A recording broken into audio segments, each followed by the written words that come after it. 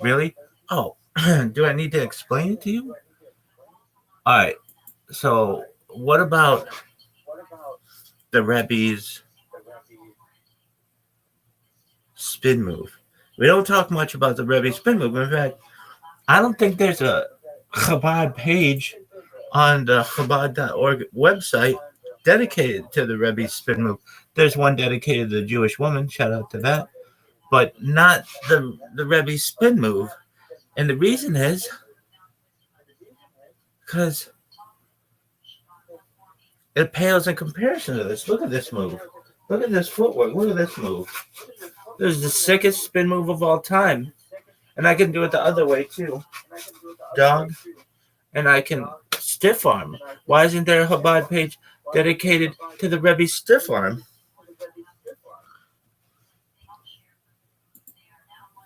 Really? Dog. Do you know who the Rebbe is? Yeah. Do you know he has an arm? Yeah. Do you know that there's not a Chabad website page dedicated to its stiffness?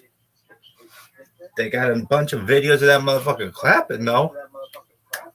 Really? Oh, for sure, but nothing in comparison to this stiff arm. Look at this. Look at this, baby. I have videos dedicated to stiff arms. Really? Oh, yeah, dog.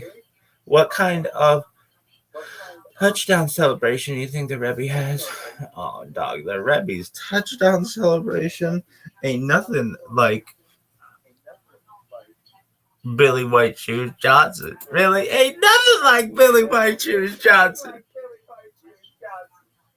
Why? Dog, do you know how sick I am? I taught Billy White Shoes Johnson everything he knows. He and I have shaken hands. Really? Yeah. Did the Rebbe ever shake hands with Billy White Shoes Johnson? Oh, wait. Why? Dog, do you know how sick I am? So sick. I'm like Walter Payton jumping over a defensive line. Really? Oh, for sure, dog. Dog, do you know the athleticism that I contain in this body? Really? Yeah, 5'9", 3/4. Weight classified. This thing is just raring to go. Baby, I got calves like tree trunks. I got thighs like redwoods. I'm just all male all the time. I'm the most masculine motherfucker of all time. I make lumberjacks look like ballerinas. Really? Oh, for sure. Do you see this body? Do you see this athleticism? Dog. You think the Rebbe ever bowled? That's another sport and a question for another day. A question for today, though, is how does the Rebbe run the reverse? Really? Oh, I don't know if the Chabadniks know how to properly run the reverse, frankly. Why? I've never seen the Chabadniks run the reverse. Have you? I'll wait. People be like, well, I mean, maybe. Be like, no, absolutely not. The Chabadniks aren't running the reverse. Everybody knows that. Not in the way that I do. How do you do it, Rabbi? Be like, hike, and then I'd be like, see, the thing is, I know I can truck all the way to the end zone, so it's like, why even pitch it? I just run them over. I'm the best. Really? Oh, kids. I'm like a Tonka trunk. Motherfuckers call me Tonka. Really? Why not? Why not? I'll wait. I'm like a caterpillar, baby. Really? Oh, dog. I'm just a beast. People call me beast mode. I gave everybody the nickname beast mode. Really? Oh, for sure, dog. Even that motherfucker from Cal. Fuck yeah, motherfucker. He used to be called just mode before. Then I made him beast mode. Really? Yeah, I was like, dog, here you go. Enjoy. Dog, are you the fan of the NFL? I'm the biggest fan of the NFL in global history. Next question. Who's your team? All of them? Next question. Is there a team that you don't like? Yeah, a bunch. Who? All the new ones. Next question. What are the new ones? There hasn't been like a new team in a long time. Yeah, I know. Houston sucks. Jacksonville sucks. Carolina sucks. Really? Yeah, and Cleveland sucks because they're technically like new too. Really? Yeah, but his body ain't new. This body's tried and true. Really? Yeah, look at it. Look at the muscles. Look at this. This is like Leonardo da Vinci painting. This is like Michelangelo carving marble. Really? Yeah, Michelangelo used to use me as a model. Why? Why not? Ever seen a David? Yeah, except I had a bigger dick. Really? Oh, for sure. Michelangelo thought it would make people feel awkward if you had me up there with a fucking tripod. People would be like, what the fuck is that coming out of that motherfucker's body? And then just on the floor, like Snuffleupagus nose. Really? Yeah. And what is Snuffleupagus? That's my question. Is Snuffleupagus an elephant? I always thought Snuffleupagus was a woolly rabbit. Really? Yeah, did Snuffleupagus ever run the option? It's a good question. Snuffleupagus kind of seems like a fullback kind of player, but I would say that I don't think there's any footage. We'll have to go to NFL Films on this one. Hey, NFL Films, they'd be like, in the cold.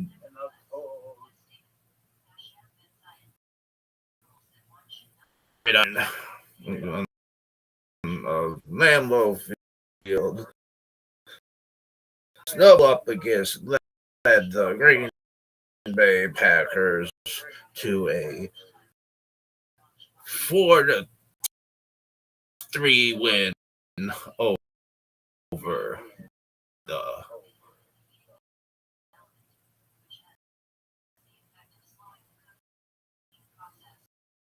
Chicago Bears. Everybody be like, oh, really? Yeah, led by Snuffleupagus at fullback, Bird at quarterback. Really? I mean, we'll have to go to NFL Films. That guy with that voice, I want him narrating my life. Really, they'd be like, oh, this rabbi is now talking about the rabbi running the option. I'd be like, no, we're talking about running the reverse. Really? Yeah. What kind of flea flicker game do you think that we had? Yeah, I mean, what kind of flea flicker game we had? Yeah. He'd probably flip the flea flicker and throw. Really? Yeah. Do you think Rabbi was ever a Heisman hopeful? I know Rabbi didn't win the Heisman, but you ever think he was a Heisman hopeful? I think that there were some scouts around Crown Heights that considered the Rabbi to be a Heisman hopeful at times, and perhaps Eastern Europe. Why? Because Eastern Europe. Oh, why? Well, who else are they gonna say is gonna be a Heisman hopeful in Ashtetl? I'll wait. Come on. Next question. Do you think the Rebbe ever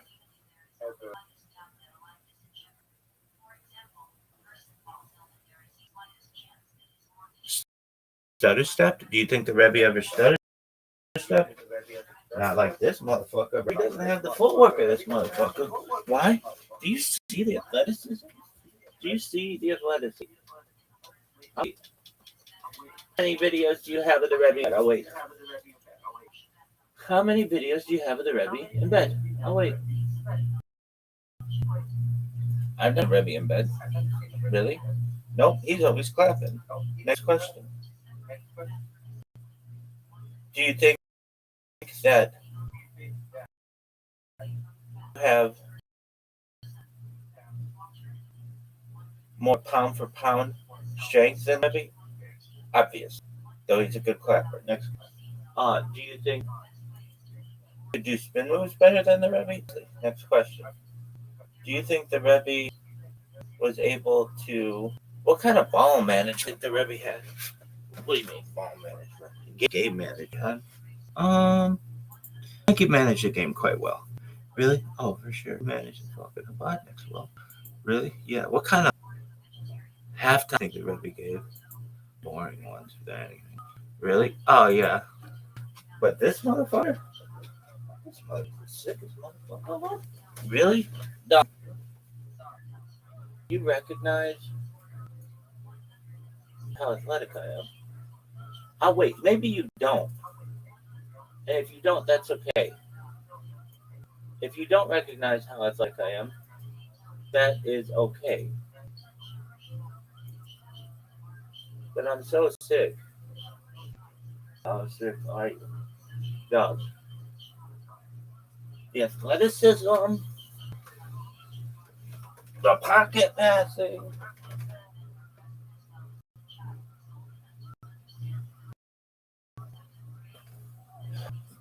You think the Rebbe Dobbin better than you? Fuck, the Rebbe didn't Dobbin better than I did. Why? Dog, the Rebbe isn't under the same kind of pressure that I am. If the Rebbe were under this kind of pressure, the Rebbe would be crying in a corner right now. Really? Oh, for sure. Oh, for sure. No doubt. Really? Yeah. Do you think the Rebbe... what kind of offense do you think of Rebbe in the Chabad next year? The West Coast offense, the fun and gun. The East Coast offense, they don't even have that. What is the East Coast offense? A bunch of lunch pail guys. Really? Oh, for sure, dog. Everybody knows that. Do you think you run the East Coast offense? I think I run everything, bitch. Really? For sure, dog. Are you fucking serious?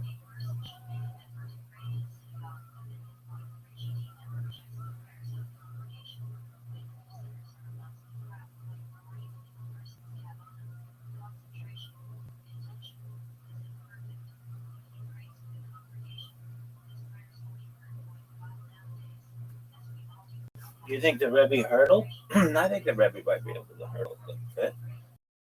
Why? Why not? Next question.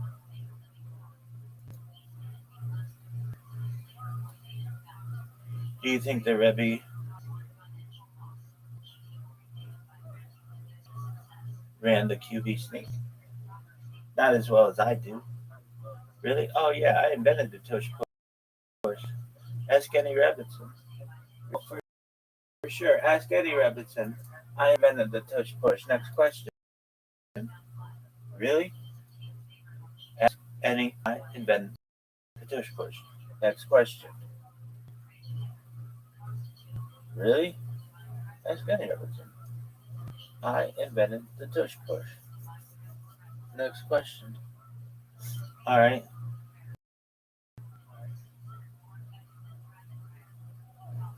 What do you think the Rebbe's 40 time was? So, the Rebbe wasn't anything in comparison to 40. Really? Of course the Rebbe was anything in comparison to his 40. I'm the best person of all time. Next question. Do you really think you're the best person of all time? Well, yeah, I do. Next question. I mean, if you want honest answers, I'll give them to you.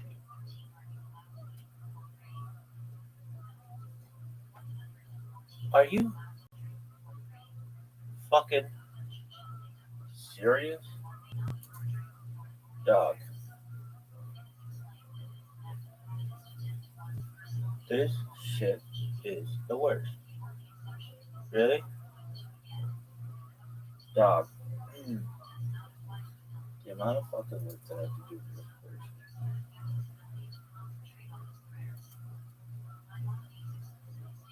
Do you think that you are a better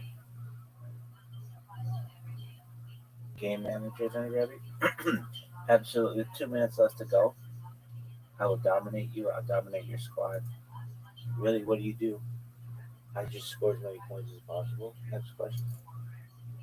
That's not always the best thing to do. It is when you know that you're going to continue to score whenever you touch the ball.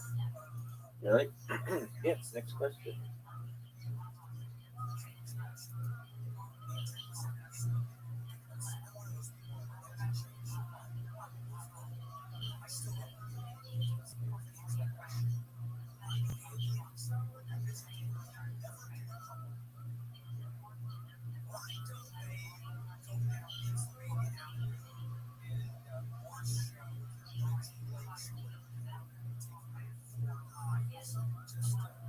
I hate this guy. He sucks so much cock.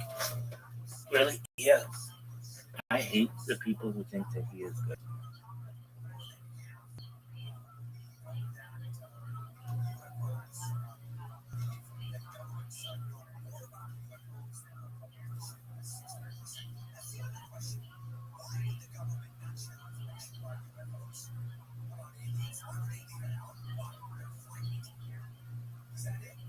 This guy sucks so much that he's the worst.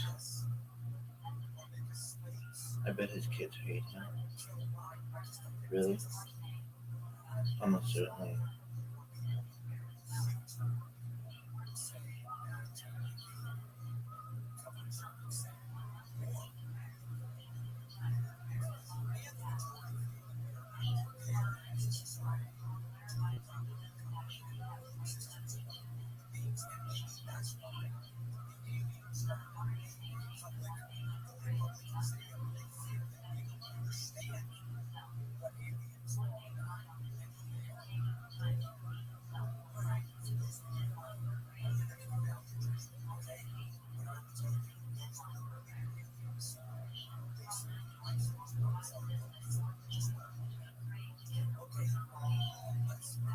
This guy sucks so much dick.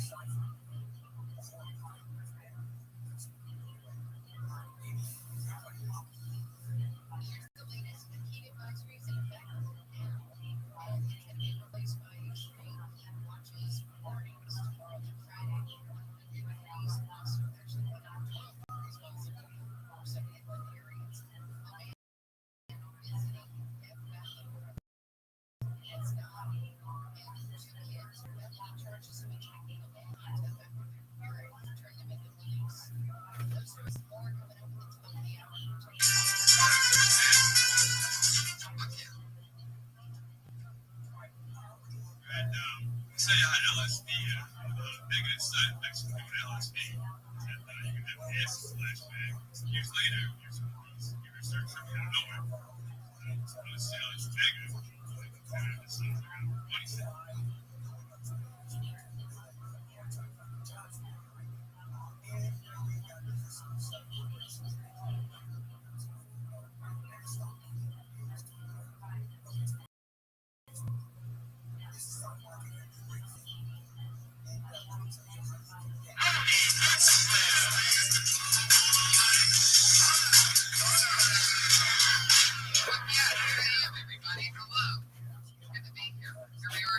Episode 3 of the Hits Cliff Notes. Heck yeah, huge success. How's the crowd out there tonight? They're here, they're live in the flesh. It's actual people. You did a weird thing today. You texted me something that I couldn't tell if you were just super, super stoned. I was. Fucking with I was super stoned. He's what did you say? You said, hey, I got a good idea. If you think it's a good idea, why don't we change the name to the podcast? Well, we never officially named it. I wanted to name it Hinchcliffe's Notes, and then you started saying, well, it's a pilot, so you can change the name. And then I started thinking, well, I mean, now that that's in the air, maybe it's changeable. Well, it's already episode 3 now. Okay. But your idea was like completely weird. Well, it seemed weird. I was going to explain it more to you, but then we were just texting, and I'm like, I'm not going to call it just to explain the thing. Right. But if we talk about it, somebody else is going to do it. Right. Because it does have a thing. Because the kill in the thing would have meant that you were making fun of. I see. Alright, that makes sense. Yeah. I thought it was just random. You wanted to call it Kill Tony. And like have a Kill Bill, have it be like Kill Bill themed, where I'd be like in a yellow suit with a sword and shit for its cover. And in that Kill Bill font. Because comedians are doing time. If you make me laugh, that's pretty awesome. That's actually a really good idea now that you explained it. It makes so much more sense. I know. I thought before you should just think that I was trying to be cool, like, hey, Kill Tony. And then it'd be like Kill Bill themed. Just like something that would be, but if you kill, but I meant it means kill on stage, not like kill. Right. Yeah, I was thinking that. Maybe if other people wouldn't get that either, unless you're like hardcore comic or something. So, if you just saw that podcast, make sense, Tony. But it does seem sort of edgy. It does. Kill Tony. It's easier to say.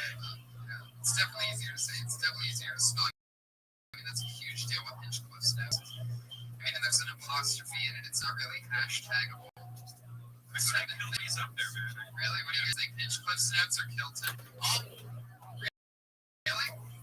That seems like it's at Kilton. This is the third episode of this podcast. But you know what? I like what you're thinking. Ladies and gentlemen, give it up for our head of security here. As always, the Iron Patriot.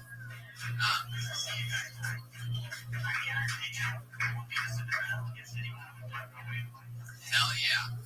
He always keeps me safe, makes sure that nobody fucks with me physically, and he's perhaps one of the least mobile superheroes in recorded history. Is Brody? No, I know. That's what I'm saying. Is that unlike Bruce Wayne or Tony Stark, your suit is a little bit more armored.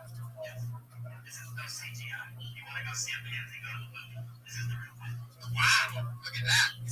Spice Junior there. Well, he's been doing the podcast. He's been taking a tour of all the podcasts. Well, yeah, we found out. He came up to us just a moment ago. He always shows up perfectly just a few minutes before the show. And he says, after I was on your episode last week as your head of security for the first time, because that was his first show, was last week, he said, all of a sudden my podcast confidence got up. I did the Adam Carolla podcast on Wednesday. There you go. A 48-hour turnaround. If you're on my podcast, you get another podcast. So, that's exciting. And then what was the other podcast? Jesus.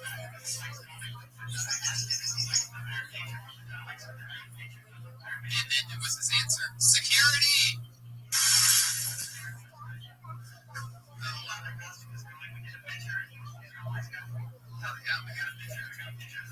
And then you mentioned getting here was a little bit tough tonight, huh?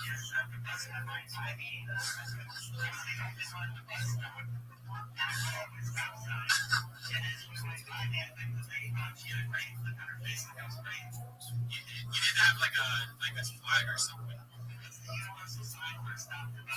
Like this. Yeah, she thought you were just posing. Yeah. So the bus passenger, luckily the second bus picks you up, right? Right. Oh. Yeah, I did the wave thing. Right. I want to do that. Right. Let's put that armor to the test. Fuck yeah. Like Brody Stevens said last week on the podcast, he was on it, and he said that he saw the Iron Patriot walking here. I said, what did that look like? He said, a lot of 90-degree angles. It's tough for an Iron Patriot. Right. Right. So did most of my girlfriends. There you go. Brian loves the handicap girls.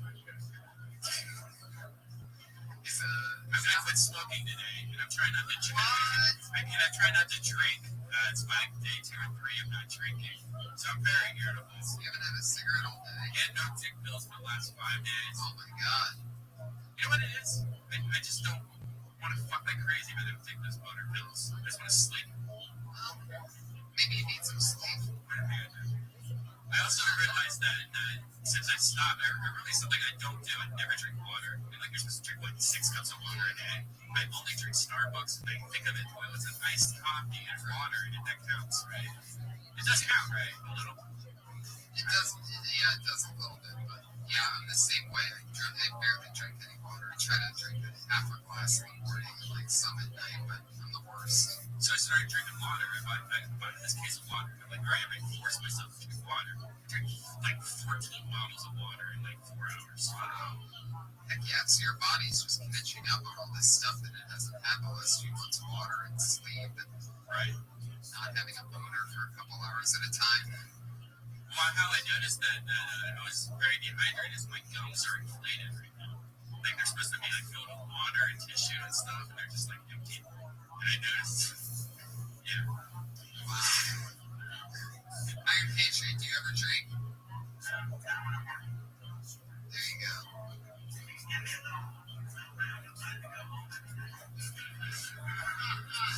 Pretty sure the Iron Patriot just asked me for pot. It's a good one. Fuck yeah, I have some,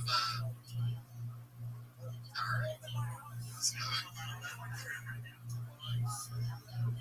Man, I need cigarettes so bad. Alright, let's get the show going. I'm a little disappointed that you decided to quit smoking on the day of my podcast. Like, it's strategic. Like, I could be irritable for this, but I mean, you work so hard every day of the week. Why does mine have to be the one where your foot's about to shake off of the rest of your life? I love it. I'm excited. You guys ready to meet our guests tonight? Put your hands together. Two of the funnier friends that I have in the world. I'll just bring them up one at a time. First, one of my really good friends, very funny man, is a regular here at the Comedy Store, one of the fastest rising talents. You may have heard him on the WTF podcast with Mark Maron.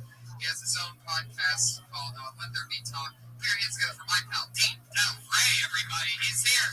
One of the nicest guys in the business. Always has nothing but nice things to say about everybody.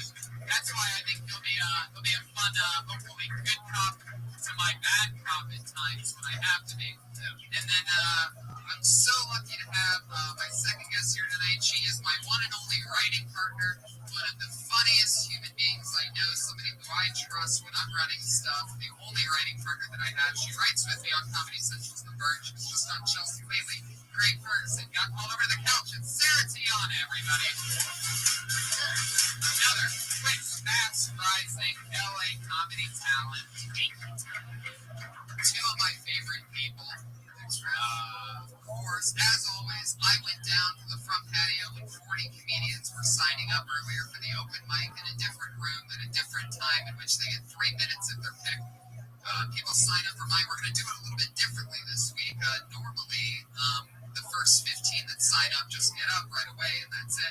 What we're doing tonight is a random pick out of a bucket lottery. Yeah, so the segment, instead of tagging or faggot, it's going to be bucket or fucking. Yeah. And, that's so sweet. Oh, yeah. So it's normally tagging or faggot? Right. Okay. Well, sometimes with faggot with a PH, by the way. And then we changed it to back. And today I was kicked out of a webcam room for using the word retard because I didn't know that the girl that was fingering herself had a retarded brother. Was it retard with a PH though? Yes. See, you went no cigarettes, no boner pills, no drink. You're calling the girl on your webcam a retard. No, I said, I would like to take you to Olive Garden and have sex with you in the bathroom. She's like, that would be fun, but how would we do it? And I was like, I can act like a retarded brother. I can go in the bathroom with you. And then she got pissed off and said her brother was retarded.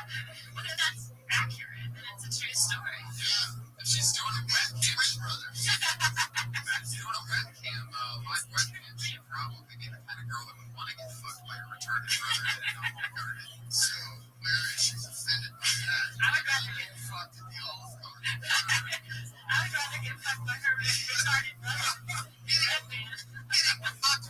Getting fucked with the smell of garlic in the air in a public restroom sounds great, but you better not call my retarded brother a retarded brother. Sir, how dare you? Special needs. It does sound funnier. How often does that become line work in those chat rooms? I have a thing now. I have this stupid addiction that I'll probably never do anything with it, where I screen capture myself inside of like sex cam rooms, right? Yeah. And while everyone else is like, "Oh, you're so hot," I'll just be like inserting images of Olive Garden food and just be like, "I would love to take you to the Olive Garden," and stuff like that. Just like, and I record the reactions of what they say, and sometimes they're like laughing their ass off while they're trying to fuck themselves. Yeah. Other times they just ban me or shit like that. But I want to take all those videos and put it into like an hour movie. That's good. I used to just try to say the rudest shit to get them off, like off the line. So I'd be like, "Oh, I want to eat your shit." And they'd be like, "Ow." I've had them every time. Right. But wait, you would heckle their chat room? Yeah. I'd just get on there, right, and just say stuff like, "I want your turd to be like the Statue of Liberty. I want to grab it and hold it up like a fuck." And what if they stay on? They never did. Not on turns. Are you sure that's what you're saying? Yeah, they're out on turns. You know what I do? I just I don't log on to those things. Just have sex. That's my Well, you gotta get rid of it. Do you use anything when you masturbate, Sarah? I know that you're you're from the South. You're a very, very good girl. You like to have your fun. I mean, you're a real woman. There's a lot of chemicals and stuff going on in there. You're very powerful. It takes a lot to run an entire enterprise. Like Sarah runs herself as like a business. Schedules act. Always. These two are two of the hardest working people, and I know a lot of people in the city. And that term gets thrown around a lot. Hardest working people in Hollywood. This is true, and I didn't really even think about it until right now. You guys are two of the hardest hustlers. Yes. Thanks, Iron Peter. Thanks for stopping to give compliments to her. Definitely know something about this shit. You have the timing of a green goblin here. He's got good biz or anybody. He's got good biz or anybody. That's right.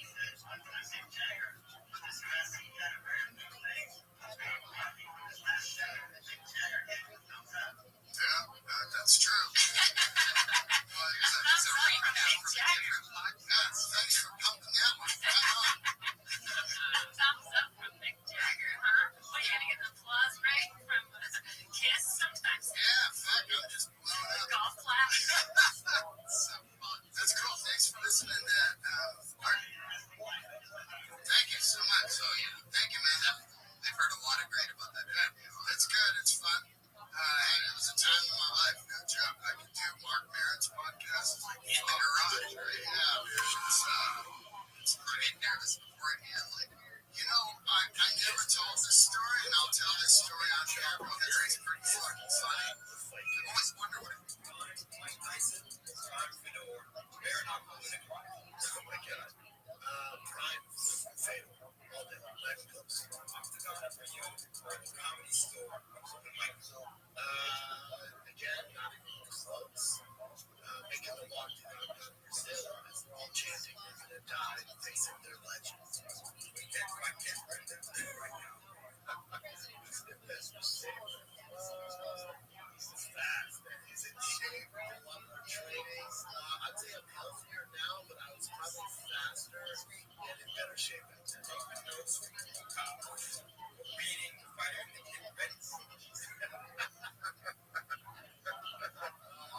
Worst pain would still be a drop-down elbow to the nose and having reconstructive surgery. I can get over the comments. The nose thing was tough. The Ultimate Fighter 10 Kimbo Slice boxing kick. What a question.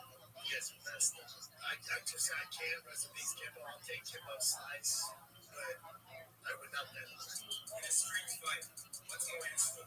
Boxing. I would. God dang it. It depends on who shoots a game. This is an open question because, if you're going to try to jump to half guard or, try to pull guard, you get beat up. And if you're boxing, it's just like in a bar, it's just like a like a head movement. I need to know more details. Like if we're in a confined area, try the block from to start off with. And the one jump right at the night, it's rarely some drunk dude's going to shoot a double as he gets the answer. Linebackers, heavy. No, this is the question today. NFL linebackers run circles around the UFC heavyweights. They're not even the same point guys. NFL training camp or UFC fight. God, these are loaded questions. UFC fight camp is tougher, especially if it's like 12 weeks and you're fighting at a high level, bringing the right training partner. It should be super tough because the camps are set up to put you in more spots. So if you bring the right training partner, you're using a lot. The only difference is that NFL training camp, especially if it's fighting for a job, it's so cutthroat. Those guys are damn good at football. If you're not like a big draft pick or a well-known veteran, you're not going to want reps. So it's tough. It's tough. I'll say UFC fight camp. Fight Dana White. I like both of them, but the way the boxing did Conor Benfield, I feel like I get more than that. So I'll take Dana White. And I've been before, so now I know the way you work. Dana White. I know I've heard Bruce Lee. Yeah, Bruce Lee. Michael Buffer goes, let's get rid of Rumble, and then he's out. It's and also Michael's only doing that during the main event. He figured it out. He does a fraction of the work and makes more money than freaking Bruce. Listen, Bruce is blowing out his ACL, MCL, doing that bullshit. Bruce Buffer spin and shit all the time. He's at the prelims, the same effort in from the prelims. He's working 4 hours a night. He's in Abu Dhabi. He's in freaking Nashville. He's in Oklahoma City. Like, it's a tough gig, dude. Works all day. Big breaker. Tony Hitchens. Oh my God. Connor 2016, 2017. Pretty epic. The best we've ever seen. Connor in his prime, I love Connor. Tony's great, right? Because Tony has time. Tony has joke writers. Tony's a roaster, but he knows and can plan for it. Connor's beat a dude up. That's all the adrenaline. Because we're not here to take apart. We're here to take over. And just, dude, I get chill.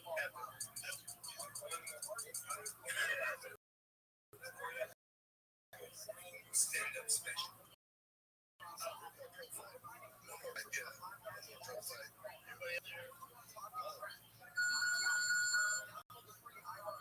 Brendan Chops sat down with Mike Campbell, answered question.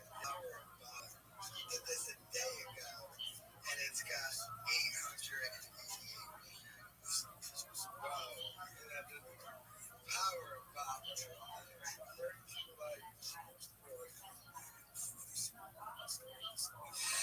Genuinely seems like a great product. Maybe not the best choice of brand ambassador, though. But so the answer to your question, he was so scared. They're free. So, what do you say? Just throw more in the comments. I launched a lawsuit. This is quote unquote comment in this niche. And then they asked them about stand-up such a pathetic thing. So, Chop Shop in California, California is because this was after he struck that. And he went out there to buy a home. So, he signed that podcast for $1.1 million over 3 years. $250,000 to repeat stock. So we had to fly to California and keep and buy a Hummer. Same thing. Look at it for less than 1,000 views. So pathetic and sad.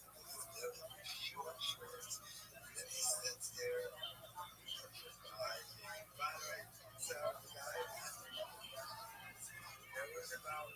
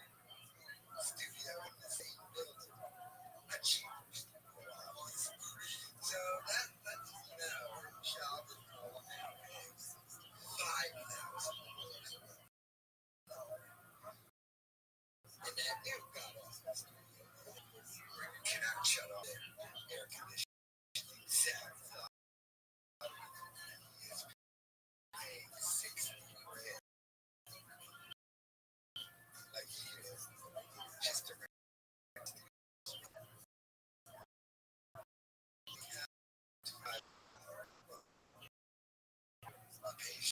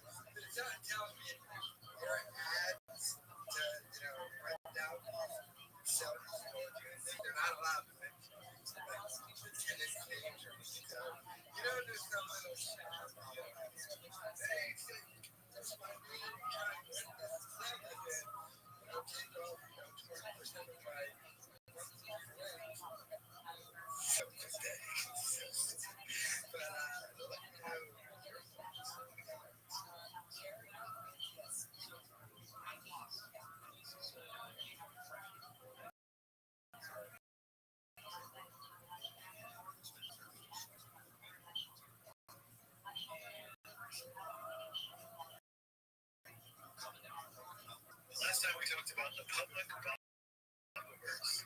Stand up.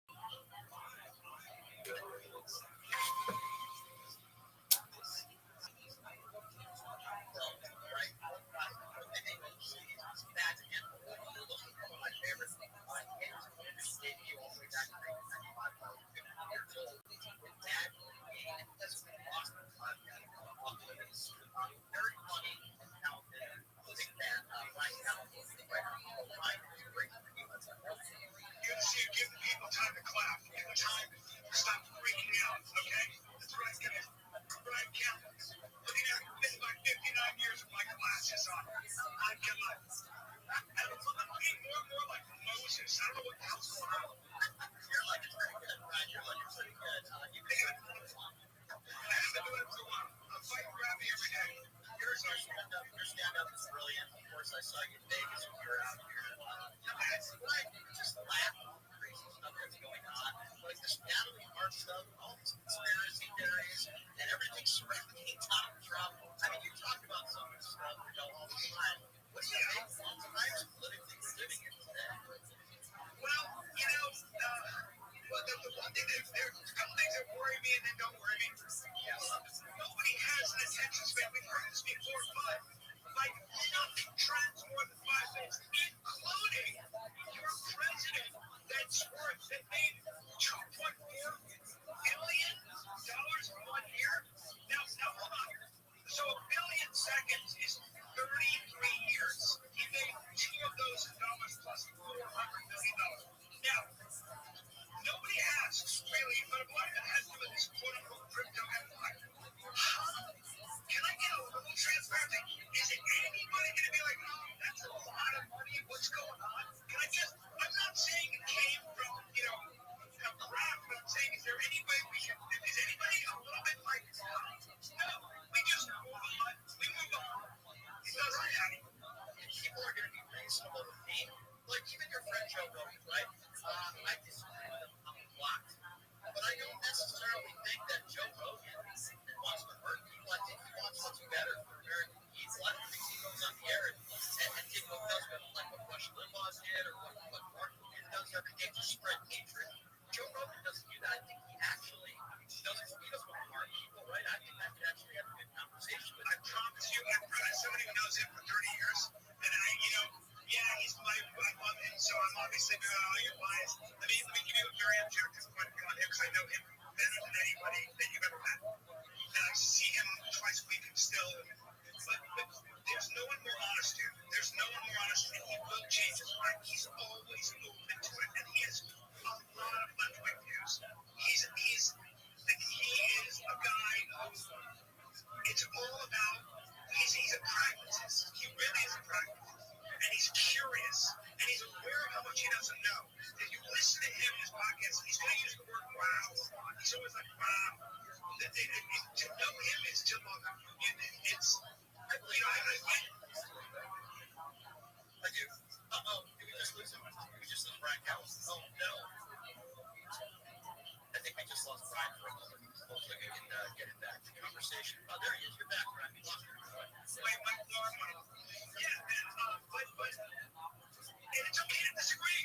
It's okay. It's okay to have an issue with all that. It really is. What you were just saying, I mean, I changed my opinion on Israel a lot. I thought Benny Hassan was anti-Semitic 2 years ago. I just because I won't debate with I made a thing about if you don't like the Jews, I wasn't talking about Israel, I was talking about the Jews. So if you don't like the Jews, then you're not allowed to use any of their inventions. And I went, I gave the Jews credit for the MRI. The MRI was invented by a Jew, but the nuclear MRI was the foundation of technology was. But you'll get some people who are like, who are literally just coming in and going, all of those things are evil, like Hollywood and like Christmas songs without Christ. I'm like, and that's where I just go, all right, if we're going to debate, I'm probably going to get a little nasty. I'm not Jewish, but I'm a student of history. Certain people are if you're a Nazi, if you're in those areas, and you're putting out a commercial with like that guy from Randy Five with like the mirrors and stuff, you want the extermination of Jews. I'm like to have a conversation. It's not going to get pretty. It's just not. It's going to be ugly. But if you're a reasonable person, I would love to hear from you. People that say Israel shouldn't exist, I have problems talking to people like that. Now, if you're going to criticize Israeli government, that is not the best. Yeah, I leave you with this. I leave you with Mark Twain's quote. The loyalty to my country always, to my government only when it deserves it. Yeah, that's a good quote. Ryan, you're one of the best in the business, my man. You're a great comic. I love your podcast sometime. Please. I think your films are incredible. Your stand-up is second to none. You've always been one of my favorites. And it's nice to be back. back on the show, my friend, and hopefully we can talk soon. Okay, pal? I love it, man. You gotta come on. I'll set it soon. Love it. I'll let you know. We'll set it up. Let's do it, Brian. All right, thanks for coming on, my man. I really appreciate the time. You take care, okay? Brian Callen goes on this guy's podcast. He's got a music. You know, this man has subscribers. Kind of weird, but so is she. A pretty child. And gosh, she goes around and bragging about those movements. This is the one area, the slight thing I kind of agree with Brendan Schaub on in his criticisms of Brian Callen. Brendan Schaub, especially during the patriotic days, because Callen never protects the fighters he can. It's one of the things I agree with because Callen, once again, goes on this guy's show and goes, yeah, well, don't mention the fighter in his podcast because it's a shame of having a podcast with Schaub. But Schaub defense fighters, Schaub paid him 25 grand. That all fights, they got paid shit. And he just did like the worst podcast ever.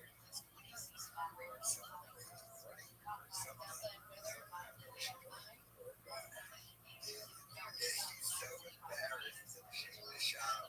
You have zero association with him. And I've been trying to distance himself from Schaub. He did it in a big lobby. And then he starts bragging about it. She joked. He doesn't even have the mothership. So, but the fact that you have to put their fighter is hilarious. I think it's because, remember when the allegations was put against Callen, he left the show. And just gave up the ownership. So now Callen is just a top-tier employee. So he's probably figuring, well, I don't want to promote him. And even if the guy is talking to you, so bring him on, so here's one time and yell and everything, you know, something like that. But then we had Callen, Mr. Both Sides. Callen's political ideology is lined up whoever he's talking to. He's talking about right-wing guys, he's talking to right-wing. He's the left-wing guy, he's talking to who don't.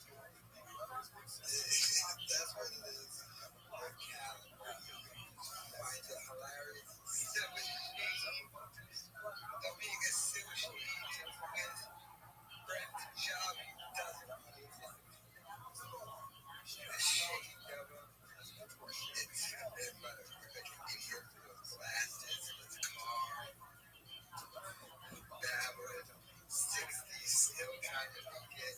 He's trying to sell out 20 seats at some comedy club in like Coconut Grove. So sad. So pathetic. I don't know what he's looking for now. Whipping his girlfriend. Pulls it up next to her chick. She's like, it's man dragon time. You need my girlfriend now. And I want to let me know your thoughts in the comments.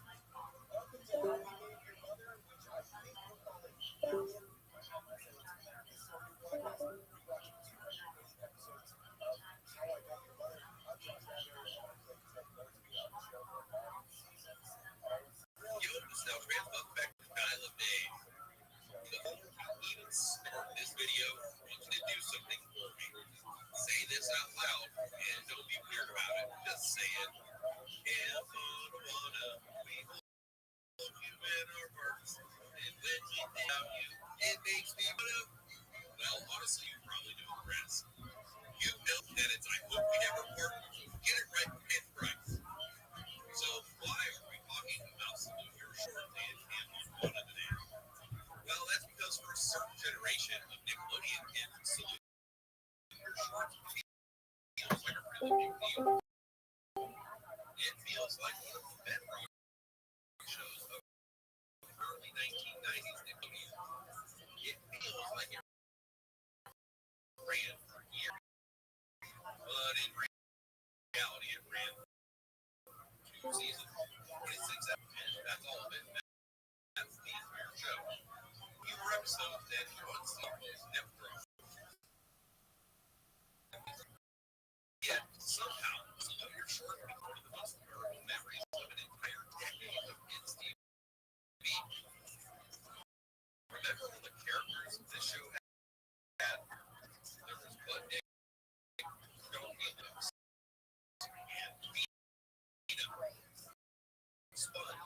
and telling it's easy and the adult was supposed to be in charge. What about the scary stories of waffle?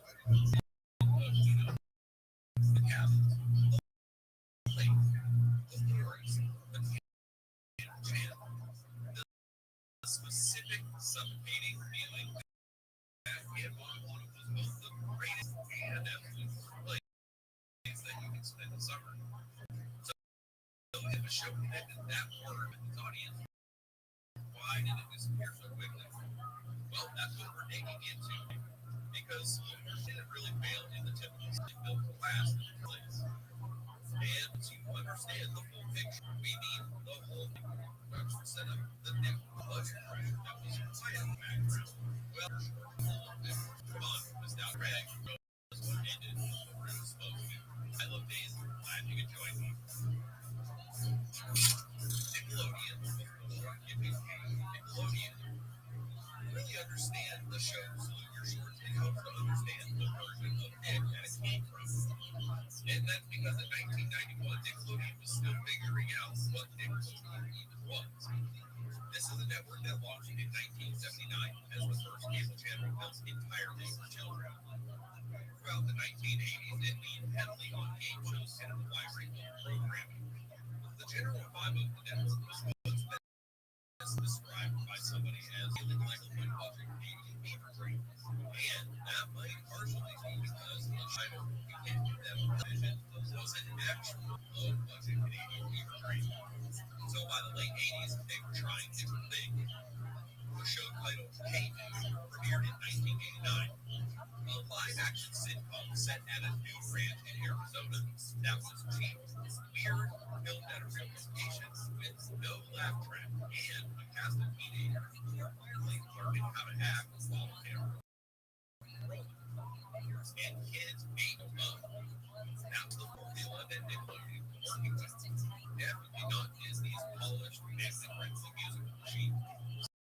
Something a bit more rough around the edges. Something that was founded with the adults paying attention. Things like Clarissa Explains It All, The Adventures of Pete and Good, and the legendary Cradle of Dark. Shows that looked a little bit handmade and that actually had talking like kids. Studies that respected the audience instead of talking down to them. So in that world, it's perfect. It definitely wasn't glamorous and it wasn't aspirational.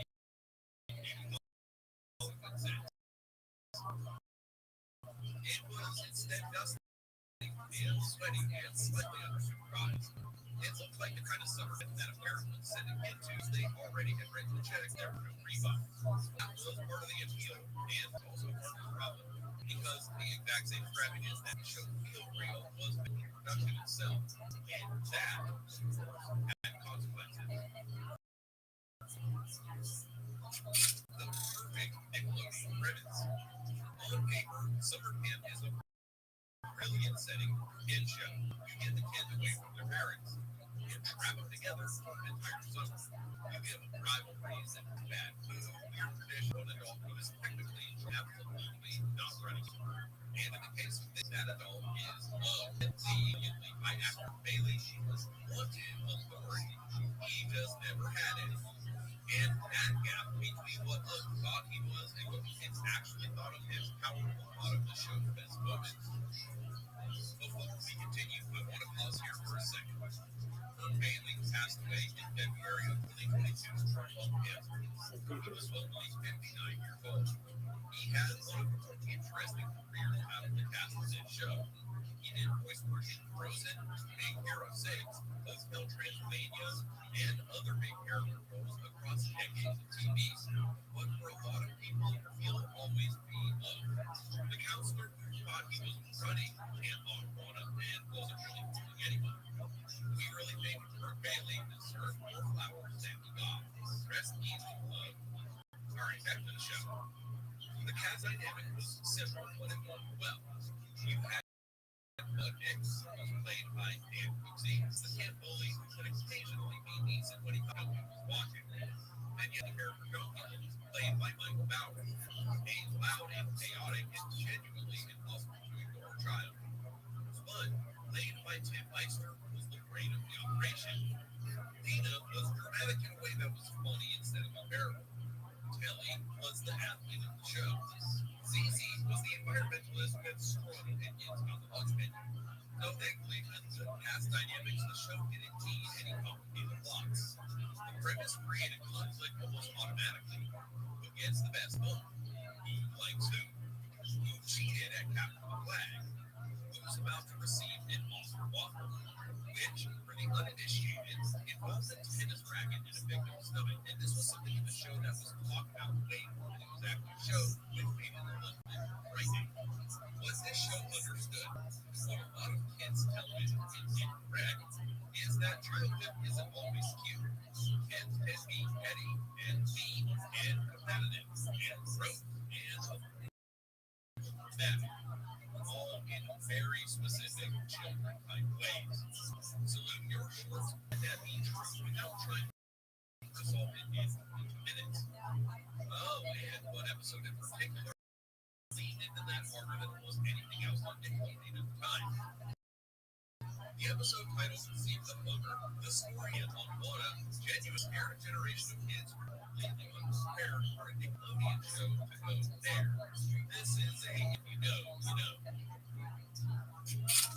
The show that was harder to make than it looked. Now let's talk about something that the finished episodes don't exactly advertise. That is that Salute Your Shorts was legitimately difficult show to do. It looked simple, right? Just hits and woods, lake, etc. But comes learning getting outsmarted. But that same simplicity required a shooting real outward carrying up fast on a production budget that was tiny, even by early 90s. Producer Monty put it bluntly. According to his last interview, she said making the show for about $180,000 per episode, a 5-day shoot, and described that amount of money as what I used to spend on craft service for Roseanne. This show filmed its exteriors at Griffith Park Boys Camp and Franklin Canyon in Los Angeles, with interior scenes on a soundstage in Sun Valley.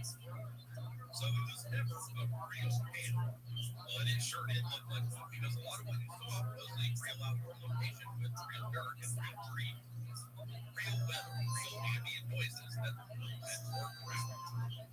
Creator Steven Slavkin wanted the show to feel like a movie, so he shot it single camera on video and then processed it to give it a film look, fully scored every single episode, and described each single episode as a mini movie.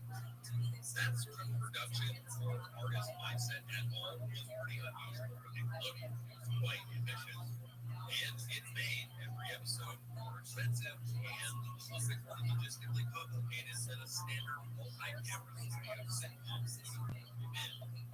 And we haven't even touched on child labor laws yet. This includes strict limits on shooting hours, mandatory schooling on the set, plus complicated scheduling. And a young ensemble cast who all had different availability, of course, which all equals to a production that was working harder than the finished product suggested. The show we mentioned earlier, Kate, was also shot on location, being at a real ranch near Tucson. And because so, they had some similarities and challenges. However, that had a big signal to pay. Salute Your Short juggling multiple sites in LA plus a soundstage and doing it on a budget that could barely cover multiple bases. This is where we kind of pull from the start idea. Because a show that is difficult to make on a tiny, tight budget with a young cast that was literally aging in real time was always going to have ceilings. The cast. Season 2 opened with an episode titled Goodbye Michael, Hello Minsky, and the camp actually wore black. Actor Eric MacArthur, who played Michael in Season 1, left the show before Season 2 even started filming. The character was written out of the script by having chicken pox. What actually happened behind the scenes is pretty simple also. This was a child actor that was worked out, worked in a normal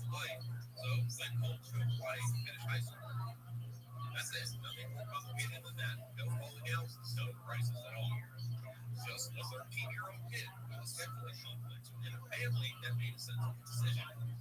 So good for you, Eric and Karen.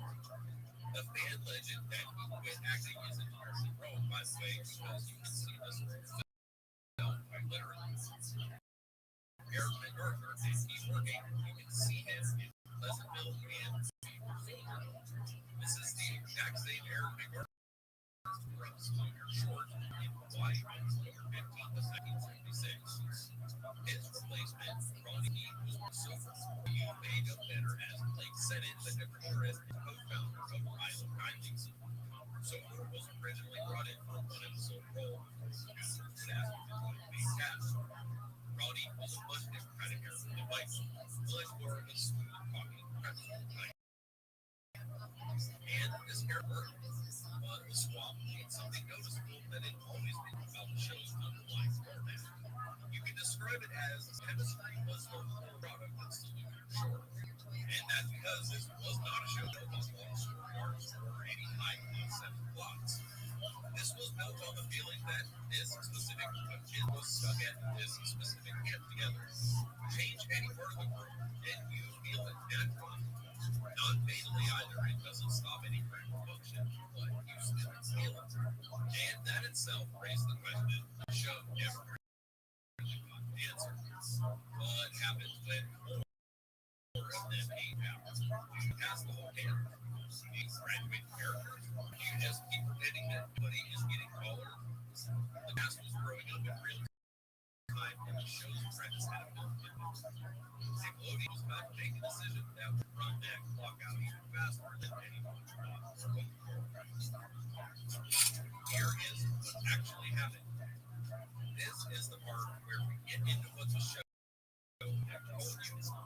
There's also some context I have intentionally not shared about this show.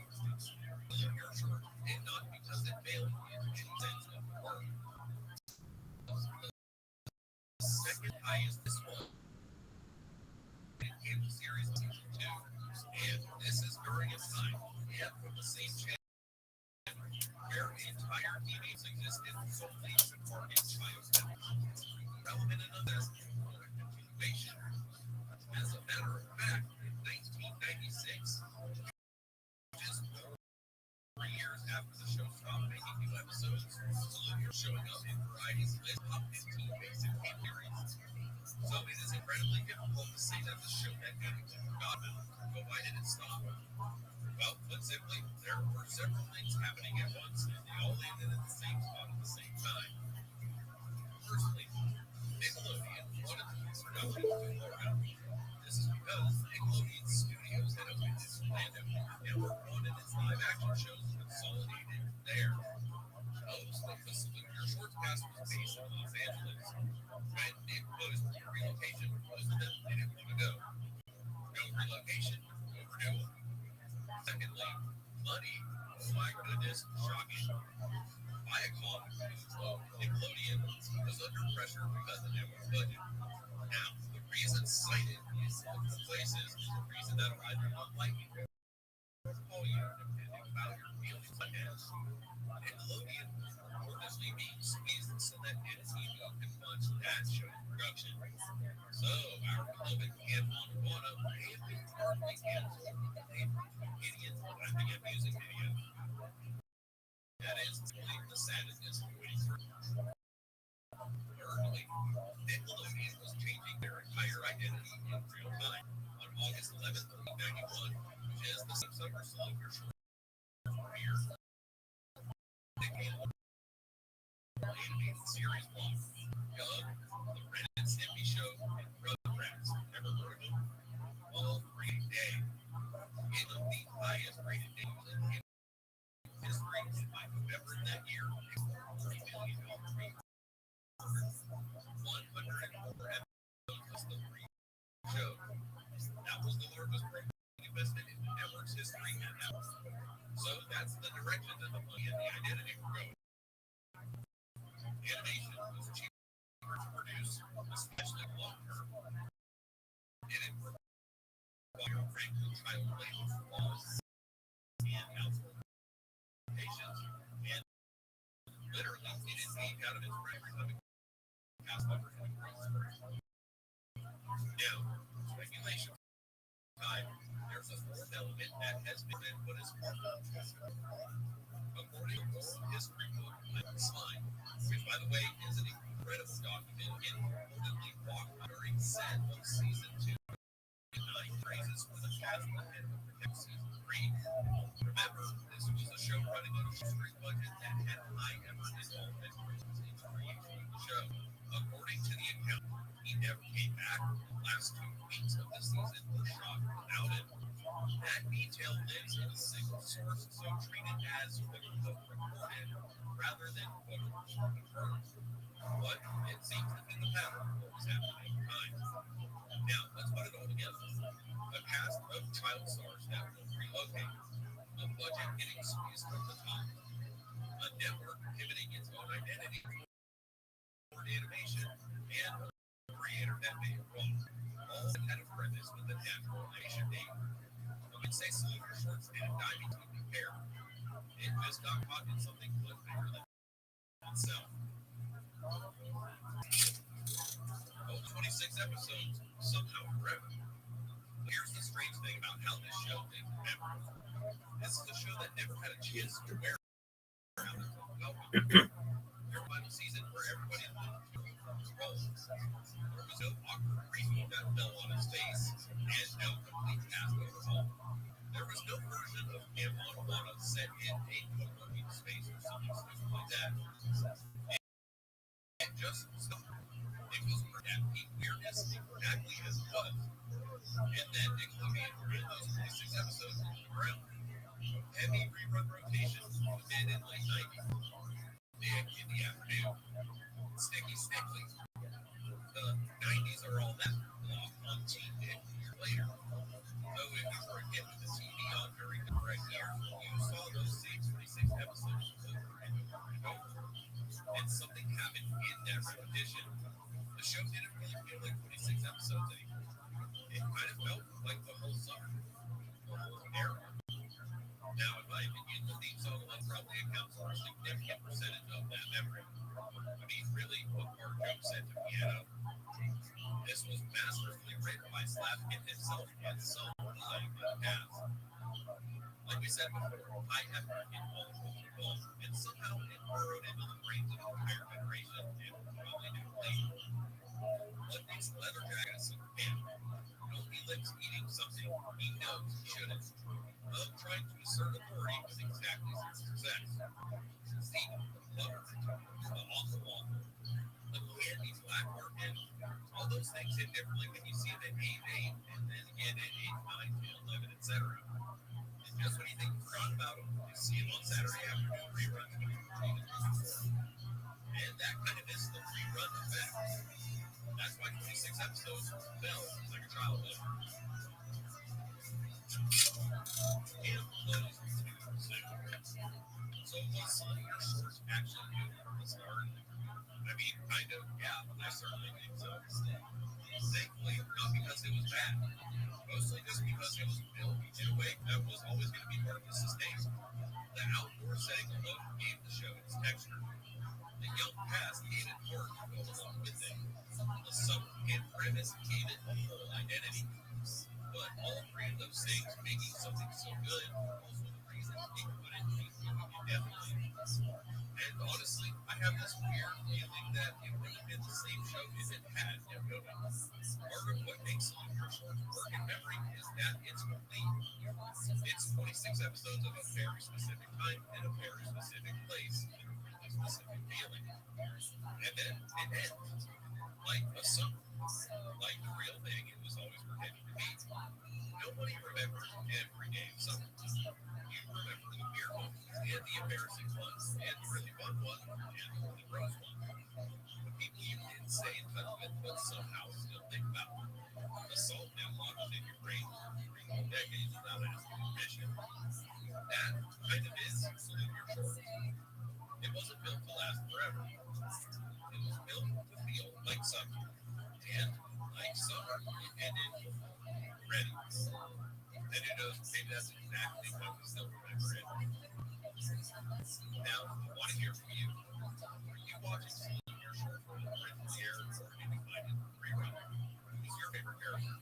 One Nick kid, Sponge kid, maybe a Don't Live kid, maybe you live alongside the cast and decide to survive without being alone. And hey, when you found out this show only had 26 episodes, and actually surprised you, did it really feel like a show that existed more in memory than runtime? As always, please let me know in the comments below. I'm always in there reading and engaging back with you. And if there's maybe another Shirley Nickelodeon show, or forgotten hit sitcom, or that weird horror night TV that you want to see us dig into next, let us know down there as well. From everyone involved in 90 Days, thank you so much for watching. And on the one will be looking at our hearts. See you soon. Happy campers.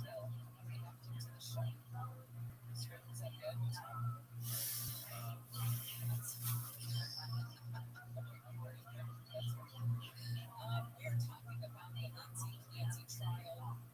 The trial case is going on now. The prosecution imagine closing arguments publicly this week. They'll probably give the jury instructions before any outcomes what's going to operate. But likely we're going to get them this week. Now we did get heating just moments ago.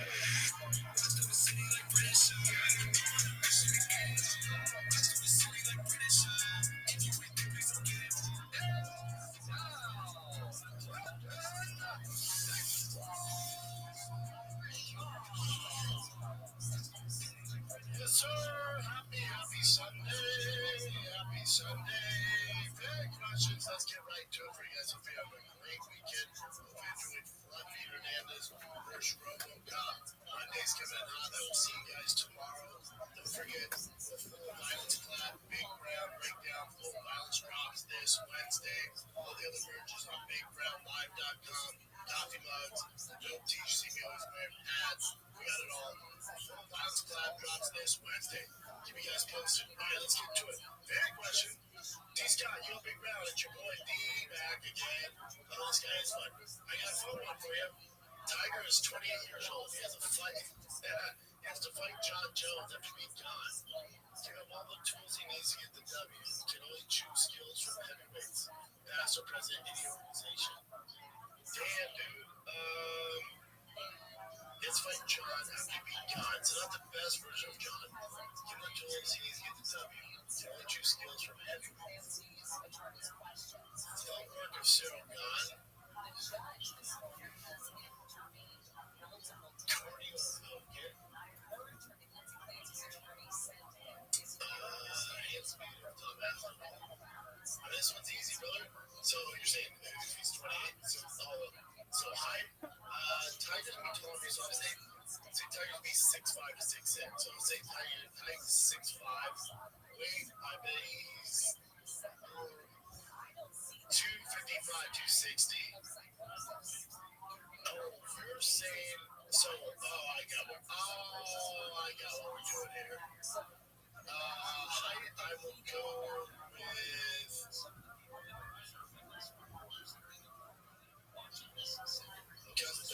Guess what spot I have basically give me that 6'5". Weight, I will go with.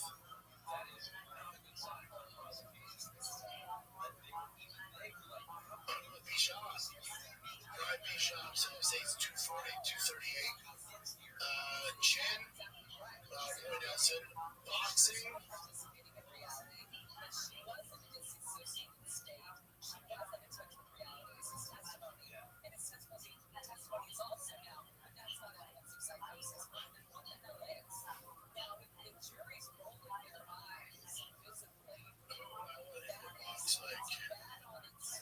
Hands me in boxing, you're going to go with Tom Aspinall or Joshua Gibb.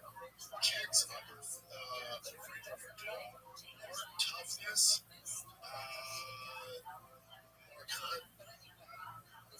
Wrestling. Game suits. BJJ submissions. Purdue. Footwork, Sirgan. Cardio, okay. Fight IQ. John's the highest. Fight IQ.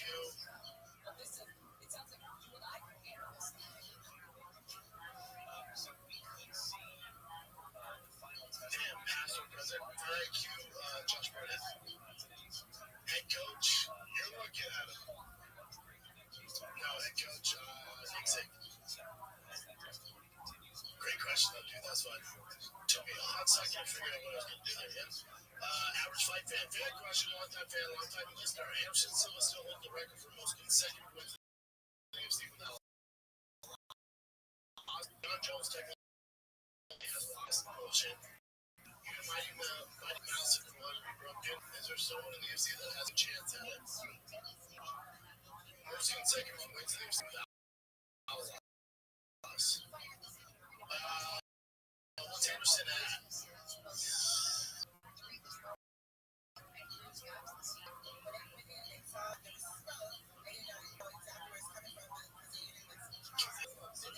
So you can do that.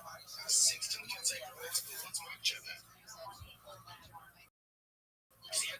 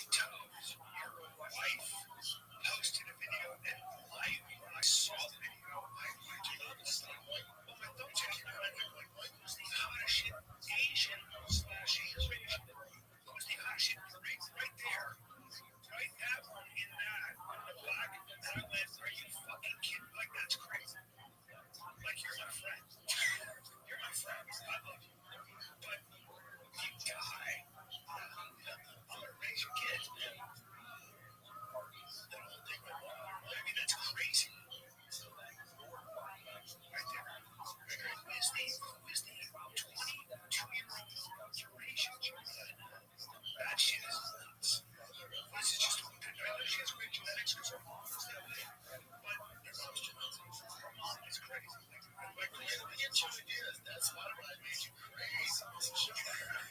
Joey Diaz, he sliding into those comments. Yeah, he did. Uncle Joey, is she without stepping on any toes, your wife posted a video and when I saw the video, I just put my thumbs in your head. I was like, who's the hottest shit Asian slash Asian? Who's the hottest shit right there? Right, that one in that was the black one. And I went, are you fucking kidding? Like, that's crazy. Like, you're my friend. You're my friend. I love you. But if you die, I'm going to raise your kids. And then I'll do my love. I mean, that's crazy right there. Who is the 22-year-old Eurasian chick? I don't know. That shit is nuts.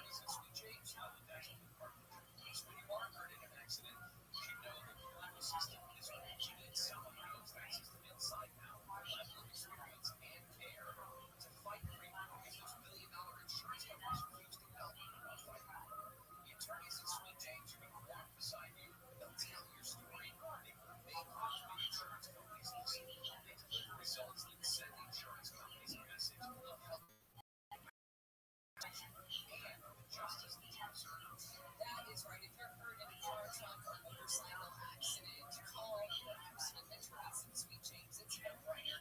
You pay no cost or fees until they win. Here is the number: 800-900-800-900.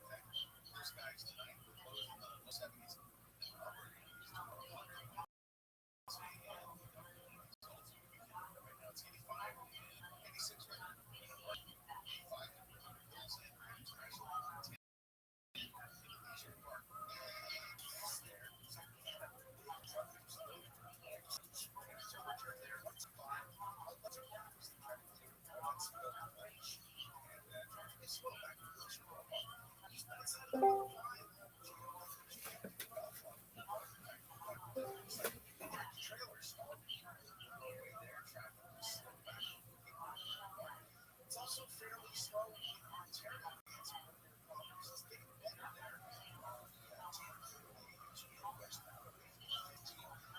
But this, someone 7 came right on the wheel. That's crash.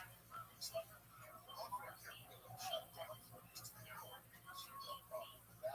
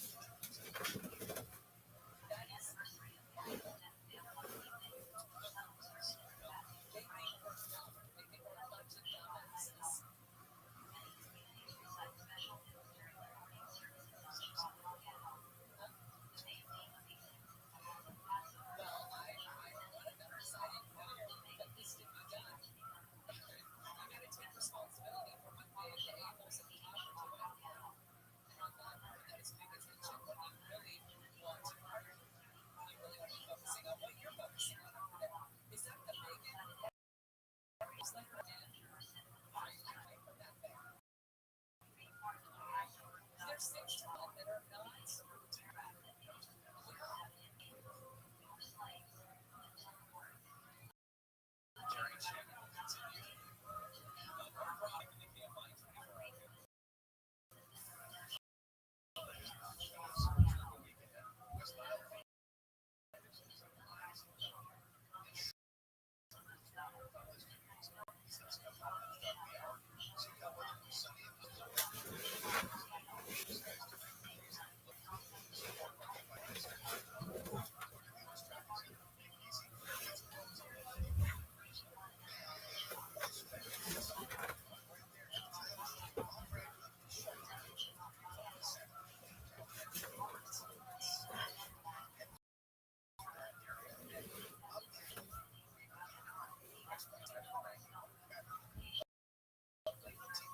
would be like, because I sort of have a idea of the layout. I know Mark. Well, a couple days before, I had done a show in San Diego, and I was riding home in the middle of the night, and I had a pothole on my bike and smashed my balls completely. Like, oh! And over a couple days, it got worse and worse, so I went to the hospital. Like cooked garlic, like, when he's pushing on like a cracker? This just felt like fucking fire. Like my balls were on fire the whole time, and it was why I thought I had ball cancer. So I go to the doctor, and they go, well, we're gonna just during the podcast, before the podcast, they give me these pills. So I'm on these pills doing the podcast. And so when I left, I didn't even remember the podcast at all until I listened to it. And I was like, wow, I made it. I was pretty loaded. How are your balls now? What did they diagnose that? They're good, thank God. They just said you have smashed balls. Wow. But I thought I had testicular cancer, and this is for you guys out here. They hurt. Testicular cancer doesn't hurt. And there's a weird thing that was going on. It was a hot Asian girl that was sonaring my balls. So as she was sonaring my balls, she said, what do you do? And I said, I'm a comedian. She's like, oh, do you know Crystalia? Why my balls were in her hand. So it was like a strange threesome going on. She was like, can you introduce me to him? I'm like, my balls are in your hand. So that was weird. If I don't die, That's true. Like, what kind of etiquette do they got? It's just, what a tease that they would use an Asian girl as the ball runner. It's just guys have the least happy ending. Awesome. I need to crush my balls, ASAP Rocky. Yeah. Well, I felt like I was at one of our red bands rub mat places. Well, let me bring that up with their place closed. Oh, it did? oh no, now you have to quit that too. Oh my God. Pushing it all the garden restaurant. You're gonna feel so much better right now that you quit drinking and quit smoking. Like you're probably have way better sex. You think so? That's impossible. It really is. No, I need to buy a tarp for my bed. you probably should buy a bed. That's not on the floor. $4,000 bed. I'll put my bed up against your bed. I spend more money on my bed than anything else. Alex, You sleep 12 hours a day. no, you sleep 12 hours. Right. That's what Most of happens. us sleep 6 to 8.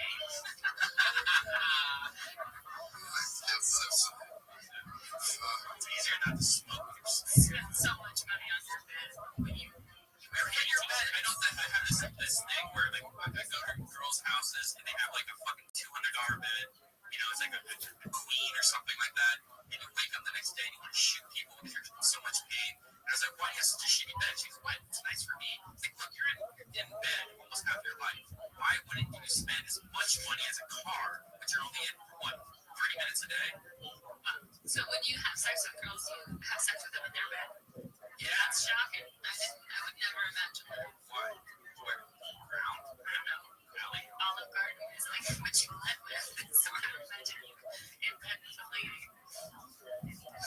I hate it, right? Jesus Christ. You're so moody right now. What's going on with you? You were on a date a couple weeks ago. Still with that dude? On a date, You said it was going good. I don't know you guys would. Oh, she was having her talk.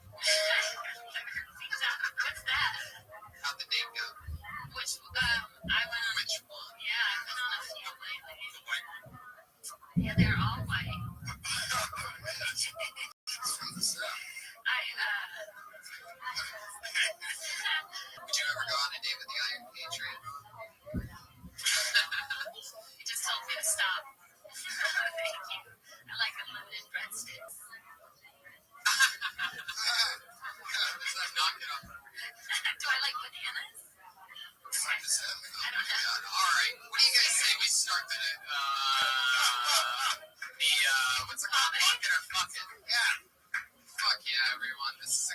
So we're picking out about a bucket.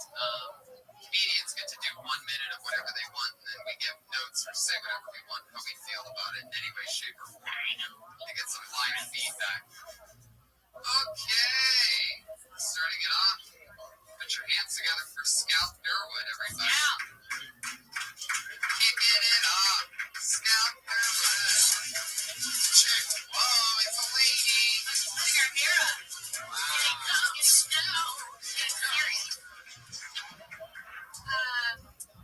No, I don't brag, but I'll take just a second to do that.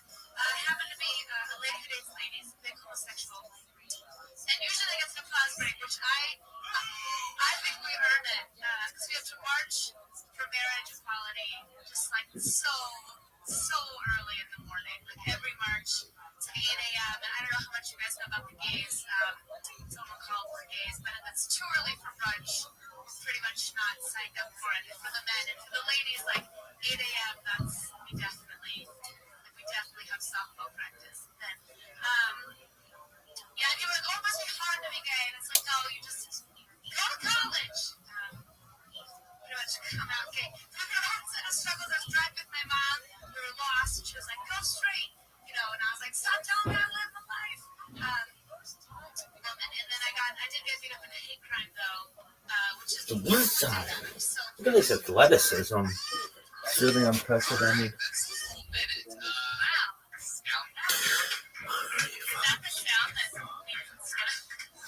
That's when you know it's been a minute when you hear the kitty meow. Oh, it's a cat meowing? I think so. Oh, yeah. Something like that. Sound like that. I don't know. I thought it was like a rooster clucking or something. Or a chicken clucking. A chicken fucking. Oh, I think you can do whatever you want. Stay there. Okay. I'm not sure. Fuck yeah. First of all, what do you guys think about the lesbian? Are you really a lesbian? See, I want to give it a pause break because you're very beautiful. I would actually do this. That's usually the opposite. I mean, you're kind of hot. Usually you would go like for a truck or something, right? She's the number 1 female quarterback. Wow. Oh, that's huge in the lesbian community. That's like that's fun. Do you play the center ever? No. Not as early. I thought it was pretty good. And there was I laughed out loud once. I think you could do some more specific stuff. Yeah, sure. Definitely. When you say like college, talking about the top female quarterback. Yeah, that'd be great. But also when you say go to college, like you should name the specific college that you went to.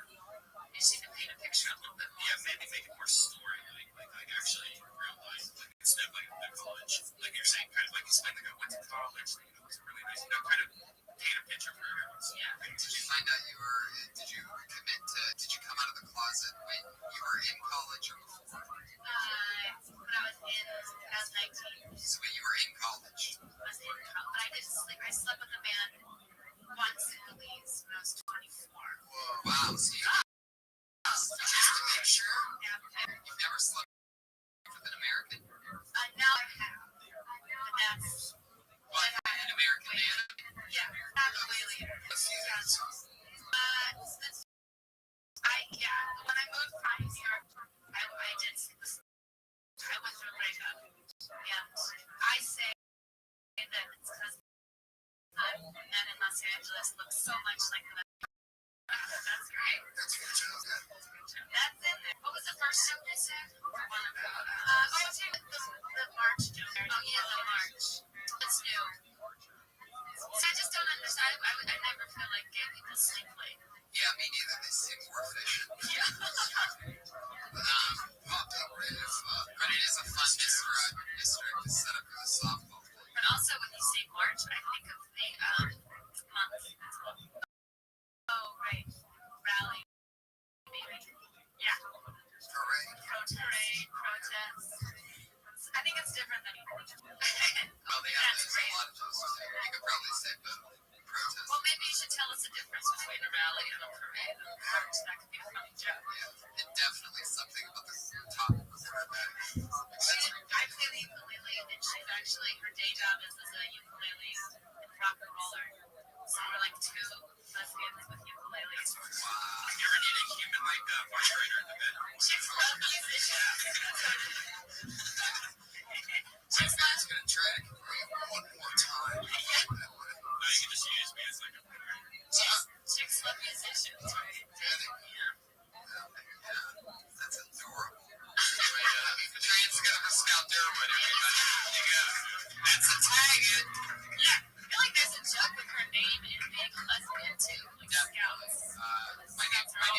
Scout, yeah, Scout for girls. Scout for girls.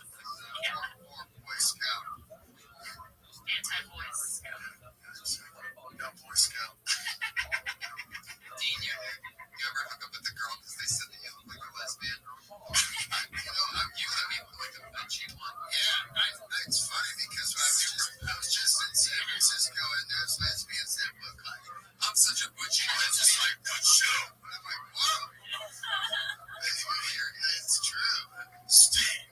You should go up to cute lesbian chicks and say, I'm such a butch lesbian that I have a penis. Yeah, exactly. I look real too. You are about as much of a lesbian as it gets. Well, I was trying to figure it out. If you're going for a full-blown butch, just go do it. Right? I mean, why go rubber? I got distracted just now by a red man smoking 3 e-cigarettes at one time. I'm wondering what kind of alien light shows going on to my left. Because there's just one more thing on stage that you can't have. That's what I mean. Yeah. Who's next? Fuck yeah, let's keep it moving. Your next comedian talking about weight loss. Hormones Rashidi, everybody. Hormones Rashidi. It's fun. That means it's time for Jerron Morton. Here he is. Regular advantage. Jerron Morton is back. Another minute of Sheila. Georgia. From Georgia. I'm basically racist about Georgia. Out here is too subtle. Like every time a white man says, thanks, brother, the guy assumes he means, hey, you're black, but I'm okay with this.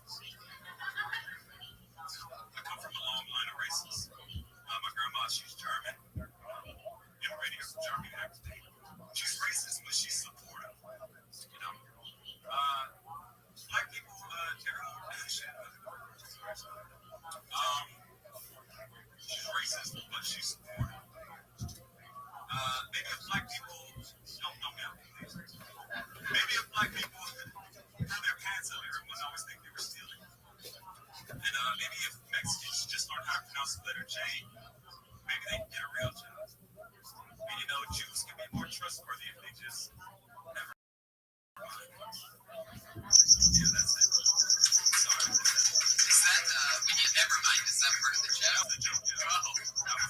Because you don't want to say anything bad about Jews. No, the main punchline is She's German. because she's German, she doesn't know. Oh, that's right, I forgot. Yeah, she's German. She's just it floats. I fucked that. Fuck yeah. But, I mean, it feels like if she's gonna say, if she is gonna say, am I supposed to speak in English? Like, yeah. If she's gonna say Mexicans can pronounce the word, to me, I think that Germans can't pronounce things. So if she's saying all of this with an accent, you know what I mean? And then the last thing she says is like, maybe if Mexicans. well, see, with that joke, like I tried it, like, I even though I've been around my grandma for my whole life, I can't do a German accent. Okay. Can you try her for a second? Say, awesome. You gotta say something else. Well, what's that? Mexicans pronounce the letter J. Is that right? That was your regular voice. Here's my German Mexicans. Sam Tripoli approach accents just louder. Kick-ass accents. Okay. That's a white guy, because the black guys always have the white guy. I mean, I can't really do it because I'm like so light skinned, it doesn't really work for me. But yeah. What do you mean you can't do it because you're light skinned? What does Like that it doesn't. I can't sell it. Like I think he already sounds like when I do it, like I think that like yeah, that's exactly. what he's saying. That's what I thought. I'm not saying that you sound like you. You don't sound like a white person or a black person. You sound like you're That's sort of the funny joke. Like I even sound light skinned. Yeah, that's good. I sound lighter than black. Yeah. I don't sound white. I sound light skinned. Maybe I don't sound white, but Which I sucks sound when you like call me. You know, when he texts her like, hey man, I'm coming by. Instead of like, yo, motherfucker. No, I don't want to be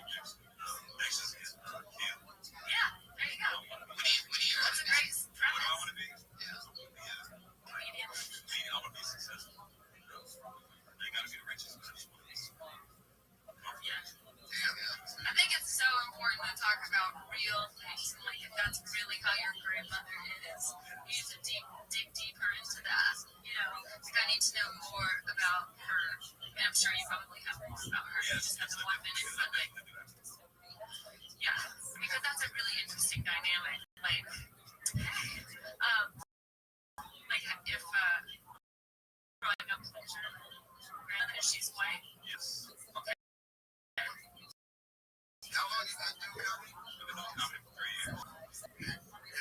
What's going to is if you just teach this stuff, Yeah. and that's it, just get right in there and start telling us about you and your grandma, whatever. It doesn't matter about the race. Find some funny stuff in there, because you don't want to sound like the 30 dudes going on around that are doing the same stuff. With the way, I know because it didn't flow so well, but like the way that I was kind of wanting it to go was like, yeah, like show her the main touchline was about Jews. Like she can say that black people could be better if they do this, Mexicans could be better if they do that, but Jews can't be better. There's no way they can be better. And that's just a fact. I think. Work on it. Hopefully we'll see you next week. I know, but I think if you already have stuff about your grandmother, that can work and fit in there. It could be a this and that, like normal grandmothers say this, and my grandmother always said And there's this. definitely a joke in sounding weights. That can be all yours. I don't John know. Horton, everybody. Great job, John. A little biased towards him because he's from Georgia. He's one of my favorite people. You're so biased. So biased. You're more biased than it's a Yeah. All right, coming up next. Oh, we know this guy. He hangs out at the Comedy Store a lot. Put your hands together for the lucky Eric Bovigny. This guy loves smoking pot behind the Comedy Store. I always get these relationships these days where people are asking for the next day. I try to send it, I get the tub, and I actually like lay it out and I make it look nice. I look at the picture though, and I realize I look like a corpse in a morgue. I then try to put it on Instagram, I try to put it to that thing, because we all know that shit makes everything look more alive. I found something out about this though. On your Android, it'll make you feel better about yourself. When you send that picture through, it'll say picture too large, press it. There you go. He's only gracing us with about 35 seconds. You want to do another 20 seconds? Yeah, I smoke a lot of weed, like you said, and I get really emotional watching television now. I cried in Kitchen Nightmares the other night. But the thing is, I cried at this one commercial, the Viagra commercial. The guy's driving in the desert, and I realized, oh my God, he hasn't broke down a lip dick. His heart breaks down in the desert. And in the commercial. That's pretty funny. It's pretty funny. That's I like right. that. Yeah. I like that. Viagra. Yeah. Big on the Instagram joke, saying that whatever he said, the high eight or whatever it's called. Cafe. Maybe say cafe filter. Filter. I forget what I'm talking about. I don't even know it. I use Instagram like so many times. I just go, I also don't believe that women request dick pics from you. definitely. That's kind of like where the head starts. You gotta say your friend is about to go. I mean, you gotta say your friend. Jesus, my friend. Right. You have to make it one thing. Like I'm in these relationships these days, and all these girls are asking me for dick pics. It just seems a little bit over the top. The truth about the joke. I mean, we're all seeing what you look like right now. I don't know if you think it's an audio-only live show. That's been my biggest problem with that joke, is finding how to introduce it. Oh, there you go. Definitely not like that. What do you take? Dick pics? One instant. No, I actually did. That's how I came up with the jokes. The girl didn't ask me for it. Okay. Because what also makes it crazy is you say it, only one are all these dick pics, and I do the right thing. I lay in a bathtub. Like, that's a punchline. That's not a setup. Yeah, I think the joke is like, I met a girl recently and she asked me for a dick pic and it's the first time that's ever happened to me. So I didn't know what to do. So I've tried all these different scenarios out. True. And then I just took a picture of my friend Tony's dick and sent it to her. Yeah, you're out borrowing dicks. Which is a borrowing dicks. This is all. You better listen to this podcast and take all these notes. This is a major antagonism. That's good right there. I have 2 fake dick pics on my phone that I send out randomly to my friends. So your name Are they both black? No. They're very. I tried to find one that looks very almost 100% accurate. I even have one that looks like the same curtains that I have in my bag. You can also just say, I took a picture of my friend's dick, and she was like, wow, you're really tan. Or something, like something. I just worry that if I die and somebody finds my phone, they're gonna think, like, oh, Brian likes a Tesla. Likes dicks. I sell stuff on Craigslist, and I get like asshole scammers all the time. And I found the ugliest like man in like a riverbed from the 70s. I just go dick pic, and this one came up. So whenever they send me spam, I send it back like, how about this? And it always hits the spam right away. But recently, a guy was like, it's on. And this guy's dick is bad. It's all furry. It's like a thumb.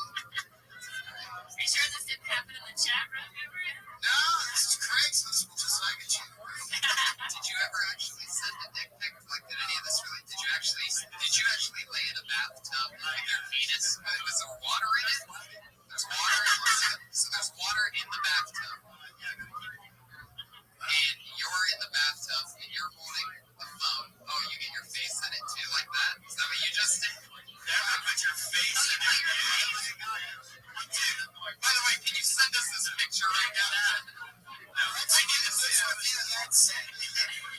Let me explain why you never did it, man. Because, as an example, when I'm looking at backpages.com for escorts, they always have all their faces blurred out, or they're cut out. What you do is you take that picture, put it in Google image search, and then you can find out what their Facebook page is and their real name. So yeah, there's a tip for you guys. So in the future, somebody's going to be able to just take your dick pic and be able to Google image search and find out exactly who you are. That's like your mom.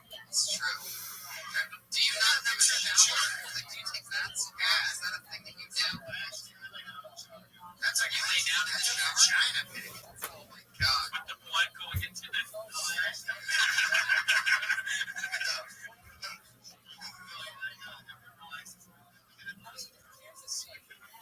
Bands in the army?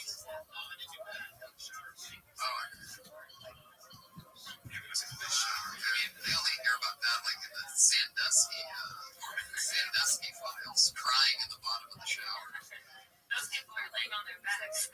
So did you send the pic? Oh. And what did she say? Like sweet dick or whatever? Also, like when you put your face in it, it's like it changes. It shows how big your head is compared to how big your Other head is. oh. So you're saying it's more Did you accurate. take it from like the cock and like there's this giant cock and you're just in the background? It's like you're peeking. You're spying on a cock.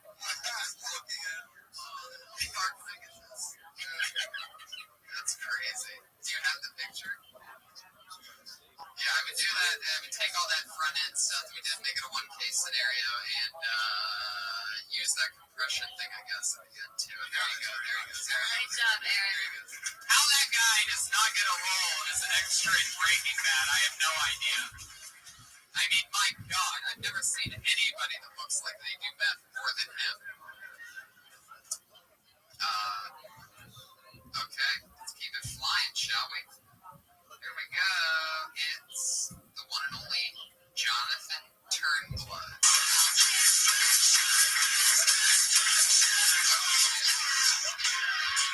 Oh, snap. Tumblr. Oh. Alright, last summer I ran a super big questions. I was about to get evicted. I had to call about a friend who was gay.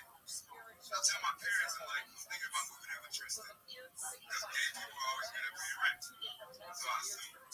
He was like, I don't know if I trust that, son. And I'm like, why not, Dad? He's like, well, what if one day you come out the shower, dripping water and shit, and he just comes up and takes it, son? And I'm like, Dad, I'm pretty sure you shouldn't worry about me living with gay people. You should be more concerned about me living with a fucking rapist, man. And then he's like, no, son. Southern man, like, your parents don't say this is something. And he was like, your Uncle Tony moved in with his friend. He called me gay, son. That's how he called me. And I'm like, man, I'm pretty sure Uncle Tony was already gay, so that's what he called him. Fuck yeah, there he is. Jonathan Tomlin. Yeah. You know, all the gay people in everybody's jokes are always named Tony. You notice that?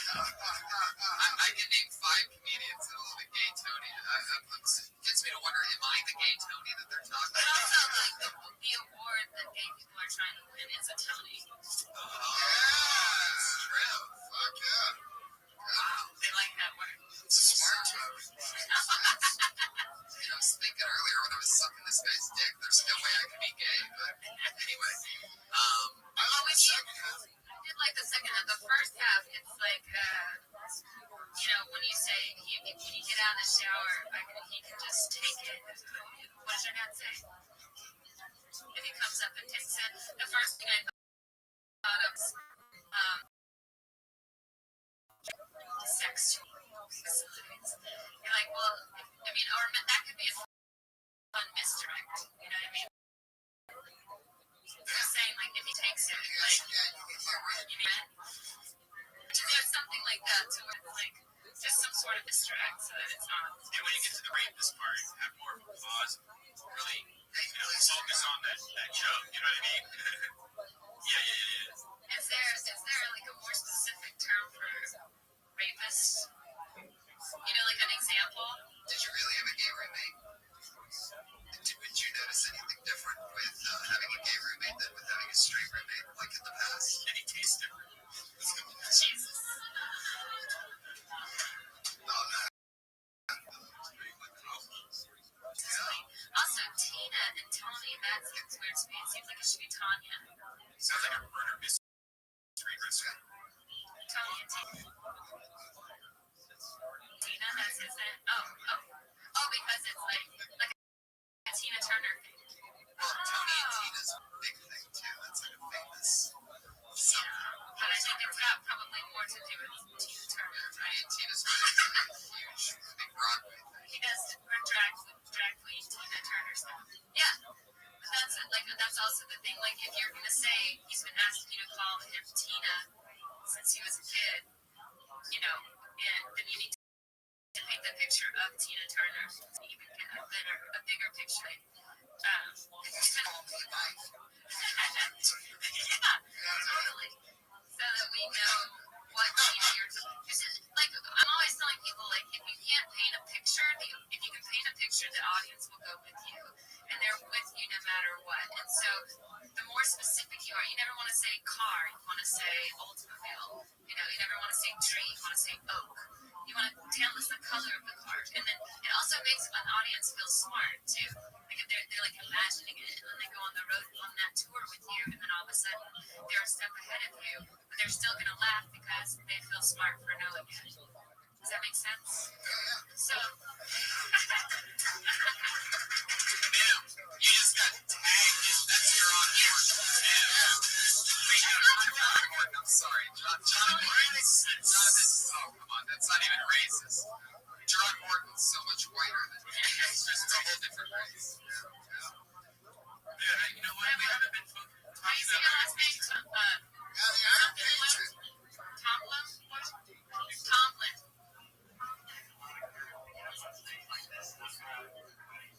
Yeah. Oh, yeah. Among our head of security. This seems like a more professional one episode. Like we really seem to be putting people out instead of tearing them apart. Yeah, we're pretty dialed in. All the talk about the Tony and the gay and the Jonathan reminds me of this past weekend I was down at the La Jolla Comedy Store with Jeff Ross. We had a lot of fun. And Jeff Ross from the Bird? yes. Oh, okay. I got this Postmaster General. This Oh, guy. I see. Biggest dick in the industry. What's that? He's the biggest dick in the industry. I was just trying to add a comment. But I was talking to the house piano player at the La Jolla Comedy Store who's been there for like 20 years. His name's Lou. He's like a real Scooby-Doo-Boo-Boo. And he told me a straight joke that I love so much that I want to share it with you guys. I just heard this for the first time on Saturday. He's like real like hippity hoppity. What's up, man? Good to see you. Welcome back. Good to have you. So like he goes, all right. So this guy dies and goes to hell, and the devil's like, hey, why do you look so sad, man? It's gonna be great here. You're gonna have so much fun. I was like, what are you talking about? He's like, yeah, on Mondays it's all you can eat, anything you want, everything you can eat. You're gonna be fine. You're not gonna gain a pound. You wake up the next day, you're fine. Tuesday, it's all you can drink. Drink all you want. You're gonna get drunk. You're gonna have so much fun with no negative consequences. Wednesday, it's all you can gamble. You can gamble all your money away. You're gonna wake up the next day with all your money back. Because Thursday, all you can do drugs. Man, you can shoot heroin, you can smoke pot, you won't overdose. Everything's gonna be fine. Friday, are you gay? The guy's like, no. He goes, oh, you're gonna hate Friday.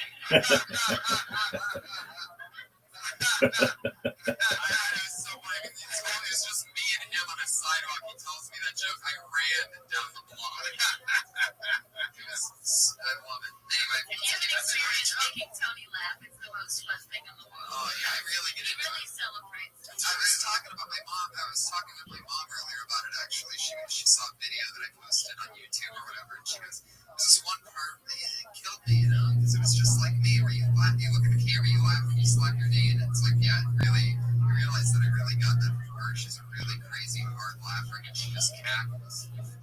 She was at our Death Squad shows. I mean, in a room of 500 people, you could hear her just dying, everybody and everything. She just loves comedy. Yeah, she floats like a chick. There's nothing better than a good laugh, right?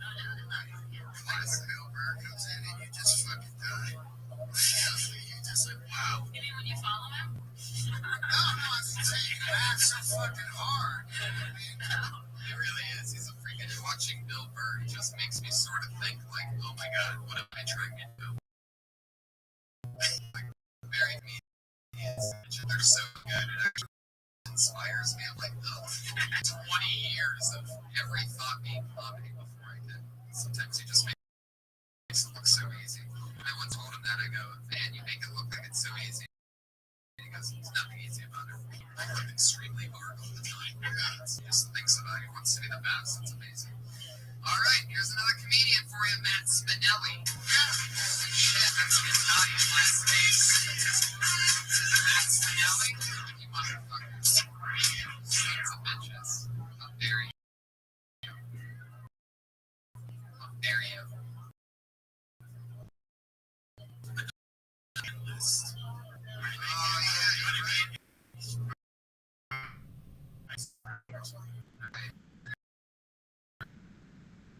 Working his back. Kurt knows every time. Yeah, It's so different people gonna do it. we're trying to go for Andrew Evans. Son of a bitch. I can't even fucking. You gotta be fucking kidding me. Surreal. Is this Andrew? Are you Andrew? No, that's the cover. Oh. I can't see it's dark. There we go. Talking about Eskimo pussy. It's Anthony Buglin. Oh my god.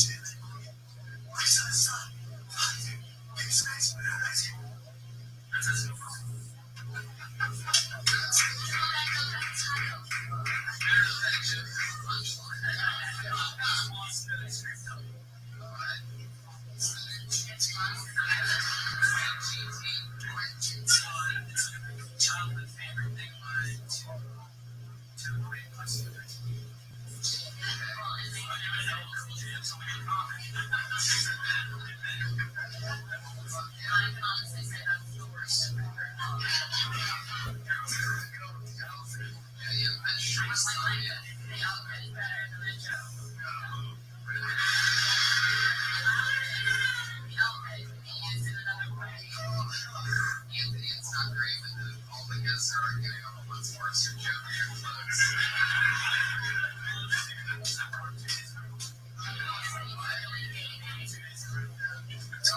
You're wearing it too. What do you mean, basically? I'm not taking shorts. Are you really vegan or are you just on the yeah. Wait a second. I want to hear what the Iron Patriot is.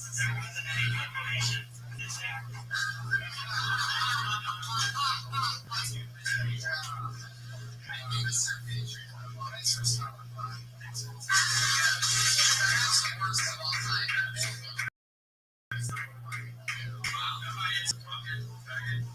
Oh yeah,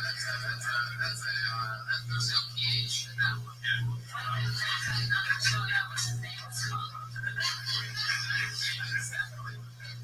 At least he was here, I guess. Thanks for being here. No. Take a shower.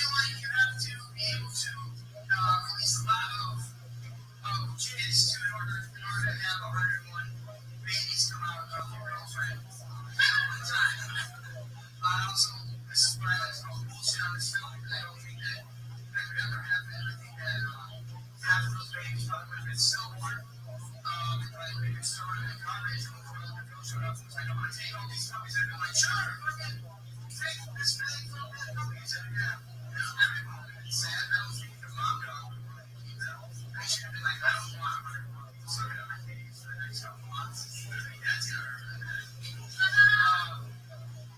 What else? That's just about it. A lot of people would say that 101 Dalmatians joke. Some people would say too soon.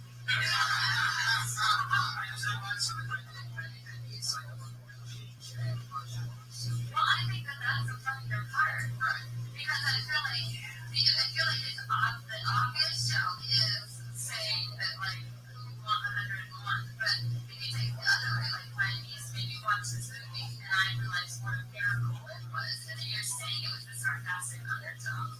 You know what I mean? So that's also laughing and dark. You take it up, and that's a harder joke to write. Right now it seems too easy. It's, yeah. They would open it by owning the topic, not saying, because even if you're looking at Disney character, now what best case scenario would be essential.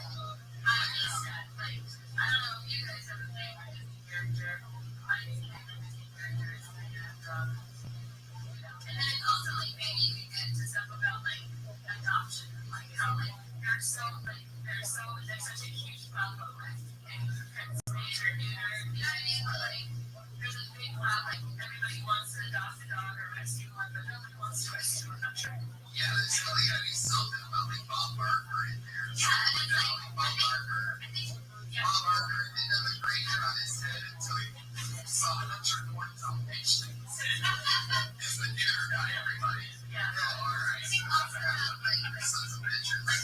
sarcastic part can be about how what a miracle it is, you know, and then like describing like, you know, how God has 101 puppies is like ridiculous, but also like, you know, the disastrous part is like how like if you think about this realistically, like Disney setting, I think it should be more about Disney setting us up for ignorant expectations, and more people will be on your side because like Disney as opposed to just about like disrespecting God that I was really just going for like, wow, that was like a fun chance. Yeah, I see. I was like, that's for me. I would focus more on that than still work at. Yeah, I mean, that's what it's like. I think if you look it up, it's like 2 out of every 6 puppies. Like, that's like 400 Dalmatians that are probably dead. Yeah. But that's the thing though, it's not a lot of jokes because all we hear about is how there's like a million sperm in one little thing. So now you're going in, you're saying that like, so really it's like her eggs, it's really the woman that's the miracle.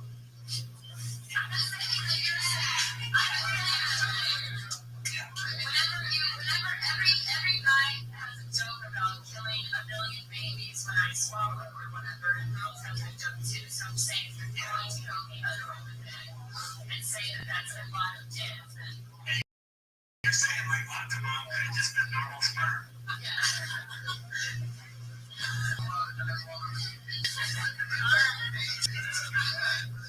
well, a lot of mom is a normal sperm. But she had, you know, she had. I think you're going for one Dalmatian shows. I think it's important to make sure that it's a big long bit if you're going to commit to it. So I say stretch it out all forever, sperm, all that stuff, all those references. I think it's smart. There might be something in it. I don't think you should scrap it at all. I think you should erase it because I don't know any jokes about 101 Dalmatians, and I think Disney movies are like a terrible like expectation. Like, and also the reason I The only type of animal that has 101 babies is a Mexican. yeah. What's your name again?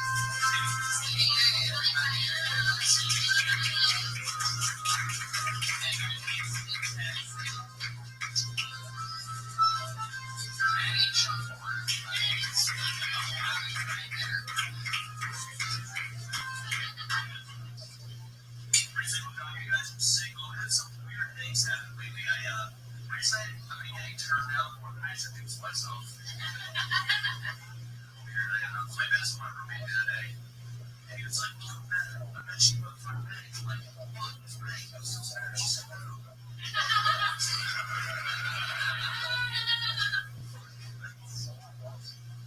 Like, what was the other one? He must have showed my Facebook profile picture, which is my headshot. So she said, like, you know what I mean? Best case scenario. You tell it, close me out.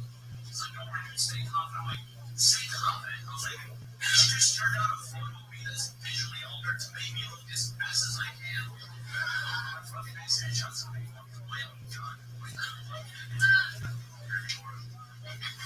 So I said, oh. That's what I had.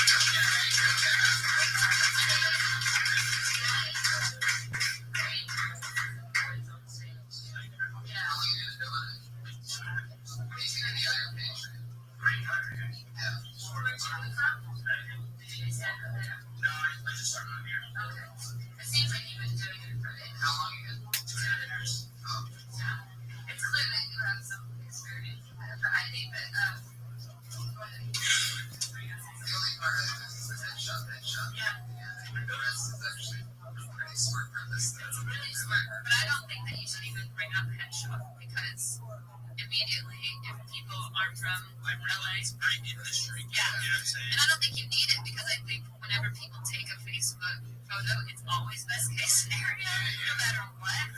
You know, and like so you can make it about a picture that you took of yourself. You know, Maybe in the bathtub with your penis cut out. Oh my gosh. or it's like a glamour shot, or it's something that you know someone took of. It can be any other scenario that everybody in the whatever states would understand too. Okay, yeah, I was like, not everybody understands. Like, yeah, when I told my mom like headshot, she's like, headshot. Yeah. I also think you have to just get to it faster.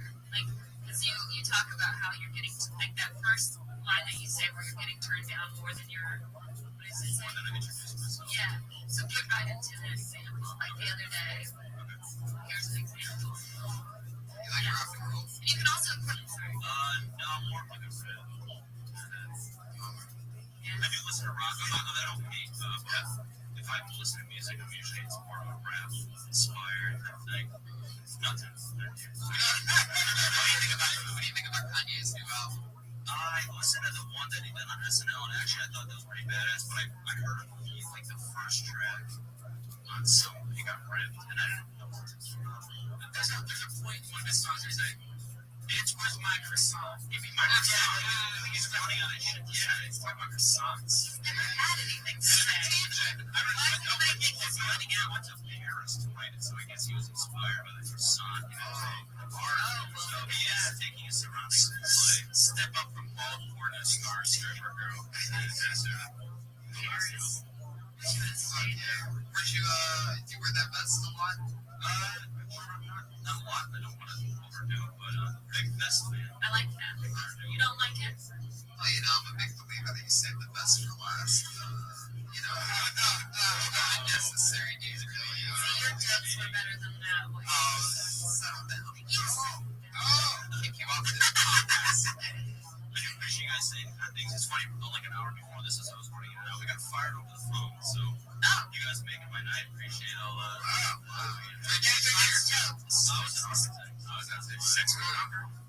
you're still an architect. You just don't work. Was it a big argument? Could be a godsend, actually. Maybe to start hitting comedy hard.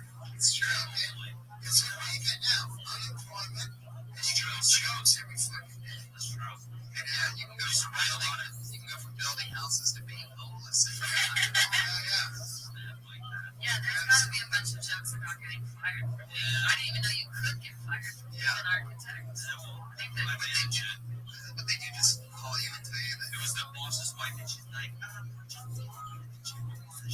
and she's like, we're going to send you emails so you can still come to the functions at the office. I go, yeah, that'll be fucking great. Like, you guys better be on the kid that clean shit, and then you guys get fired. So, oh my god, but you can still come to Susan's birthday party. Who the fuck says that? Like, hey, you're fired, but you can still come to the Christmas party, right? like, or just like any function they have. It's like, Well, we're not going to have a It's like a chick saying, I dumped you, but you can watch me fuck other people. But you can all dress as a homeless person. Or just you go to the Christmas party, like fucking just like dirt all over your face, tea stain. And you bring a child from somebody, you know, like child. Just have a syringe hanging from your arm. Or you go the opposite way. Come dressed in a tux and a limo. Oh yeah. Hot chick on your wrist. Like we don't have time to stay. We have to go to. Right. Yeah. I was able to fit in time to make it to this party that you invited me to if I have nothing else going on. But now I have to go because I'm busy. It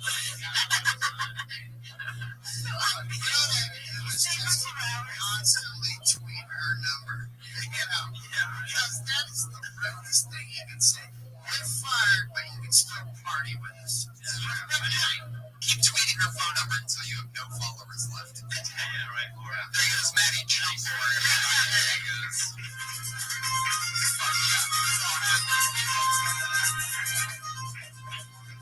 Oh wow, what a special treat.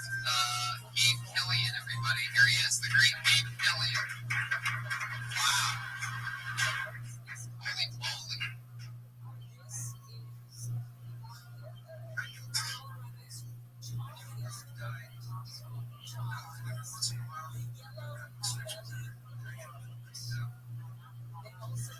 I guess it's hard to choose on there. I used to be a racist. I was just out like saying, you know.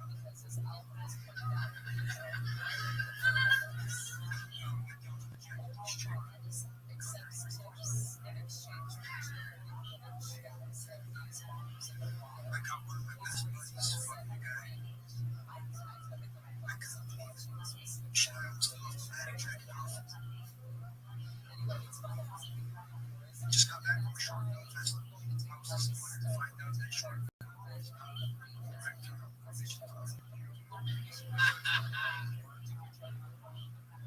So I'm pretty good at it. This National Ladies verse. She only had the verse in it. Spinning back this and I'm proud of it. Fucking worth it. I'm pretty good at Brazilian Jiu-Jitsu. Unless the guy I'm fighting knows Brazilian Jiu-Jitsu. Fuck yeah, Gabe Killian. Wow. He's got fire. He's a one-liner surgeon over there. Right? Fire. That's amazing. I think you gotta work on your volume though a little bit. Definitely. You know? And you almost turned up all the way to I mean, your jokes are good, so don't be nervous on it. Of course, it's fucking weird, but you get up there, and if you hit those with mad confidence and volume, it's gonna go off really good. Yeah, right now it sounds like you're doing dark poetry in a bookshop. But it's also like Stephen, like what's his name? Stephen Wright. But that's different, though. You know what I mean? It's like you don't ever want to do that because that's immediately what people are going to say. Right. If you do one,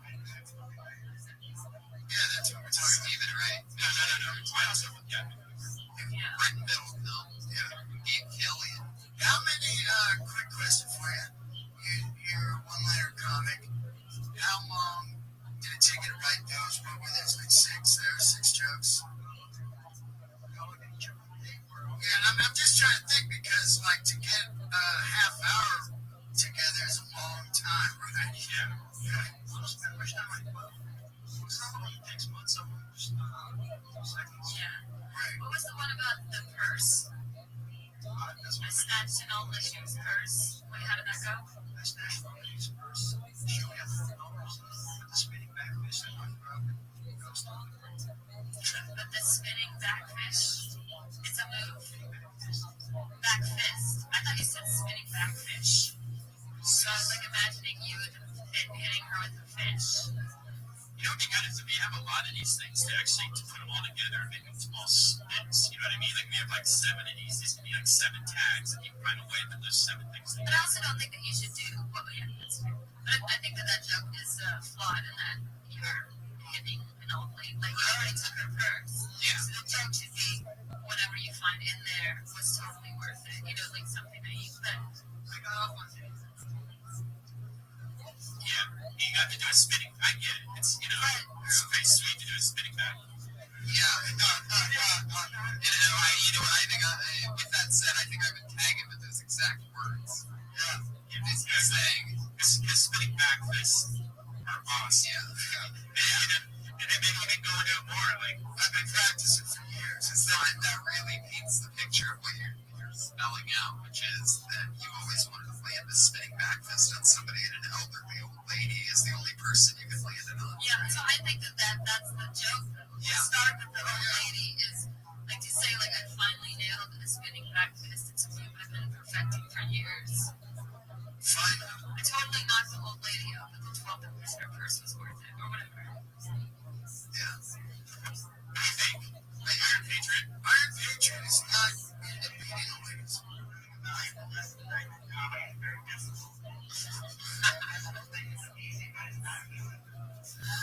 It's a really good point, Patriot. That's right. I think you're learning that tonight, by the way. By the Patriot, right? Have you ever had any STDs, Iron Patriot? Shit. Well, I think,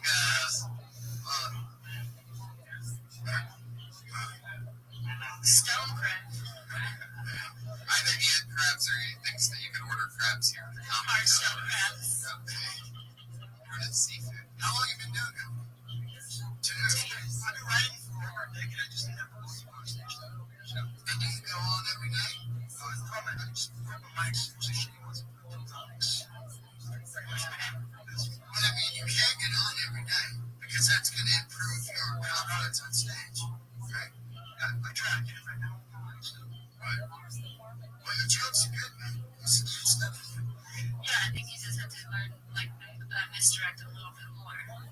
That's good. I like misdirect. I mean, that's just kind of what I like. But yeah. There he goes, Gabe. Obviously, your jokes. What I'm saying is your jokes are smart. Don't undersell yourself. Yeah, it's really good. It's really hard to have one-liners that are somewhat original. But those are good for like late night, even if like you can't do a half hour. Doing late night, they want a joke every 15 to 30 seconds when you do late night. So those are perfect for that kind of stuff. So get your best. That's 47 jokes together. You'll be able to do it. I saw you try to do math really quick in your head. Glorious. Kyle Henson. Yes. There he is. Yes, thank you. I want to find out how Mitt Romney found out that he lost the election. Like, someone had to have told him. Wouldn't it be awesome if Hillary told us? They come back from commercial break, Hillary pulls out the manila folder, looks over at Mitt. In the case of the 2012 election, Mr. Romney, are not the president. Mitt freaks out, runs behind stage like, always got the camera coming. He's like, come on. Don't touch me. Always trying to hold back Brock's like, this is your presidency? Don't you know how we can say someone's like your presidency? That's right, you can't pardon me because you're my president. Allow me to read the news myself. Money was good. I'm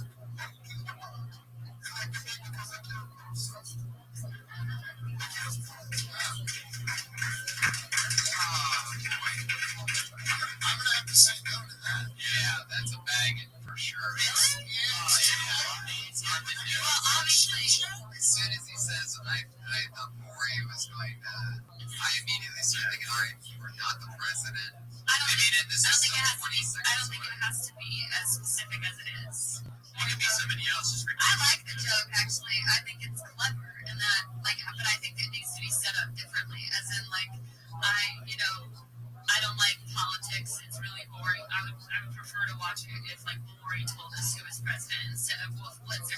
And then like in the case of Mitt Romney, it's like you are not the president, but you are the father to 18 kids. Right. Have a spin-off, yeah. But you do have herpes. Like it just makes it, and maybe it's not Maury, maybe it's whoever is like, it's somebody else. The problem is the election is well over. Yeah. But he can do that for the next one. You might as well be writing 101 Dalmatians. But I think it can be for the next election. I I understand. It's like I got a Christmas joke. I do it 2 weeks before. Yeah. I think it's a good one. It can sound more topical than it is around election time. Yeah. And I think it can be used then, but I don't think it's a complete backer. Because I think you're acting it out is really funny, and Barack's dance made me laugh out loud. And rhyming Obama and Osama, you don't want to do that because our party did that.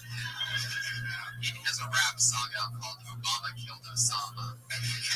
So he owns this place, and he definitely owns that song. Yeah, but you don't even need that, you know. I don't think you need it. I think it's an interesting perspective on, because I think it's a shared perspective in that politics does get really boring. Well, you can use it on all kinds of elections, like the mayor election that just happened. That's even better because nobody fucking knew that was happening. And so you didn't know until you tuned into more. You're like, oh, this is sweet election. They actually fucking tell you who wins on this, which made the mayor election you want to watch it next year. Obama wants change. Brother already begs him for money. What's that from? It's one of the jokes I did like 3-4 years ago. Say you and a bunch of people. Yeah. So It wasn't brother either. yeah, talking about Maury in the elections, it's like it just seems too late to be trying to make jokes like that too much better. I look ahead in the future, maybe have more something. I'd iron it out. You know what I mean? I think it's a back pocket I'm just joke. talking about your shirt. It's a great back pocket joke. Hey, to get ironed out or shirt, you're running out, take it like a small towel, make it really wet, and just wipe your body straight with it too. No shirt's wet. And then when you get out of your car, wherever you're driving, you'll be ironed. It's true. Anything is better than that. That's good. But I also think that this is like a good lesson in that, like, not every joke you have to throw away. Like, some jokes you don't use all the time, and like somebody in the audience might say something, and you want to have a lot of back pocket trigger jokes that just come out whenever somebody brings them up. Right. So that's one of those. That's right. Like my Christmas joke, if there's a guy that looks like Santa in the crowd, I whip it out. Or something happens. Wait, the joke out? Take out the Santa like Santa. Yeah, I don't know. Maybe you're taking pictures. There goes Kyle. Hands up. Flying through them tonight. That's good. Zach James is next. You guys are assholes. You gotta be kidding me. Can you believe the disrespect Iron Patriot? Yeah. All right. Let's back this up before we go any further. The guy that did pretty well is texting during the show. There you go. Saved it. All right, just checking. We don't want to clown the other guys. Right. Heck yeah. That was a guitar riff, right?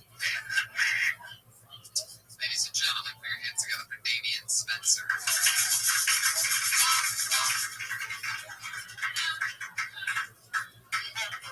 It's crazy because we've been too nice on this one. And this is the first time ever where people aren't showing up. We're just writing great shit up here. Assholes. Let's bring up Amy. If somebody doesn't make the next one, we'll bring up Definitely.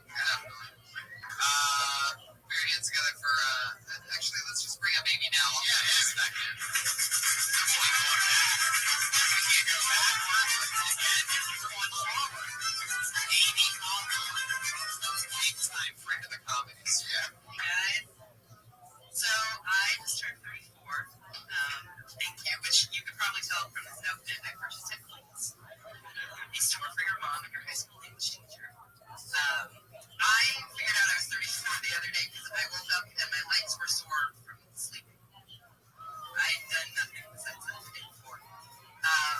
Also, my brain is changing, and they don't warn you about this. They say, women reach their sexual peak at 35 and guys at 18. But they neglect to tell you that through your 30s, your brain just becomes a teenage voice. Like, in the 30 seconds I've been up here, I've had at least 3 thoughts about sex. I'm professional, didn't share them with you guys yet, but I just think, thank God women don't get visible erections. Because if they did, they would definitely know I was not paying attention in the sales meeting. Or else they think I had some kind of a weird fetish for Excel spreadsheets.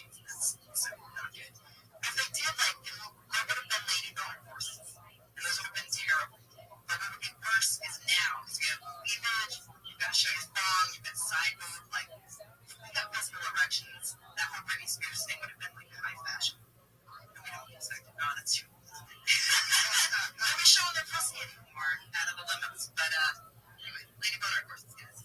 Yeah. It's a great premise. You know, I'd immediately lose the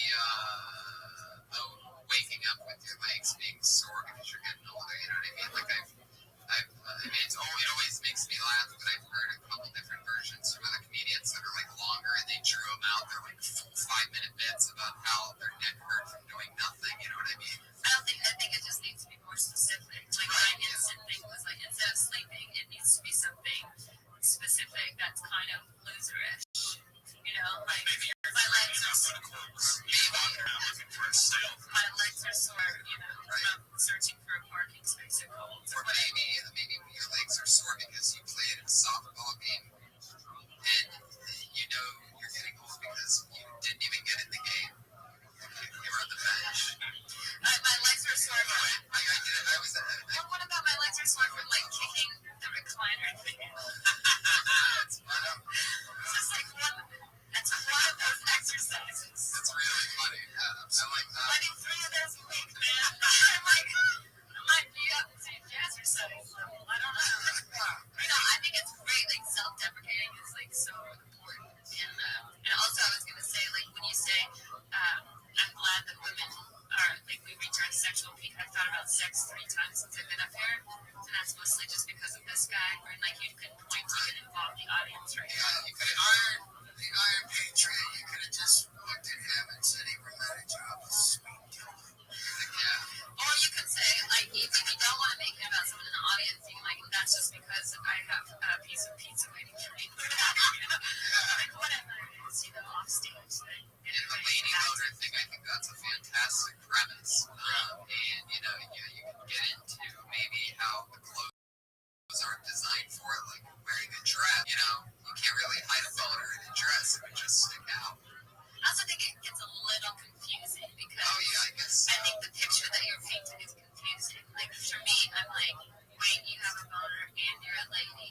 Well, this is confusing. Like I think I need to know like what, like if like there's something if you turn like a different color when women were around, so change color. Lady boners can be other things like children. You know what I mean? You know what I'm saying? Like a lady boner. Actually, there are lady boners. It's something different, like a handbag. That's a lady boner. Well, that's what makes them aroused, but that's not what shows. Squirting. Yeah, but what I'm saying is maybe it pops out, like, you know, they break out their lady boner. Your career just pops out. It's like a steel cage for you to always show. The question is what would the boner... Right, that's what I'm saying. Like, if she changed color. A handbag. You know? Well, I mean, that's kind of the idea of our life. It needs to be visible. Yeah, there is nothing visible. Whatever. Right. No, but, you know, that's why I'm saying I don't think it should be the obvious of, like, your nipples getting hard or, like, whatever. No, I think it should be, like, some,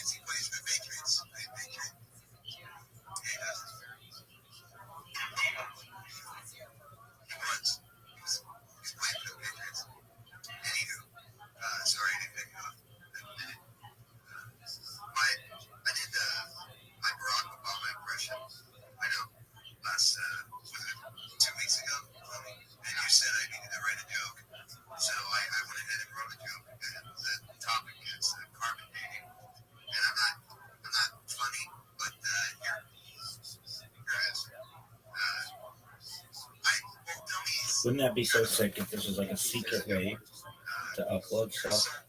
And on your birth making, they use carbon dating instead of candles. Because it's used for boxing. I have no idea that I'm not changing the world with this. Really? Yeah, I love how grainy it is. It's nostalgia. Anybody who tells me my shit sucks, I just say it's nostalgia. All right, Rabbi.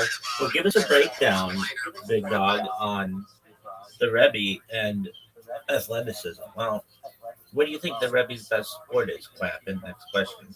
Or back in the day. Um, we really have to focus. What position would the Rebbe play in football? The passer. Next question. What do you think the Rebbe's pocket presence is? Probably pretty high, I guess. Why? Well, Chabadniks wouldn't choose a leader who was not fucking pretty high pocket presence. Is the term Chabadnik derogatory? I've asked this. I mean, I'm a Chabadnik, so no, that's our word. Really? Yeah. Really? Yeah, like nigga. It's our word. Really? Fuck yeah. All right. But I have asked people in the modern Orthodox world whether to use condescending language. It can be. It depends how it's used. Like, what's a bad way of it being used? Um, that Chabad just don't my purse. There. But what's a way that'd be good? Um, you Chabadniks are the best. Really? Yeah.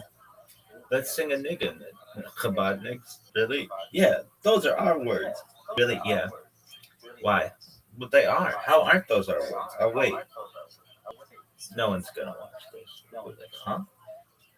I'll be like, yeah, this shit sucks. Does it? Dude, TikTok, your shit, your app sucks. Does it? Yeah. How would you improve it? Dude, it's they're really heavy. It just screams at you. Really? Yeah.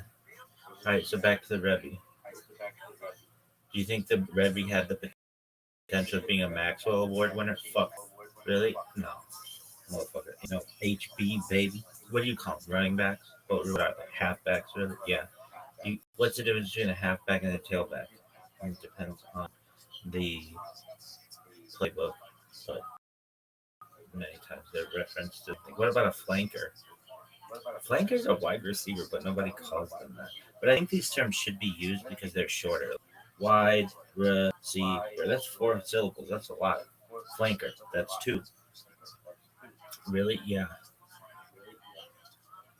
Okay. If the Rebbe played on the line anywhere, wherever he played, probably center, and he'd get dropped. Next question. Really? Oh, for sure, dog. Do you think the Rebbe ever played any video games? Like, did the Rebbe ever play Pong? The Rebbe was absolutely obsessed with playing Pong on Shabbat and wouldn't let anybody know. Really? Yeah. Right, everybody, get the fuck out of my house. Why? Just, Shabbat shit. Are they gone? Yeah, Pong time. Really? Yeah. I like to think so. Really? Yeah. Maybe the Rebbe loves Space Invader. Tish B'Av. Really? Who knows? Maybe the Rebbe did really love playing Space Invaders on Tish B'Av. Really? Yeah, perhaps. Why? Why not? The Rebbe would be able to play Space Invaders on Forum. Really?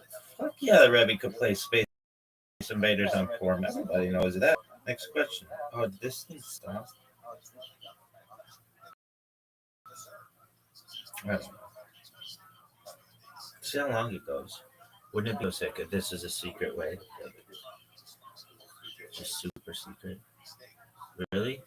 Oh, I'd be sick as fuck, dog. Sickest shit of all time. I am. Next question.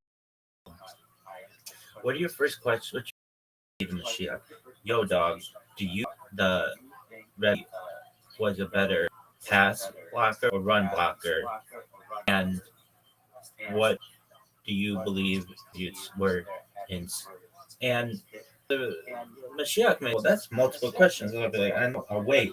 And they'd be like, the Beit HaMikdash. I'd be like, I know. But first question is, do you think the Rebbe was a better pass block run blocker?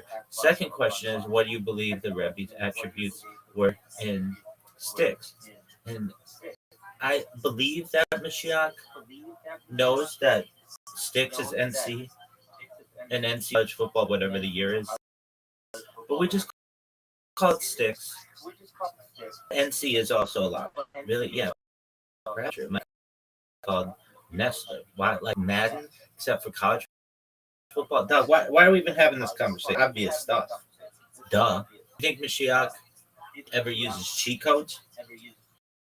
It's a good question. It's a good question. Why are we asking questions?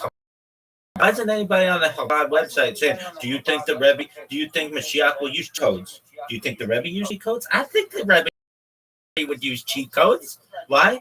Rebbe is always looking to gain some type of advantage. Why? Why not? Really? Yeah. All right. But do you think Mashiach uses cheat codes? I bet Mashiach's baby. Really? Yeah. Like my life is cheat codes. Why? Well, look, I'm trying to figure one out on TikTok right here. Really? Yeah. Do you think Mashiach launched an app on the App Store and Google Play? Do you think Mashiach will launch an app on the App Store and Google Play? Maybe on the Microsoft Store. Watch Mashiach launching stuff on BlackBerry. Really? Yeah. Everybody's got to transition to black because his asshole stuck ass. Really? Yeah. Fucking Canadian corporations. Really? Yeah. RIN, research in motion. Really? Yeah. All right. So, what about Palm? Watch out for Palm. Do you think Mashiach uses a Palm Pilot? I think Mashiach would have used the Palm Pilot. Maybe Mashiach would use a Palm Pilot in the future. Really? Yeah. Like Mashiach in the past use a Palm Pilot? Maybe. Why? I don't know. Maybe Mashiach's got stuff to schedule. All right, but seriously, do you use a Palm Pilot? Wouldn't that be the thing if Mashiach is like 97? Like, Mashiach, use your iPhone. He's like, huh? Be like, use your iPhone. We got you a new iPhone. He'd be like, huh? Be like, we got you an iPhone. Be like, huh? Be like, what are you doing there? He's like, oh, I'm using iMovie. Yeah, and Corel Draw. Like, yeah, we use Photoshop. No, Corel Draw. Yeah. Mashiach's like, you want to see Doom? Like, Mashiach, we're past that. We're on Grand Theft Auto 6, baby. And he'd be like, yeah, there's Wolfenstein. Really? Oh, yeah, absolutely. He'd be like, but the Mashiach, like, he'd be like, look, I'm on my phone. I have Palm Pilot, my high school. No, Mashiach, you got to understand. You got to get the times, dog. He's like Corel Draw. No. He'd be like, oh, like Windows Millennium Edition, dog. He'd be like, right, because that didn't come out yet. It would be Windows 98. Really? Oh, for sure. I'd be like, no, Windows 11. He's like, what's the difference? This is worse. Really? Yeah. He'd be like, see? Really? Yeah. He'd be like Mashiach, what's your Twitter handle? He'd be like, Twitter? Be like, oh, X. He'd be like, X. He'd be like, on AOL, I'm Mashiach at AOL.com. Really? Yeah. Why wouldn't Mashiach be Mashiach at AOL.com? I'll wait. Really? Yeah. Be like, no, we don't use AOL. He's like, oh, we use Instant Messenger. It's the same thing. Be like, no. What do we use? I don't know. There's a lot of stuff. He'd be like, oh, like what? Like AOL? Like, no. He'd be like, oh, like Prodigy. Like, no, not like Prodigy. He'd be like, oh, like, we'll Lycos it. We're like, Lycos it. Be like, yeah. Or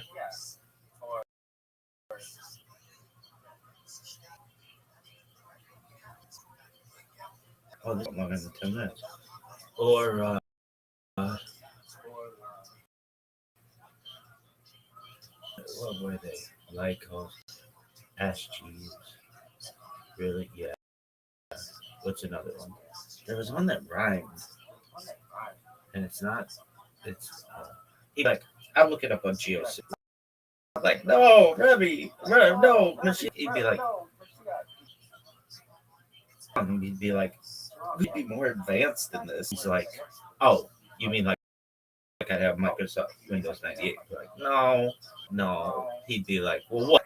2000 Windows Millennium Edition hasn't come out yet. I'm like, no. He'd be like, well, what do you want? We like, do you play video games? Oh yeah, I have a Sega Genesis. I'm like, no, dog. But I call it Bear Sheet. I call it a Sega Bear Sheet. Be like, no, Mashiach, no, you have like a PlayStation 5. He'd be like, huh? Be like, do you have a PlayStation 4? He'd be like, huh? Like, do you have a PlayStation 3? He'd be like, huh? Do you have a PlayStation 2? He'd be like, huh? Do you have a PlayStation 1? He'd be like, huh? I'd be like, oh man. Do you know what Sony is? Like, yeah, they make my Walkman. You want to see my Walkman? We'd be like, no, don't you have an iPhone? We'd be like, you have Spotify? He'd be like, huh? We'd be like, do you have Pandora? He'd be like, huh? We'd be like, do you have an iPod Nano? He'd be like, huh? We'd be like, do you have an iPod Touch? He'd be like, huh? We'd be like, do you have an iPod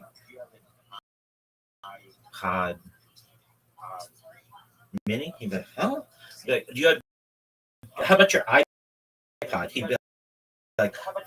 It's an iPod. We'd be like, oh. He'd be like, I have a Walkman. Like, no. He's like, I even have a Watchman. Like, actually, that's a really neat type of technology, though. Really? But yeah, I know it is. I'm a Shia. Like, yeah, no, we know. All right. So what else would Mashiach use? Mashiach would have Y2K aesthetic. Would have Y2K aesthetic everywhere. Really? Yeah. He'd be like, Rabbi, why do you have Mashiach? I'd be like, what did you expect? He'd be like, for your arrow? He'd be like, huh? There's some overlap though. No, that's true. Are you guys ready? Okay. Like, you mean, are we ready for the year 2000? He'd be like, yeah. I was learning about it on my watch, man. Really? Yeah. He's like, I watch a lot of stuff on my watch. We'd be like, Mashiach, aren't you like supposed to rebuild the band makeup? She's like, oh yeah, definitely. Definitely. I think about that a lot when I'm using my Walkman. I'm like, no, come on. Really? He'd be like, what? What do you want? We'd be like, Mashiach, like, don't you use like advanced technology? He'd be like, yeah, I have a Walkman. We're like, no. Okay, fine. It's a disc, man. We're like, no, Mashiach. No. Like, he's like, what do you want from me? We'd be like, do you have, like, what video games do you play? He's like, oh, Super Mario Brothers. And he's like, on what? He's like, Super Nintendo. Really? He's like, yeah. Would be like, what about Nintendo 64? He's like, I've always wanted one of those, but I'm not allowed. Like, you're machine. Yeah. He'd be like, yeah, it's complicated. He's like, what? You're Mashiach. Who's telling you can't have a Nintendo 64? He'd be like, people. Be like, oh, Mashiach, come on, man. We'd be like, Mashiach, are you, you're different than the Rebbe, right? And he'd be like, yeah, that motherfucker was just some Jew with blue eyes. He'd be like, yeah, that's what I would say. He'd be like, yeah, Mashiach, I have a disc man. Yeah. Okay, for how long is this shit gonna go? Dog. Mashiach. We would just have to be like, Mashiach, like, how did you get here? He'd be like, oh, Ford Taurus. Like, huh? He'd be like, the bubbly kind. You're like, oh, no, you're supposed to come like a spaceship or something. Really?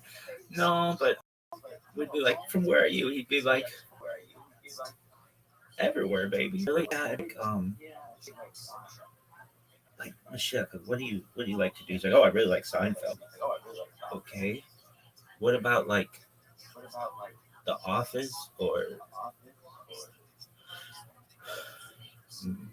Sopranos? He'd be like, what are you talking about? Like singers? You're like, no. Be like, oh, The Office, like 770. Be like,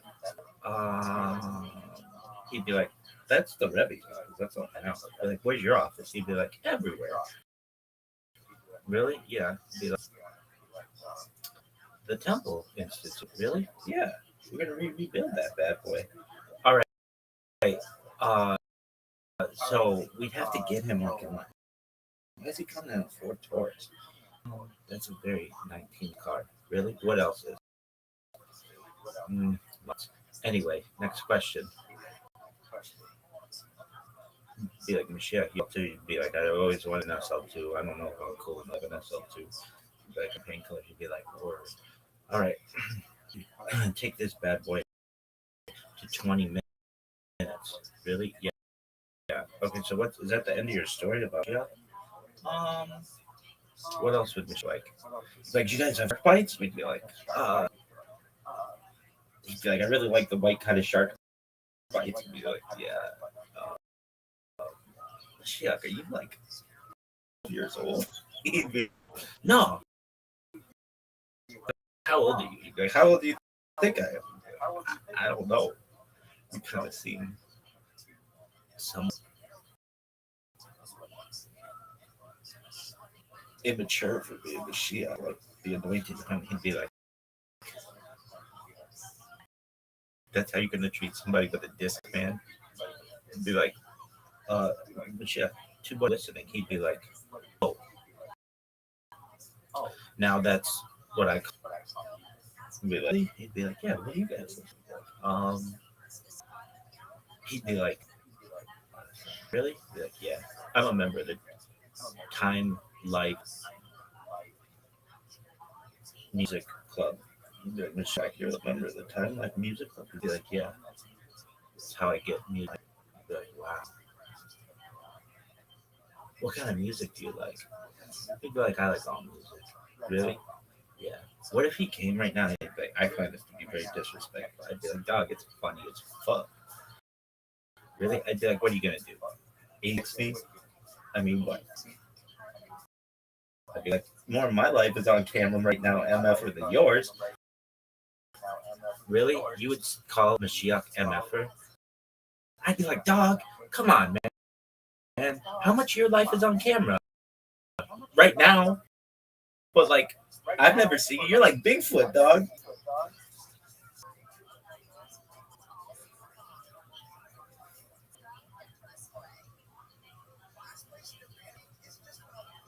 Unable to complete previous due to low memory. What the fuck is that? So this didn't even record? I knew it. I knew it was too long.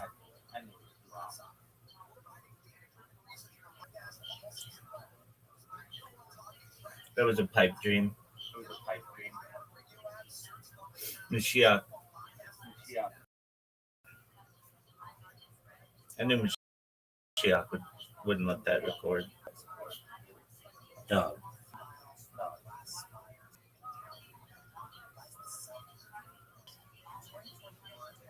Let's try it again. Oh, it's saved.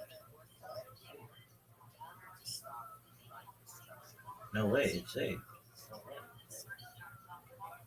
No one's ever going to watch it though. Why? Because it's not going to upload if everything's does everything stuff? Hmm? Why? Because it does, dog. This is the worst. Come on. If I see this little cyan, I'm a gentle.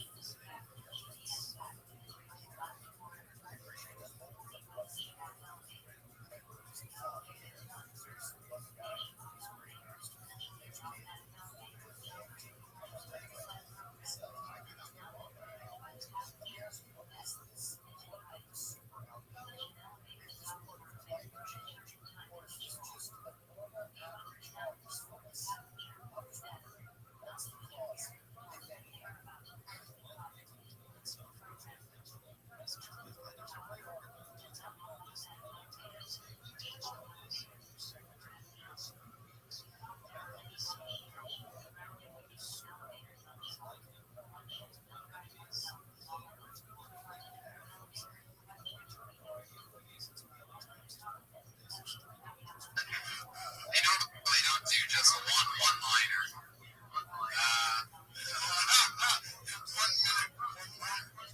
Wow. Seems like you have perhaps some confidence issues, Taylor, that maybe we need to talk about. Hold on, let's ask. You don't want to do comedy, or you don't really want to do comedy? Well, I was trying to make the joke funny in the sense that I was trying to make the joke funny. You know what I mean? It was just, I was trying to be ironic, and then the joke was so bad it might be funny, but it just turned out really bad. I mean, you know, these can't all be winners. No. We know. So you can't. We can create winners from them. Hold on now. So you came out with one joke and you tried to stretch it out for. I noticed you did crowd work on the Iron Patriot in the beginning. Oh, he definitely was. He put the microphone. I'm sorry. Okay. Taylor, let's keep this on you, buddy. Yeah, I didn't know you were addressing me. It kind of shocked me because you were talking to me. I was looking at you. We're talking to Taylor now. Okay. The Iron Man Robert De Niro combo, him saying, "You talking to me?" I actually have a Robert De Niro impression. Okay. So you just we need that. Let's get that's what everybody does when they do it. It'd be like a surfer roll. You see that wave? That's my wave. It's getting worse. Nice. Oh man, that's great. My favorite thing is Sarah straight up and tell me what. So you really don't want a new job, right? But I just want, like, I'm not going to give notes to somebody that's just fucking around. No, I know. I mean, one-liner. I mean, that's Iron Patriot. What did you think about that? You put you on the spot. What do you think? The delivery wasn't very good. Most of the people tonight have had good delivery. The problem there was the vice. He's two-thirds of the delivery tonight. So we've seen some pretty good delivery. I mean, just like when you guys talk about, how'd you get over that hump with the writings? Did you start writing down?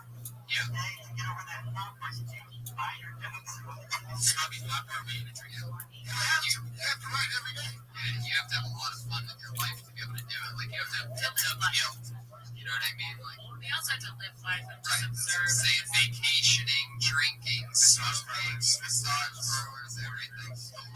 Riding your motorcycle fast down the highway. You know what I mean? Like, things that make you feel good, you need to absorb a lot of those so that you wake up like guilty, like, oh my god, I need to create some shit, or else I'm not doing anything. See, I feel like I am creating when I'm paying attention.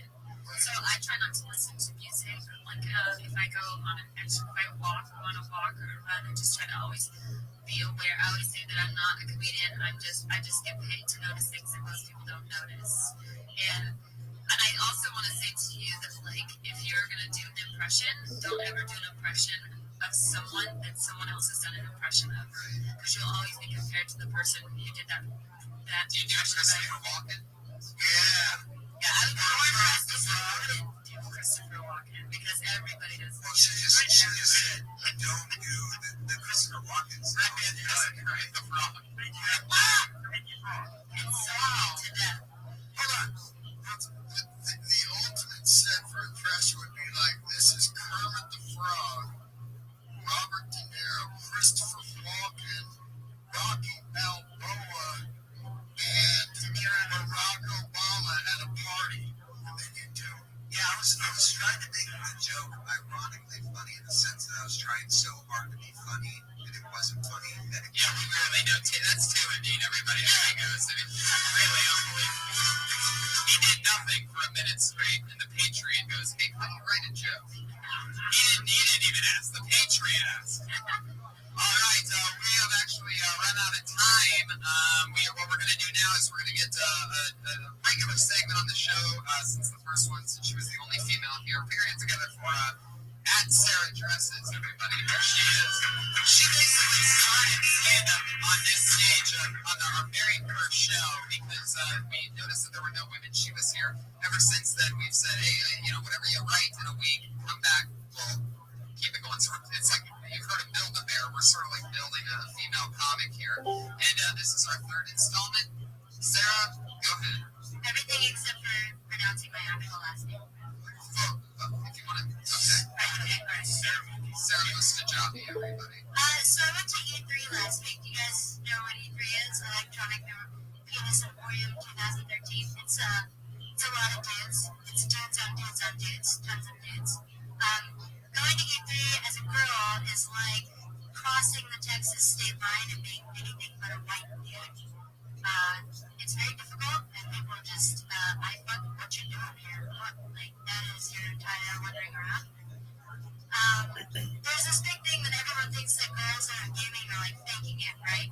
They're faking it because, I've always been to fun events, so it's like popcorn in my mom's basement.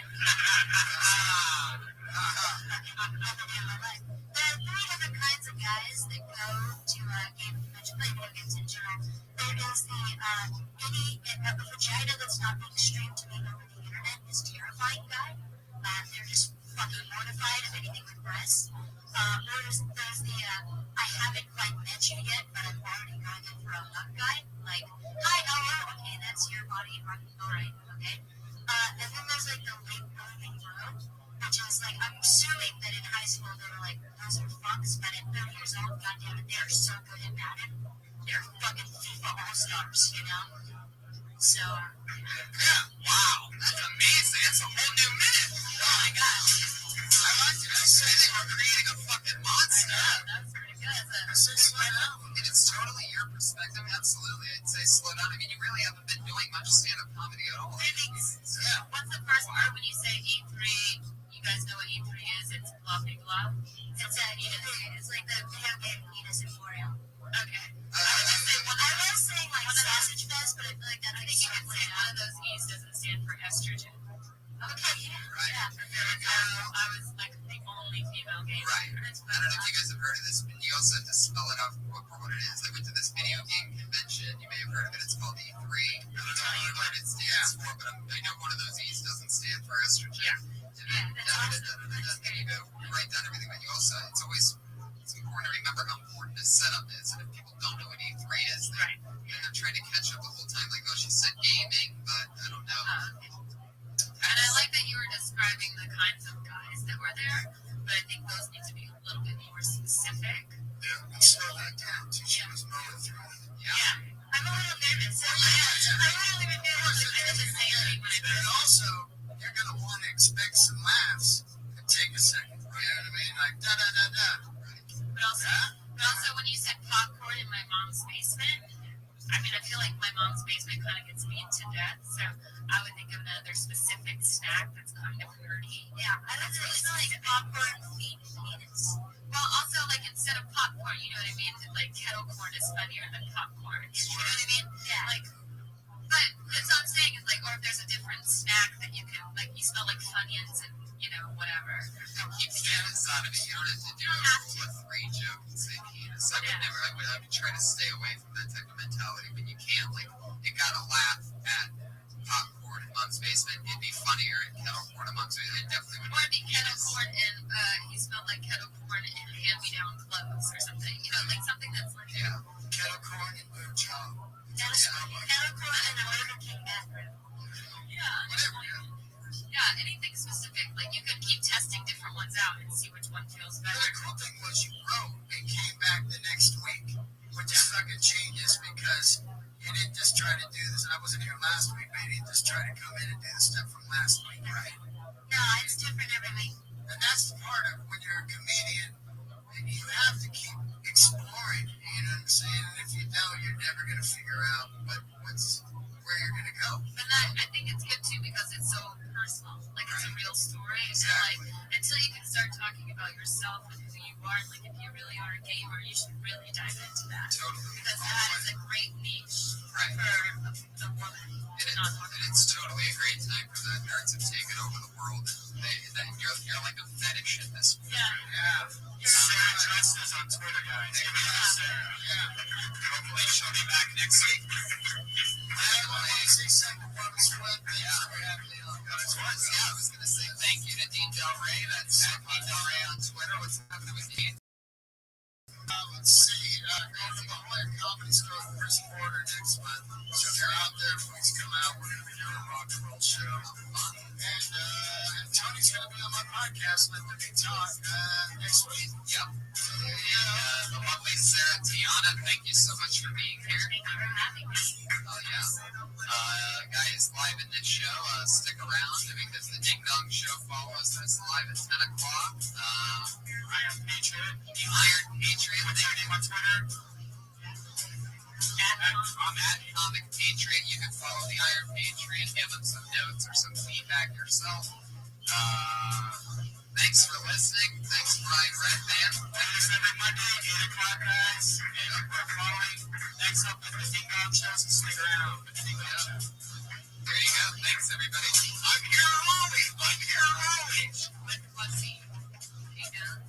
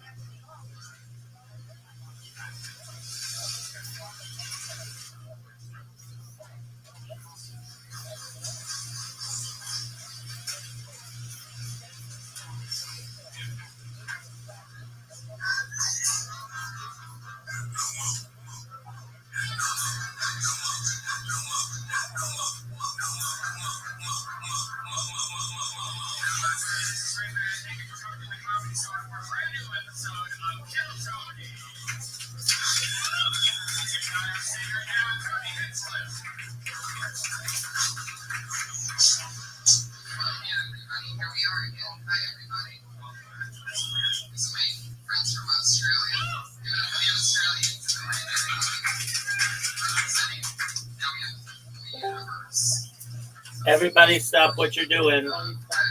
Tony has made time for us. How you living, pimp? What? All right, what's new?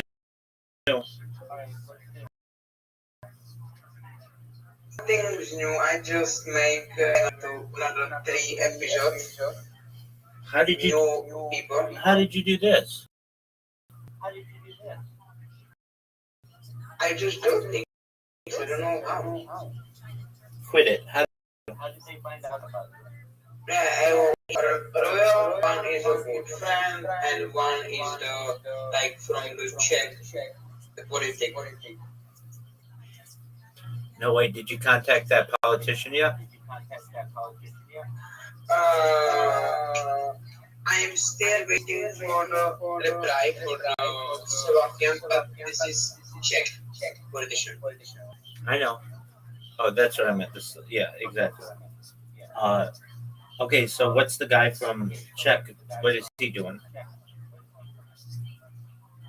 He is like some local. He's not like the big guy, but yeah, it can be good. It can be like very interesting conversation about politics, about what he doing, and this.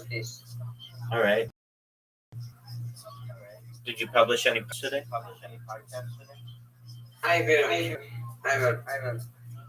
All right. But first, we're gonna get your green screen. You told me, Rabbi, I'm doing the green screen on Monday, no matter what. Look, am I your assistant? Do I have to keep track of your schedule?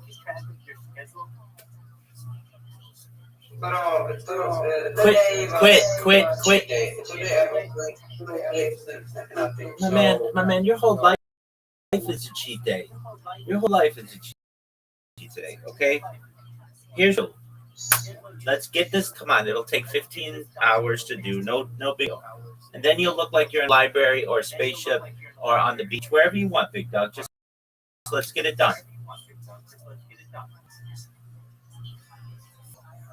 I appreciate you. I don't still appreciate everything, but give me one day break from me to Aikido and making stuff. My man, Monday. you told me Monday we're gonna do it. So it's Monday. Yeah. Dog, Yeah. just like that podcast that we did yesterday, didn't want to do. But aren't you happy that you did it now? I am like yes, but we were going to be like I promise you we were going to do it this week. No, not this week. You said today. Come on, it'll take 10 minutes to do I it. know. A lot of things. I know, and I'm gonna hold you to this. So Tony, are you at your computer? Yes or no? I'll wait. No.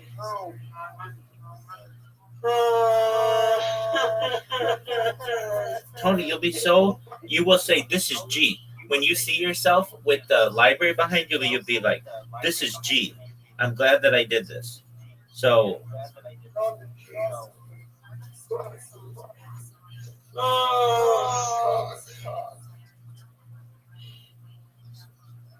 do you know what bitching and moaning is? Yes. Yeah. I don't give a fuck. Okay, here's the thing. Are you in front of OBS? Yes or no? I'll wait. Okay, I'll wait. Let me know when you're in front of OBS.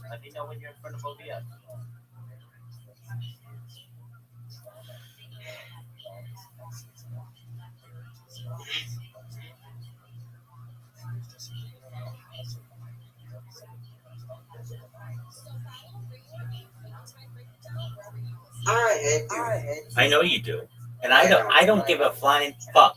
I want you to get this done. Come on, man. I hate you. We have a pending question, and that pending question is: are you in front of your computer right now? No. Okay. Well, when are you going to be in front of your computer? I have neck in my You're naked. You're making your tea. Okay. Everybody, we've got to wait because Tony needs to make his tea. Tony needs his blanket. Oh, he's drinking his tea, which is even less work. Okay. So, are you in front of your computer? Do I say I'm right on my computer? My man, You were talking about tea. All I know is that you said, Rabbi, on Monday, I'm going to do the green screen. That's all I remember. That's all about which I care. Are you in front of your computer? How far are you from your computer? Are you 15 miles from your computer? Yes. Okay. Yes, I'm fucking 100 miles. Okay, well, you better start walking, dog, because it's not going to be Monday all day. And you said on Monday, I am going to get my green screen straight. And the world is waiting.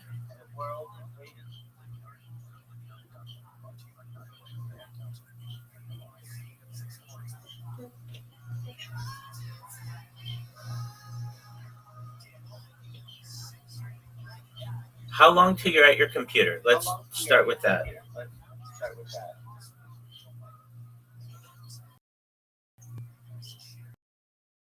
10 minutes? I'm in. Okay, computer's like not far away. Yes. Oh.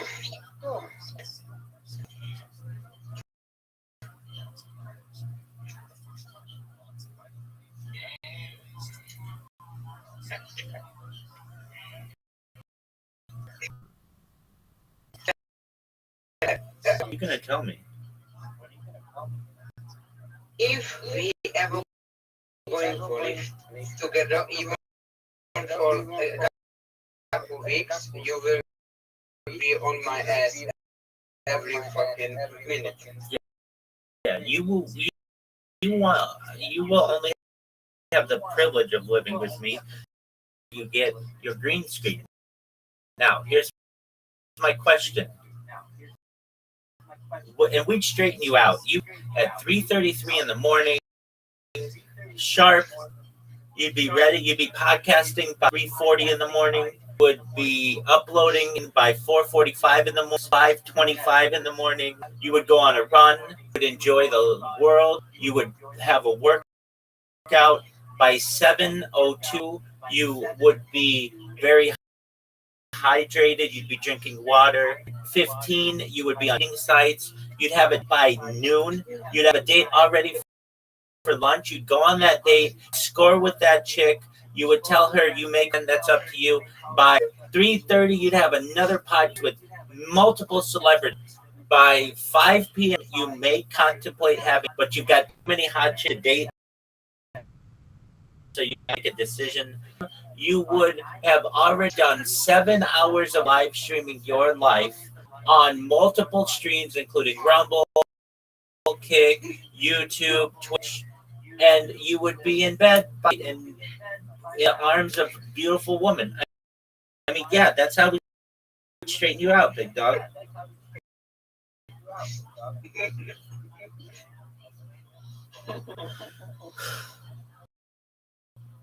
You really need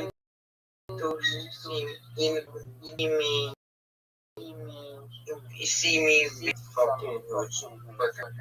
I do. The first thing you have to do, though, is get in front of your computer and start up OBS. I am. Okay. I am. Okay. I am, and I'm on OBS. Okay. Now open up a browser. Okay. And type I in. am. Did I say OBS? I must reset a browser.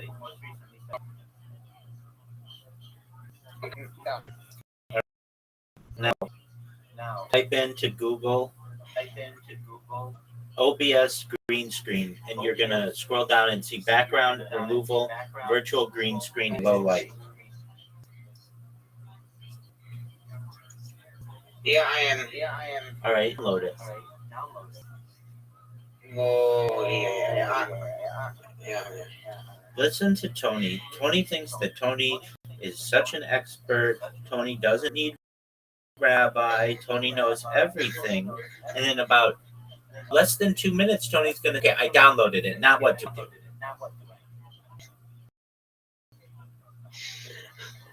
gonna have some trouble. He's gonna be like, "How do I download this? How do I download this?" And I'll be like, "Big dog, that's why I'm here. But if I can get Revit green screen behind him that only took 15 hours to do, we can get the same for Tony." Tony's trying to get Reverend Andrew's level. Tony's not even on Reverend Andrew's level right now. And Tony's on a lot of, but in terms of green screens, not on Reverend Andrew's level, and that's disappointing. We need to fix that. I hear a lot of good from you, but I don't hear too much download yet. Or you I am, yes. Okay. You downloaded it? I am downloading. Okay.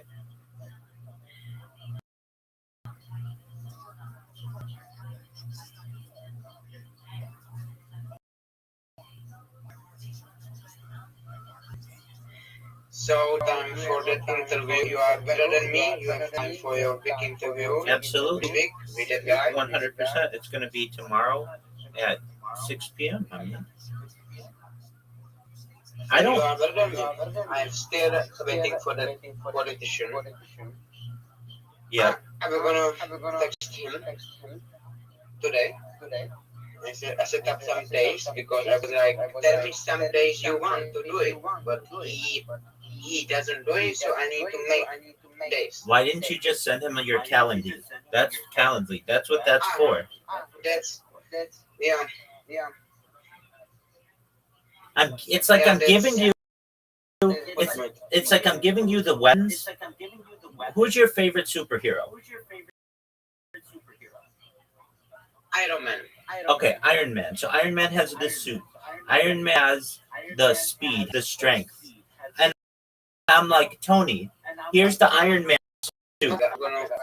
And you're like, I want to be Tony Stark.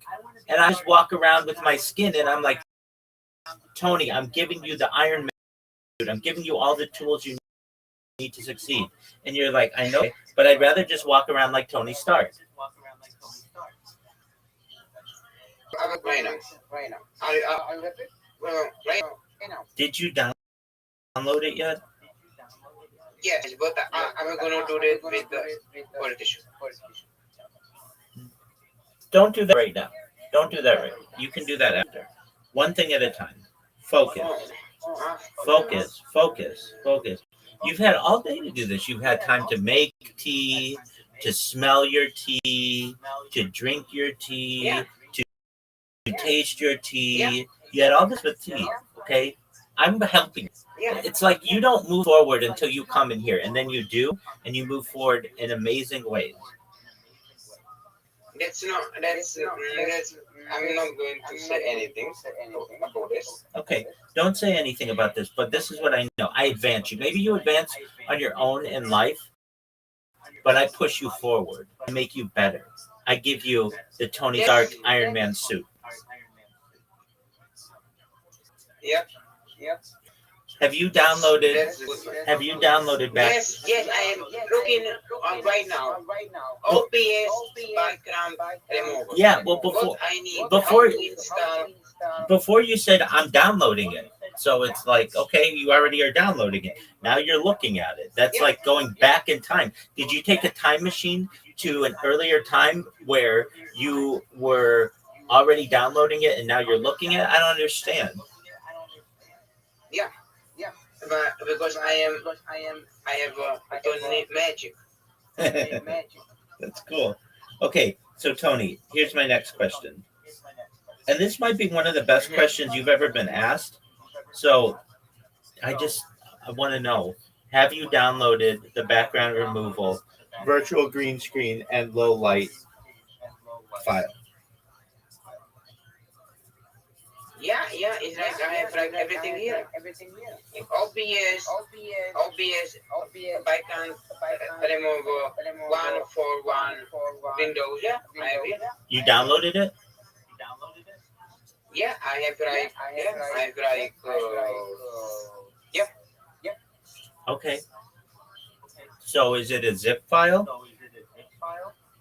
Yeah. Did you open the zip file? Yes. Okay, that's good. What do you see? I see obvious background removal. How to install plugin on Windows. Install into here link. Okay, stop. Remove This is for great. This is installation. great. I want you to know this is good. Okay, do you see where it says install into here link? Yeah. Double click that, please.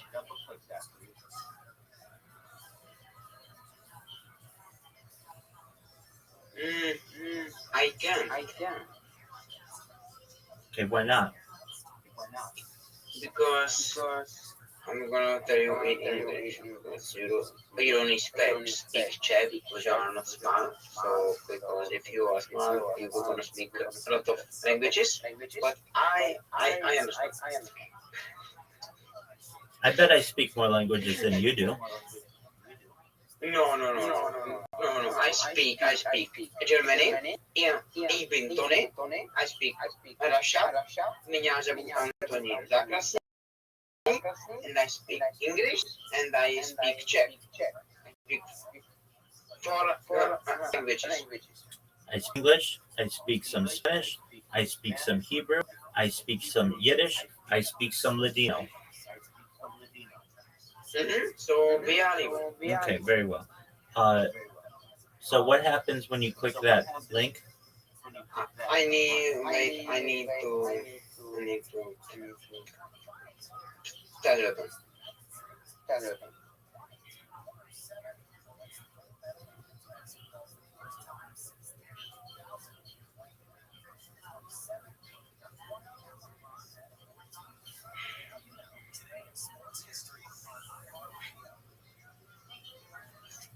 Oh.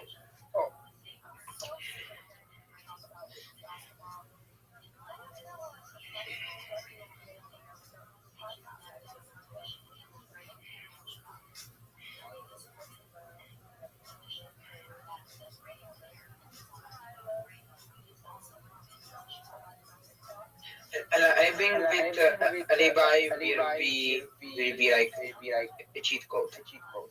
Yeah, no doubt. I'm full of cheat codes, baby. Now here's my question to you. What happens when you click that install in this file? My computer doesn't cannot find something. Okay, that's what I needed to know. So you have to create it. Yeah. So now go to the thing that says there's like a text file that says how to install.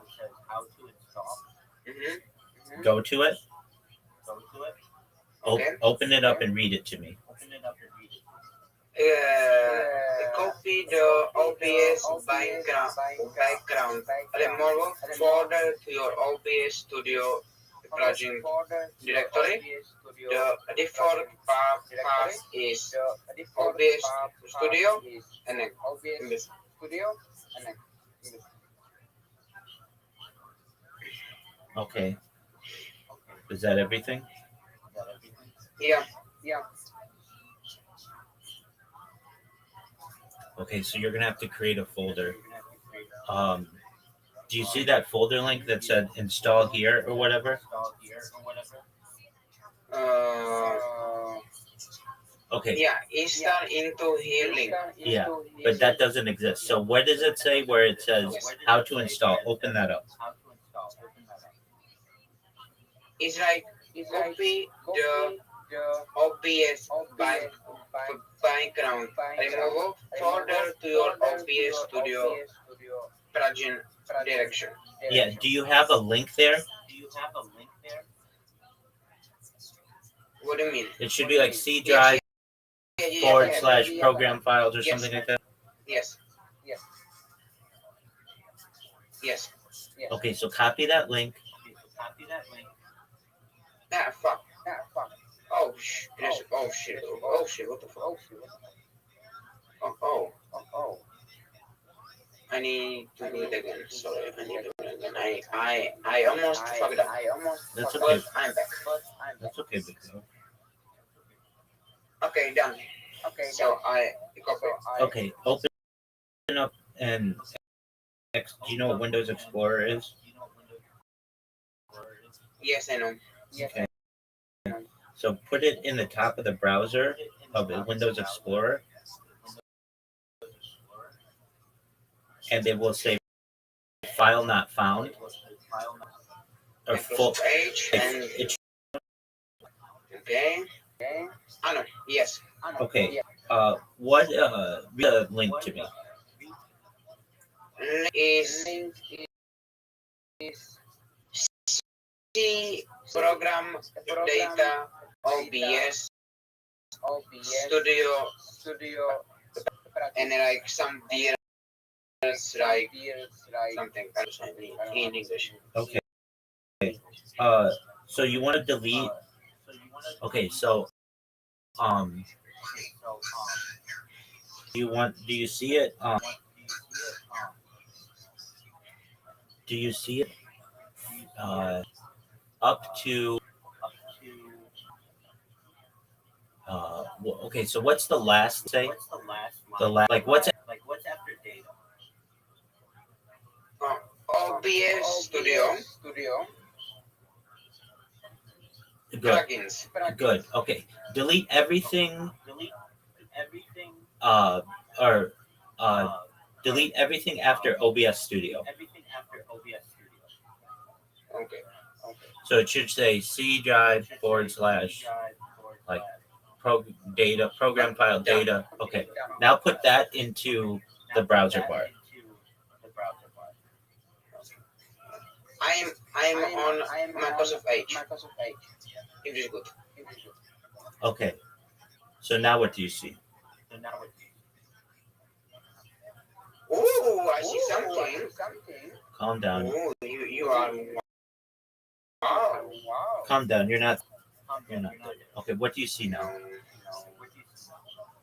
I see address and shader cage. Okay. Jada cage and what else? And like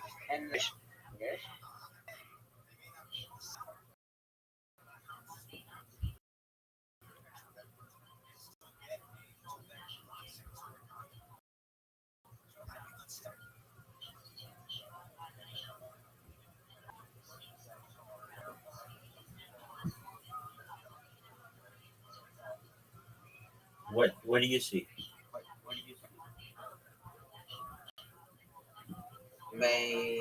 I see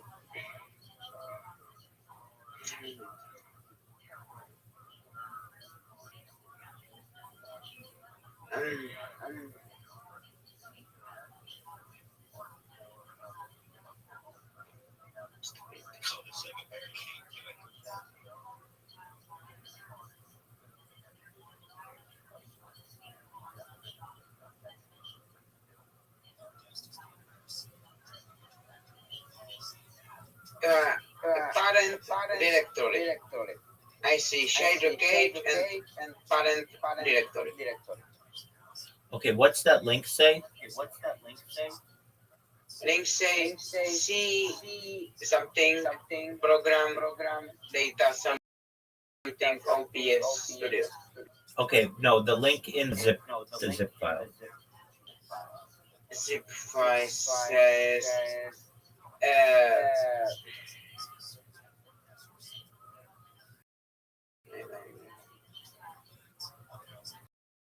okay, the link is the program data studio plugins.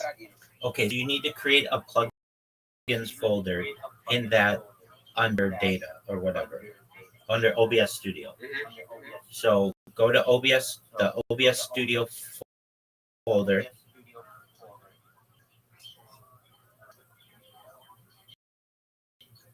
I am in OBS studio right now. Okay, right click and find new folder.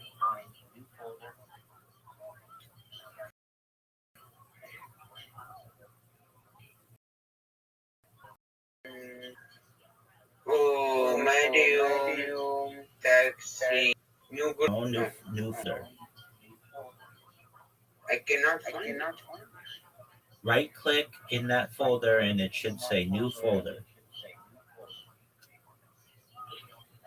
Yes, I am.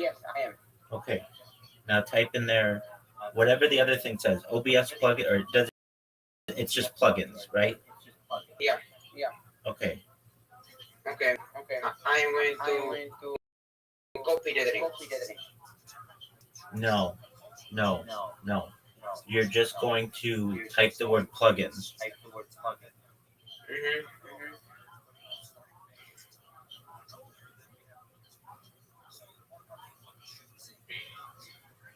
Done. Okay.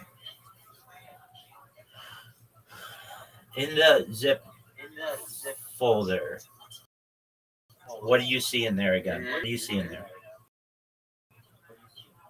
How to plugin of Windows start hearing, remove install. Do you see anything that there are only three things in there? And the OBS background remove. Yeah, that. Copy that and put it in that new plugins folder that you. Okay. Wait.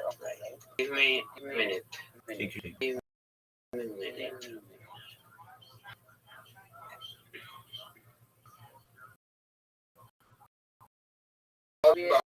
Background. What I need to do. You to copy that OBS background and put it in the Okay. plus folder that you, Copy files. yeah, Okay. and put it in the Files. folder. Mm-hmm. Okay, done. Now close OBS and reopen it.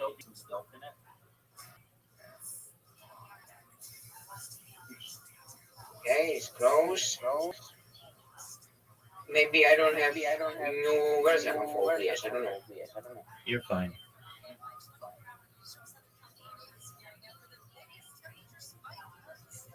Okay, I am. Okay. Now what you want to do is I cannot see myself from OBS. I don't know. My camera is not working. calm down. I know. Did I ask you anything about your camera? No. Okay, so why are you worried about your camera? I'm just not saying that. Okay. Do you see the area where your camera should be? Yes. Right click there and find add source.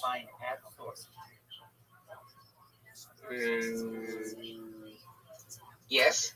Do you see video capture device?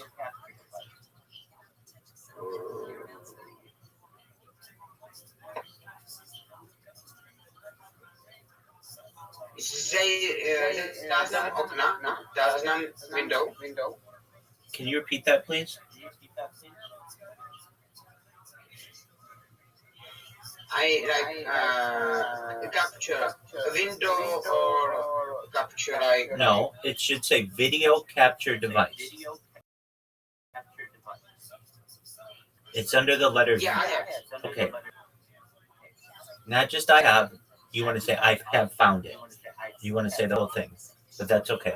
I have found it. Say it. I have found it. Perfect. Okay. Now you click that, and you should see an option for your camera. Do you see it? Yeah, I see. Like you make it a new one. Yeah. So do it. Okay, I have. Okay. Oh, I see myself. Oh, okay. That's G. I see myself. That's G. Okay. Oh my God. Okay. Now, press save or close or whatever. do I need like USB camera, Twitch camera, or OBS camera? USB camera. Okay. And okay, yeah. That's your Yes. okay, I can see myself. exactly. Okay, now at the bottom, do you see it says video capture device? Again. Okay, again. Sources, it should say in the like left. No. It should be in the bottom left. No, I see already seen. Okay, seen. You don't see sources anywhere? No. Okay, at the very top menu, do you see file?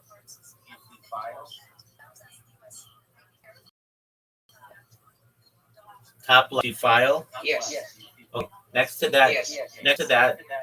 do you see dashboards? Dashboards. Like the. Next to file, not under. Yeah. I see. Yeah, I see. Okay, so go to dashboards, and do you see sources? Yes. Okay, make sure that's clicked. Yes. Okay, now at the bottom, do you see sources?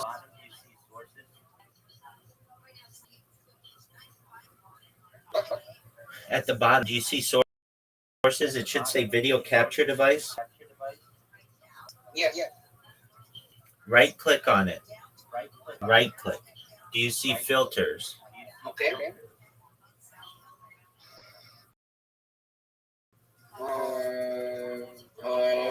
Yes. Click filters.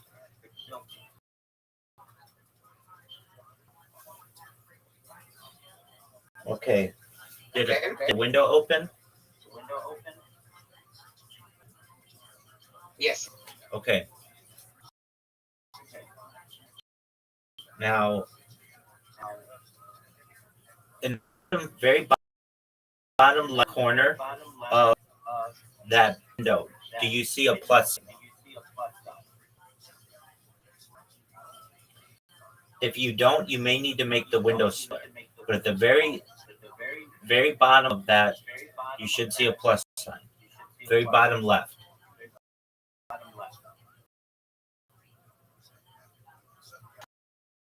Yeah. You are back. What next? At in that window, at the bottom left, you should see a plus sign. You see it?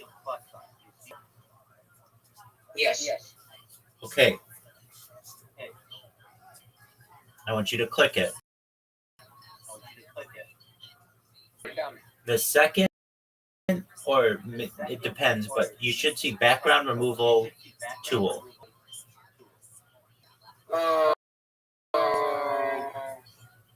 It's background remover. I see Chrome key for the banks, Luma key. Yeah, I think I have. What does it say? I need English right now. Background removal? Wait, can you wait, please? Yeah. I am happy for you because you finally waiting for people. That's very immature. It's very mature. Yeah. Look, I So have. I have Okay. Chrome key, color correction, Luma key, ADR tone, mapping, imagine mask brand, shaping, crop, offset, use, load, scrolling, Stop. delay. Stop. Okay, what's the first thing you have? It should say apply LUT. I have first thing is Chrome key. Chroma key.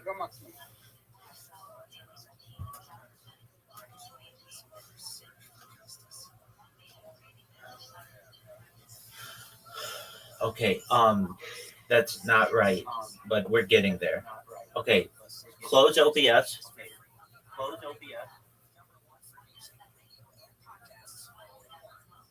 Go to good. Go to that source folder or plugins folder. Plugins folder. What did you put? What did you put in plugins folder? I put it plugin. I put that OBS icon remover. Okay, that's right. How did you spell plugins? I spell PLOGINS. Okay, it's not PLO. It's PLU. Okay. Misspell it? Yes. Oh, that's why.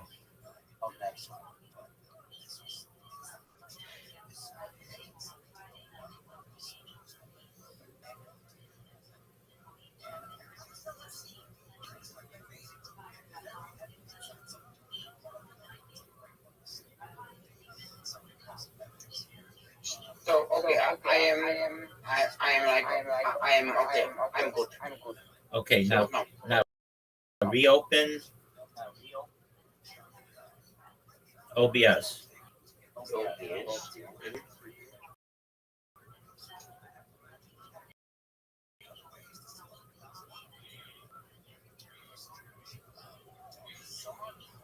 And my camera is still working. That's good. That's good. Okay, and do you see under? Go back to filters. Do you see filters? Yeah. Okay. In the bottom left of that filters window, there should be a plus. Background removal should be either the first or second thing. No, it's no. Okay, you see chroma key first? Yes. All right, close OBS.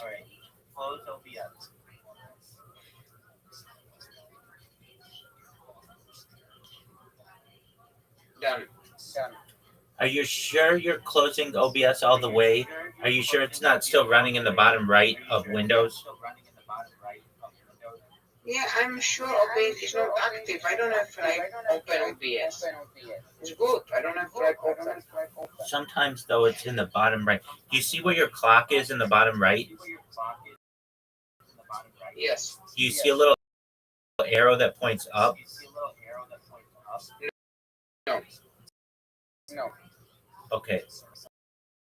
Yeah. But OBS is not there.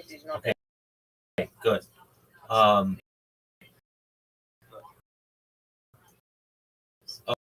Okay. Go back to that plugins folder. Okay. Spell plugins for me. PLL UGINS. Okay. Go back to that folder. Done. Okay. And what file in there? Okay. OBS then come mobile. How to install plugin? Install in there here. Where it says install into here link, click that. Done. And it cannot.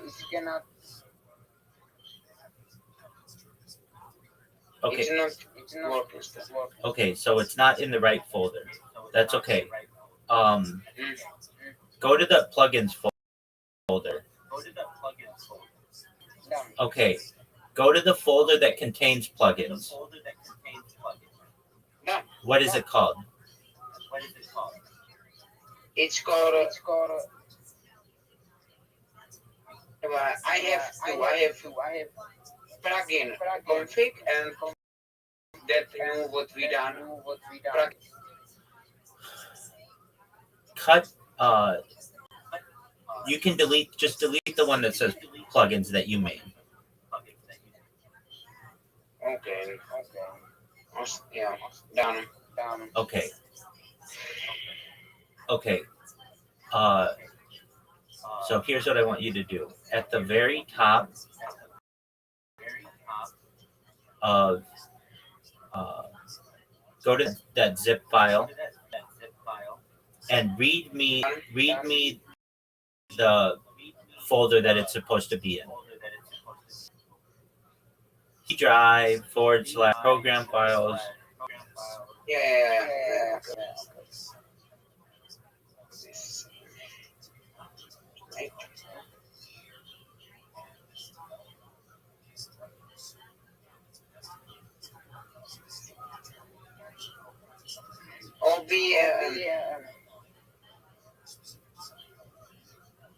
It should be Okay, it's folder. It's C program data. OBS Studio plugin. okay. That's where it's supposed to go, right? Yeah. Is it plug-in or plugins? Plugins. Okay. So now go to copy that link from C drive to the end of plugins and put it in. I Okay, and put it into Explorer.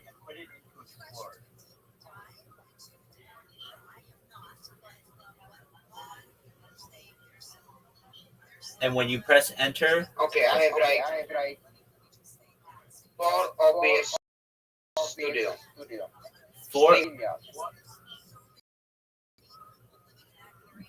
you're in Windows Explorer, right? Yes. I'm on the Google. Not Google. No. Windows Explorer. Like the folder. Okay, yeah. I have right. Yes. King Guide OBS. Install plugin Windows. No. Not in a browser. Close your browser. Not Google. Explorer, where your folders are. Maybe I should did which other all this kind of job. Would you just stop? Would you just look? Did Reverend Andrew need ChatGPT? Yes or no? No. That's right. Because you don't know what it is. And neither does Tony. Do you know where your C drive is? Yeah, I did, and it's like I cannot find anything. What do you mean? Okay, here. Press Windows R. Press the Windows key and R at the same time. A little window in the corner should open. I am.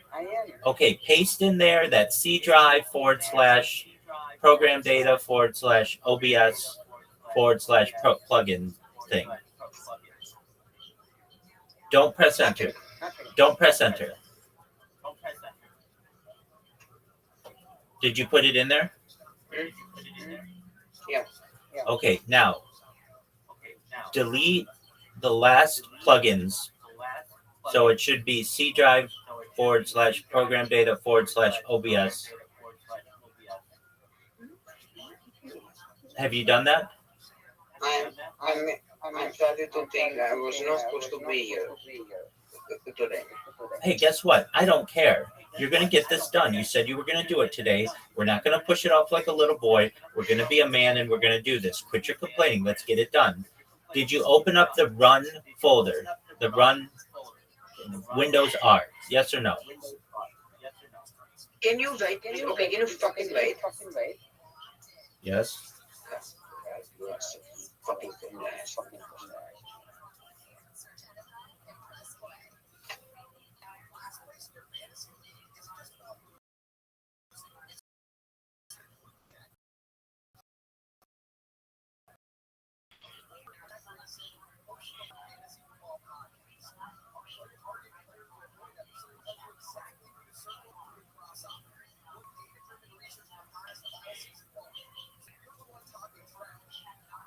May I please say something? Yeah. Do you know where the Windows key is? Oh my God. Bro. Okay, there are other ways. I should leave right now. Stop. You're gonna get this done. Quit your bitching and moaning. Let's get this done. You didn't answer my question, so I can't help you with the Windows key. In the bottom left, do you see the start button? Yes. Click that, and like the second should say run. Do you see that?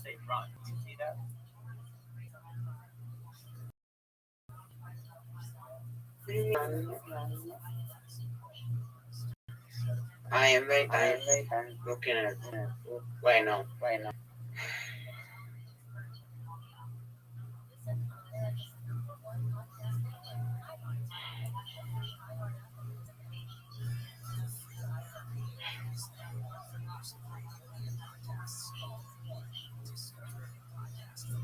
Tony, we're gonna get this. You're almost done. Do you see the run function? Can you? Oh, okay, I will gonna find it. I'm gonna tell you. Okay. Okay, I'll walk you. Right now. May I ask for what you were looking? Don't worry. It's about this.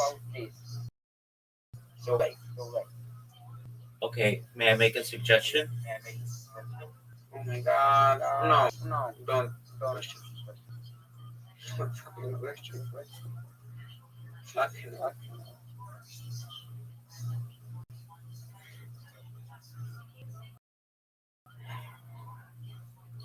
Please make a suggestion. Oh wow. Just follow what I'm saying. In the bottom left corner,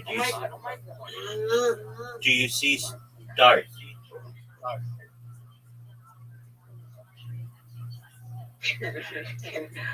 Yeah, I'm gonna when I find it, I'm gonna tell you that. Okay, well, can you at least answer this question? Do you know what the Windows key is? No. Okay, one that has the Windows logo close to your keyboard or close to your space bar.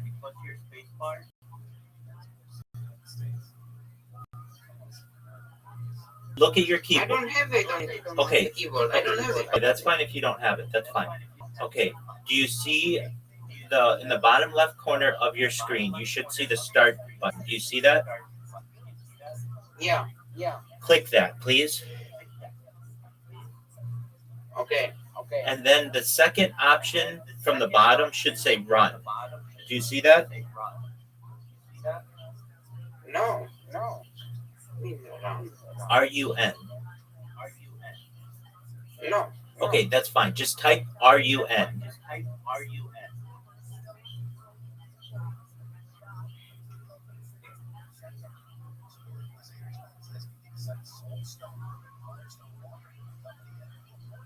If you could also do this. Select the start button at the bottom left and just type Explorer, and Explorer will.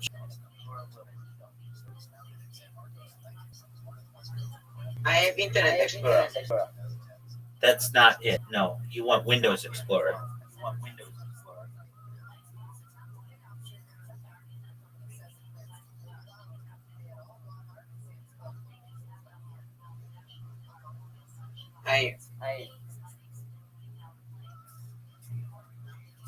You're okay. You had Windows Explorer before. Do you see Windows Explorer? No. Okay, how did you get Windows Explorer before? I don't know. Okay, that's an honest answer. Okay.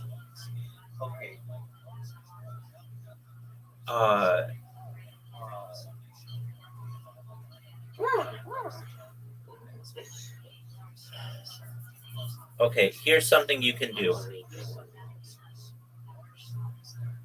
Are you ready? No, but Do you see your downloads folder? Yes. Double click it. That should open up. That's Windows Explorer.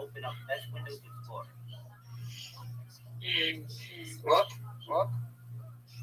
Do you see your downloads folder? I'm very sad I'm here.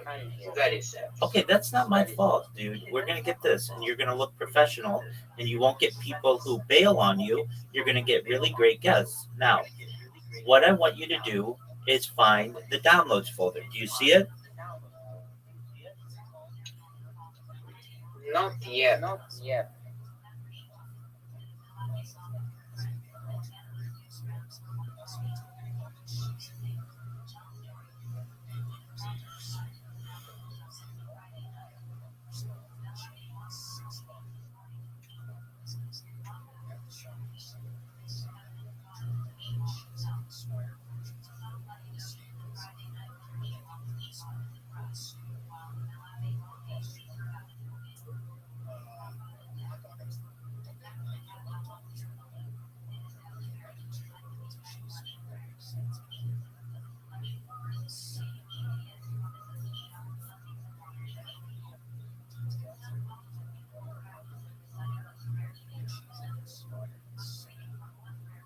Talk to me. What's going on?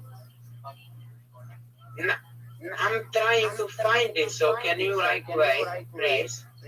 Please, bro, right? Please. Okay, let me ask you this. Do you see any folder? Oh my God. Let me just ask you, do you see any folder on your desktop?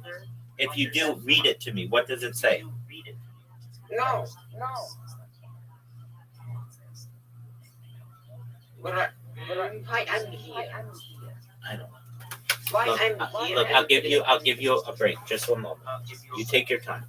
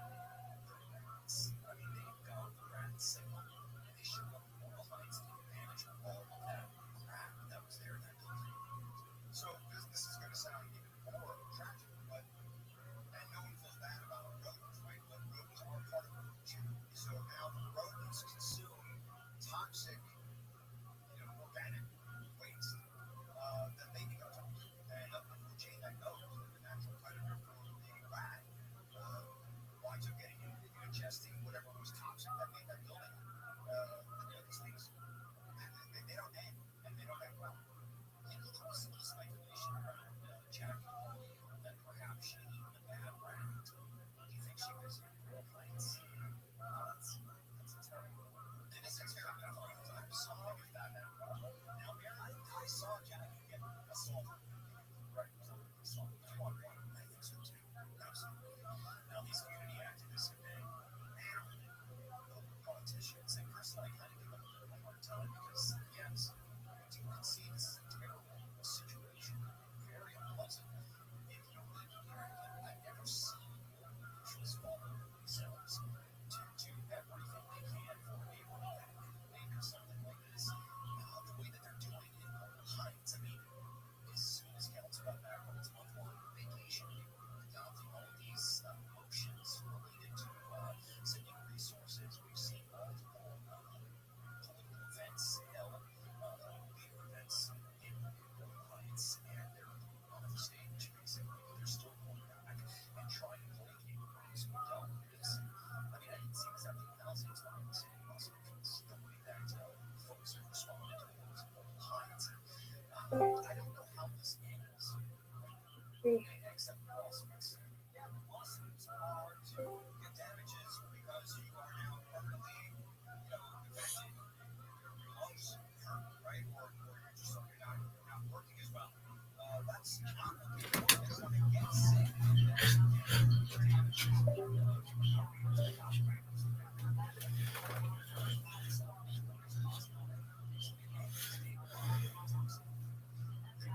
One area that strikes me as potential lawsuit, and that is because some official faces of shipping departments say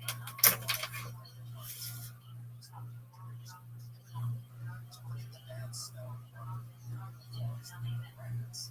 As long as there's no chemical in it, maybe there's some situation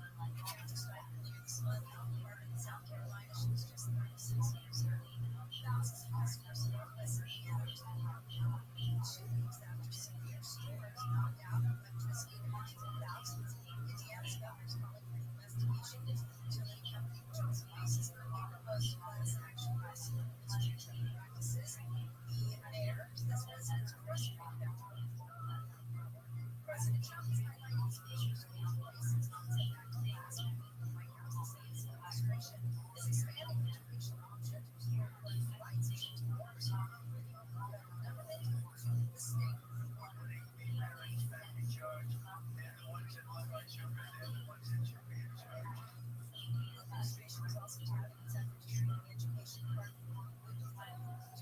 Ultimately, just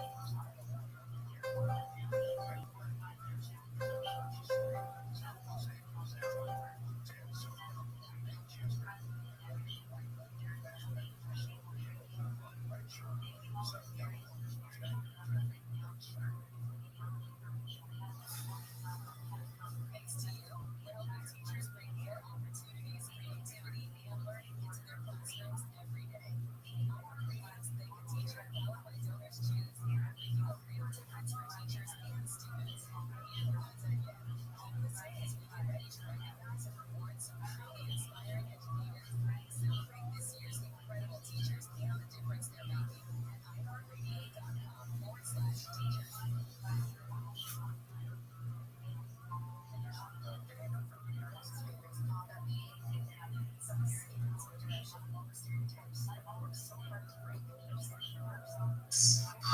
we got a very early view on today's show, which is exciting. Great feedback from the down under. Fuck New Zealand right there. You see, we're already involved with each other. Outback, what? Oh yeah, blooming onion, right?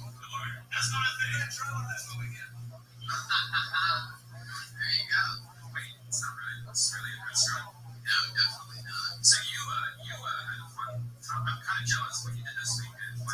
Explain what happened. Ari Shafir, who is our guest tonight, that I'm very excited about. He started a holiday 3 years ago, called Street Fest, and I took part in the first one. We went down to beautiful Way, California, launched into a universe. What we do is eat mushrooms. Sounds a holiday. Yeah, I want a holiday where I just eat mushrooms. It really is. I've been down to San Diego 3 of the last 4 weekends, and I usually consider that a vacation. I go down to Joshua Tree for 8 hours. I come back feeling actually refreshed, like I was on a vacation. Did you eat a lot? No, I don't need to eat a lot. I'm very reactive to them, so How many times did you start recording? probably grand total 5 to 6. Settle down for you. Shut the fuck up. I gotta go, Anyway.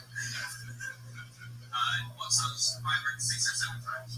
So, would you say one of the best ones, middle of the road, not too much? This is definitely one of the best ones. Usually I eat too much and it gets fucking freaky real quick. Did you buy Jesus or anything like that? No, not on this one. No, I didn't need to. This one I needed to laugh my ass off. I really needed a good laugh, but I needed to do it to ease up on some anxiety that I've been lately.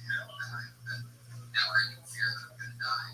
And sure enough, I can tell just from today alone that there's something about mine. I've read a lot of research on this. Harvard studies, Carnegie Mellon studies, that mushrooms are one of the best natural cures for anxiety and depression and things like that. It really brings you right back in. Couldn't agree with them. Really works that way for me. So I'm happy to be at reset. I missed last year's shit fest. I was working contractually for a comedy television station. And now I'm back. It feels so fucking great. I Did you get outside or did you get a hotel? It's one of the most beautiful places. It's really hard to explain, but it's tons of different formations. You wouldn't be able to believe. You can walk up and you can scale these mountains wearing tennis shoes. And we were bathed in the moonlight of the supermoon. What's the Superman? Because I tried to look at it. Joshua, it's so dark that you can see all the stars on the moon when it's up. It's crazy. But the supermoon on top of the darkness there, it made it so that it's brighter than even normal yellow lights or even the sun because it's a white light. So it shines everything to a crisp. I mean, there's the shadowed areas which are dark as fuck, but that makes it so much fun. And so it's perfect. The trip between Joshua Tree, right, in our opinion, is getting there late evening and right before the sun goes down. It's already cooling down. Then you enjoy the night and the moon, and then in the morning it's hot, so you're up at night, nothing good out yet. Try to like scorpions or snakes or anything like that. Because when I was in Lots of concern about everything in Mark looks like a scorpion in his sleep. We have mushrooms in Joshua, right? So, we should probably bring up our guests. But we should also say hi real quick to the Ladies and gentlemen, get up for the Iron Patriot. He's got great reviews since, there you go. He's known for his catchphrases and his lack of mobility. He's our guest. You're stepping on my lines, Iron Patriot. Just a breath through that thing. Yeah. Breathing into a zero, no, but perfectly outside. I had to check on scientific words for a second. I'd like to thank you guys for that week you gave me last week. I haven't got stoned in a long time. How'd it work out for you? It made me ponder the mysteries of the universe, and I now know reality is an illusion. I guess I'm guilty of smoking really good pot. That was a team. Pondering the mysteries of the universe. Realizing that, what was it? Realizing that Realizing that we're the center of our own universe. It was all a dream. I love you, Iron Patriot. One of my favorite things is to know, I watch the clock tick as we get to showtime here, which is, normally scheduled for 8. We usually start a few minutes after. But I love when it gets to like 7:55, 7:56, so there's no Iron Patriot because I know that he's going to be here. And there's nothing more exciting than that inevitable anticipation of hearing the squeaking of his suit walking across the room and saying, "Hey guys, I'm here again." When you got stoned, what did you do? Did you just like, Porn goes real good with it. what kind of porn do you? Are you into waves or? I had sex with 1,000 different girls. Wow. Now, But also I had one other story. okay. I did last Monday. I went to the Steel Panther show after I left here. They didn't want to let me out of my mask, but then I said I was going to fuck things up. They let me in. They let me go to the dressing room with Steel Panther. They brought me on stage. But the problem is, remember how it was when I did stuff in the neighborhood here? They don't like Motown. Right. That is a hard rock crowd. Well, seeing the Iron Patriot laying down his armor. I got a little bit of it. Victim. First bitches already. There you go. But I learned about even listening. What you learn? And this crowd likes different things than the Steel Panther crowd. Definitely. I mean, singing Motown from the Steel Panther crowd sure to get some views. I did get a chorus in and one verse though before they started to move. Can you get a chorus real quick for us just to get it? In the name of love, before you break my heart. Stop in the name of love, before you break my heart. Together. Yeah, Iron Patriot. All night now. Can you believe they didn't like that? I can't believe it. I mean, it's shocking. I think I need to do their song Supersonic Sex Machine. Supersonic Sex Machine. That seems like a big I might try that one tonight when I go. Patriot. Are you excited about tonight's guest? I should fear I'm a big fan of his. I'm meeting every one of my dead squad heroes every week. This is a dream come true for me. Yeah, well, what's your favorite thing that you've seen already? Well, I listened to his podcast called The Skeptic Faith. And also, I've seen him on the Joe Rogan Experience many times. There you go. He's got me excited. What do you say we do this? Yeah, let's do it. This is one of my funniest friends. We just came back from Joshua Tree together today. One of the funniest comedians in the world. One of my good buddies. The Amazing Racist. Comedy Central HBO. Ari Shafir, everybody. Here he is live on the play.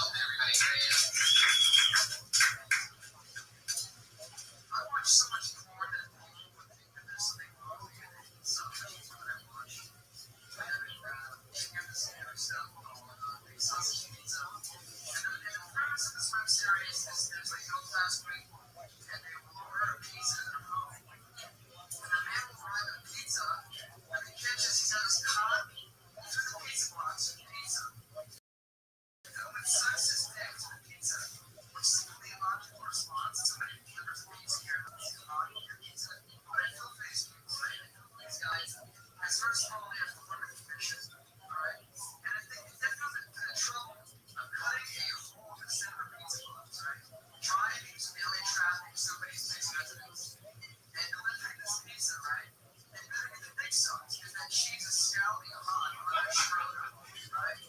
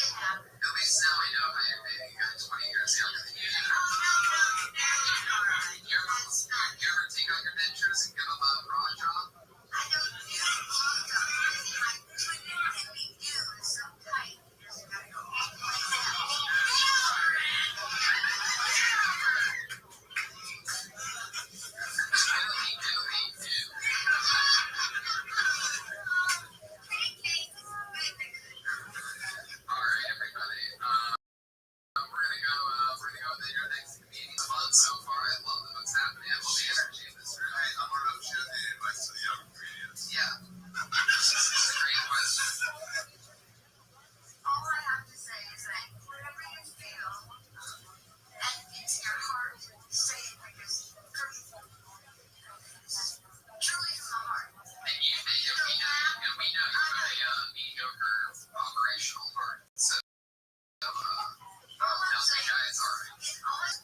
Think about the things you've been through, the things people say to you, and what you have to live through, and just spurt it out as honest as you can, and people are going to find funny because they'll say, what do you want to grow up? I'm like, hey, bitch, you're looking at it, so get over it. Well, I'm definitely over talking to Trixie, so you're welcome. Your hands go for your next comedian. Who knows what can happen here? It's Kyle Shore, everybody. Got a backpack for her mom, like a patriot, be on alert. Welcome to learn. Yeah. So I'm a 30-something computer scientist.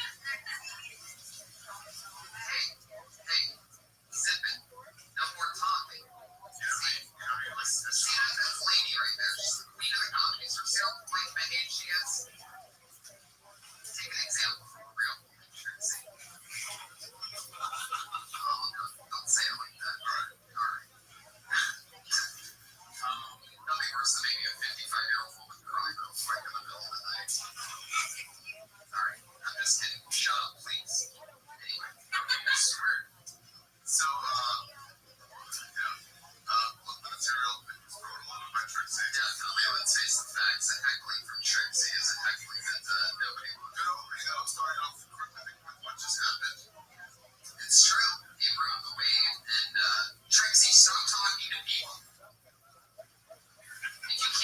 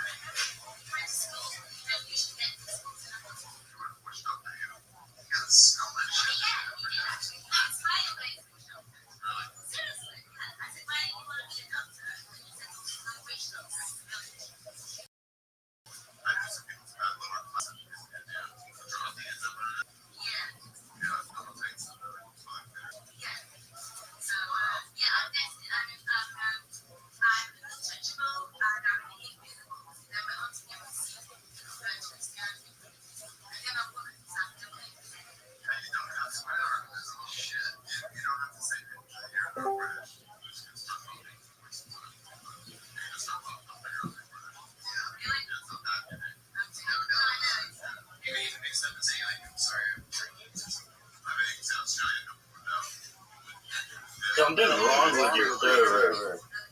What's wrong with it, big dog? You say you're invisible. What does that mean? Every time I click on it on my desktop, it lags my Discord out. All right. Well, I mean, how do you know that something's not wrong with your computer? And all the other servers work. All right. Well, my server has a lot of VCs. So.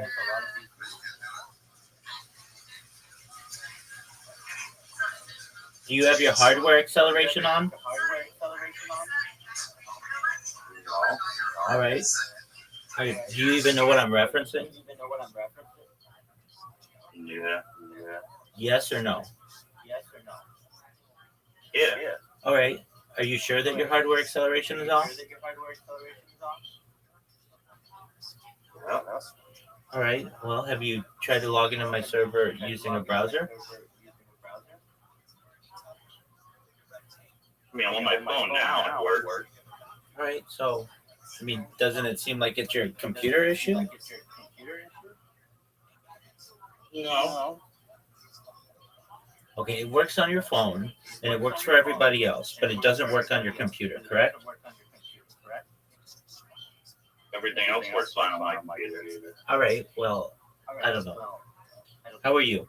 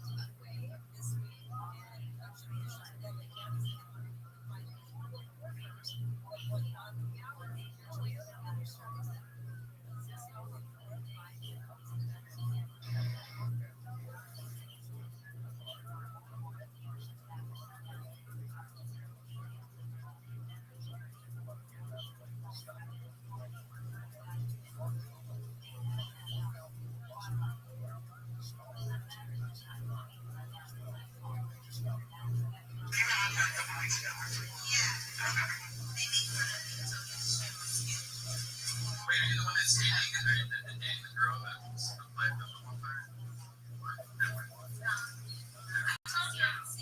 That's right. How long have you been in America?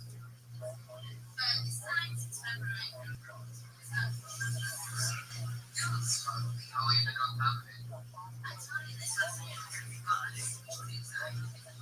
god.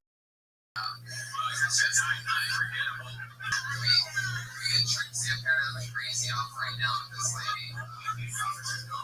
Thank God. Keep her out, Patriot. Do it for your country. Yeah, she needs her own show on the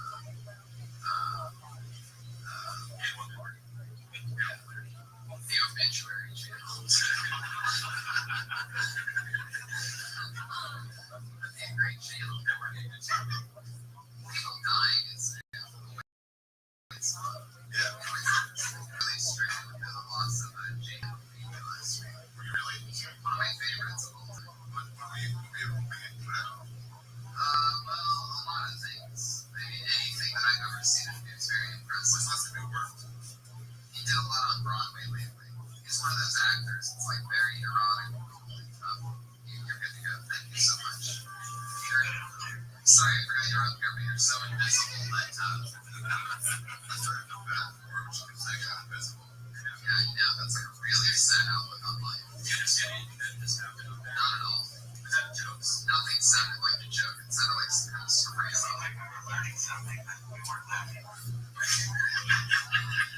Why did you just chime in earlier with that? There's nothing neater than when you hear bad joke.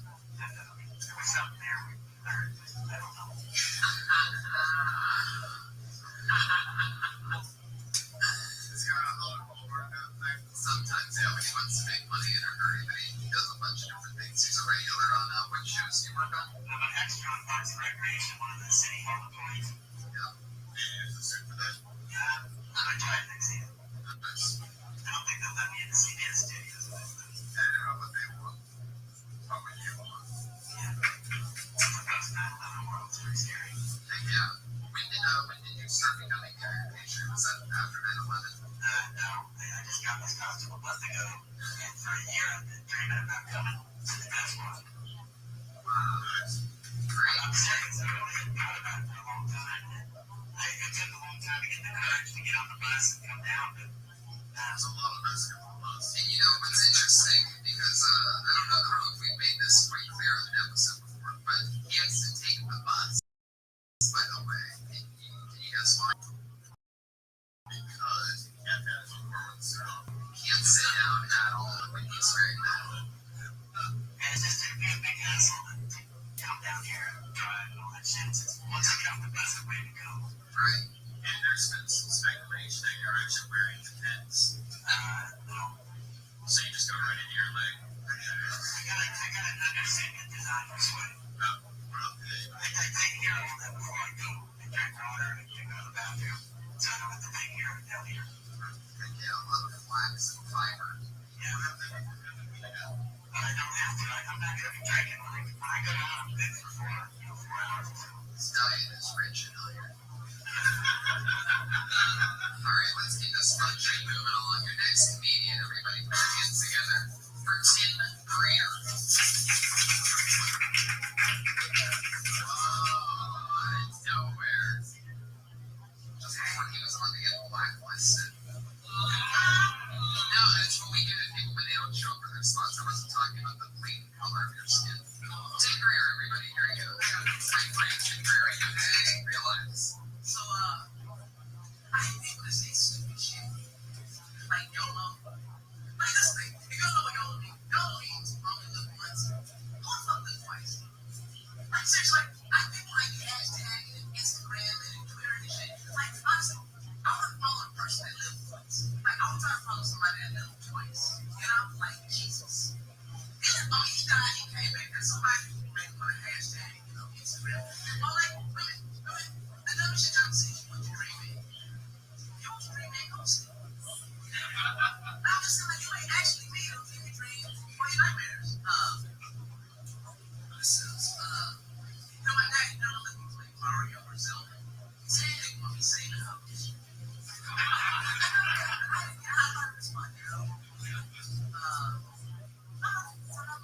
Yep. 59 seconds, pretty fast. Oh, yeah.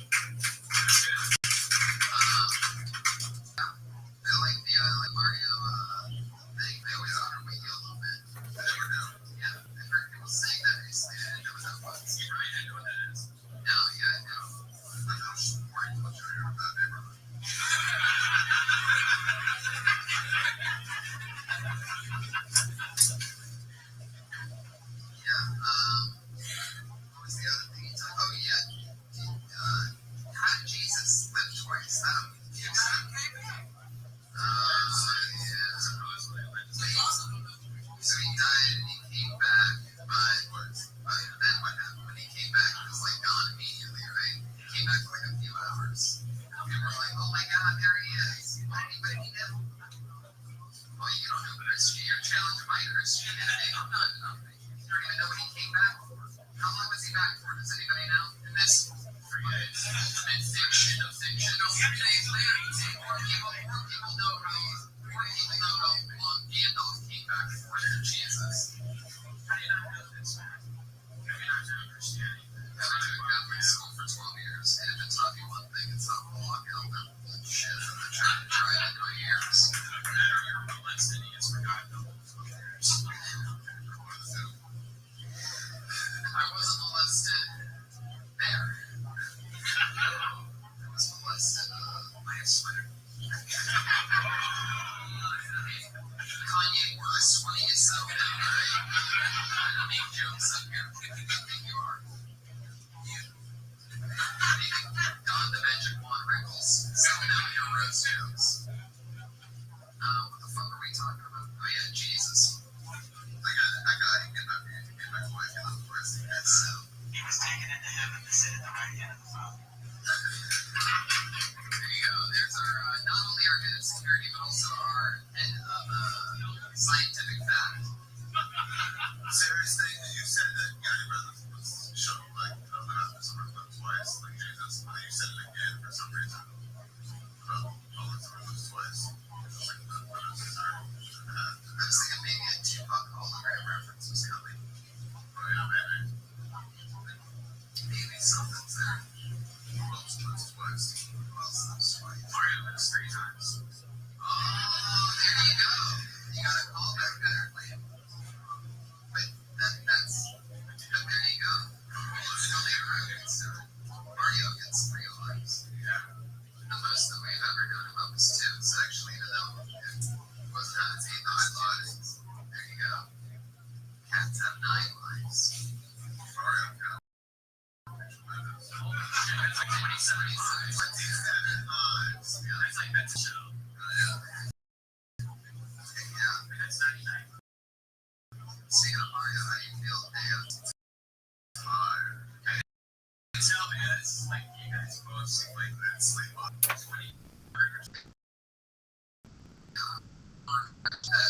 get the try focus. Adrian, have you been sleeping well lately? I've been sober. So, With the minds of a mushroom, that must have been pretty good. well, I mean, if you discover the mysteries of the universe on my pod, I don't think you're ready for the mushrooms for me. I think I'll be going into a parallel. I need you back here on Mondays. So, but yeah, Tim Greer, what else did he talk about? Jesus, that, I think that's about it. Tim Greer, everybody. Maybe Herman Korean stuff. Maybe he also likes trannies. I know.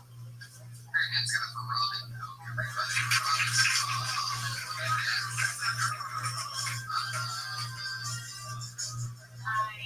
I'm divorcee. French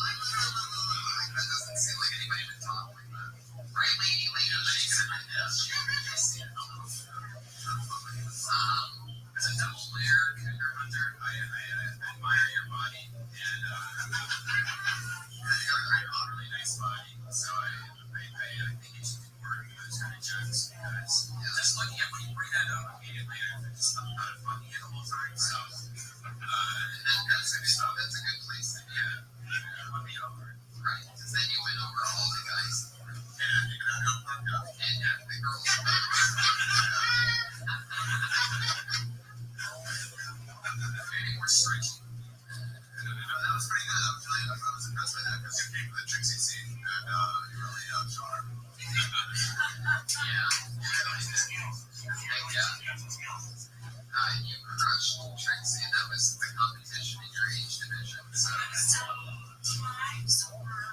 was tagging. Yes. When you say we started off slow by Skyping, you can make a reference to your internet speed or the Wi-Fi through. And that was just his internet connection. We started off slow, or something like that. That's trying to be like that. There you go. There's a fucking tag. There you go. Okay. What else did you talk about? She talked about that she likes the younger guys because they don't talk about their life as long. That's They don't have as much life. Yeah, you made a noise. You made a noise about it. You corrected it. It's not a laugh or so. No, I wouldn't do that. That would be lack of respect. I would never do that. Yeah. Maybe just a little. I smell a date coming on. You ever dated an Iron Patriot? Yeah, Yes. I think for Tony's barking some plummet, that's right. This could be the start of something really good for the both of you. Anyway,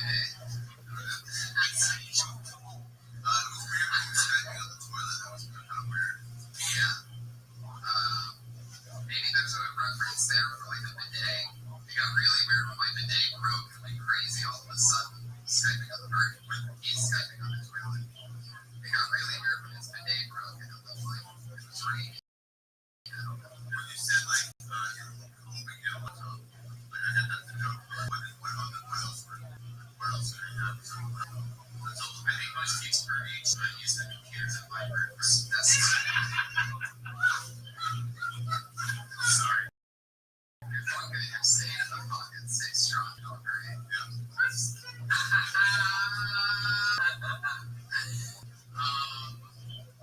Sexual tension on the stage. That's actually a great note, by the way, because what you don't about what else could it be? You know what I mean? It's just a laptop computer because it's true there are no more desktop computers. It's pretty much what's that. What else? It's like the joy is totally is not, you would think one thing, but the others, they would only think one thing.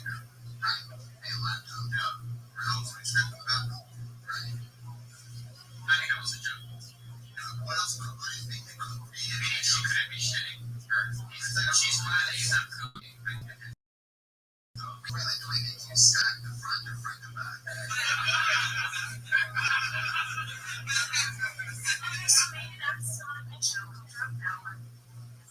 Maybe it is. When I have second on left, you can always take that. I mean, you have to deliver with precision timing. I love you, Robin. I love your spirit. You have a great sense of humor. Your head's gonna go wrong. It's a good tag, by the way. It's some good stuff there. You have some good jokes. I like the shorter story of the younger guy. The Black Friday thing, do you really go to guys on that Black Guys on a Friday? You do? What are you doing on Thursdays? Alright, anyway.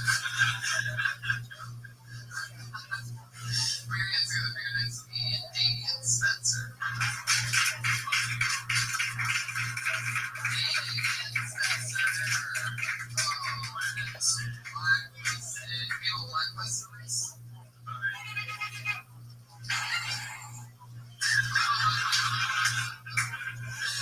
Absolutely. That's it.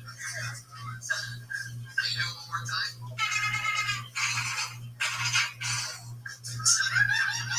You're doing that with your mouth, right? Alright, your next comedian for your dance got a little bit Abby Roberge, everybody! Abby Roberge! Coming from the back door, he's getting paid minimum wage right now to check IDs. Here he is, Abby Roberge!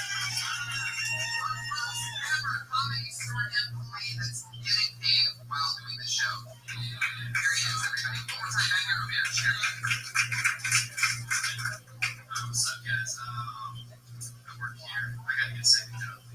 It's fuck kind of work. It's serious. I gotta get a second job because I fucking need money to go to my drinking habit, man. I drank all my grocery money. I fucking party, I'm out there, So I just like so week, and I still got 4 days till my day, right? So like, I know there's a lot of fucking serious scam you guys can do. But many times I call it the 4011 plan because 401 code for bulk bananas in the supermarket, right? What I do is I go to routes. I load up my cart with a shitload of groceries. Go to the self checkout, bring up everything as bulk bananas, save 95% of my grocery bill. I'm paying for it with my EBT card. And if I get caught, I'm not a trained cashier. You know? You can't call the cops on me for being shitty at a job. It's a minute and a half. Abby's just a longer set of later style. They can shake it in 7 seconds. There's that kitty meowing and he said, I'm not done yet. Sorry, what do you think? It's just like a talk about. Yeah, I know. It was a loud breath. It was a loud order. When you get back there, sliders, I think I heard, right? Yeah, sliders. On the back of the room. There's a lot of setup to that joke. I think you're probably showing that up on your explaining codes and 5141, whatever. There's got to be a really good thing out if you're going to make her on it. Yeah, you get another thing, obviously, is this, yeah,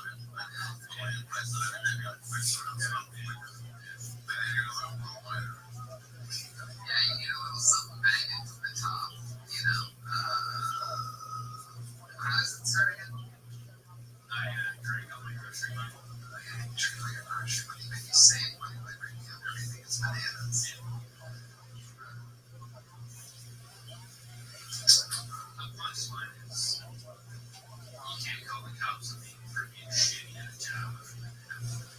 Alright, that's good. Yeah, you would have gone to the master, or at least we're going to come for dates in the middle of that. Because I mean, a whole setup of like, great, doing numbers in my head, I'm trying to figure out why bananas. Yeah, well, I'm going up. I'm the one of the 4 people, like, one of my brother comes around a little bit, and like, I'm telling where their mind.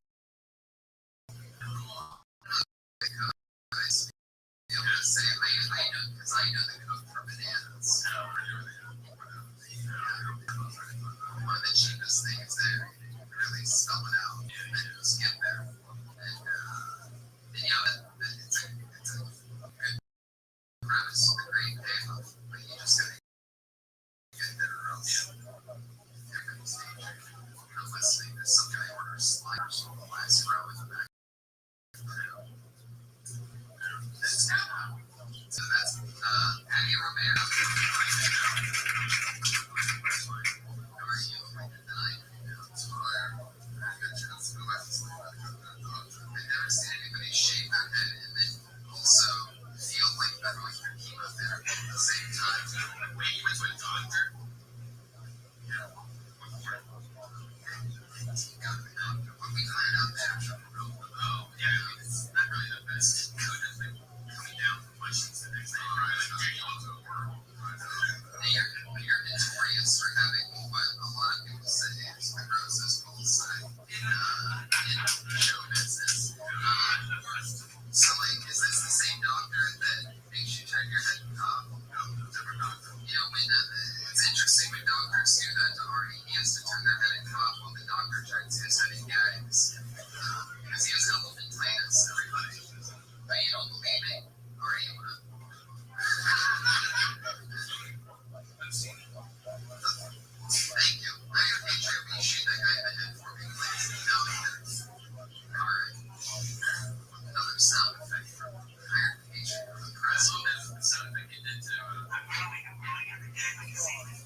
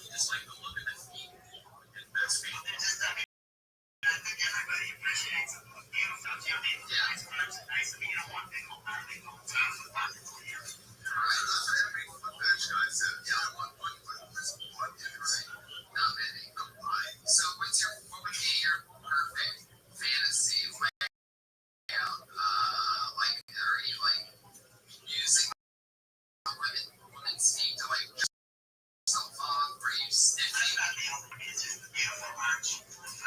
The pretty petite girl. What do you do with that arch? Put it in your butt, chop it off.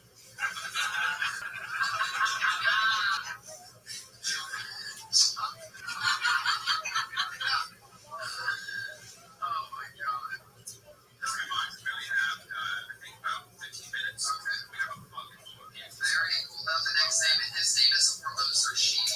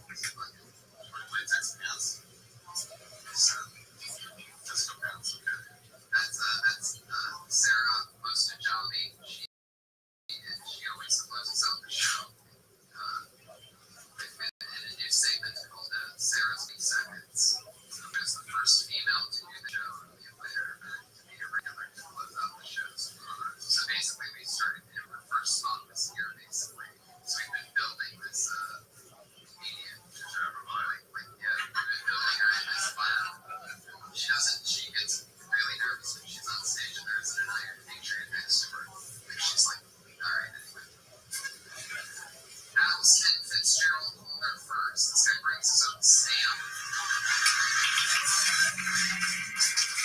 It's not actually stamp, and now he can stamp himself on the motherfucking blacklist.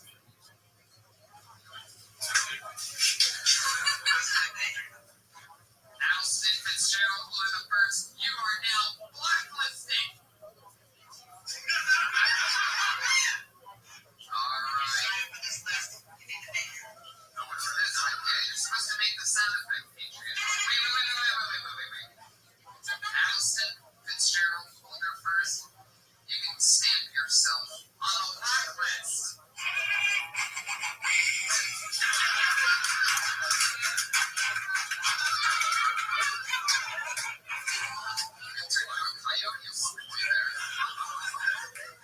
It's so worth it. First I didn't know great. I almost hope more people get blacklist. Oh, I'm so excited about this young lady. One of my favorite rising young comedy talents. We're going to get a lovely date.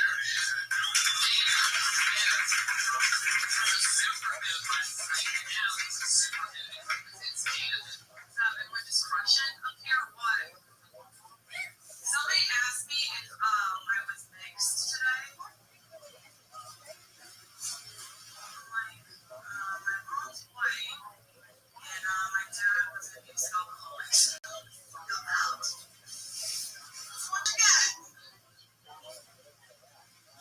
I was just recently Connecticut, and let me just tell you, I am amazed with how much money people spend on their lawns. Like, you know how people in LA spend a lot of money, like, kitting out their cars? Yeah, my stepdad spends all his money kitting out his yard. Like, his yard is so kitted out, he has spinning rims on his mailbox. Like, he cuts his grass in a fade. He has fertilizer that hasn't even come out yet. Like, he's not messing around. He bought the one neighborhood black guy, because there's only one black guy in our neighborhood. He's like, yeah, you want to get your grass looking green, you gotta get it looking green. You do a rap after that? Yeah. Oh my god, do you sing a rap song? No, it's like a bad rapper. He's like, yeah, you want that burger? You gotta get that. I'm not shit on that too. It's like, advertising to nobody.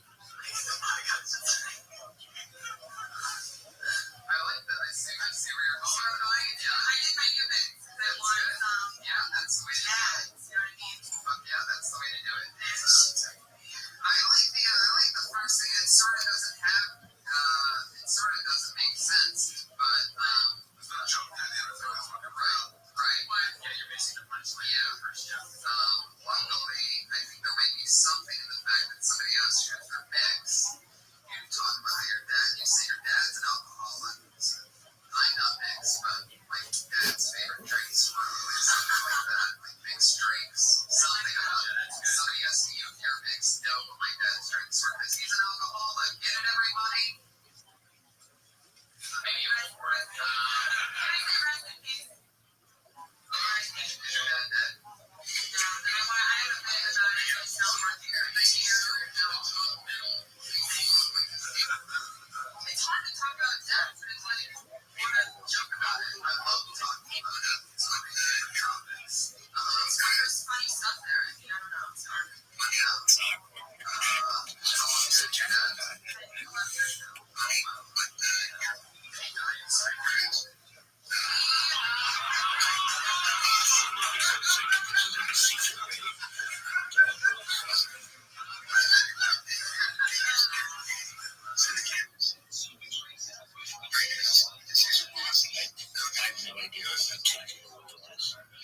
Yeah, I love how Green is nostalgia. Anybody who tells me my shit sucks, I just say it's nostalgia. Alright, Rabbi, give us a breakdown, big dog, on the Rebbe and athleticism. Well, what do you think the Rebbe's best sport is? Clapping, next question. Or back in the day. We really have to focus. What position would the Rebbe play in football? Pocket passer, next question. What do you think that the Rebbe's pocket presence is? Probably pretty high, I guess. Why? But Kabbalah wouldn't choose a leader who was not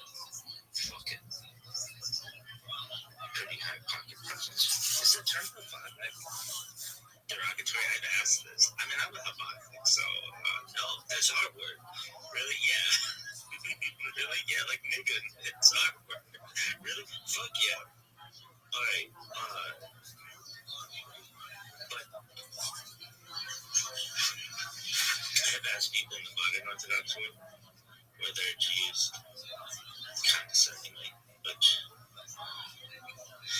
I can't. It's like one of those things. It's like it depends how it's used. Like what's a bad way of it being used. That Chabadnik just stole my purse. There you go. But what's a way that would be good?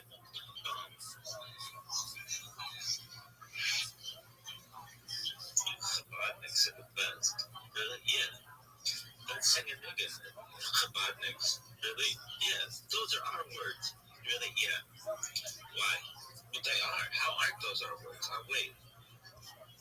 No one's gonna watch this. You'll be like, huh? This shit sucks. Does it? Dude, TikTok, your shit, your app sucks. Does it? Yeah. How would you improve it? Dude, it's inconsistent. They're extremely heavy. It just screams at you. Really? Yeah. Alright, so back to the Rebbe. Do you think the Rebbe had the potential of being a Maxwell Award winner? Fuck no. Really? No.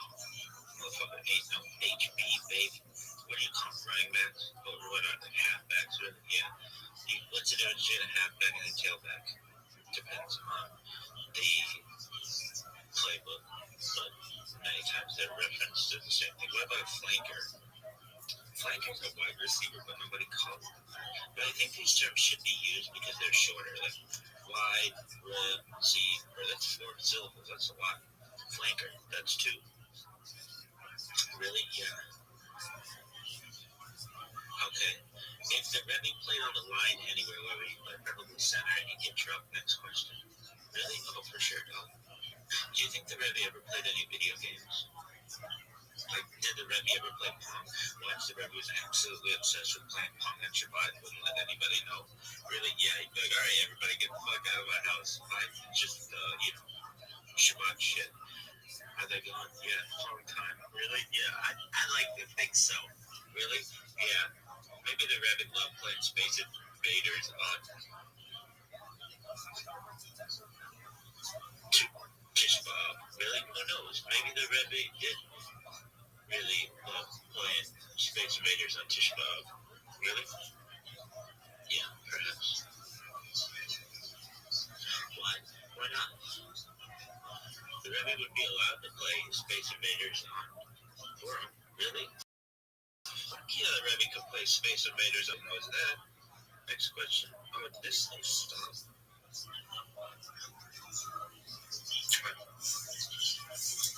Shit long it goes. Wouldn't it be so sick if this is a secret way? Like, it's just super secret.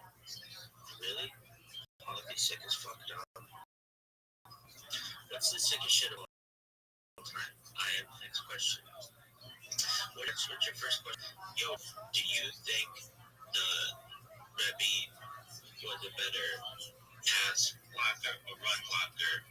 And what do you believe their attributes? And the Mashiach may say, well, that's multiple questions. I'll be like, I know, I'll wait. And they'd be like, well, I've got other stuff to do, like rebuild the base English. I'd be like, I know. Well, first question is, do you think the Rebbe was a better pass blocker or run blocker? Second question is, what do you believe the Rebbe's attributes were in sticks?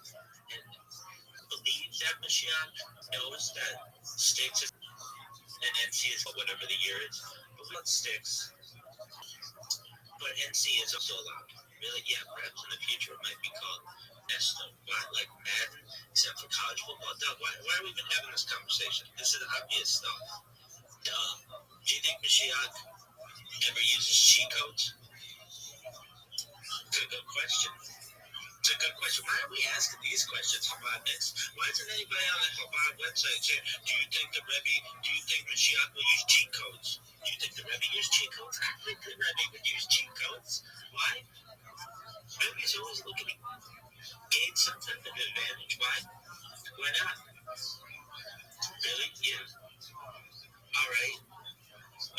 Mashiach uses cheat codes. I bet Mashiach's whole life is cheat codes, baby.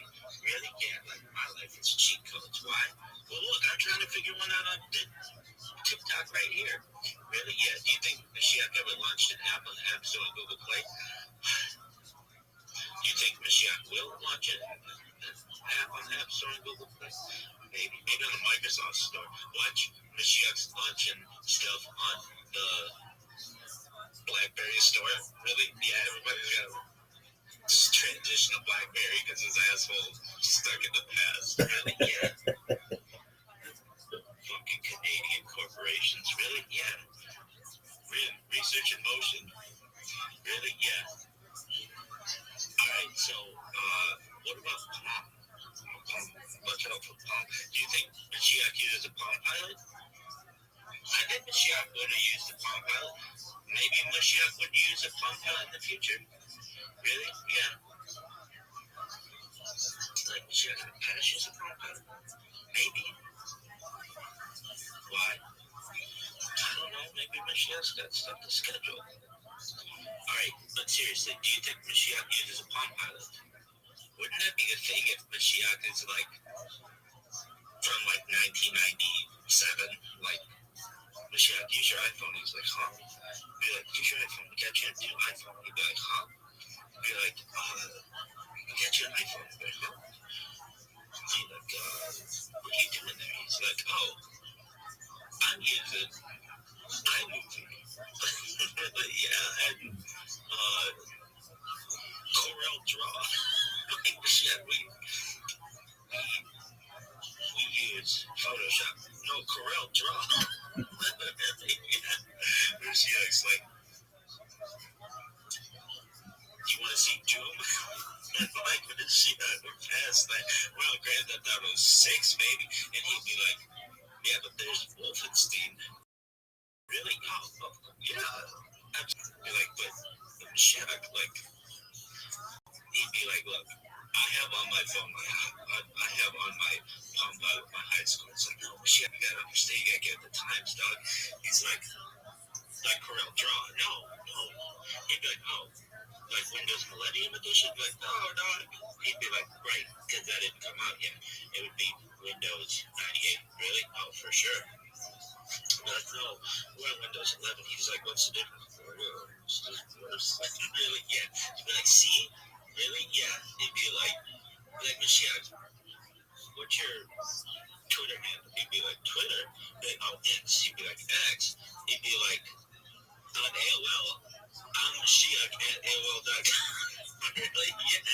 Why wouldn't Mashiach be Mashiach at AOL.com? Oh, wait. Really? Yeah. They're like, no, we don't use AOL. He's like, oh, we use Instant Messenger? It's the same thing. Be like, no, dog. What do we use? I don't know. There's a lot of stuff. He'd be like, oh, like what? Like AOL? Like, no. He'd be like, oh, like Prodigy. Like, no, not like Prodigy. He'd be like, oh, like, what Lyco said? What like Lyco said? Be like, yeah. Or,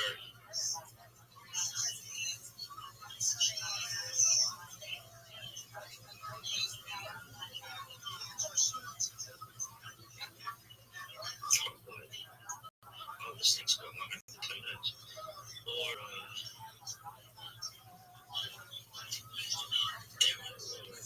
Lycos, SGs. Really? Yeah. What's another one? That rhymed. And it's not.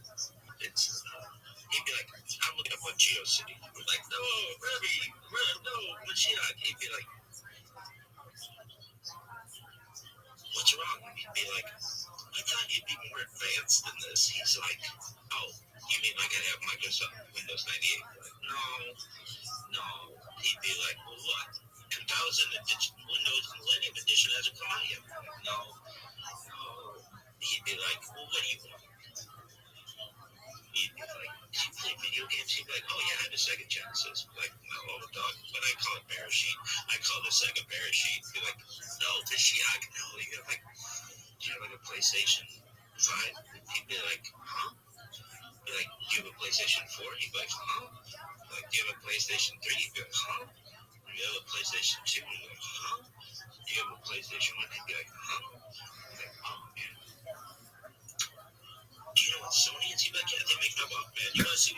We'd be like, no, don't you have an iPhone? He'd be like, huh? We'd be like, you have Spotify? He'd be like, huh? We'd be like, do you have Pandora? He'd be like, huh? We'd be like, do you have an iPod Nano? He'd be like, huh? We'd be like, do you have an iPod Touch? He'd be like, huh? We'd be like, do you have an iPod Mini? He'd be like, huh? We'd be like, how about your iPod? He'd be like, what? It's an iPod. We'd be like, oh. He'd be like, I have a Walkman. No, he's like, I even have a Watchman. Like, no, I feel like that's a really neat type of technology, though. Really? Yeah, he'd be like, yeah, I know it is. I'm Mashiach. Like, yeah, we know. All right. So what else would Mashiach use? Mashiach would have Y2K aesthetic everywhere. Really? Oh, for sure. Mashiach would have Y2K aesthetic everywhere. Really? Yeah. Like, really? Why do you have Mashiach? Why do you have Y2K aesthetic everywhere? He'd be like, what did you expect? He'd be like, arrow? He'd be like, huh? There's some overlap though. Yeah, that's true. He's gonna be like, are you guys ready for Y2K? You mean, are we ready for the year 2000? Never about it on my watch. Really? Yeah, he's like, I watch a lot of stuff on my watch.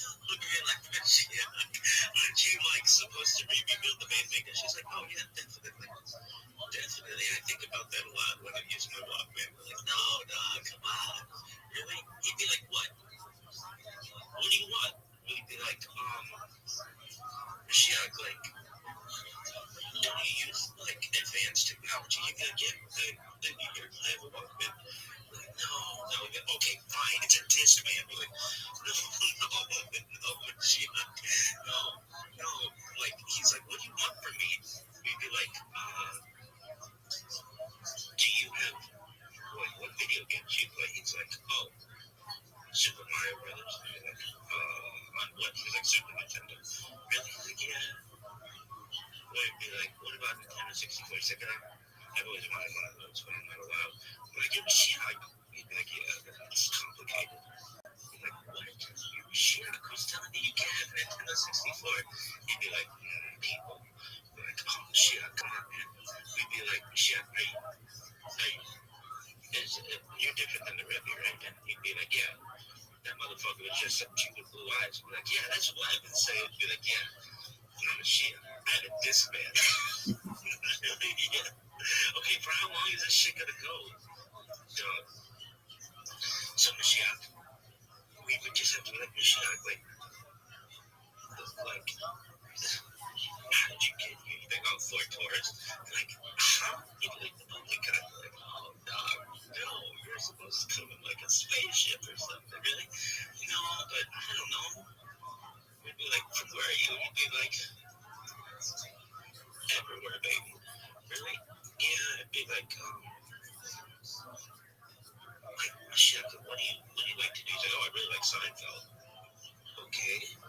What about like The Office or Sopranos? Okay, what are you talking about? Like singers? Like, no. Be like, oh, The Office? Like 770? Be like, he'd be like, that's the Rebbe's office. That's all I know. Be like, where's your office? He'd be like, everywhere. Really? Yeah. Be like, the Temple Institute. Really? Yeah. We're gonna rebuild that bad boy. All right. So we'd have to get him like a is it coming out Ford Taurus? That's a very 1990s car. Really? What else is? But anyway, next question. Yeah, you have an XL2. You'd be like, I always wanted an XL2. I don't know if I'm cool with an XL2. Like a champagne color. You'd be like, all right. Take this bad boy to 20 minutes. Really? Yeah. Okay, so what is that the end of your story about Mashiach? What else would Mashiach like? He's like, you guys have shark bites? We'd be like, he'd be like, I really like the white kind of shark bites. We'd be like, yeah. Mashiach, are you like 12 years old? He'd be like, no. He'd be like, how old are you? He'd be like, how old do you think I am? Like, I don't know. You kind of seem somewhat Like the way he'd be like, that's how you're gonna treat somebody with a disc man. Be like, shit, what are you listening? He'd be like, oh, now that's what I call music. I'd be like, really? He'd be like, yeah, what do you guys listen to? Like, he'd be like, I listen to a lot of stuff. Like, really? Like, yeah, I remember the Time Life Music Club. The shit I do under the Time Life Music Club. I'd be like, yeah, that's how I get music from my disc man. Like, wow. What kind of music do you like? He'd be like, I like all music. Really? Yeah. What if he came right now? He'd be like, I find this to be very disrespectful. I'd be like, dog, it's funny as fuck. Really? I'd be like, what are you gonna do? 86 feet? I mean, what? I'd be like, more of my life is on camera right now, MFer, than yours. Really? You would call Mashiach MFer? I'd be like, dog, come on, man. How much of your life is on camera? Right now, but like, I've never seen you like Bigfoot, dog. That reference to the same money, but here,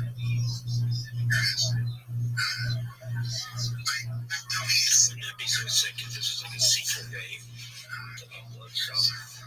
Your birthday cake, they use carbon dating, send accounts. I have no idea what the tip with this. Really, yeah, I love how great it is. It's nostalgia. Anybody who tells me my shit sucks, I just say it's nostalgia. Alright, Rabbi, give us a breakdown, big dog, on the Rebbe and athleticism. Well, what do you think the Rebbe's best sport is? Clap it. Next question. Or back in the day. We really have to focus. What position would the Rebbe play in football? Pocket passer. Next question. What do you think that the Rebbe's pocket presence is? Probably pretty high, I guess. Why? Well, Chabadniks wouldn't choose a leader who's not fucking pretty high pocket presence. Is the term Chabadnik derogatory? I've asked this. I mean, I'm a Chabadnik, so no, that's our word. Really? Yeah. Really? Yeah, like nigga, it's our word. Really? Fuck yeah. Alright, but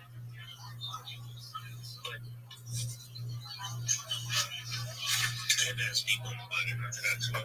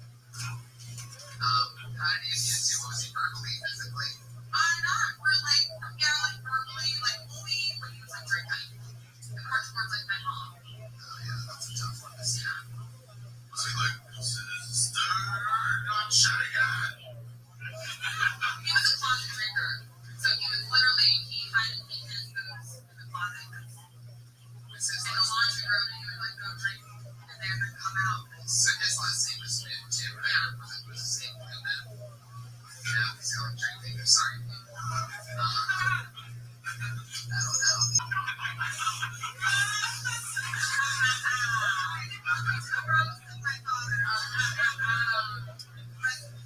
I love it. Danny, you're so cool. You're so much fun. I hope you take at least something from this. Yeah, I love your new jokes. I think your premises are great. I would definitely talk more about your dead dad. You know, that huge edge. Yeah, that's something that you can really, that makes you different. I really love that one. I just gotta get used to the silence when I do it. Because if there's a lot of silence, it's your miss. And you tend to take over. Right, that's just right. Well, but I like the accent. That time. For sure. Perfect. And maybe something with a mix thing, something and then you'll figure it out.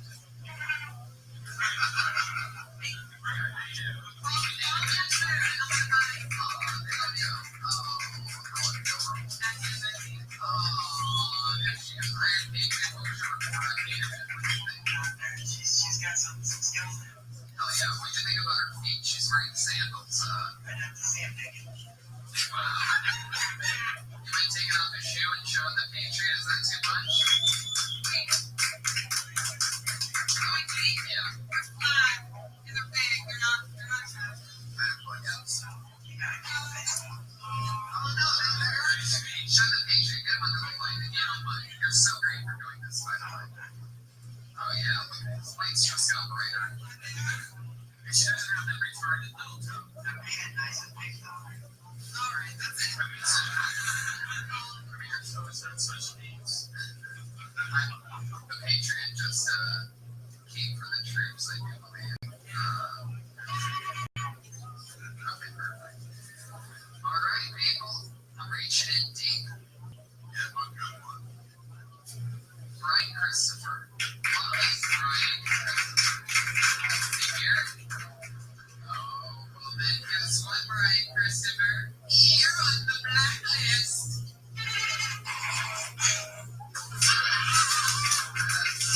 Oh, let's just fill up this blacklist line right now. Oh, how exciting. This person's here. It's Amy Hawthorne. Nice. Right on. That's my blacklist people. Every time that's every time. Oh, yeah. Alright. So I've been thinking a lot lately about colonial porn. No, you know they had it. Because porn has been the major force behind every piece of technology we've ever had. Internet, VHS, Brazilian waxes. Like, why not print this? And you're not making money off leaflets and buying people to tea room, you know? Do you think because colonial people were like very prudy, if you really uptight porn, like women, it's technical, after a monthly payment. But their society was going to keep giving it. Right around, everyone's got whips and chains in their house. If you're really into bondage, that's what they did for punishment in the public square on Tuesday. And if you like that weird, like, food thing, too. And the greatest love story of the era was Pocahontas, which is interracial and underage. So you've got to think somewhere in there was two girls, one husband. Two girls, one husband. Say it right. Two girls, one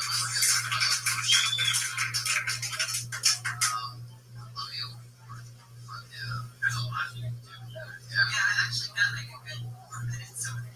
Wow, yeah. Somehow that's more relevant than Tupac. I mean, for hormones are shady. That's true. I do look like the kind of person who's sitting there like, oh,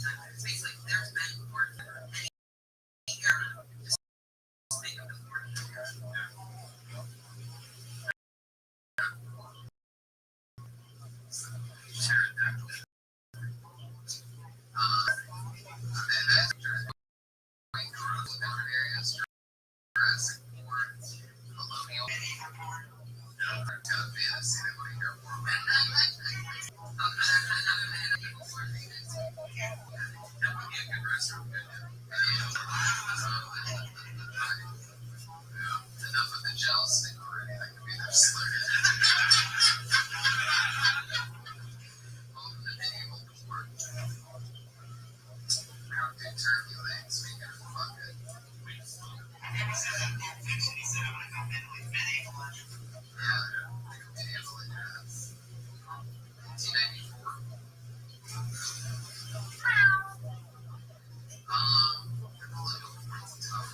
Yeah, but there's things on there. It's a great premise. I just have some preferences in there. Yeah. Totally.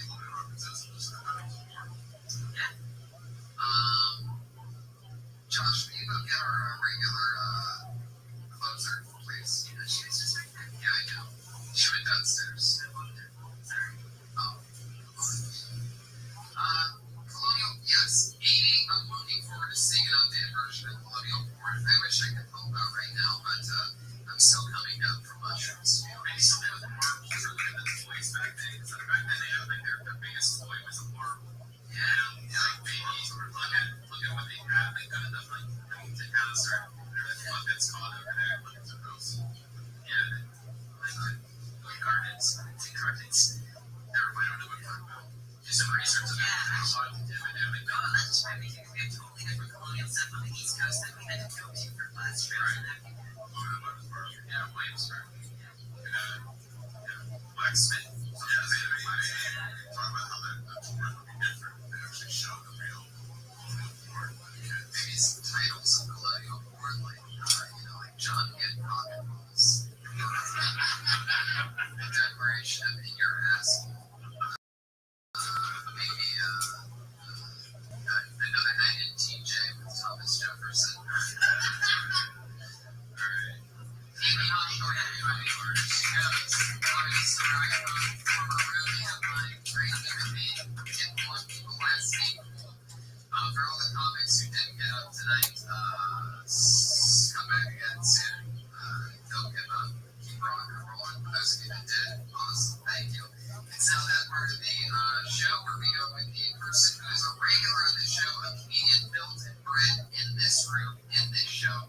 Put your hands together for the lovely Sarah Mustajani, everybody. Here she is.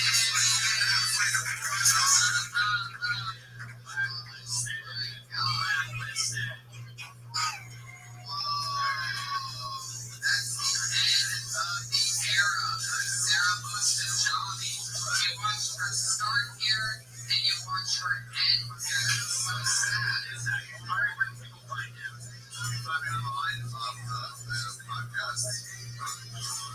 SpendingTable.com is special available right now on chill.com. I'm happy I got to do an episode of Skeptic Tank today. It's my third or fourth. It's already out. Fucking 3-hour turnover that's gonna hear Unlike Death Squad. Iron Comic, is that where we can find you on Twitter? Comic Hatred on Twitter. Thank you very much, Iron. Got anything going on? I'm really excited about, guess what? Toronto, Canada. The show just got added. Redman and I slipped out 3 fucking nights in Toronto. We're heading a second show. Friday night, Toronto. We're coming for you. The kitty clock is ticking in your necks, motherfuckers. That's right. So go to DeathSquad.tv for all the tour dates. Don't forget, this show is on every Monday at 8 o'clock here at the Comedy Store, followed by the Ding Dong Show. Well, guys, thank you very much for coming out.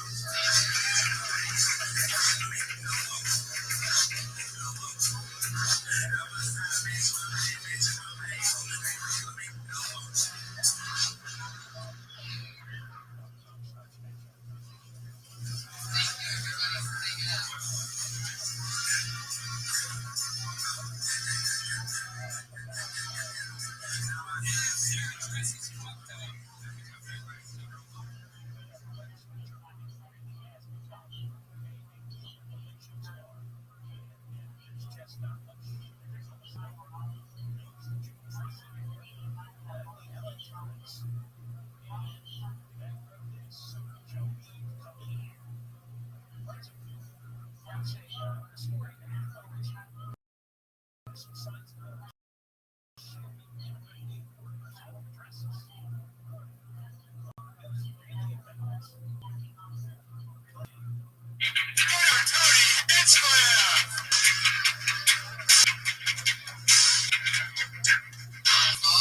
yes! Oh boy, am I excited about this one.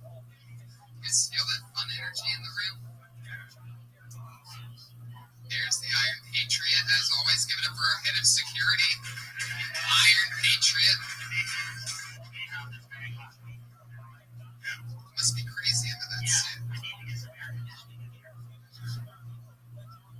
What about just like tying back some ice to like your belt area and just letting it melt throughout the day? The heat's my least of my concerns. The weight is very heavy costume. How much does it weigh? It's all these funny jokes that take my mind off the topic. You can listen to podcasts through your helmet. Oh yeah. Really? Really? So you listen to things while you're dressed like that? Yeah, it's in my kitchen. I went like this. Fresh shaven. I love it. That must be a workout though. Are you sore like sometimes? Yeah, it's intense because I gotta go out and make money 4 nights a week. This is my 5th night out. I had to grab them at the bar and make some tips, just to make money. And you take the bus everywhere you go when you're dressed like that, right? Yeah, because I can't sit down and I don't want to have my come down here and dress down here. It's better to be at home so I can look at the mirror and get all straight. Hung out with any of the other guys, like Superman, Wonder Woman, I know all those guys. The guy that tells confessions of a superhero. You see that documentary? Yeah. Christopher Guest. Yeah, I know him. He's a cool guy. Yeah, he takes himself real seriously. He's intense. It seems like. Yeah, he smokes a lot of weed. That's it. Yeah. Do you ever hold you down? Does he ever hold you down trying to advance sexually? Yeah, he likes young girls. And how much pot have you been smoking lately? Not much. I didn't get any last week. I didn't see Red Man at the show. Oh yeah, you gotta check in with us. Yeah. I would like to experience it. Listen to the show, but if I can get into some action. The Shroom Fest episode. Yeah, Skeptic Tank. did you guys listen to that with Aaron Shapiro? Skeptic Tank, they all went to Joshua Tree. That picture is great of you two. You did a picture of that next to you two, and you guys look like next to you two. Yeah, thank you. Behind us ahead, everybody. It was a lot of fun. What do you think you would do if you did mushrooms? Where would you go? Deep into the deep crevices of my mind to ponder the mysteries of the universe. I love it. It is the realities of the pleasure. I love it. The Iron Patriot. And the security. Head of security. He wasn't there for me 15 minutes ago, though, when I got stung by a bee on the stairway. Laughing up fucker's really funny. Fucking bee. I felt something land on my neck. I slap. I feel it flutter like I didn't kill it. Like I must have gotten the sign of my finger on it. It flapped around. And then I slap it again, but right before the slap lands, bam, got me back in the neck of all places. Which was really bad because my 2 closest friends to me have like the worst vision and they're arguing over whether there's a stinger in there or there isn't. Just trying to find somebody with normal eyes. Give it up for Josh Martin, everyone. That's him. Wow. It does not look like his normal eyes. Not the guy you want inspecting your neck to see if there's a bee stinger in there or not. Was there still a stinger in there? No, it wasn't. And he sucked it out to space. Yeah. He sucked it out of my penis. The bee sticks in my butt. Well, as you know, people, we have a lot of fun. There's been a lot of great news on the front of the show. Things are all taking off. It's all happening. You guys are part of something very exciting. As everybody knows pretty much the layout. We pick names out of a hat with always a new guest and always one of my funniest friends. And this week we have a very special guest that we're going to bring up now before we get it kicked off. Put your hands together for him, ladies and gentlemen, from the Naughty Show, from Comedy Central, Down and Dirty, everything, Punch Drunk, every Monday. The great Sam Tripoli. How are you guys? It's good to be here. Good to be here. What's the word? Great show so far. I am so excited to have you on this bad boy because this is the one of the most unfuckable crowds I've ever seen. This looks like a sex acts anonymous meeting right here. Seriously. oh yeah, Thanks for coming, guys. I draw a really good looking crowd. That's all right, dude. Ugly people buy merch. Not that you're ugly. You guys are.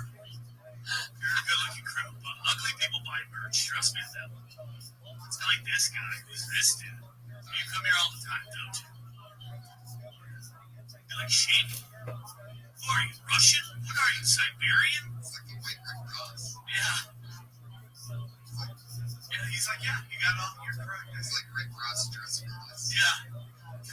He's sitting next to Sarah Dresses. Remember her from Oh, big drama with this one. Well, yeah, she looks like big drama. Sarah, why don't you come up here for a second? We need to. Oh man. Yeah, for those of you that don't know, Sarah was, there she is, at Sarah Dresses on Twitter. She missed her spot last week. What we did with her was, You're a comedian? and she was the only person we don't go out of the bucket for. She was here the very first night that we did this show, and she was the only female that was willing to be part of it. Why? Women don't want to be part of it? No, that was then. It was just week one. Nobody knew what was going on. People thought it was just going to be fucking mean to them, and like it was just going to Shit on them. right. Not you, Tony. That happens organically. Yeah. But she was the only one, so we said, hey, as a reward for breaking the female ice on the show, why don't you close out every show? Plus, it was her first time doing stand-up, so we felt like we were building her from within, doing something really important. Oh, she's the Rosa Parks of Killing Tony. Yes. Yeah, and we did not have this idea before. It just kind of organically happened. And we said, wow, it's a spot on the show. Yeah. And then, Yeah, you fucked it up big time. she's learning a lesson in professionalism. Are you telling me that a young chick with big tits didn't appreciate the opportunities I was given to her? Never heard of that before. That is exactly what happened. Never heard of that. That is absolutely. Okay. That's cool. Oh, jeez. That's one way to fix a burn bridge, is to burn it some more. Yeah. Bring a little bit more gasoline to it. By the way, I've heard that before 1,000 times. Now, and, she missed her spot, and we were, the Iron Patriot now has a trademark noise that he makes when somebody gets blacklisted from the show. And so, That's awesome. when that Police happens, Academy for 2 seconds. because we blacklist people, and if you missed a spot before, we're trying to police it, and yes, that would be the sound of us policing it, and so Red Band and I were talking about how to handle this situation.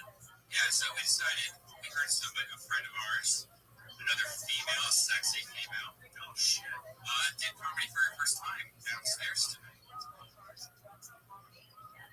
And we're going to try to give her a chance to fill your shoes, be the second Christy. Yeah, we're all replaceable. This is Hollywood. Yeah. This is how it works. So this is a lesson in professionalism.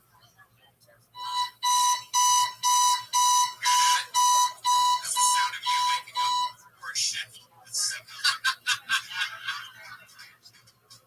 Red Band! Whoa, Red! Oh, yeah, baby. We're pumped. What we're actually going to call it is a probation to be decided at a later date, perhaps even at the end of the show. You might become a dyke-off, who knows? It's true. And the one who scissors the other one the hardest would then get to come back next week. That would be how that gets solved. Or maybe a taste. Right. Whoa. You got mad at my fucking statement, you're just loving their fucking statements.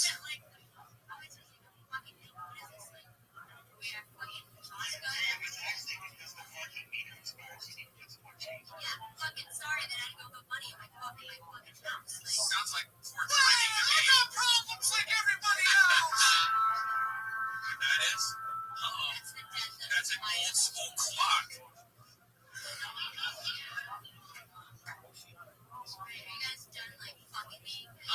I just started. But he's quick, so don't worry. All right, so You're blackballed too. Can we blackball audience members? yeah, This will ruin people's lives. and anytime you call it, he has to make that noise. So just did you see that? That was not me. That was Sarah's vagina. She just got wrecked. Has she done stand-up on the show? 3 times. 3 times. Last week would have been her 4th time with the amazing Ari Shafir. She decided to, in this business, you have to know when you have to put money in your meter, right? What does this look, by the way? It was Jewish. What is your love? Old and sloppy. Current glasses or old and sloppy? No, then that wouldn't be old and sloppy.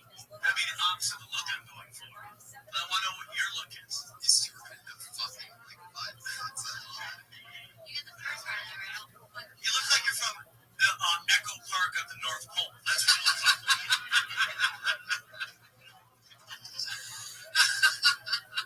it's so original. I'm shocked you didn't go where's Waldo. No, that's what you do. I go Echo Park of the North Pole and crush it. Waldo's too easy. You put that on planning to do a Waldo show. Well, I'm sure you're fine. Unless you're in a Twitter, then if it's I don't know. I just stressed how I fucking think let's check. I'm woman, here we Other roll. people are fucking into it. Sweet. Who said we're not into it? How do you know who I want to fuck else? How do you not know that? You don't know what I'm into. Tony, how are you, my man?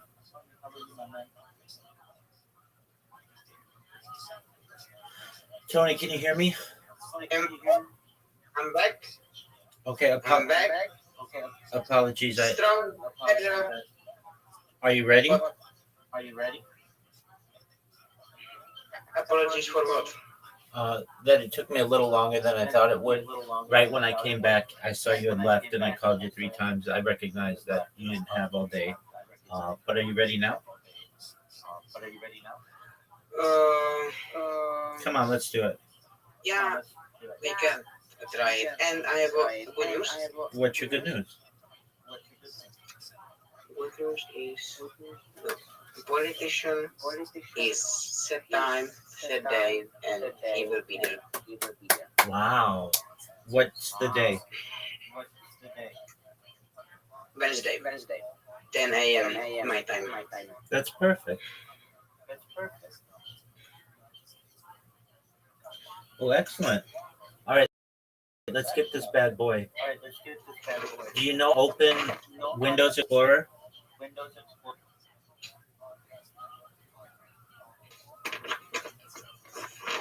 One more thing. Yes, sir.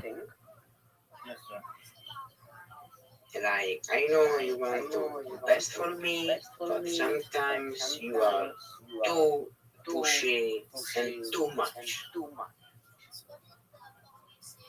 That's a great opinion. Are you ready? But like, you don't give a fuck.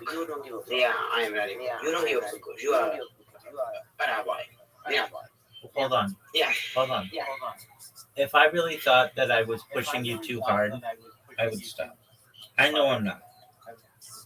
If I really thought I was making you mad, I would stop. I know that we're just in a challenging situation and we've just got to get over this hump. And we'll do that. Are you ready? Yeah. I want to say shout out to you for I coming will back. not sleep. Shout out to you I'm for gonna coming sleep, back. and I will not going to talk to you. Get out of here. Get out of here. Okay, come on. Let's get this done. For like the 1,000th time. Do you know how to open Windows Explorer? No. Okay. I'm gonna ask ChatGPT. Okay, why don't you just do this? Do you see your downloads folder?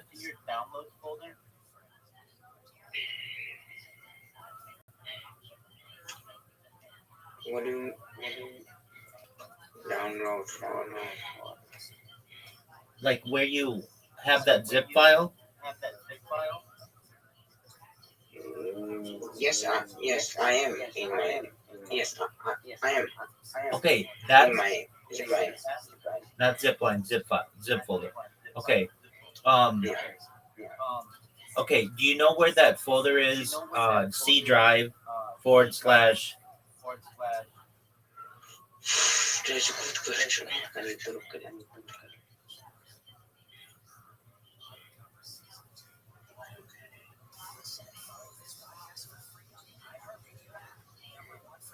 Deep. That's your CD-ROM. Yeah. Deep. Yeah. You want C drive. Why? D drive is your CD-ROM. Usually. Okay. I'm going to look in D drive. Oh.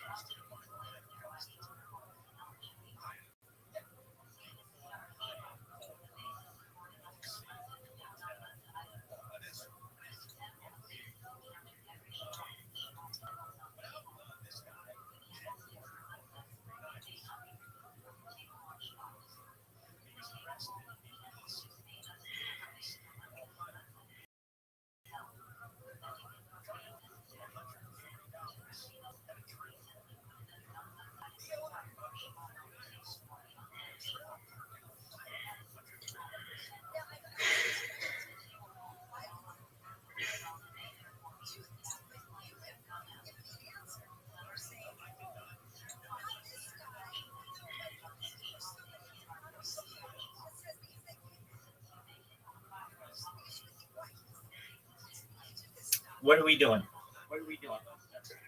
It is on the C drive. That's what I've said like 15 times. It is. Okay, are It's you there. in the C drive?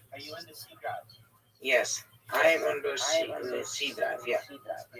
Okay. Then go to program data. What? Program data. What the fuck is going on? Oh, it's 1:00 in the morning. Dude, quit your bullshit, dog. Come on, you came in here. Let's get this done. Bro, I was came here to say good night. We were going to do this tomorrow. I'm not. No, Came here you to can do this. you can do this. You can do this. Come on. No. Look. Okay. Do you know your zip drive? Do you know your zip drive?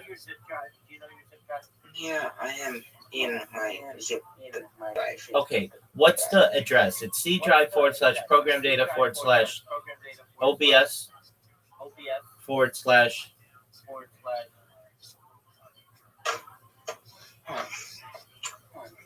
I don't know what the fuck. My band is not banned. Absolutely not. Look, I'll just say it again. Do you have that zip file? Yes. Okay. So then go to the address in the zip file. It's C drive forward slash program data forward slash OBS forward slash plugins, something like that.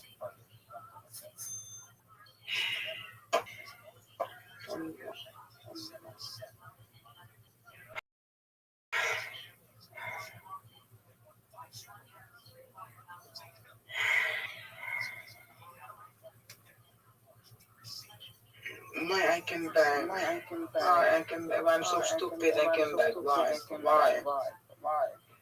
I'm back. Because you want to get this done. Come No. on. Just No. would you please quit your complaining?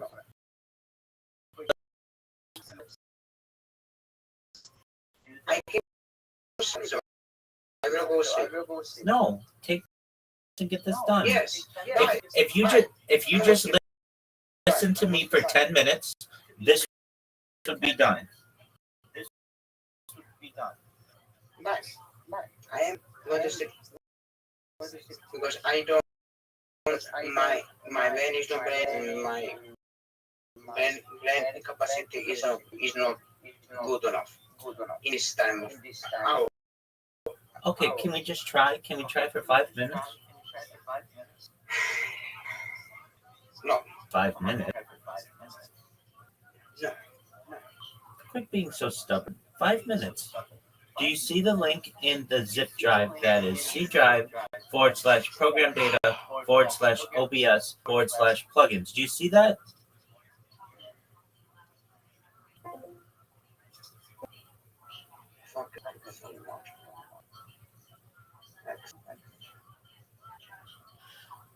Do you see the link? C / Okay, copy that. C program data bullshit. No, read it to me. Read it to me. It's important that you read it to me. C program data OBS Studio plugins. Yeah, good. Copy that. Did you copy it? Yes. Okay.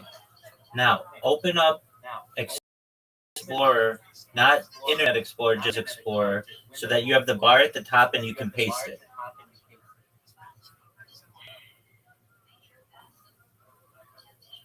Down. Okay, now remove the word plugins from the end.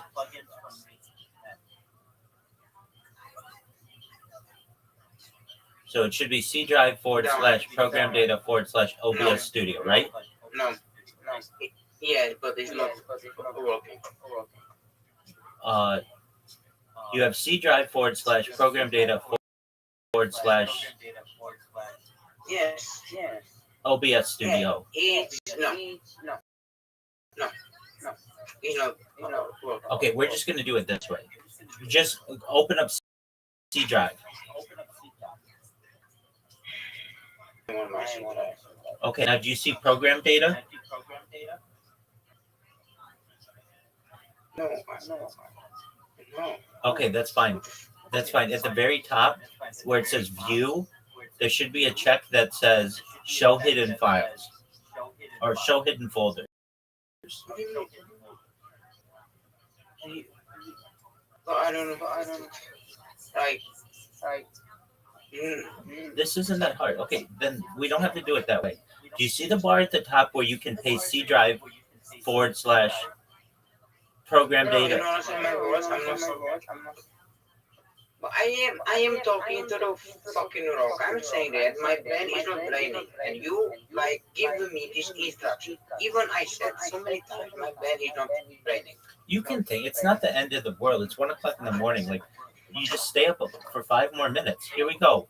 Do you see at the top? It says C drive / data / OBS Studio.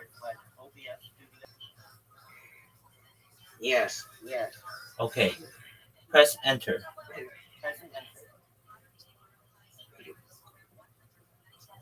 And it should open a folder that's C drive / program data / OBS Studio.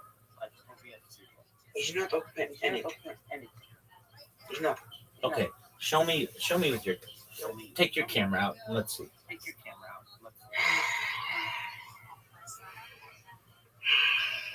You are stubborn. I know. Let's see it though. Come on. You are. Let's, Not me. I just want you to get through this. Okay. I don't want people to cancel on you. I want you to look professional. I want you to be the best podcaster I know you can be. So take your camera and show me the screen. Look, I got Reverend Andrew to do this. So if I can get Reverend Andrew to do it, I can get Tony Stark Jr. to do it. Okay? Let's do it. In this, I don't care about Reverend Andrew. In this point, I don't really, bro. No, I don't. This point, no. Okay. I'm fucking tired. I'm fucking like, bro, and Okay, I don't want to see your You are face. so- Your face is beautiful. Let's see it on the screen. Move to the screen. Okay. Yeah, okay, good. Okay, at the very top, read me what the address is. see program data OBS Studio. Excellent. What's in there?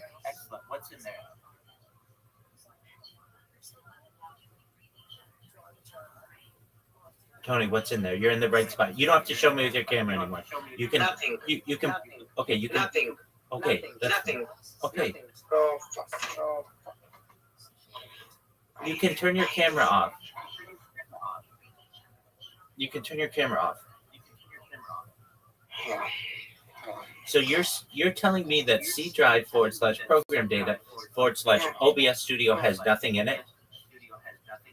Yes. Yes. Yes. Okay. Let's try this because it Oh has. my god. Oh my god. I don't know. Tony, Todd, No. Tony, we can look. Just focus. We can get this done in about 5 I minutes. don't. No. Oh, okay, Tony. Good night. Sweet dreams. No. You heard me. What do you say? I can't hear. Sweet dreams to me. Yeah, and I'm sorry for everyone. He's a good. Yeah. We are back to doing this after I'm done with the politician because tomorrow will be very hectic.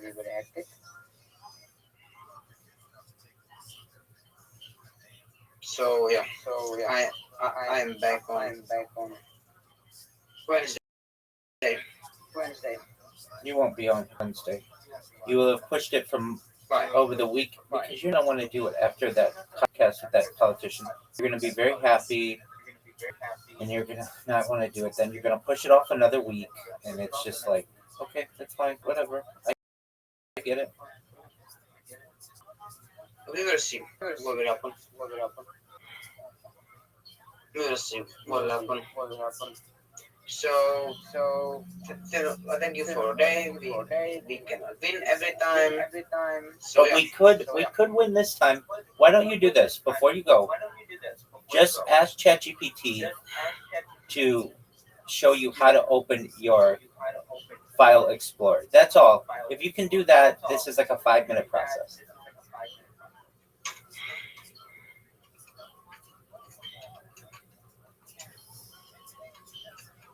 What I need to be open? File Explorer.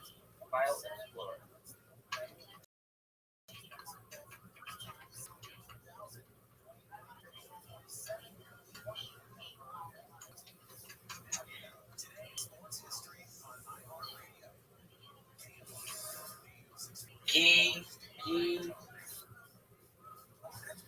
File Explorer. Yeah, I'm. Don't. Key. Okay.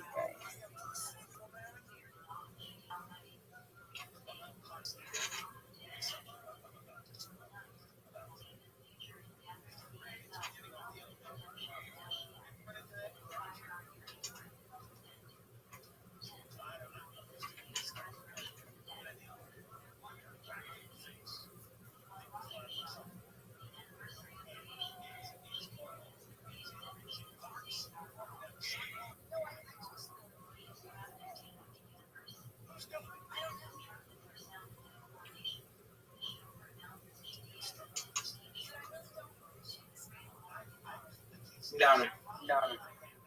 So you've opened up Windows Explorer, correct? Yeah. Okay, put Yeah, that. and I'm open to file. Put the link in there. C drive / program data. Done. Okay, what's in that file? Share cache. Perfect. Right click and make a new folder. Click. Right click. What click? Right click Yes. and make a new folder, and it should say plugins. UGIS.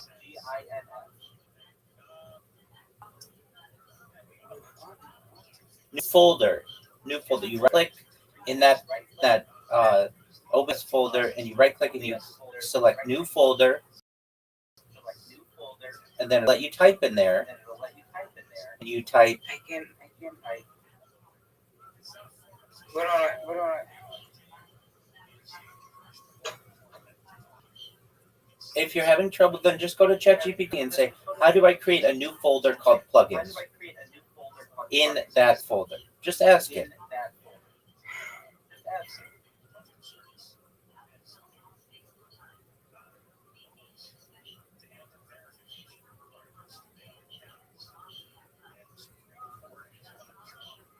If you need me to repeat any of the words, I absolutely can.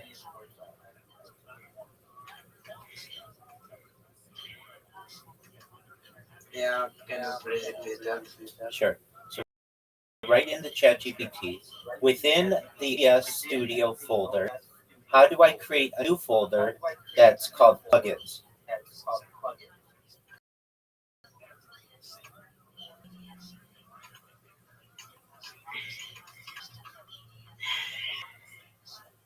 I can't even type. I'm done. I can't even type. You're not done. You're fine. I'm done. Just type into. Okay. I will be fine. 7 hours. I will be fine. Yeah. Well, right now I'm fine. Calm down. Calm down. Finito. Calm, Finito. calm Good down. night. Calm down. Good night. Just let me go sleep. Good night. Okay?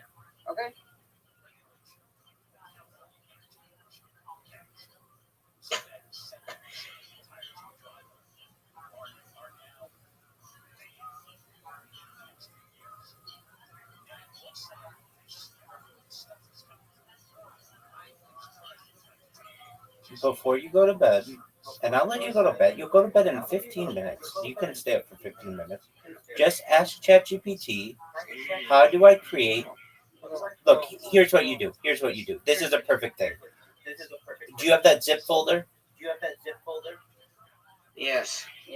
Okay. Do you know that Word file that says instructions? It says how to.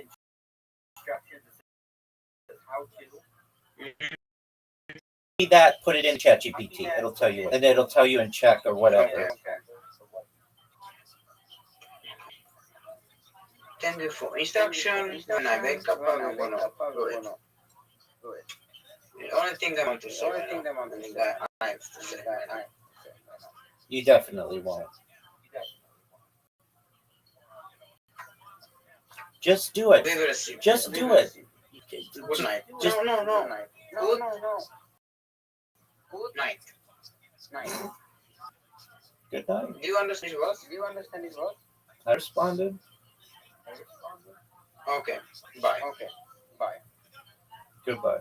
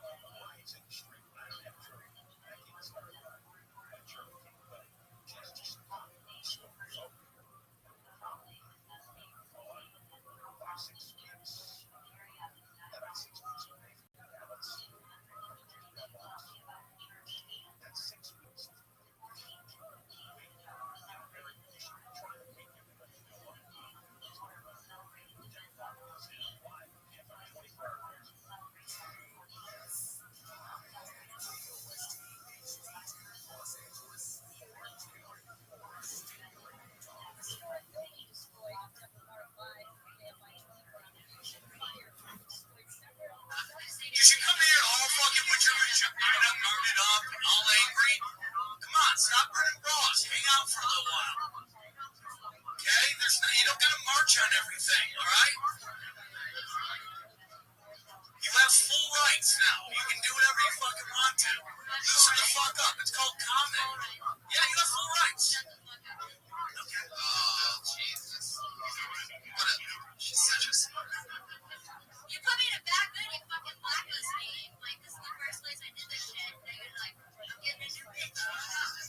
You're still in the running. You're gonna be that way. There you go. You don't know the rules of the game. You're writing the rules right I now. know the rules of the game. Right now, this is better than if you got up and you called it. Yeah, listen to the Patriot. Listen to the... You're gonna put on the video. You're gonna love it. Listen to my squeaky arm of justice over there. I love what you say, Patriot. Does anyone who knows about freedom of speech is the Patriot? Exactly. You know what's going to happen next time? Oh, you want to do that now? All right. Well, all right, there's Sarah. There goes Sarah, everybody. Sarah. And now, ladies and gentlemen, the newest comedian in Hollywood, as of just less than probably half an hour ago, downstairs in the original room. Three hands together for everybody. There's still blood on the cherry that's popped. Kimberly Condon. Sure, if you want to, or you can lower it. Look at that. Yes. Is this thing on? Welcome. How do you feel about being part of a live podcast and a show? So, tonight was your first night doing comedy. Yeah. How'd it go? I went up there in the wire for last night. I think I did okay.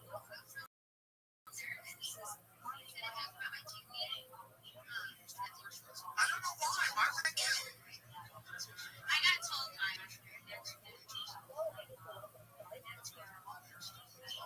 You sound disappointed. So I get a hot dad, huh?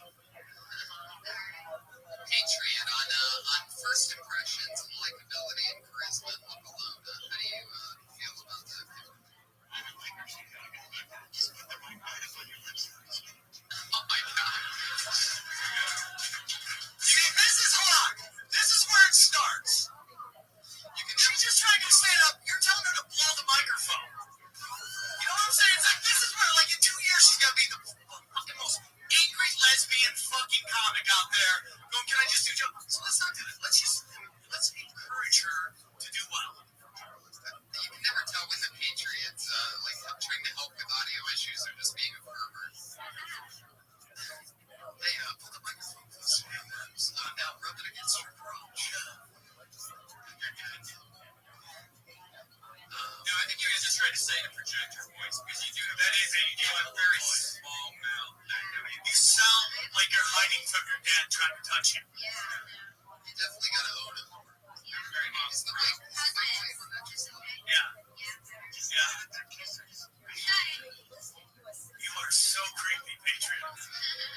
Which is amazing because you're a guy wearing a suit, which normally starts at creepy. The fact that you out-creeping that is amazing. This is my week. July's Thursday. Oh yeah, that's right. This is a big week for you, huh? You're like the people that own a Halloween store every day. You ever go by the Halloween store like on a July? You're like, what do you guys got going on? Halloween's every night.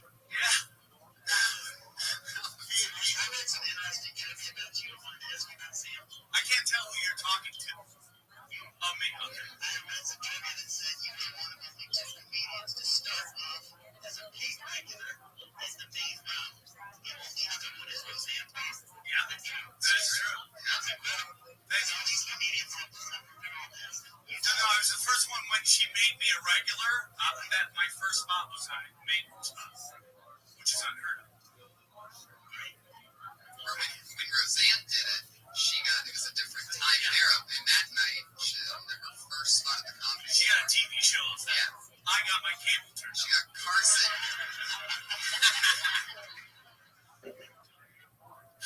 Oh my God. It's so true. It's so crazy the different times. So should we give her a chance to prepare some material for the end of the show? Yep, absolutely. Get your 60 seconds ready. We'll check in with you at the end of the show. You guys ready to start the comedy portion of you can throw that on mic stand? Good job.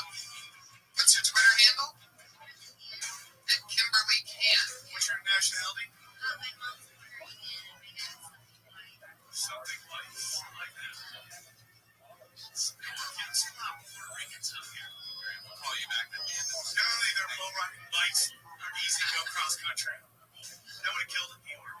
You guys ready to get this thing kick-started or what? Kick-started? I feel like we're on one of those the donkey show. That's how they define in this room right This now. is the donkey show of podcasts. What's fucked by them? All right, I pulled a name out. Put your hands together for your first comedian doing 60 seconds. It's Ryan Dowd, everybody. There he is. Ryan Dowd. Right now. Hey, you guys have been great. You know, good. Keep up your enthusiasm. It's like I think I should just kind of kill you all with kindness. Actually, that's like a terrible phrase, because what else can you do violently to people? It's nice. You can't go up to people like, you know what, I'm gonna rape your daughter with friendship. I'm gonna blunt force trauma you with appreciation. I'm gonna pull the plug on your grandpa with free healthcare. Doesn't really work. Oh, fuck. Jesus, people. Actually, I've been thinking a lot about Jesus lately. You know, just thinking about Jesus. Actually, I've been thinking about St. Joseph more. Because, like, he was lying next to Mary, and he kind of rolled over one night. He's like, hey, you know, Mary, how will we, it's like, no, I've already had God. Fuck. How could you even compete with that? How did that even go? Was it just like, oh, God. That's right, bitch. Say my name. What up, man? I'm going to come. You know what that means. That kitty sound means that's the 60 seconds, everybody. 60 seconds of fury, brother. Heck yeah. I watched much of those 60 seconds.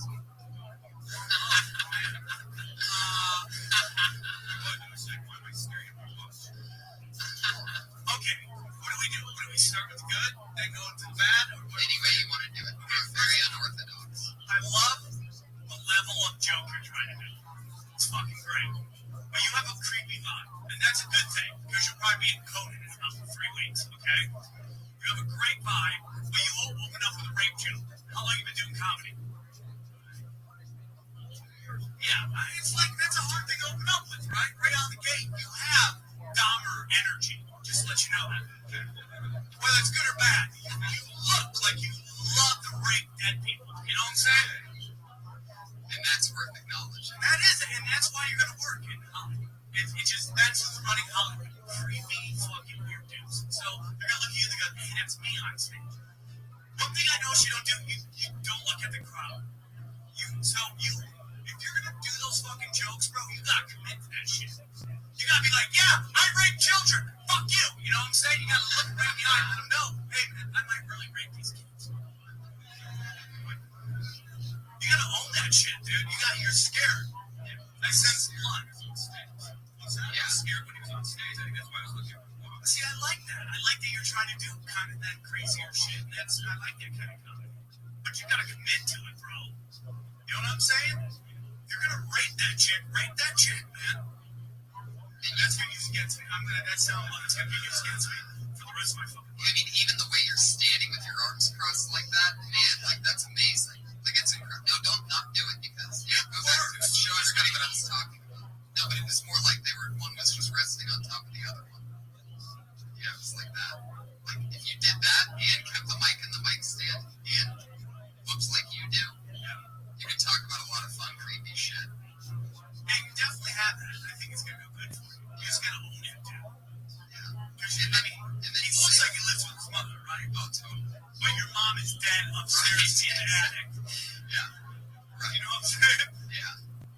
You have some cooler, you have to have freezer jokes, you have to have cannibal jokes. I love the level of comedy you're doing. You gotta really commit to that, bro. Right. And So then, you got good stuff. yeah. But acknowledge the way that you look. I mean, you should have. When you walk on stage, vagina snap shut instantly. Except for there's a couple girls here just like, oh yeah, my dad would hate him. So boom, you got shot. Right down. There he goes. Yeah, right, good job. One down. The microphone just gave up on him. All right. Here we go. Your next comedian, Michael Benson.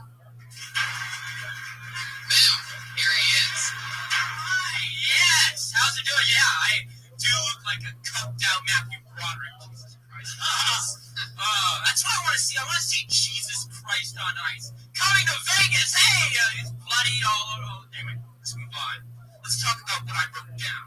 I like to think of myself as a compassionate person. I'm usually the first one to say, if there's anything you need, just let me know. I know you're going through a tough time, and your girlfriend just broke up with you. You're like kind of sick, but if there's anything you know, just let me know.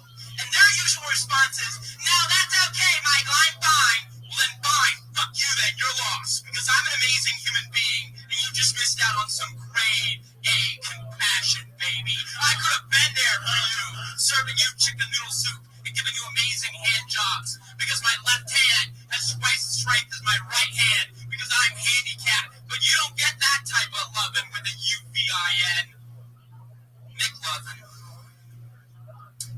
No, my mother thinks that, you should have called your father. There he is. The caffeine, that's the 60 seconds. Oh, yes.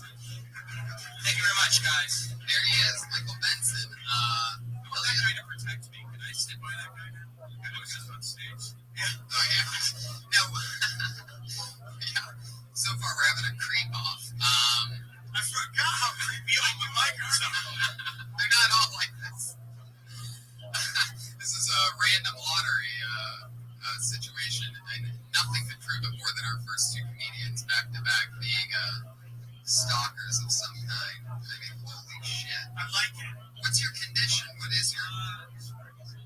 Oh, you said, bro. That's your goal. Can I give you a suggestion? Put a stock over it, making your comedy do. I've been, actually never talked with him. Like, what's the is a puppet? Never uses it. Yeah. I've actually been working on it. No, that I've been looking for a really decent stock. I've heard that a couple of times before, and I've been just trying to find a bit around that. But yeah, thank you. Oh, my God. Hello? All right. I'm a bagel kid. I'm not scared. All right. You can write it later. Stop it. Calm the fuck down. All right. The name or you could even do like it'd be like a sandwich bag or something like that. You can do a lot of different ways with it. But you gotta put something over that thing. Do I have to? No, I do this to accentuate a point or to show, hey, I gotta hate you. Well, yeah. I would definitely. It was 1984. He did too much cocaine and said, hey, I don't know, let's put a handicap thing on him. Hey, you said to Allsworth. Oh, yeah. I did. Anyway, until you get on TV, just tell them whatever, just do it. I like your energy. You got to think about going up there high energy like that. People can't they start concentrating on your energy and not what you're saying. Yep, and I call it controlled chaos. You got to control it. You got to be able to get your point across, and then you can explode into craziness so you can hear what the fuck you're talking about. Yeah. You're so excited. I have no clue what the fuck you're talking about. You're fucking sweating. Like right. The only part of you that wasn't going 190 miles an hour was your right hand. Yeah. It was just it looked low energy. Again, I like what you're doing. Yeah. You just gotta because they got to digest everything you're saying. That's comedy. It's the hardest art out there because everybody in the room has to know what you're talking about. If I'm rapping, nobody knows what the fuck I'm talking about. They don't give a shit. They just know they're in the club. You know what I'm saying? But here they gotta digest it, so you gotta slow it down. You're very, very edgy. I like that. Really edgy, like very ballsy material. You were saying. I love my. I think anybody's very we have fun sound effects. Yeah. When you sneeze, does your hand look like a salmon out of the water? Yeah, a little bit. I just. Yeah. You should make it a puppet, bro. I think that would crush. Totally. You probably would. I think it'd be the most hilarious shit ever. I'll come back in 2 weeks and try and see if I can. I'd love to see it. Oh, yeah, I think and that's its big tag. It put a sock on it. Put a sock on it. Michael Benson. All right, there you go. Flying through it. At MJB Comedy, by the way, you can follow Michael Benson on Twitter. Ryan Dowd was at the Michael Benson at MJB comedy. Love it. Here's one for you. Kyle Henson. I got Kyle talking about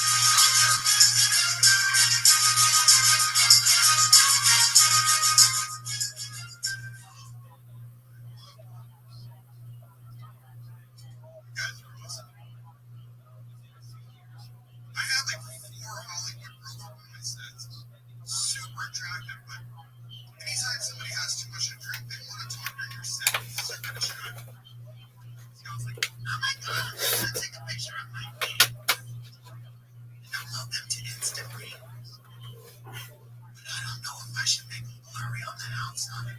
Or just turn them into a bowl. But I didn't want to be rude. I had to bring them into it. I had to be nice. It's like, man.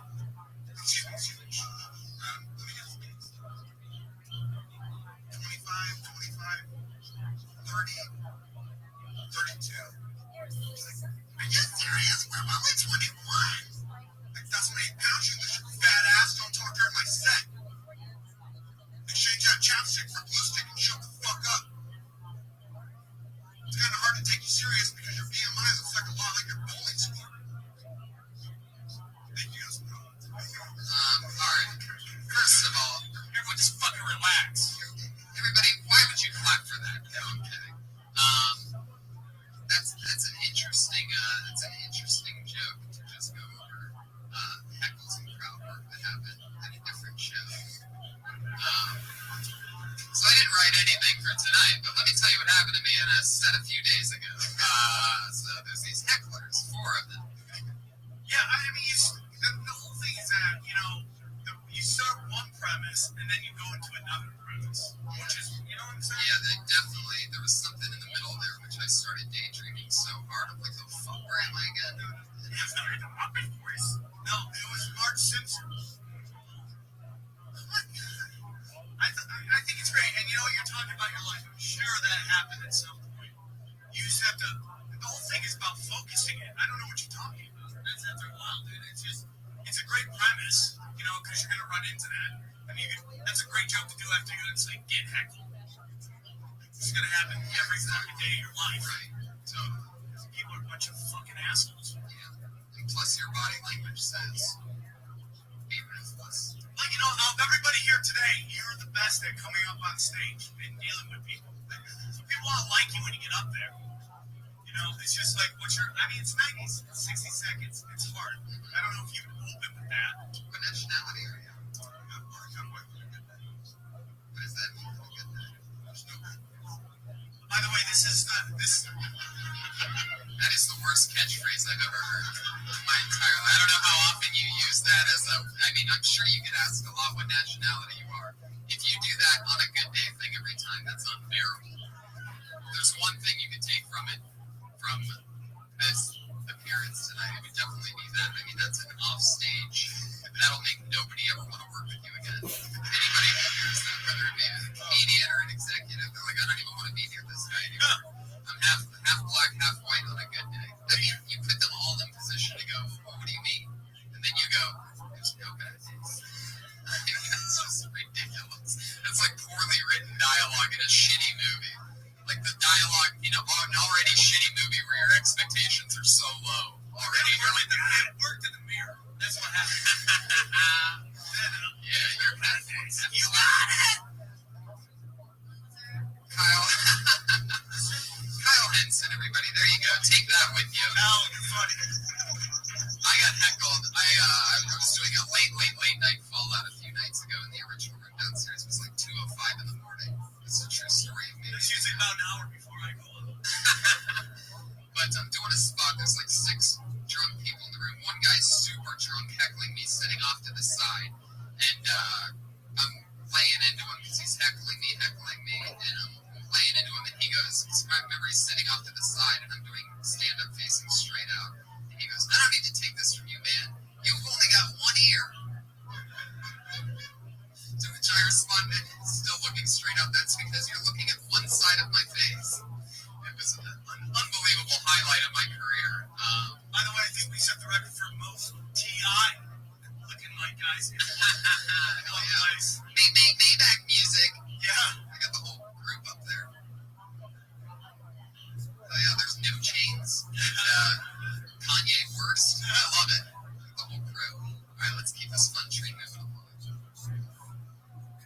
Next, Paul Aaliyah. Oh shit, he gave us the guns as he came up. He gave the guns. You guys have a Catholic hero from Iraq?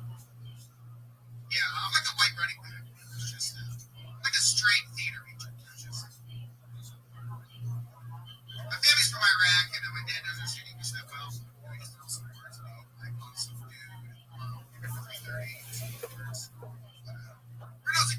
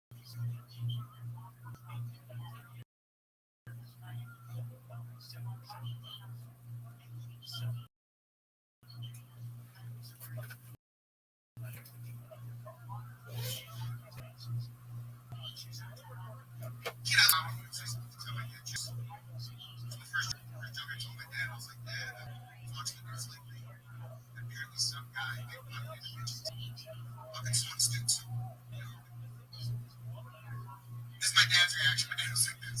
Oh.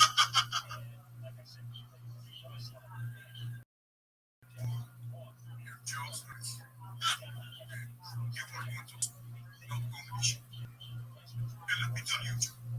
Espera justo el hate to come. That's the joke. That's the joke. Highest ball line, thanks, guys. Okay, I gotta just say right off the bat, there's something about you that I just love to hate. I mean, you are like the type of guy that's just my arch nemesis. There's just something. I mean, it's unbearable. Really, there's just certain types of young comedians.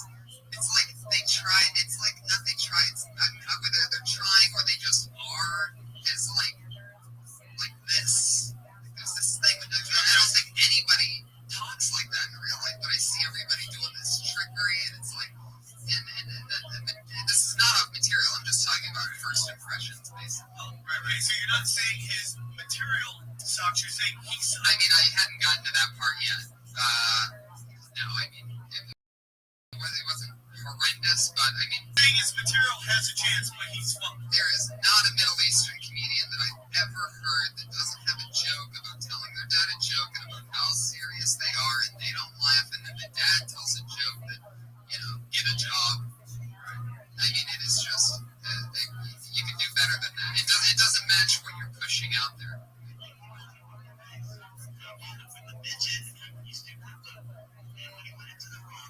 He was on the wave, but he just fell off the wave. This is my fair.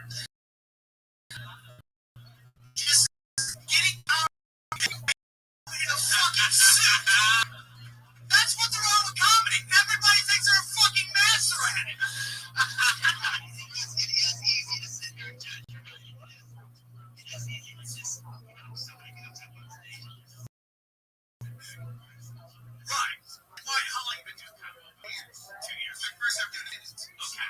No, and don't take what I'm saying as, don't take it hard on yourself. It's just a part of the show.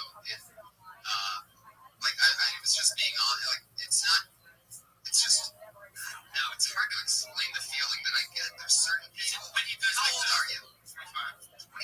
How long have you been doing stand-up? 2 years. Right. Is it when he goes to I don't know what it is. Robert De Niro stuff where he's like, Any comedian that does this thing a lot, like where they have to keep your, not even have to, where they keep your attention by doing this shit, and if you listen to the words, it's just really not that, like, are you an actor? Yeah. oh, of course, that's where it is. It's always Okay, I get what you guys are saying. There's some truth to that. But I know where that material would kill. And that, in the Axis of Evil and stuff like that. And this town loves that shit.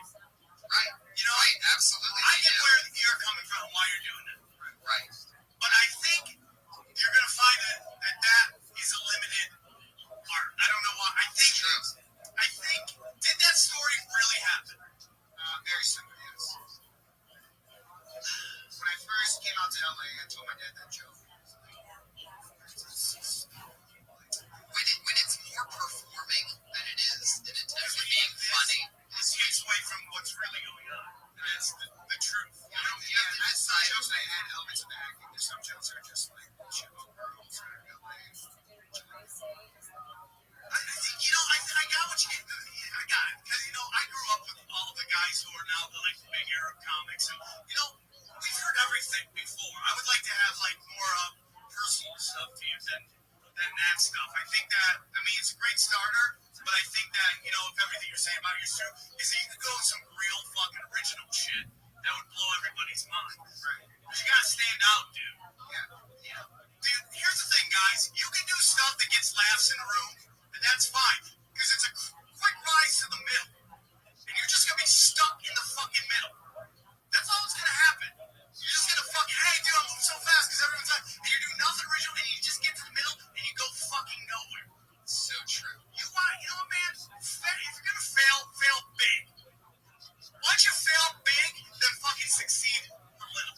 That's all I'm saying, man. So true. So that sounds great, man, and I get it, because you're gonna audition for some fucking progressive piece of shit casting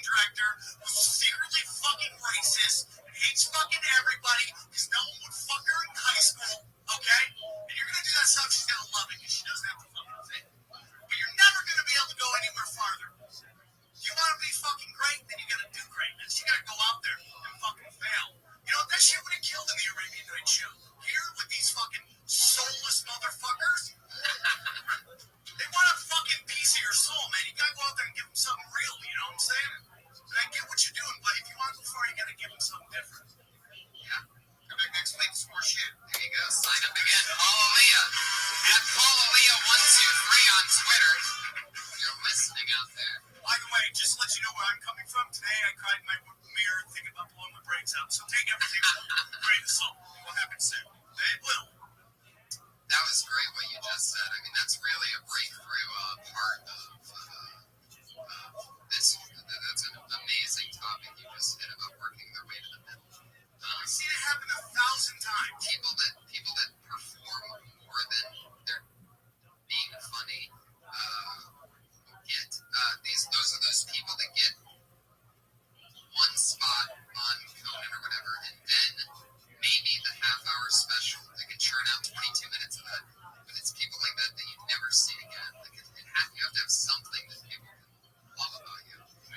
Always. Okay, go on Patreon.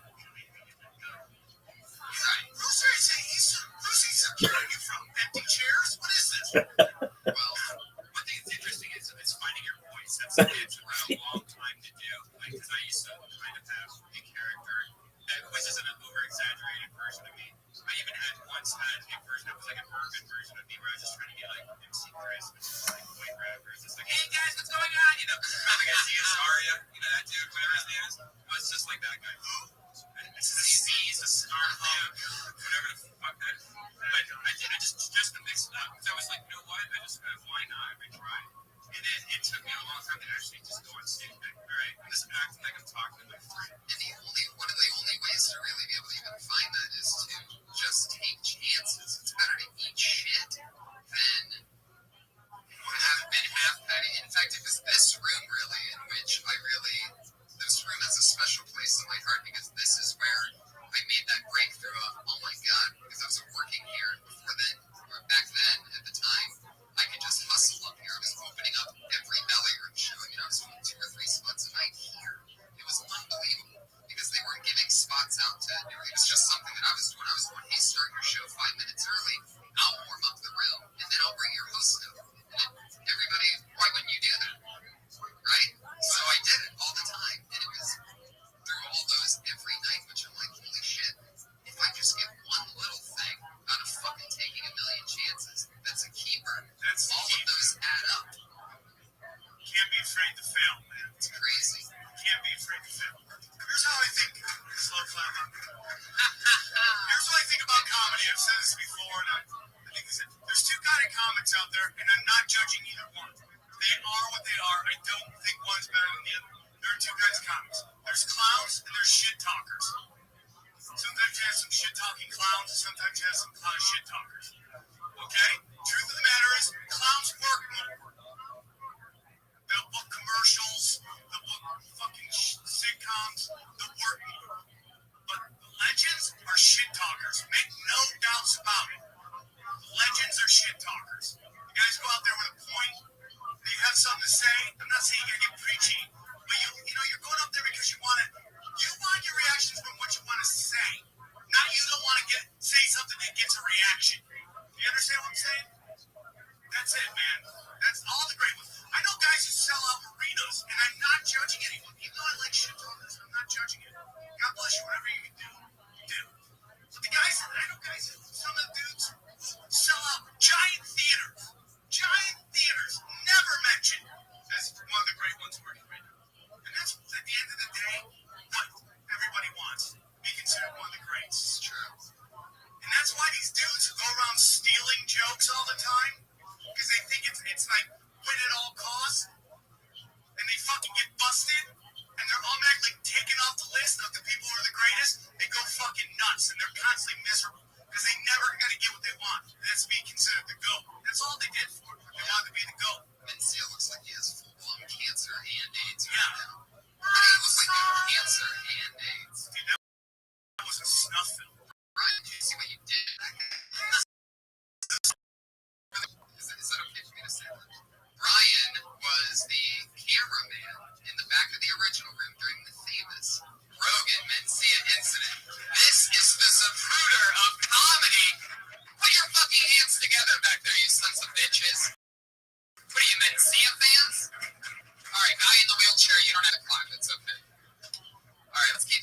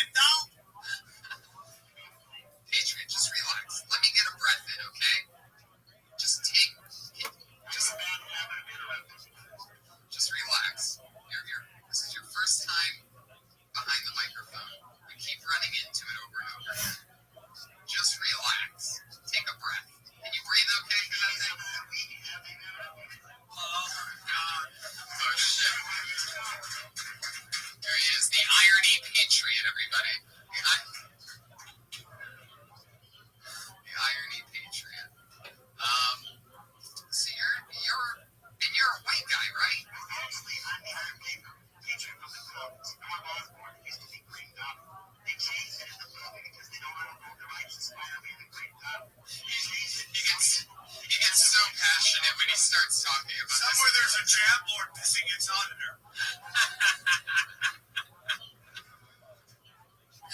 What's it called? They're not auditors. They're admin, sorry. Okay, let's keep this fun train moving along. We can just blacklist Gabe Kelly. Put your hands together. Okay, we got you. Don't be racist now, all right? No, I'm not saying bad again, like I think that I'm a guy. When you say that, it means you did mean that, by the way, when you make that disclosure. Disclaimer. I'm really fucking. I love it. Kyle Shore, everybody. I'm Kyle Shore. Noah Ark. He's doing a Noah Ark joke. Some people might think it's too soon for a Noah's Ark joke. I say it's right on time. Here he is. I read this in the Bible. So it's scientific back. I read it on Wikipedia. Dinosaurs are extinct because they didn't get on the bars. That's thinking this history knows it's true. Actually asked banana, like how it acts. So it's kind of like way before time, like the animated dinosaurs. Like way before time, 13, the Great Flood. Because there actually is 12 way before times, apparently. And I guess like the first act of the dinosaurs just run around. Like the goose probably got killed with water coming. Second act, like a T-Rex chases them. And the third act, they found like a white dude by a boat. Who just has like a list, like a bouncer, like giraffes. Crocodiles, barely. Talking dinosaurs, no, get over there with the unicorns and gorgons. Or gorgons. Where are you? Oh my God, where's the cat? Okay. Jesus Christ. Man, I mean, holy shit. I don't know what happened the time that you were on stage, but the energy in the room got sucked out. Is it just me? No. You guys back there, how do you feel? What's going on? Hey, you settle down. You're blacklisted. You're on probation. Don't violate your probation. So the premise of the joke is what?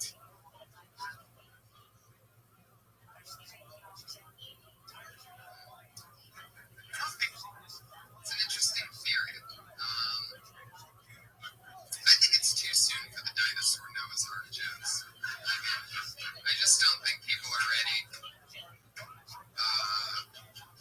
I mean, I like being edgy at times, you know. Some people, you know, I like writing jokes when people die and like tweeting them out there. It's one of my favorite things. I did 9 on Gandolfini, had to pay tribute to the man, the myth.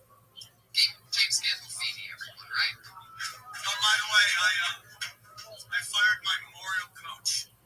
I mean, my memorial agent. He couldn't get me in there, so I'm like, fuck you. You're done. You're drunk. That's memorial agent. My agent gets me in all the memorials. That's hot, man. How much is the ticket? Did you hear it? Price it off. It's fucking on Black Tie Fair. Yeah, it's crazy. I couldn't get in on this place. So you, I get it, man. I get it. That's funny. I like the premise. It's just execution, dude. You know, it's just like weird. You know, it's like I don't. I think I saw that joke chiseled into one of the stones. Man that breaks. Nothing. All right. Kyle, sure. I just, you know, when it comes to dinosaurs and Noah's Ark, that's just like, it's just not. No one wants to even hear it. Even the word. That's a whole different conversation, Patriot. That we're not. Don't you have an encyclopedia somewhere in that fucking facility? Hey man, if you're gonna do those jokes, and that's fine, you gotta have a reason to do those jokes. I mean, you know what I'm saying? It's just like to kick the Bible is. I don't know, man. I just feel like even the word Bible. I saw a couple people get up and realize they had to go to the bathroom. Yeah, I get it. I get what you're trying to do. And yeah, it is full of stupid stories. I get it. But it's like you gotta have a really good reason, a very unique thought that comes when you're gonna do it. There's almost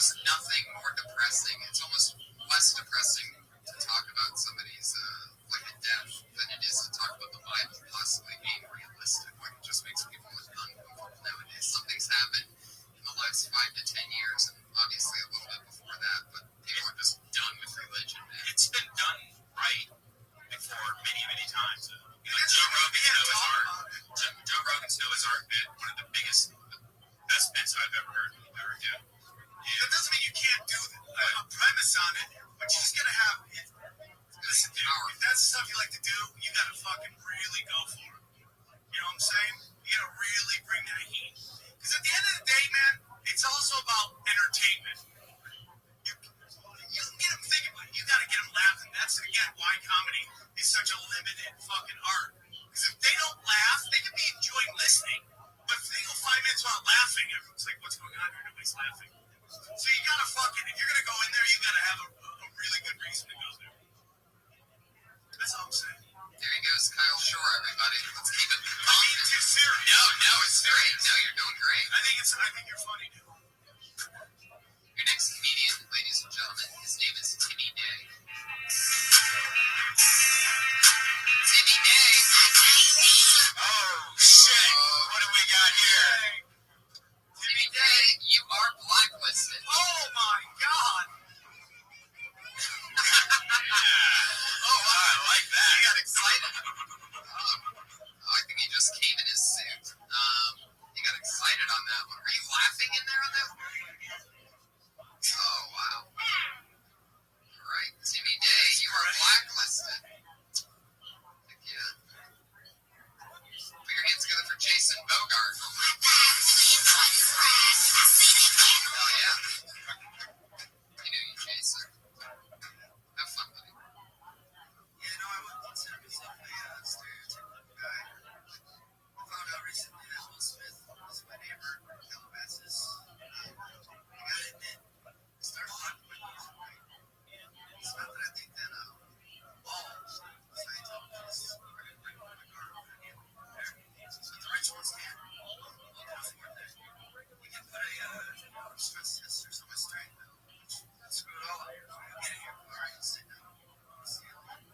You'll look over your seatbelt, see the alien, freak the fuck out. And your steering wheel is going to tell you that you're stressed out. Suddenly, Hancock is going to come flying in from the sky with a dying axe. Throw on your lap and say, come on, join my fucking religion, motherfucker. Which is sick, but I don't want to do. If you freak me out, stay on your side of the fence, Will Smith. My grandma warned me about you people. Scientologists freak her out too. I'm not sure if that's a minute or not. I think you got it. You got it right at the minute. I like that you thought it was going one way and it goes the other way. You think he's going to do a joke about like people stealing from him. And then, Why would I do that? I'm black. that's what I'm saying. That's where you're leading it to. And everyone's like, oh, where are we going with this? Right. Boom, it's a Scientology joke. And I love how real it is. You really paint a picture of it being, okay, hey, you're that guy. Holy shit, you live close to Will Smith. Wow, it's yours. Nobody else is. You're never going to hear anybody doing that joke. Yeah. Hey, I just found out I live next door to Will Smith. Boom. I love that about it. It's always things like that. Yeah, 1 in a million.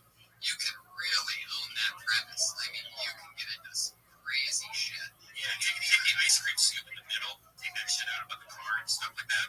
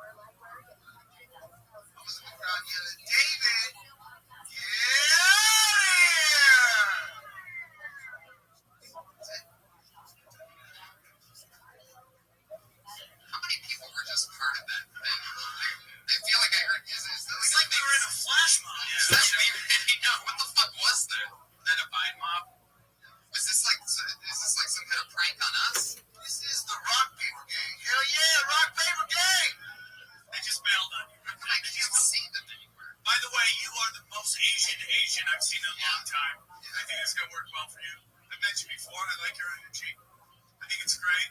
Great stage presence. I thought the joke was, I mean, if you're in the rage, you probably know what you're talking about, so yeah, I mean, it's fine. David, get out of here. I got you. What's that train going on? All right, man, I might give you some tip. Never have your phone out here. Showcase it or any of that. Never even at a comedy club at all, because anybody with any... Have you got an agent yet? Why aren't you doing that, dude? You're so Asian, you have Chinese writing on your shirt. I even think that translates to CA. Do you have bound feet, too? What are you doing, bro? Go get an agent, I told you that. You're so super Asian, you're gonna work like a motherfucker. You're gonna do Panda Express commercials. You're gonna be manager at Verizon Wireless. You're just fucking... There's so much work out there, and you're just being a lazy fuck, man. Asians are hardworking people, bro. You gotta get out there and make it happen. Why aren't you doing it?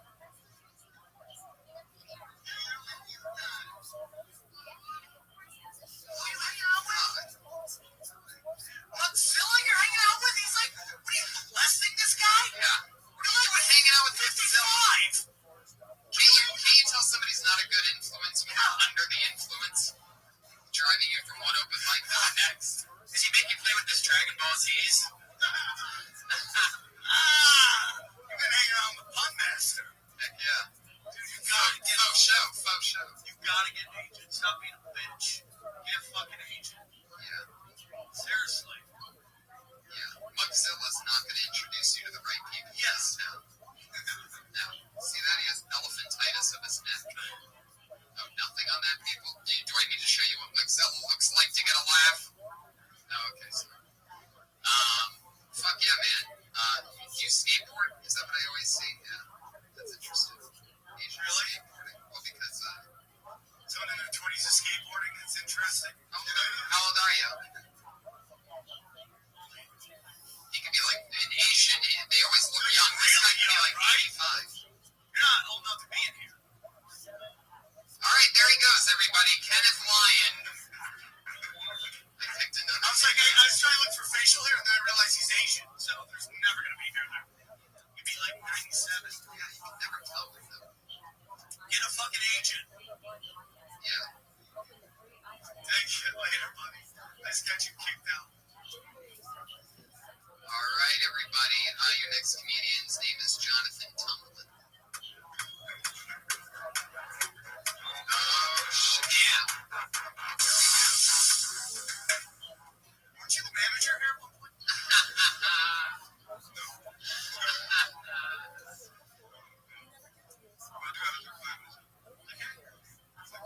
That's original for a blanket. Come on, it's jokes. Shut up. I tutor rich white kids in Westwood, and I took a math tutor, and I had a head one time. I tutor an Asian kid, and I don't think he thought that black people use white people all the time. But the kid I mainly tutor is this kid. He's addicted to this game called Blind Chris. It sucks. It's a stupid game. Everybody's just out there. It's a cult following, but his mom hates that he plays it. So she's like, Jonathan, can you make sure that Sam doesn't come work with Minecraft? I'm like, sure. And then I tell him, like, you gotta put the game up. He's like, well, what else am I supposed to do?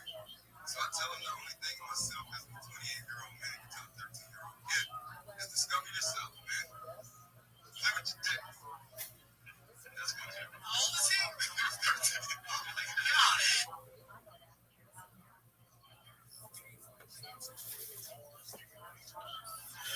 No one really knows for sure how the brand of Deborah Elgin because his majority of the life is 11th of the road, 786, Monday, August 24th. We've been doing this bitch for 41 days. 86 days of grand.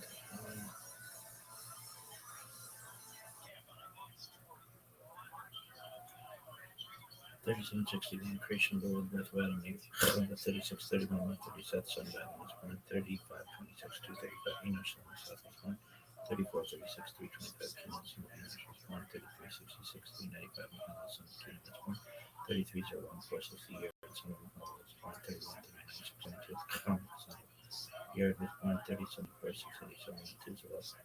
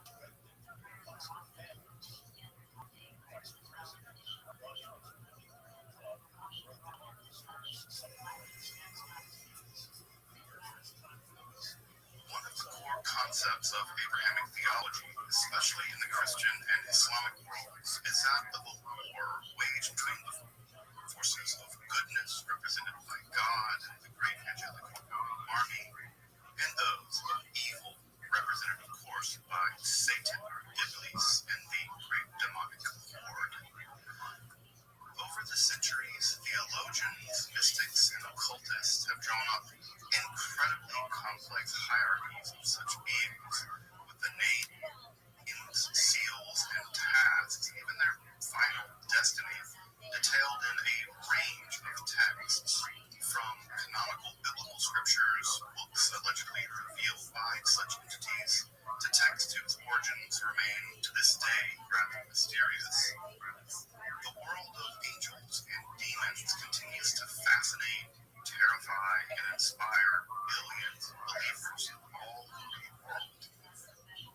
But what do we know about the origin of these entities in the Abrahamic tradition? If we were to rewind the clock back to the ancient Israelites, the progenitors of Jewish, Christian, and Islamic mythologies, among others, what do we know about the earliest stratum of Israelite demonology?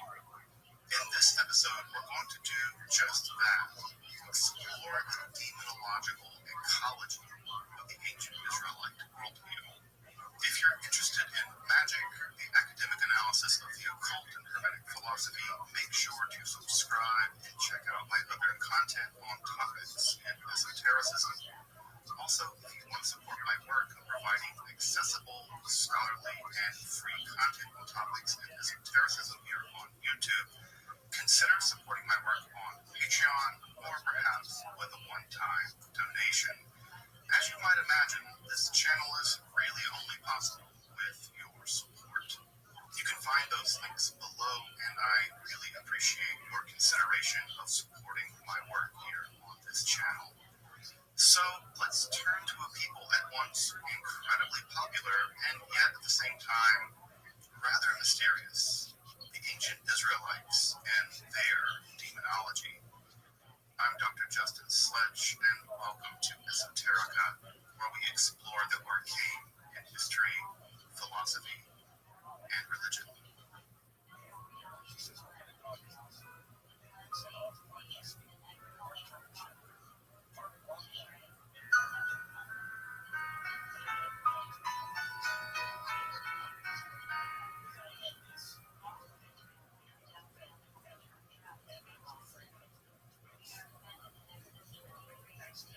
The Israelites were among the groups of people of the ancient Levant that we typically call the Canaanites. They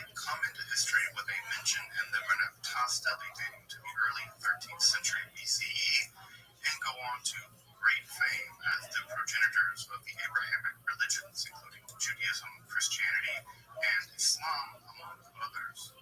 Their writings are preserved in inscriptions, letters, and perhaps most famously in the motley collection of texts that we now call the Hebrew Bible or the Christian Old Testament.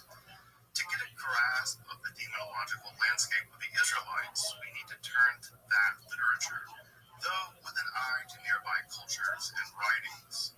Of course, the ancient Israelites didn't exist in a vacuum, and their culture was influenced by and a reaction to their neighbors, like any culture. So, what do we mean by demon? Well, the term itself has a complicated history, and what we're doing in this episode is a bit anachronistic, just to be honest.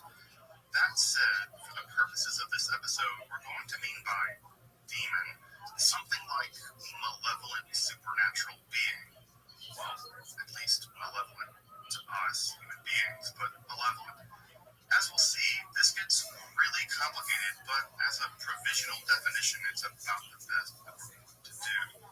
What's perhaps most conspicuous about such entities in ancient Israelite religious culture in relationship to their neighbors, and here I'm thinking about the Egyptian and Mesopotamian religious cultures, is just the dearth of such beings.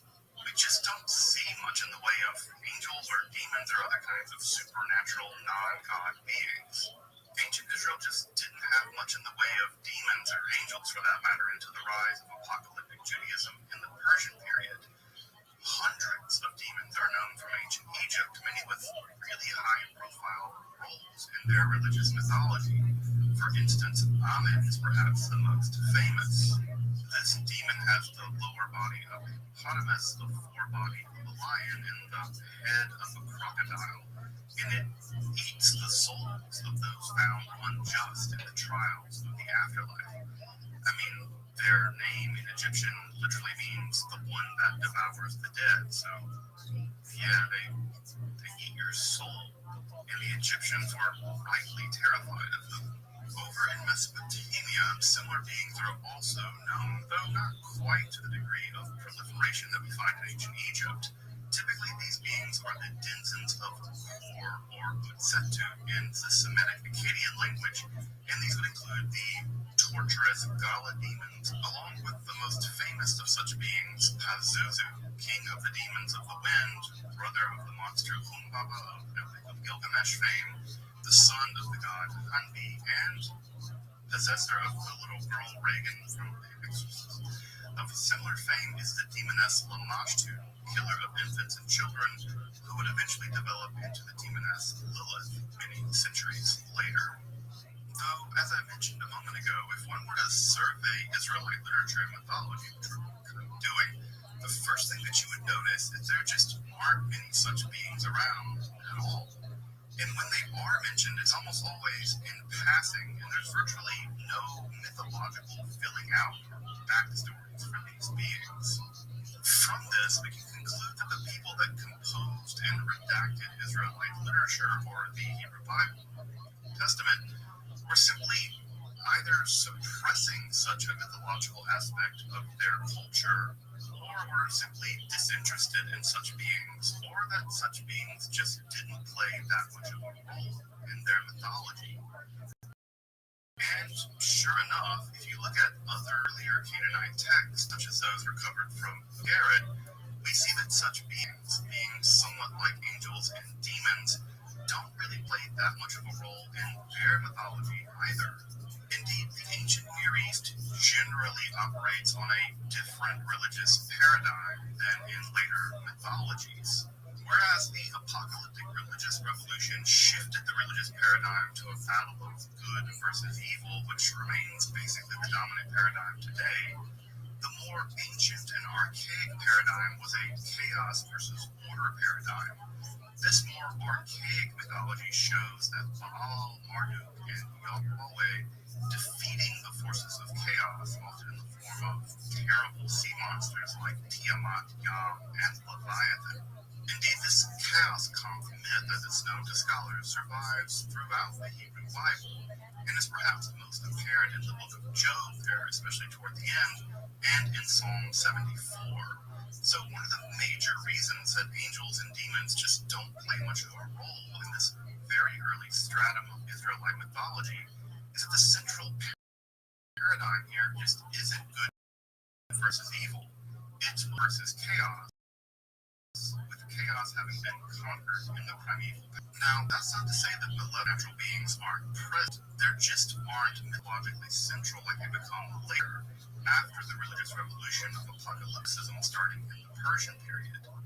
Indeed, in that paradigm, the major drama or religious conflict is moved from the primeval past to the distant future.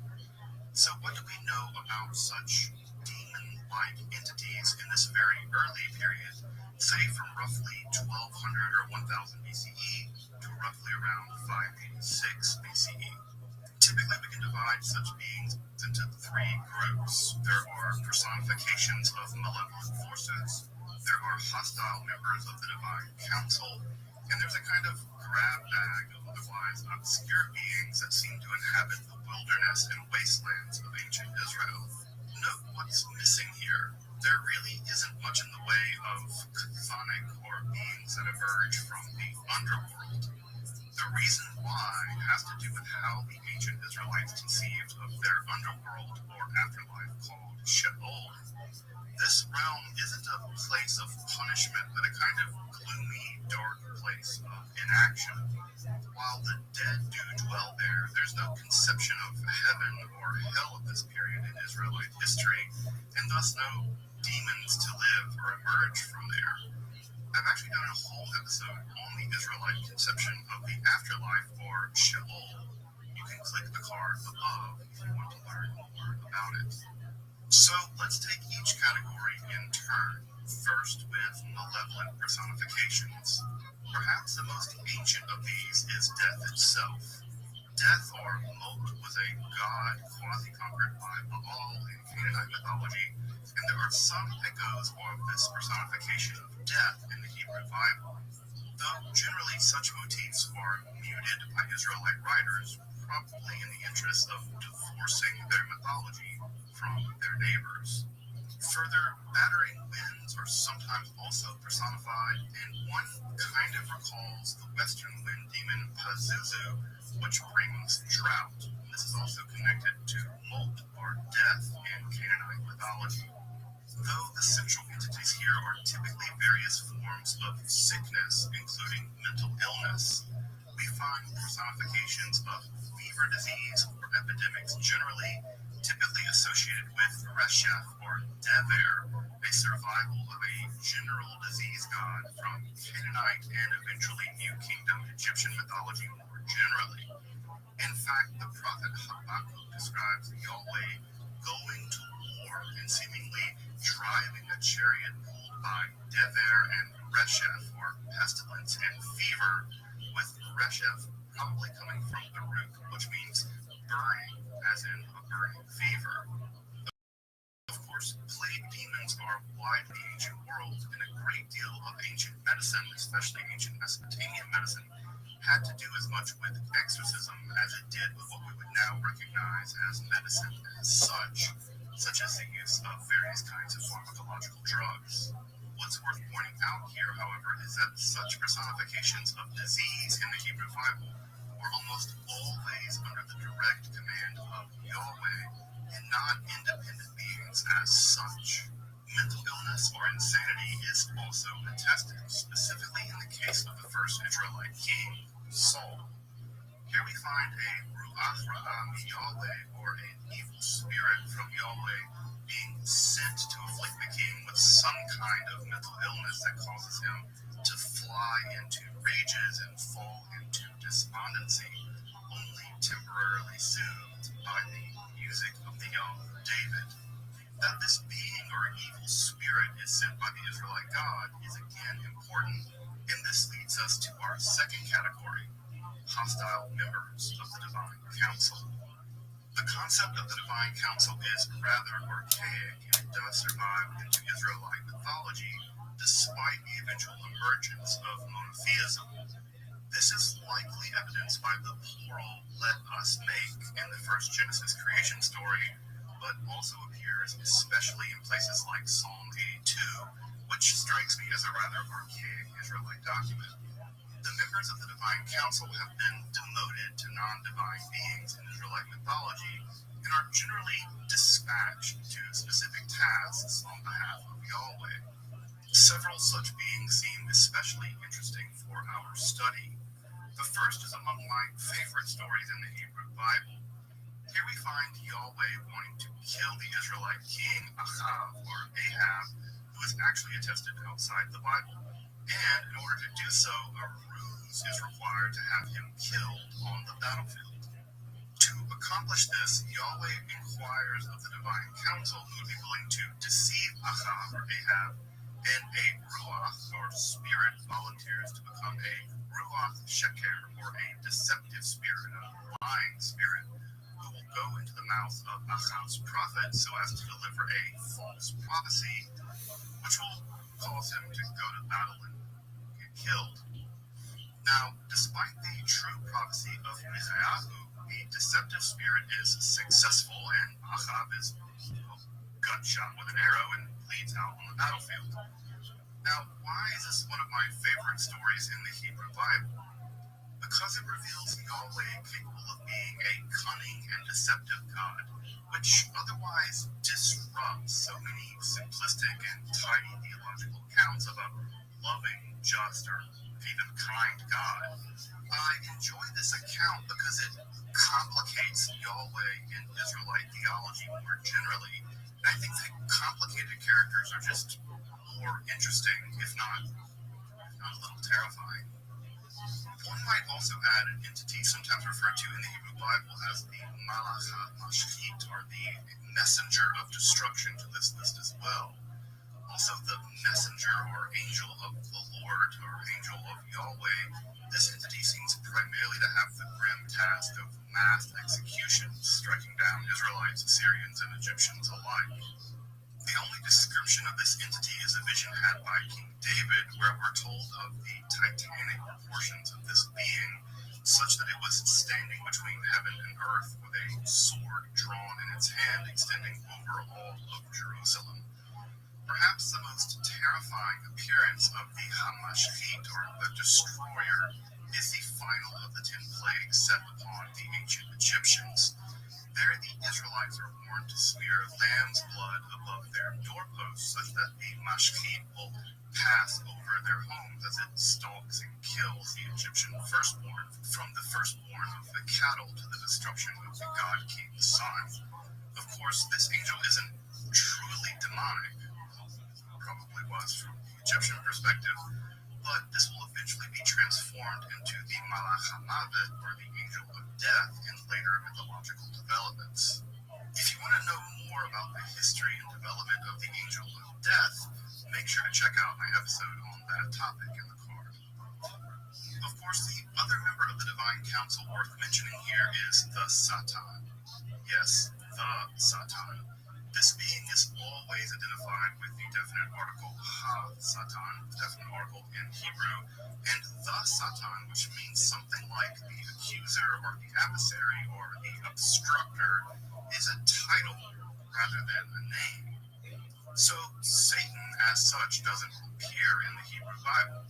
Rather, Ha-Satan is a title of a member of the Divine Council who seems to act as either a kind of prosecuting attorney against human beings or otherwise obstructs human affairs on the command of Yahweh.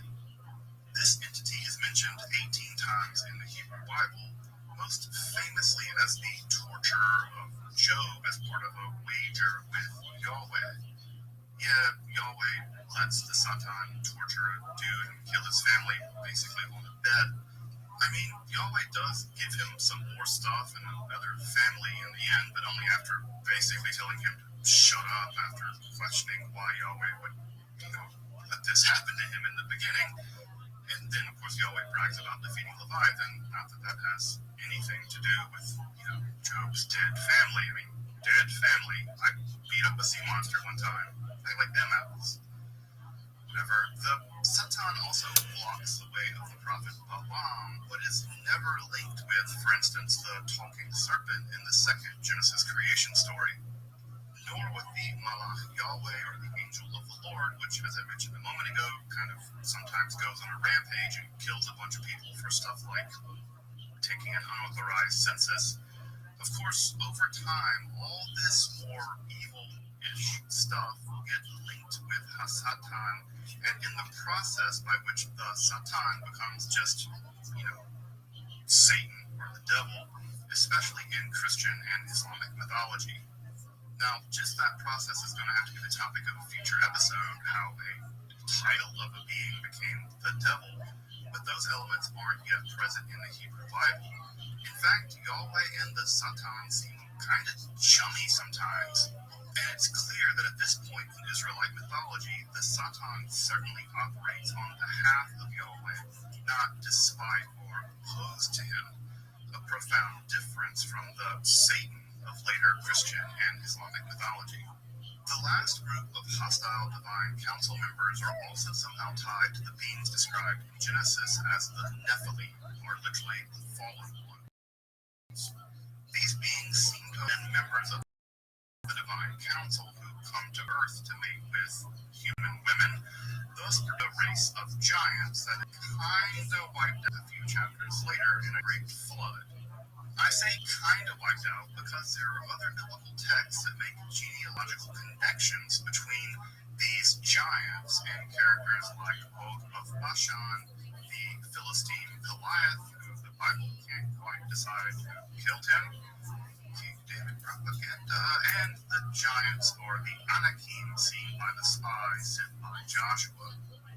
Of course, the Nephilim get a much bigger backstory in the first book of Enoch, produced during the high period of apocalypticism, but the Hebrew Bible is generally interested in the presence of later kind of gigantic people.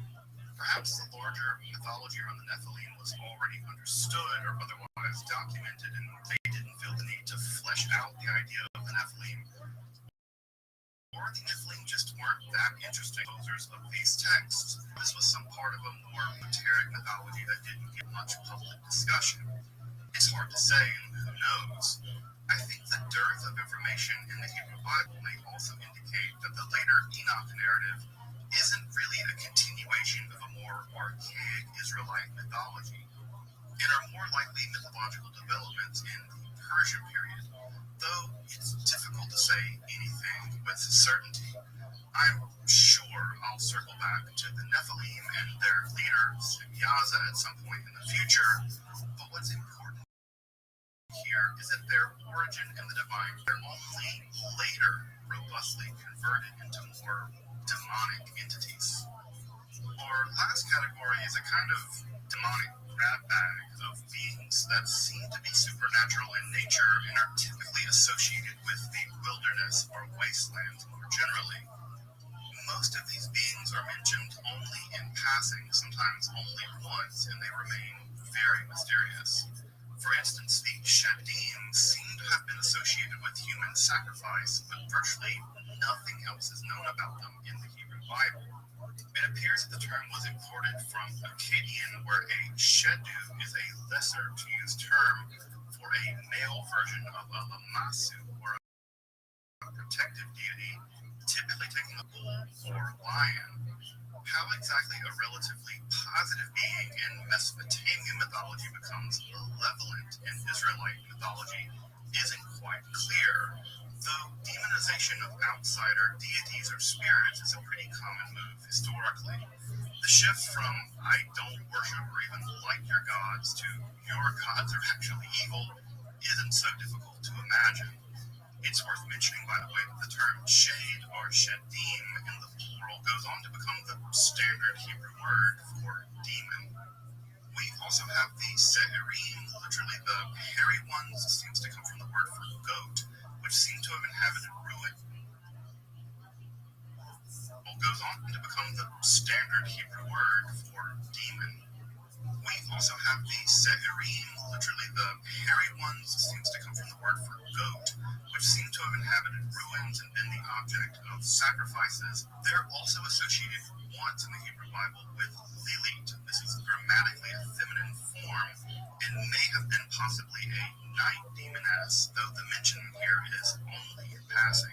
Lilith, as the rebellious first wife of Adam responsible for crib death, is a much later development, made famous in the alphabet of Ben Sirach, a text composed in the period after the Babylonian Talmud.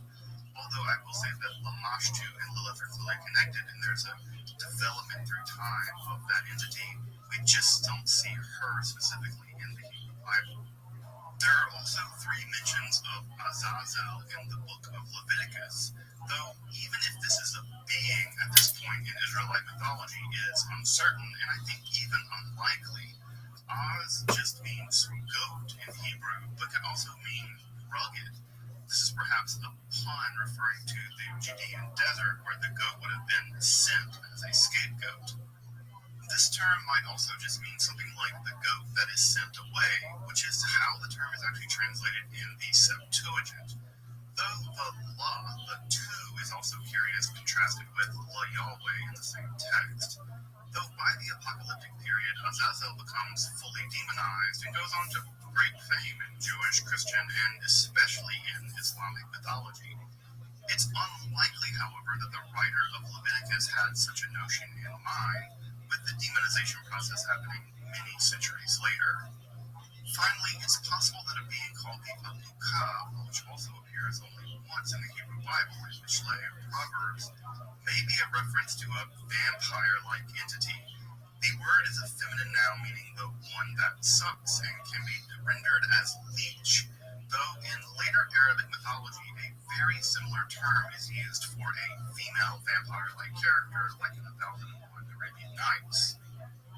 Though it's unclear if that association obtained at this period of Israelite mythology, and with the term only mentioned once in the entire Hebrew Bible, it's pretty tough to draw any kind of firm conclusions about whether this is a early Israelite vampire.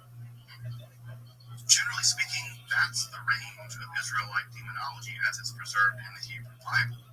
Of course, eventually non-Israelite gods such as Baal, Moloch, Dagon, Chemosh, etc., they all get kind of demonized, but note that there's no systematic demonology in the Israelite literature.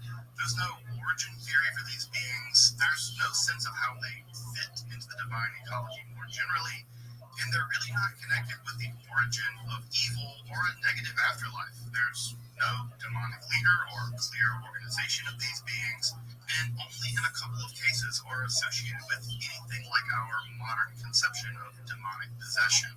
Also, if you're interested in the history of possession and exorcism in this period of Israelite religious thought, check out my episode on that topic, which goes from ancient Israel all the way to the developments in the Kabbalah. As I mentioned earlier, it appears that such malevolent entities played only a very minor role in Israelite mythology. Why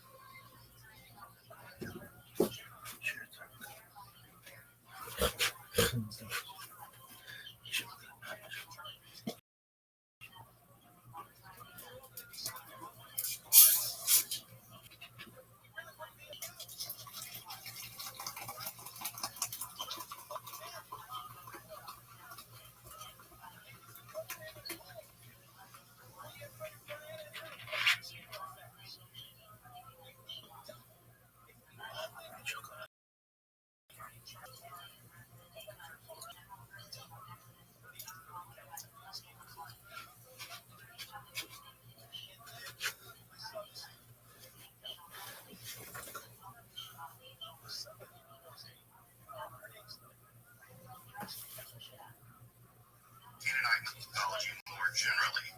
Of course, that would dramatically change with the rise of apocalyptic Judaism in the Persian period, probably because of intense contact with both Hellenic and Persian cultures. Though I will say that this more archaic Israelite position did persist into the Second Temple period despite the rise of apocalyptic Judaism, with a group typically referred to as the Sadducees, who rejected the existence of angels and demons generally, along with the resurrection of the body and the idea of punishment and reward in the afterlife, maintaining a much more traditional Israelite concept of Sheol. In some sense, the Sadducees actually maintain a much more traditional, if one might use that word, traditional worldview of the ancient Israelites. Though with the destruction of the Jerusalem temple, this position seems to have basically gone extinct along with the Sadducees as a group more generally.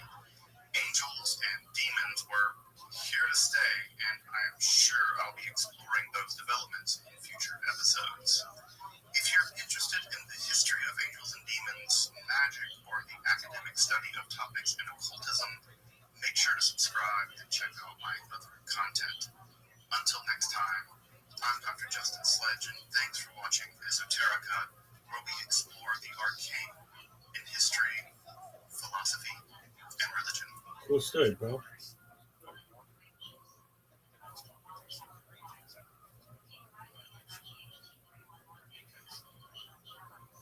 One of the core concepts of Abrahamic theology, especially in the Christian and Islamic worlds, is that of a war waged between the forces of goodness, represented by God and the great angelic army, and those of evil, represented, of course, by Satan or Iblis and the great demonic horde. Over the centuries, theologians, mystics, and occultists have drawn up incredibly complex hierarchies of such beings, with the names, seals, and tasks, even their final destiny, detailed in a range of texts, from canonical biblical scriptures, books allegedly revealed by such entities, to texts whose origins remain to this day rather mysterious. The world of angels and demons continues to fascinate, terrify, and inspire billions of believers all over the world. But what do we know about the origin of these entities in the Abrahamic tradition? If we were to rewind the clock back to the ancient Israelites, the progenitors of Jewish, Christian, and Islamic mythologies, among others, what do we know about the earliest stratum of Israelite demonology? In this episode, we're going to do just that. Explore the demonological ecology of the ancient Israelite worldview. If you're interested in magic, the academic analysis of the occult and hermetic philosophy, make sure to subscribe and check out my other content on topics in esotericism. Also, if you want to support my work of providing accessible, scholarly, and free content on topics in esotericism here on YouTube, consider supporting my work on Patreon or perhaps with a one-time donation. As you might imagine, this channel is really only possible with your support. You can find those links below, and I really appreciate your consideration of supporting my work here on this channel. So let's turn to a people at once incredibly popular and yet at the same time rather mysterious, the ancient Israelites and their demonology. I'm Dr. Justin Sledge, and welcome to Esoterica, where we explore the arcane in history, philosophy, and religion.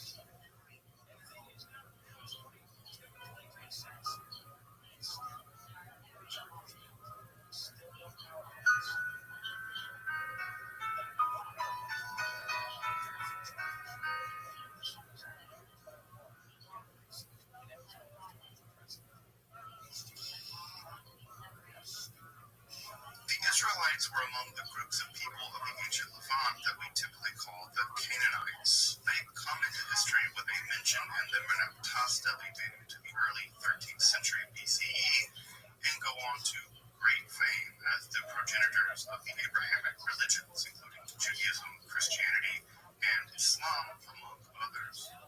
Their writings are preserved in inscriptions, letters, and perhaps most famously in the motley collection of texts that we now call the Hebrew Bible or the Christian Old Testament. To get a grasp of the demonological landscape of the Israelites, we need to turn to that literature, though with an eye to nearby cultures and writings. Of course, the ancient Israelites didn't exist in a vacuum, and their culture was influenced by and a reaction to their neighbors, like any culture. So, what do we mean by demon? Well, the term itself has a complicated history, and what we're doing in this episode is a bit anachronistic, just to be honest. That said, for the purposes of this episode, we're going to mean by demon something like malevolent supernatural being. Well, at least malevolent to us human beings, but malevolent. As we'll see, this gets really complicated, but as a provisional definition, it's about the best that we're going to do. What's perhaps most conspicuous about such entities in ancient Israelite religious culture in relationship to their neighbors, and here I'm thinking about the Egyptian and Mesopotamian religious cultures, is just the dearth of such beings. We just don't see much in the way of angels or demons or other kinds of supernatural non-God beings. Ancient Israel just didn't have much in the way of demons or angels, for that matter, until the rise of apocalyptic Judaism in the Persian period. Hundreds of demons are known from ancient Egypt, many with really high-profile roles in their religious mythology. For instance, Ammit is perhaps the most famous. This demon has the lower body of a hippopotamus, the forebody of a lion, and the head of a crocodile, and it eats the souls of those found unjust in the trials of the afterlife. I mean, their name in Egyptian literally means the one that devours the dead, so yeah, they eat your soul, and the Egyptians were rightly terrified of them. Over in Mesopotamia, similar beings are also known, though not quite to the degree of proliferation that we find in ancient Egypt. Typically, these beings are the denizens of Kor or Utsetu in the Semitic Akkadian language, and these would include the torturous Gala demons, along with the most famous of such beings, Pazuzu, king of the demons of the wind, brother of the monster Humbaba of Epic of Gilgamesh fame, the son of the god Hanbi, and possessor of the little girl Reagan from The Exorcist. Of similar fame is the demoness Lamashtu, killer of infants and children, who would eventually develop into the demoness Lilith many centuries later. Though, as I mentioned a moment ago, if one were to survey Israelite literature and mythology, which we're doing, the first thing that you would notice is there just aren't many such beings around at all. And when they are mentioned, it's almost always in passing, and there's virtually no mythological filling out or backstories for these beings. From this, we can conclude that the people that composed and redacted Israelite literature, or the Hebrew Bible, Old Testament, were simply either suppressing such a mythological aspect of their culture, or were simply disinterested in such beings, or that such beings just didn't play that much of a role in their mythology.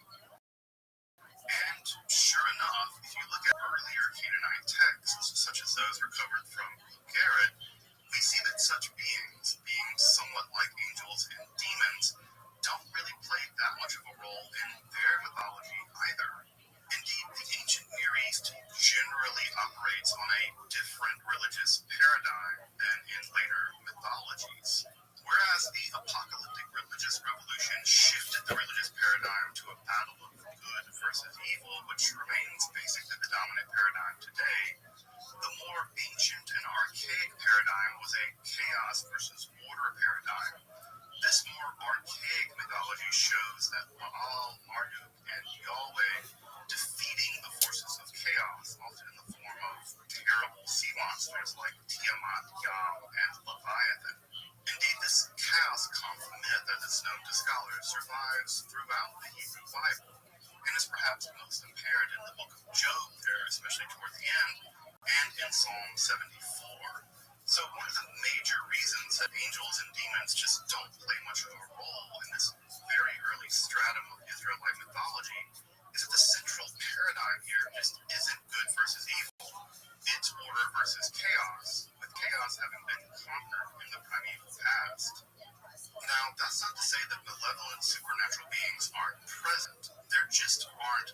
philosophically central like they become later, after the religious revolution of apocalypticism starting in the Persian period.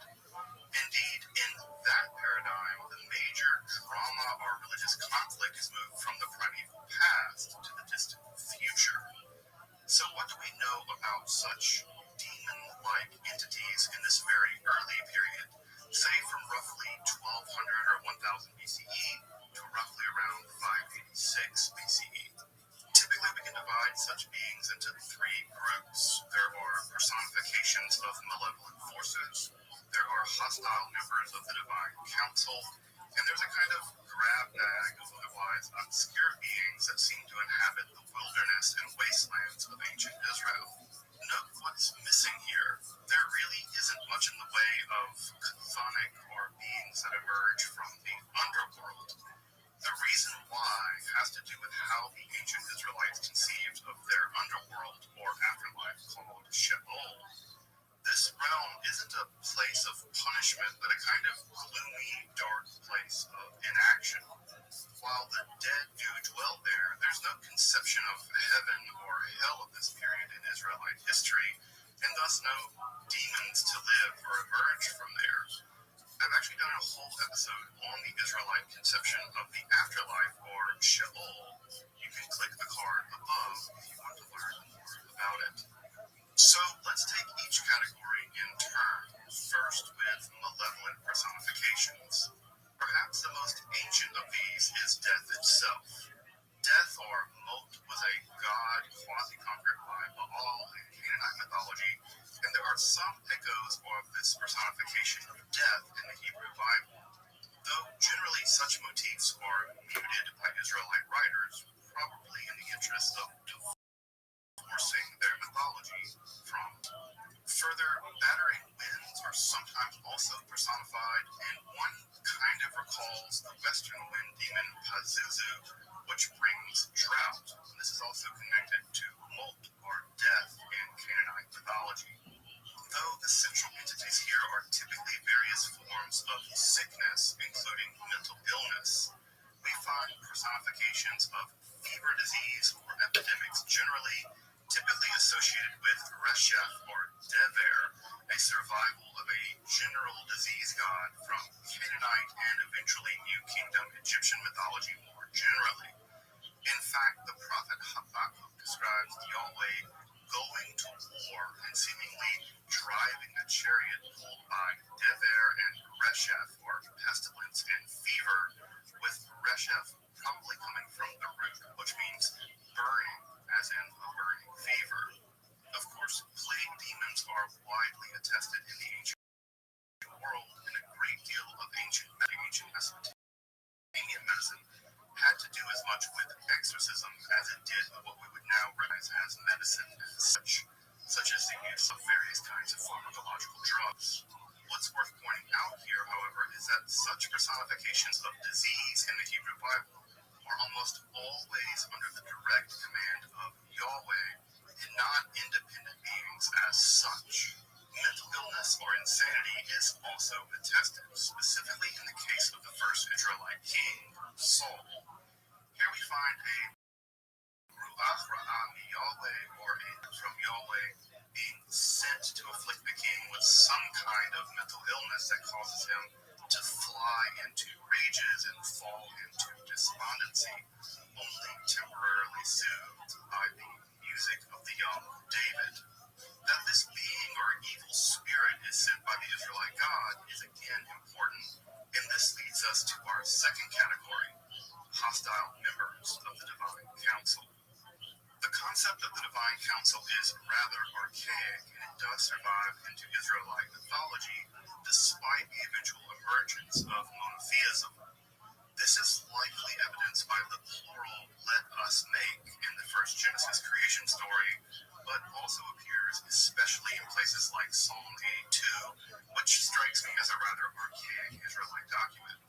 The members of the divine council have been demoted to non-divine beings in Israelite mythology and are generally dispatched to specific tasks on behalf of Yahweh.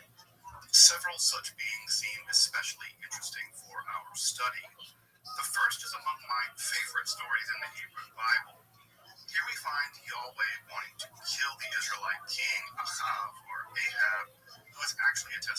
inside the Bible.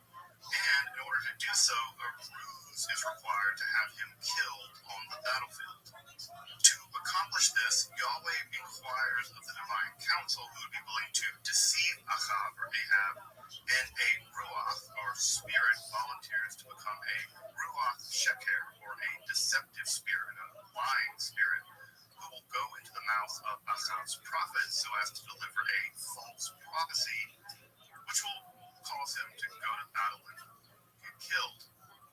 Now, despite the true prophecy of Michayahu, the deceptive spirit is successful and Ahab is got shot with an arrow and bleeds out on the battlefield. Now, why is this one of my favorite stories in the Hebrew Bible? Because it reveals Yahweh capable of being a cunning and deceptive God, which otherwise disrupts so many simplistic and tidy theological accounts of a loving, just, or even kind God. I enjoy this account because it complicates Yahweh in Israelite theology more generally. I think the complicated characters are just more interesting, if not a little terrifying. One might also add an entity sometimes referred to in the Hebrew Bible as the Malach HaMashchit, or the messenger of destruction, to this list as well. Also, the messenger or angel of the Lord, or angel of Yahweh, this entity seems primarily to have the grim task of mass executions, striking down Israelites, Assyrians, and Egyptians alike. The only description of this entity is a vision had by King David, where we're told of the titanic proportions of this being, such that it was standing between heaven and earth with a sword drawn in its hand extending over all of Jerusalem. Perhaps the most terrifying appearance of the Hamashchit, or the destroyer, is the final of the 10 plagues set upon the ancient Egyptians. There, the Israelites are warned to smear lamb's blood above their doorposts, such that the Mashchit will pass over their homes as it stalks and kills the Egyptian firstborn, from the firstborn of the cattle to the destruction of the god king's son. Of course, this angel isn't truly demonic, probably was from the Egyptian perspective, but this will eventually be transformed into the Malach HaMavet, or the angel of death, in later mythological developments. If you want to know more about the history and development of the angel of death, make sure to check out my episode on that topic in the card. Of course, the other member of the divine council worth mentioning here is the Satan. Yes, the Satan. This being is always identified with the definite article Ha-Satan, definite article in Hebrew, and the Satan, which means something like the accuser or the adversary or the obstructor, is a title rather than a name. So Satan as such doesn't appear in the Hebrew Bible. Rather, Ha-Satan is a title of a member of the divine council who seems to act as either a kind of prosecuting attorney against human beings or otherwise obstructs human affairs on the command of Yahweh. This entity is mentioned 18 times in the Hebrew Bible, most famously as the torturer of Job as part of a wager with Yahweh. Yeah, Yahweh lets the Satan torture a dude and kill his family basically on the bed. I mean, Yahweh does give him some more stuff and another family in the end, but only after basically telling him to shut up after questioning why Yahweh would, let this happen to him in the beginning. And then, of course, Yahweh brags about defeating Leviathan. Not that that has anything to do with, Job's dead family. I mean, dead family. I beat up a sea monster one time. I like them apples. Whatever. The Satan also blocks the way of the prophet Balaam, but is never linked with, for instance, the talking serpent in the second Genesis creation story, nor with the Malach Yahweh, or the angel of the Lord, which, as I mentioned a moment ago, kind of sometimes goes on a rampage and kills a bunch of people for stuff like taking an unauthorized census. Of course, over time, all this more evil-ish stuff will get linked with Hasatan, and in the process by which the Satan becomes just, Satan or the devil, especially in Christian and Islamic mythology. Now, just that process is going to have to be the topic of a future episode, how a title of a being became the devil, but those elements aren't yet present in the Hebrew Bible. In fact, Yahweh and the Satan seem kind of chummy sometimes. And it's clear that at this point in Israelite mythology, the Satan certainly operates on behalf of Yahweh, not despite or opposed to him. A profound difference from the Satan of later Christian and Islamic mythology. The last group of hostile divine council members are also somehow tied to the beings described in Genesis as the Nephilim, or literally the fallen ones. These beings seem to have been members of the divine council who come to Earth to mate with human women, thus producing a race of giants that is kinda wiped out a few chapters later in a great flood. I say kinda wiped out because there are other biblical texts that make genealogical connections between these giants and characters like Og of Bashan, the Philistine Goliath, who the Bible can't quite decide who killed him, King David propaganda, and the giants or the Anakim seen by the spy sent by Joshua. Of course, the Nephilim get a much bigger backstory in the first book of Enoch, produced during the high period of apocalypticism, but the Hebrew Bible is generally in them except to explain the presence of later kind of gigantic people. Perhaps the larger mythology around the Nephilim was already understood or otherwise documented, and they didn't feel the need to flesh out the idea of the Nephilim, or the Nephilim just weren't that interesting to the composers of these texts, or this was some part of a more esoteric mythology that didn't get much public discussion. It's hard to say, and who knows. I think the dearth of information in the Hebrew Bible may also indicate that the later Enoch narrative isn't really a continuation of a more archaic Israelite mythology, and are more likely mythological developments in the Persian period, though it's difficult to say anything with certainty. I'm sure I'll circle back to the Nephilim and their leader, Semyaza, at some point in the future, but what's important here is that their origin in the divine council and their only later robustly converted into more demonic entities.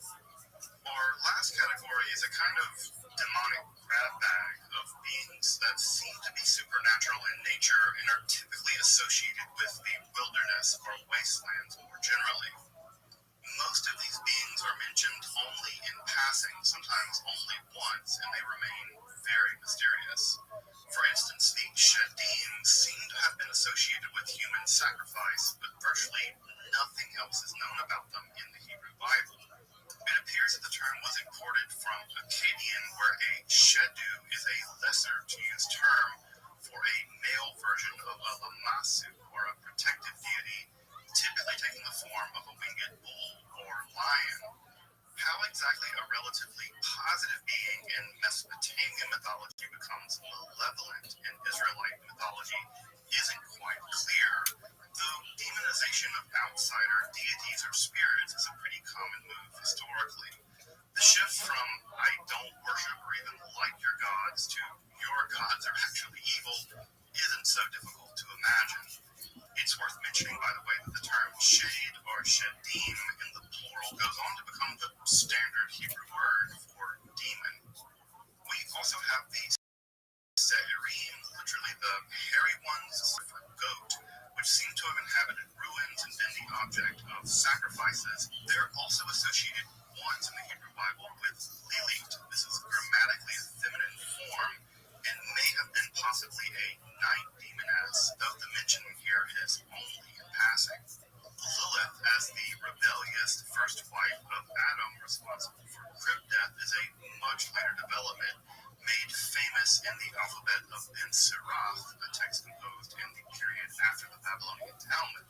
Although I will say that Lamashtu and Lilith are clearly connected, and there's a development through time of that entity, we just don't see her specifically in the Hebrew Bible. There are also 3 mentions of Azazel in the book of Leviticus, though even if this is a being at this point in Israelite mythology is uncertain, and I think even unlikely. Az just means goat in Hebrew, but could also mean rugged. This is perhaps a pun referring to the Judean sent scapegoat. This term might also just mean goat that is sent away, which is how the term is actually translated in the Septuagint. Though curious contrasted with La Yahweh in the same text. Though by the apocalyptic period, Azazel becomes fully demonized and goes on to great fame in Jewish, Christian, and especially in Islamic mythology. It's unlikely, however, that the writer of Leviticus had such a notion in mind, with the demonization process happening many centuries later. Finally, it's possible that a being called the Amukah, which also appears only once in the Hebrew Bible in Mishlei and Proverbs, may be a reference to a vampire-like entity. The word now meaning the one that thing can be rendered as leech, though in later Arabic mythology a very similar term is used for a female vampire-like character like that a being called the Amukah, which also appears only once in the Hebrew Bible in Mishlei and Proverbs, may be a reference to a vampire-like entity. The word is a feminine noun meaning the one that sucks and can be rendered as leech, though in later Arabic mythology a very similar term is used for a female vampire-like character like in the Thousand and One Arabian Nights. Though it's unclear if that association obtained at this period of Israelite mythology, and with the term only mentioned once in the entire Hebrew Bible, it's pretty tough to draw any kind of firm conclusions about whether this is a early Israelite vampire. Generally speaking, that's the range of Israelite demonology as it's preserved in the Hebrew Bible. Of course, eventually non-Israelite gods such as Baal, Moloch, Dagon, Chemos, etc., they all get kind of demonized, but note that there's no systematic demonology in the Israelite literature. There's no origin theory for these beings. There's no sense of how they fit into the divine ecology more generally, and they're really not connected with the origin of evil or a negative afterlife. There's no demonic leader or clear organization of these beings, and only in a couple of cases are associated with anything like our modern conception of demonic possession. Also, if you're interested in the history of possession and exorcism in this period of Israelite religious law, check out my episode on that topic, which goes from ancient Israel all the way to the developments in the Kabbalah. As I mentioned earlier, it appears that such malevolent entities played only a very minor role in Israelite mythology, like Canaanite mythology more generally. Of course, that would dramatically change with the rise of apocalyptic Judaism in the Persian period, probably because of intense contact with both Hellenic and Persian cultures. Though I will say that this more archaic Israelite position did persist into the Second Temple period despite the rise of apocalyptic Judaism, with a group typically referred to as the Sadducees, who rejected the existence of angels and demons generally, along with the resurrection of the body and the idea of punishment and reward in the afterlife, maintaining a much more traditional Israelite concept of Sheol. In some sense, the Sadducees actually maintain a much more traditional, if one might use that word, traditional worldview of the ancient Israelites. Though with the destruction of the Jerusalem temple, this position seems to have basically gone extinct along with the Sadducees as a group more generally. Angels and demons were here to stay, and I'm sure I'll be exploring those developments in future episodes. If you're interested in the history of angels and demons, magic, or the academic study of topics in occultism, make sure to subscribe and check out my other content.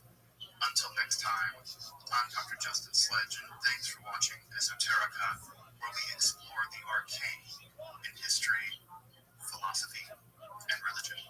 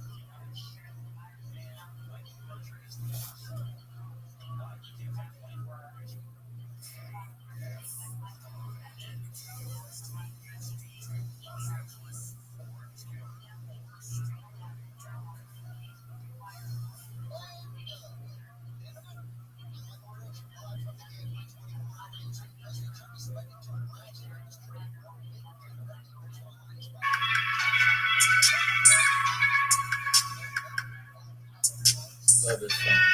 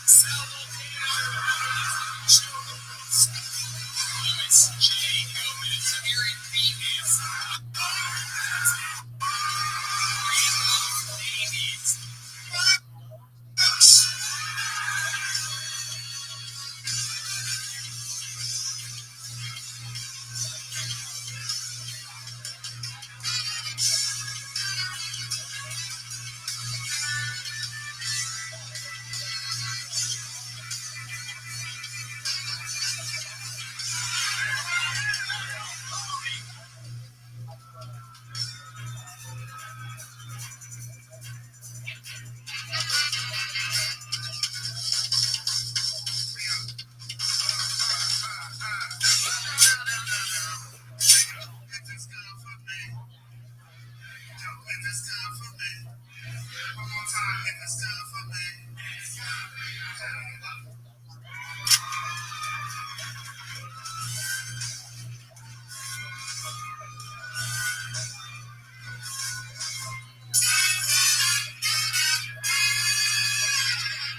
This is Redman coming to you live from the Comedy Mothership here in Austin, Texas. Our brand new episode of Kill Daddy. Get a party! Let's go!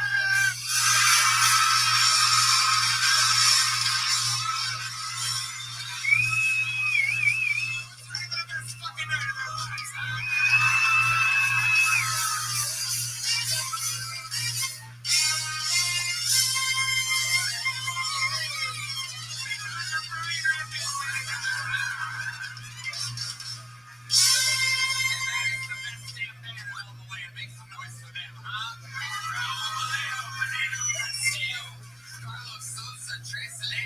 Michael Gonzalez, the great Matt Muley on the electric guitar, John Mays on the keys, and that is D Madness live in the flesh, ladies and gentlemen. Hell yeah.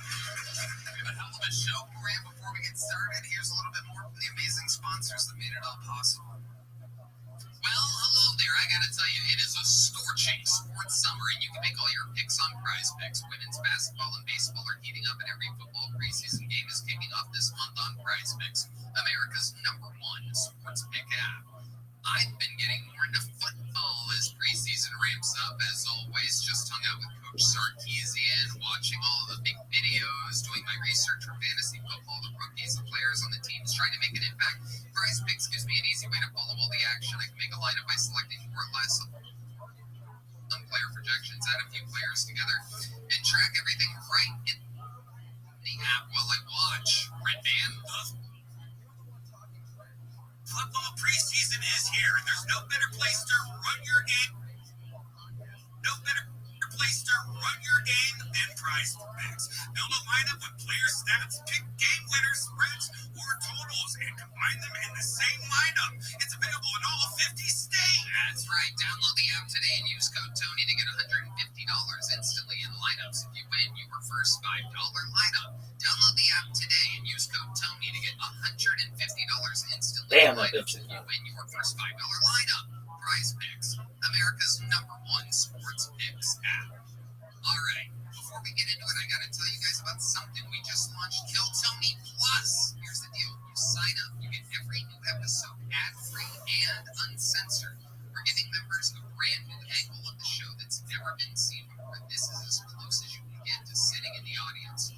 You also get bonus content, Q&A episodes, behind-the-scenes stuff, extra bits you're not getting anywhere else. And there's perks on the merch store too. It's $5 a month. That's less than a cost of a beer or a pack of cigarettes. A lot of fun things. Links in the description, or go straight to killtony.supercast.com to join. This is a very, very exciting opportunity for all you diehard fans and super haters. Go to killtonysupercast.com. All right, back to the show. You guys ready to start this fucking show or what? Every single week, I book two of the funniest human beings on planet Earth. This week, absolutely, positively no different. One is one of my oldest friends in comedy. We were tour guides together at the Comedy Store. And he's one of my favorite roast writers and comedians. And the other one is my dream father. Literally a guy that I look up to every single day. I golf with him. He is truly one of the greatest comedians of all time. Make some noise for the great Ron White and Sharon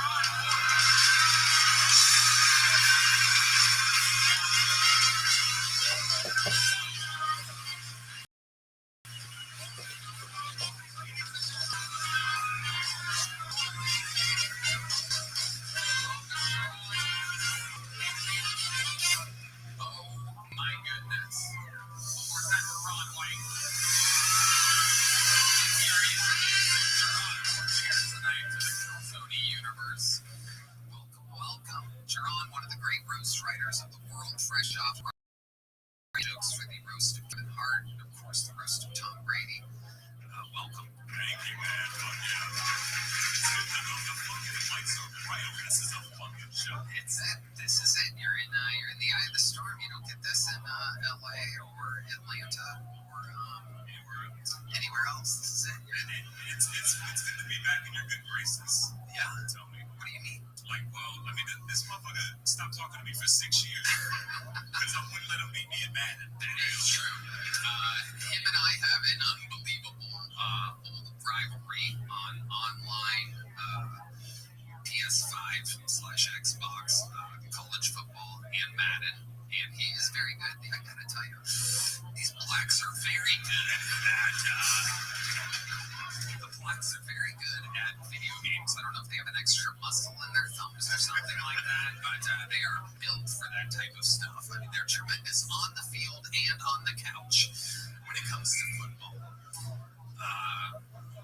The great Ron White is here, ladies and gentlemen.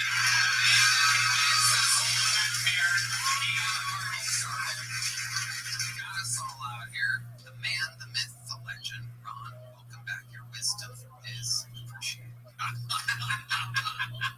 Wisdom is ignored. No, it's great to be back. It's great. I've been watching the show grow for a decade or so. It's a big fan. We're going to have some.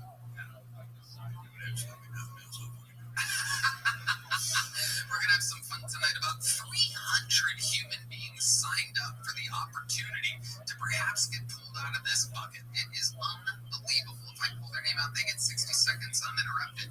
You know their time is up and you hear the sound of a kitten. That means they have to wrap it up then, or else they bring out the angry West Hollywood bear. And that really interrupts their set. And then I conduct an interview and we all talk to them about what we saw. Maybe find out more about them. They go from being a 60-second stand-up comedian to a guest on the #1 live podcast in the world in 60 seconds. You guys ready to start tonight's show? I'm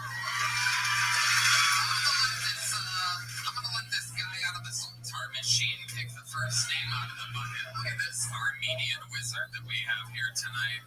Absolutely incredible. While we wrangle that first bucket pool, I have a golden ticket winner who's ready to give us a new 60 seconds. We haven't seen him in a while. Make some noise, ladies and gentlemen, for the long-awaited return of JJ Alexander. Here we go, 60 seconds for JJ.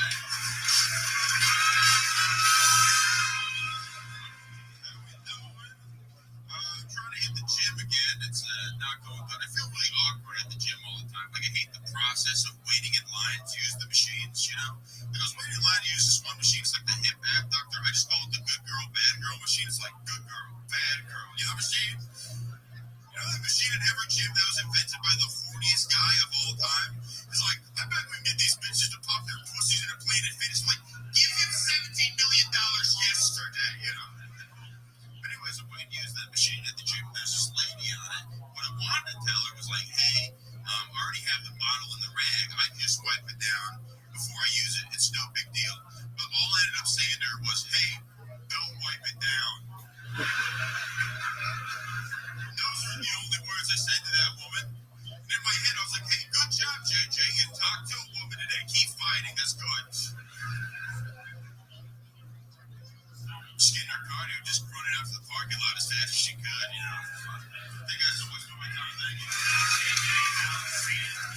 Shocking us with chin material today. Yeah, dude, I'm in a weight loss challenge right now, dude. Really? How much weight have you I've lost 16 pounds. How are you doing it? What are you doing? I've been eating nothing but beef and cheese. That's it, just beef and cheese. And milk, a lot of milk. I'm not taking a shit. This is actually wild. I found out the other day that I've been pooping wrong my entire life. Tell us about that. Yeah, so, you know, so at one time when I was a boy, I couldn't go. So, like, what I did is I would squat up, you know, like, imagine this is the toilet seat.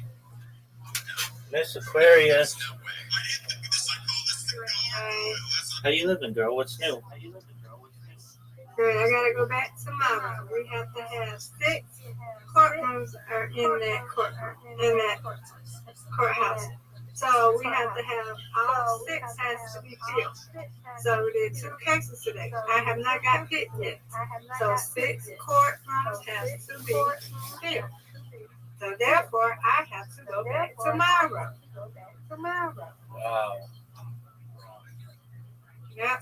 go back tomorrow. There's a lot of us. You should have said it. When I got there this morning, it was a lie. Like we had to vote or something, like an amusement park. Then, when we got through security, we went up the steps. There was a line to get to the jury. It's a lot of them.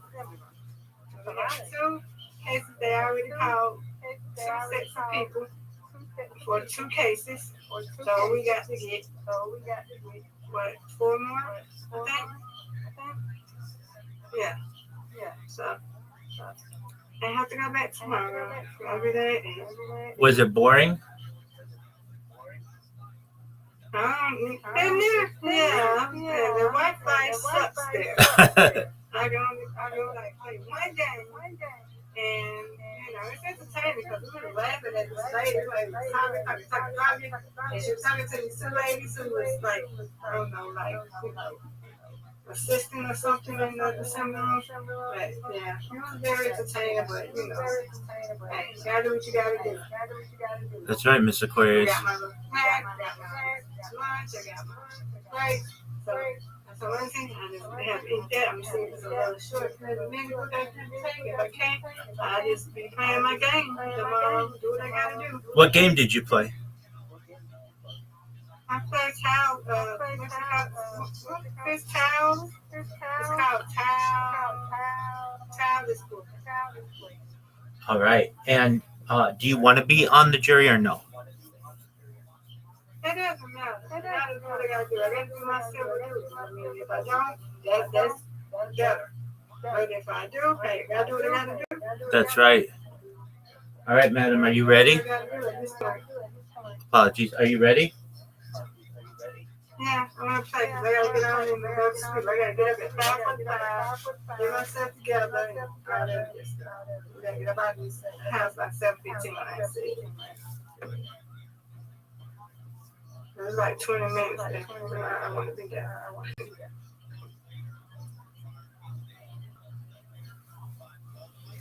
What am I doing? I know you said everything. I'm going to push it. Y'all, I'm talking about the test, but I keep on getting. There we go.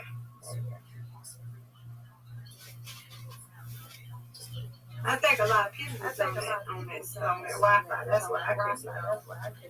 That could One of be. the girls, she said, I got on. Yep. Nice spare. Folks, Miss Aquarius, even with her busy day, got the spare. We got out about 3 something. We got out about 3 something. But I came home and relaxed, and then I got my outfit out and got my stuff together. So, yeah.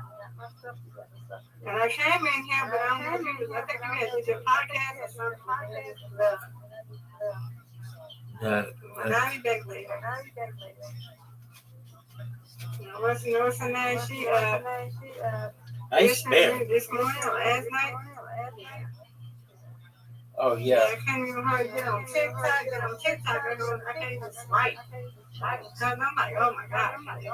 Facebook a little bit. It's just, oh God. It's just crazy. Whoa, Mr. Aquarius. Mr. Aquarius is getting that win today, folks. No doubt. No doubt.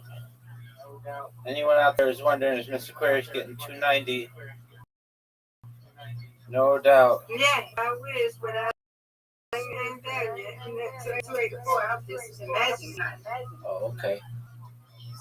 Yeah. I gotta go 284.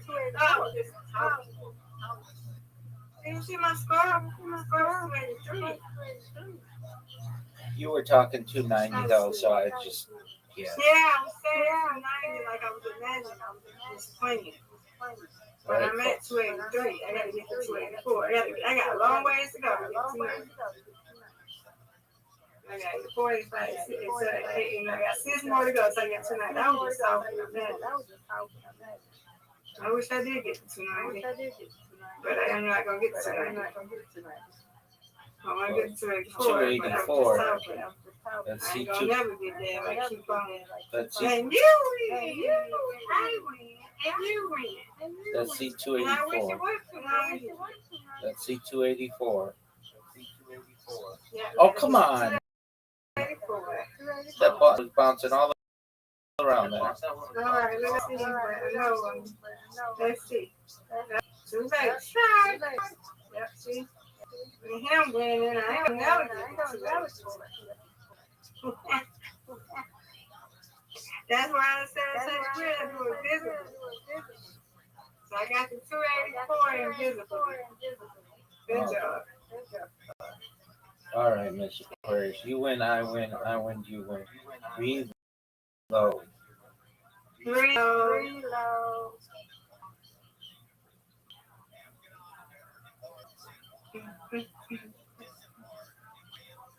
It don't matter. I get that someday. It don't matter. I'm winning anyway.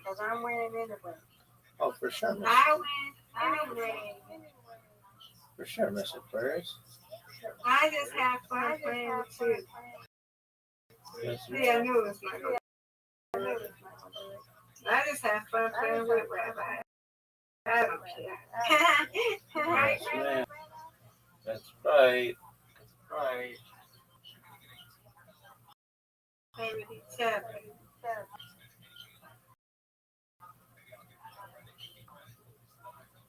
Ooh.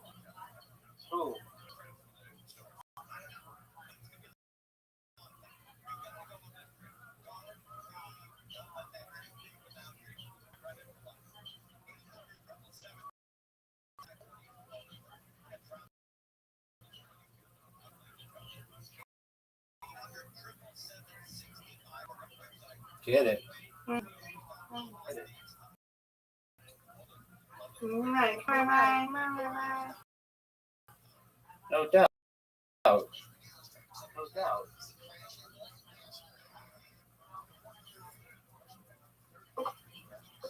Are you serious?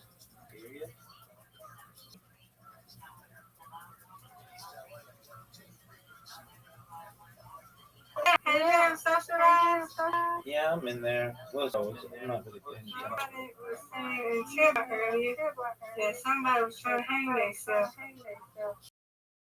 It's socialized? Mm-hmm. Oh, that's He terrible. said he reported it. He said, "Cause I don't do nothing over there." So that's why I'm glad I'm not back over. I'm not over there. He said they don't do nothing. Like, they need to do something. Yeah, that's terrible. Yeah. Y'all be letting people do whatever they want to do on socialize? No.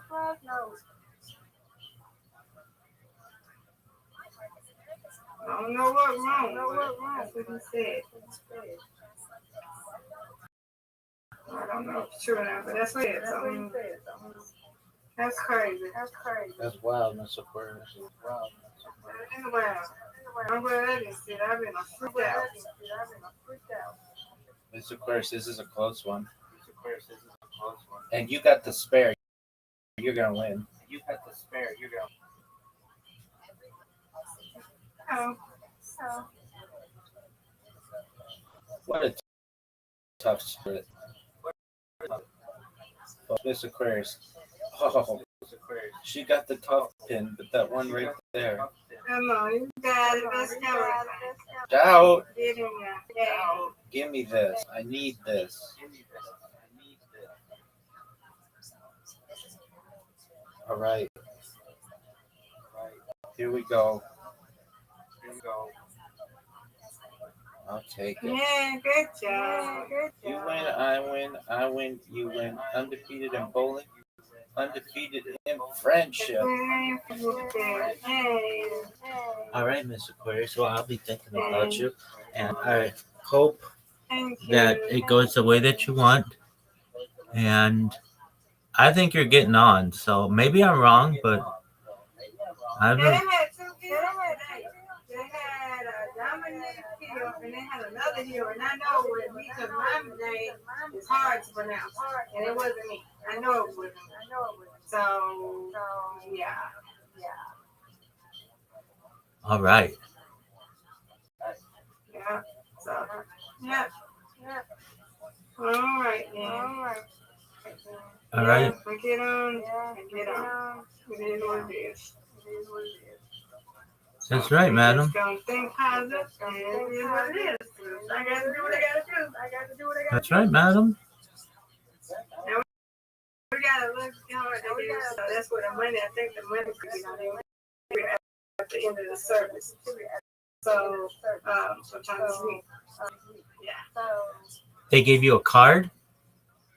They give you a little gift card, a little debit card, where they put the money in. So, like, $25 a day is a card. Oh, they So give it. I'm saving that card. I'm not gonna spend the card until, Yeah, they give it to you right away. Yeah, they might give it to me in that card, but I don't know if they gave it to us not. But because that day is over with, Yes, ma'am. So we get $25 a day. We get 25. She said we get 25 each day. We yeah. So we get $25 today. We get $25 tomorrow. We do that tomorrow. That is such an unbelievably small amount for the work that you're doing. Yeah. $25 today. $25 tomorrow. $25 if we be there Wednesday. $25 if we be there Thursday. $25 if we be there Friday. So it's like 100, right? Yes. Right? Yeah. It'd be 125 if you did all 5 days. Huh? If you did all 5 days, Monday, Tuesday, Wednesday, Thursday, Friday, at $25 per day, that'd be $125. There you go. Yeah. It's okay. Hey, we do what we gotta do.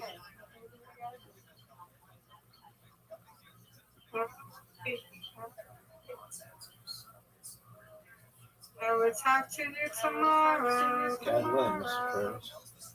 That's really. Has our friend been in here? Has your new friend, has she been in here? No, I don't. No, she hasn't. I don't know if she will be. She is kind of one of those people who, which I understand, she'll like, you'll be really close for like a little bit of time, and then she'll leave for months and then come back, and so I completely understand. But I did see. Right, yeah, me and her friend. Excellent. I did see on Twitter she had some success and she was posting a lot, so it works out for her. She and I were never close, like super close. Like I don't know her like I know. So what she does, so she's like crypto, so that's what she's working on? Yeah, and streaming, and she's like, how would I say, like an up and coming influencer.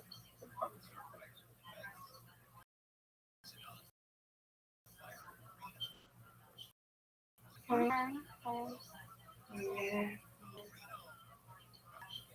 I haven't posted on that in a minute.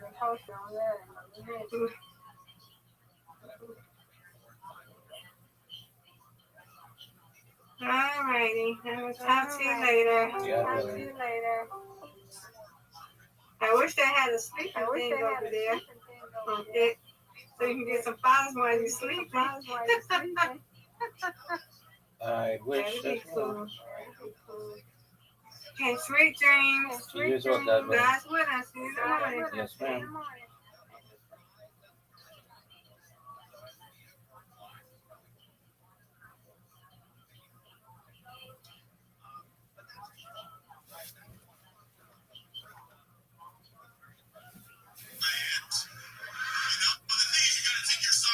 Shoes off to do it effectively because you slide off. Yes, man. Every day I've been doing that. How long have you been gargoyling? I've been in the gargoyle since I was 8 years old, and I remember the day. Yes.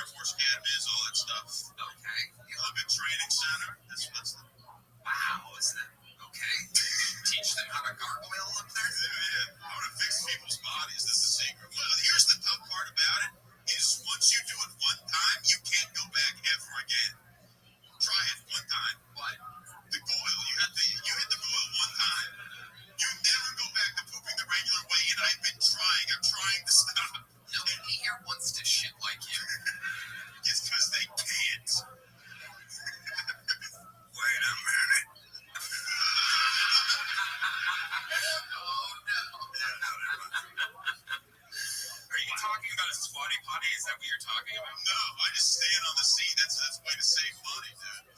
Wow. I don't got $15. I'm working at the Dutch Bros Corporation. Are you kidding me? Oh my goodness. Hit the $3 tip button, okay? I can't tell you how much pain I'm in being on the other side of the iPad every day. How long have you been working at this company? I'm working at the Dutch Bros for 2 years. 2 years. Do you hear that accent that you kind of have? I've been working there for 2 years. Like, at what part of Colorado? I don't understand. Did you hang out with Italians or something? No, never. Where did that come from? You watch, like, Donnie Brasco before breakfast every day? Like, what's going on there? No, I drank too much soda backstage and then my voice sounds weird. I read the Russian Diet Cokes up there. I'm like, they're going to cut me off soon. This guy drank so many Diet Cokes, he turned Italian. That is incredible. It's the old free cigarette, eh? You know what I'm talking about? Unbelievable, JJ.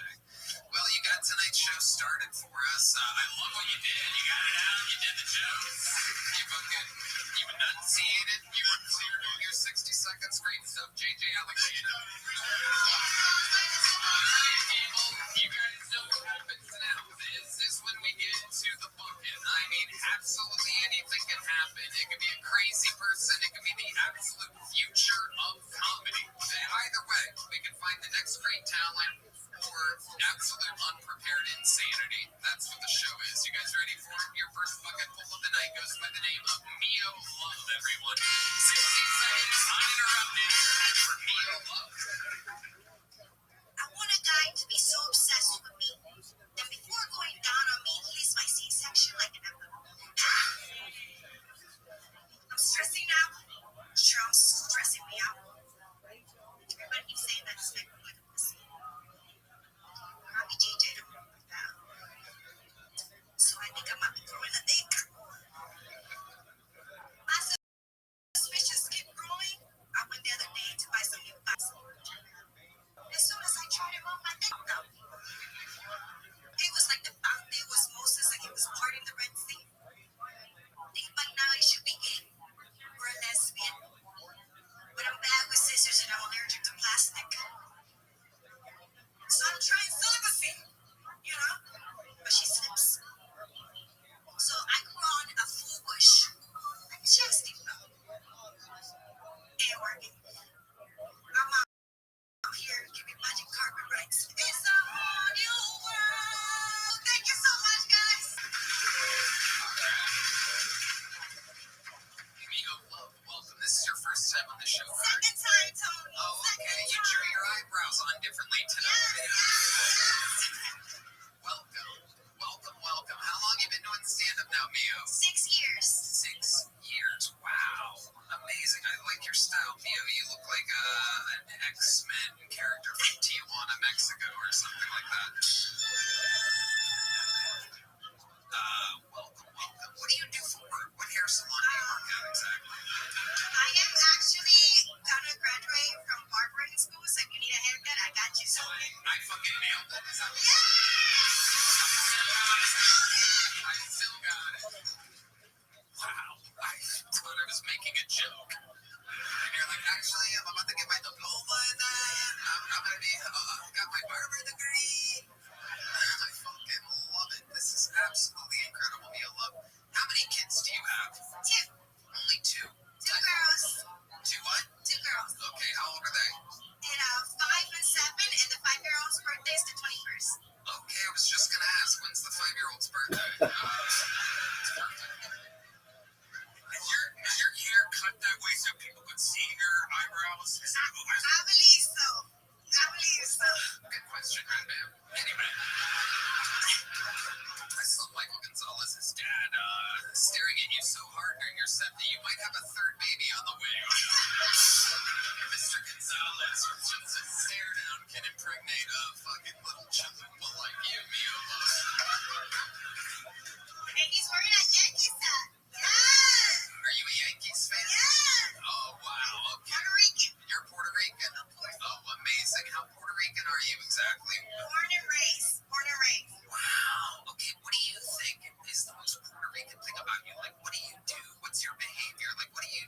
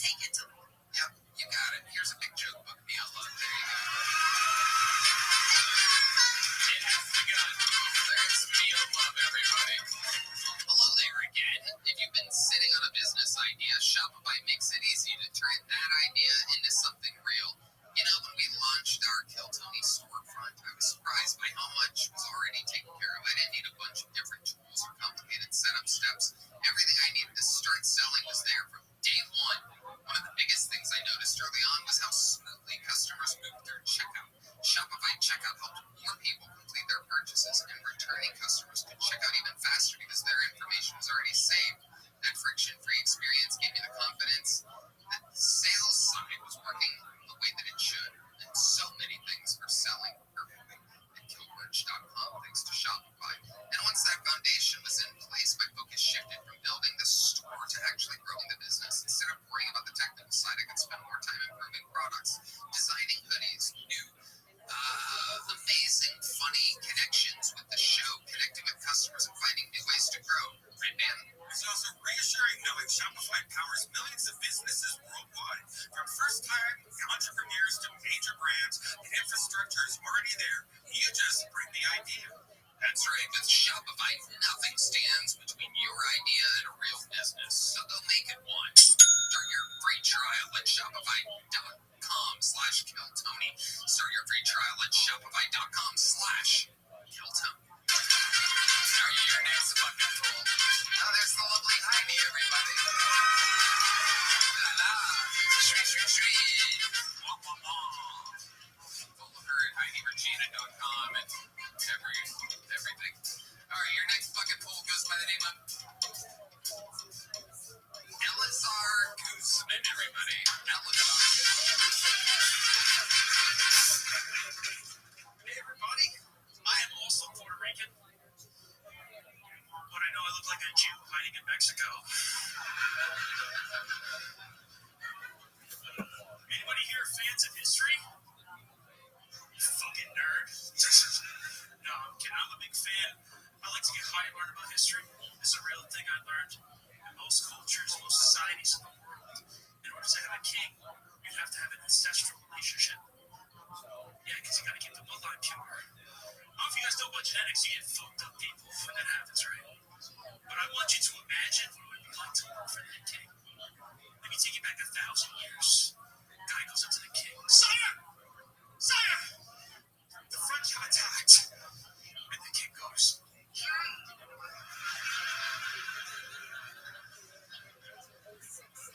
because he's retarded. I noticed I had to fill in the blanks for the back room. That's my time. Elazar. Did I say that right? Elazar? You did. Elazar Guzman. You've been on this show before? Yeah, twice. Welcome back. Tell us what we know about you, Elazar. What do we know? How long have you been on stand-up? In September, it'll be 13 years. 13 years. What do you do for work? I used to be a cook. Now I'm trying to do this. How often are you out on the road? It's been like 2 or 3 weekends a month. Okay. Where's the last place you went? Wichita, Kansas. What did you learn about Wichita? What are your thoughts about Wichita? They really repressed the gay a lot. What do you mean? There was like 3 people at the show that were like, my husband told me he was gay. Like my brother just told me he was gay, but it was like everybody was in shock. You know. You get me a flight to Wichita. Meet some of these newly gay dudes. Fresh ass, you know what I'm saying? All right. I love it. What do you do for fun, Elazar? For fun, I'm a nerd. I like to learn about history and weird shit like that. You really are into history. What's the craziest thing about history that you've learned recently that you can share with these people? Well, as you heard, there was literally a guy when you asked the rhetorical question anyone into history, 2 of my unbelievable my bases. Look, I go, no. So, if you can teach these brilliant minds, a lot of camo hats out here tonight, if you can teach them something amazing about history. Sure. You guys heard the winners of wars write history? Again, no, you can't ask them questions. Like, you have to just give them the information. Yeah. Well, that makes me not trust it, right? Because, for example, when they found Hitler's body, they said he had a micro penis. But of course they're going to say that. What else are they going to say? Yeah, he killed 6 million people, but he had a huge cock. So then that technically makes him the winner. All right, okay. You only know about Hitler's name from history. That's like what you read about. Yeah, pretty much. Yeah. You have any like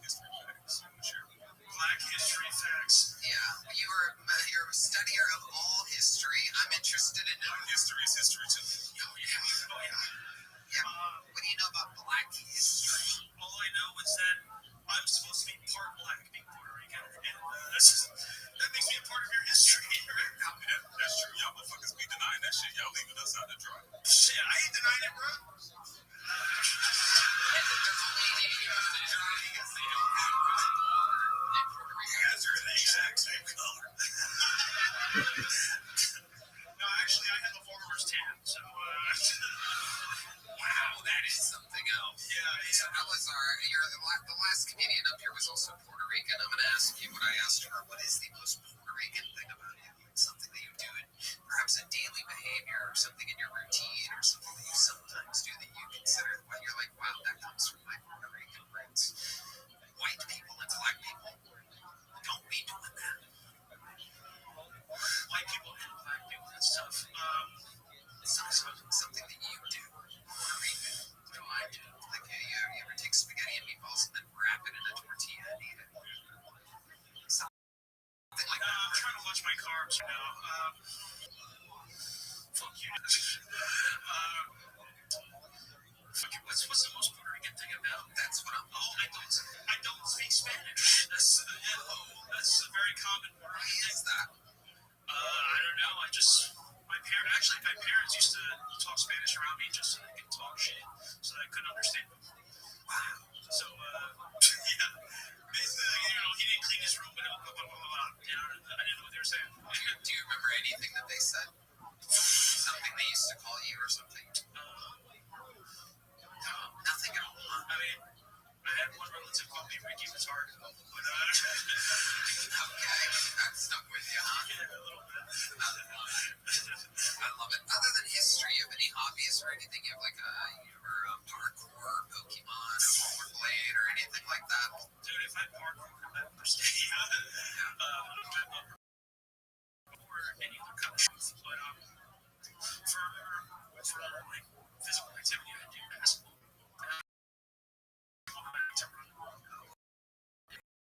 Do you go to a track or do you just go on the street? Oh, actually, I do Uber Eats. I do Uber Eats walking and I run to each location. Yeah, that's why your food is late. I'm sorry. Wow. And then why do you not drive? Why do you not drive the Uber Eats? I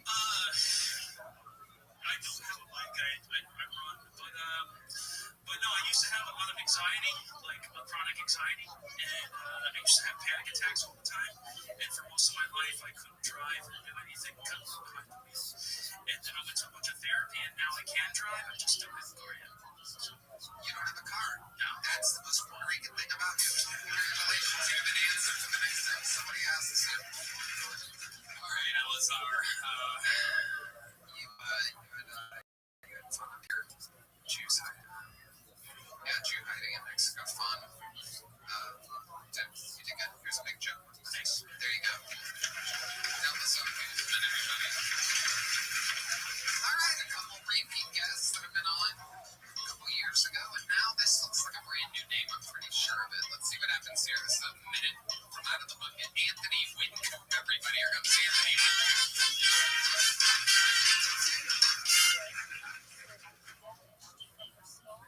I've worked in a lot of different kitchens, so I know that technically all food is Mexican food. I mean, I'll put it like this. If you go to a restaurant, you sit down, you don't want to hear cold play coming from the kitchen. Okay? You want to hear peso. You want to hear bad boy. I mean, if it's my restaurant, I'm going through resumes and I got to pick between Tyler from Seattle or Jesus. Tyler is going to hit his elbow over Milwaukee until it dies and have a panic attack in the middle of the dinner rush.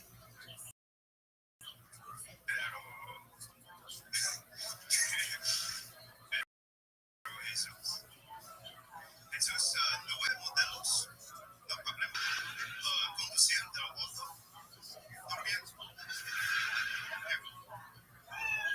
Thank you.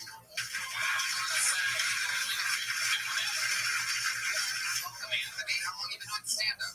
About 5 years. Hell yeah, where at? Las Vegas. Okay. And you still live in Vegas? I just moved out here like almost a year ago. Nice. Were you born and raised in Vegas? Yes, sir. Love it. How old are you? 34. 34. 35. And what have you done for work most of your life? I'm a chef. Right now, I'm a hibachi chef. Oh, wow. Here in Austin? Yes, and I am the diversity hire for the company. Oh, that's amazing. I love Hibachi, this is our chief hibachi correspondent, Brian Redband here.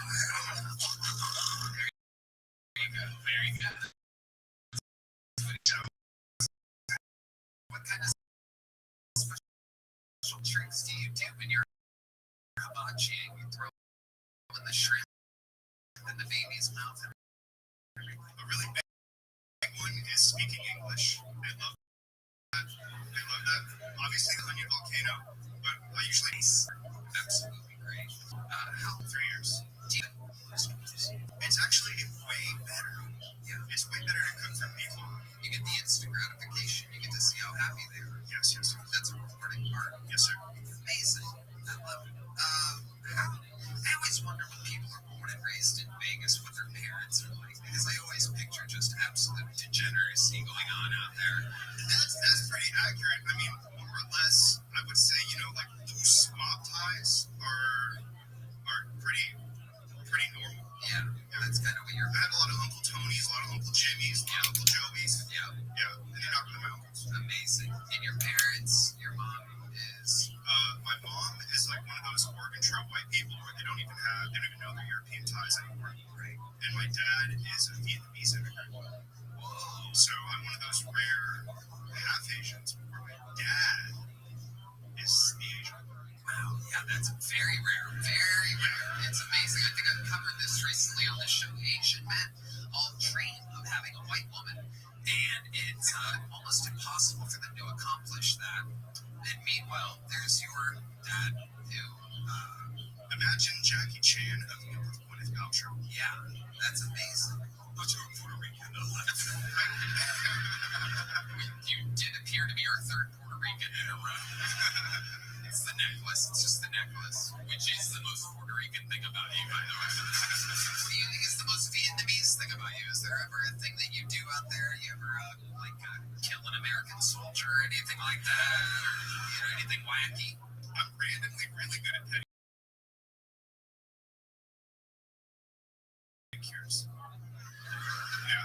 Okay, yeah, that is amazing. Do you have any other special skills or talents or hobbies? You seem like the kind of guy that knows how to freestyle around.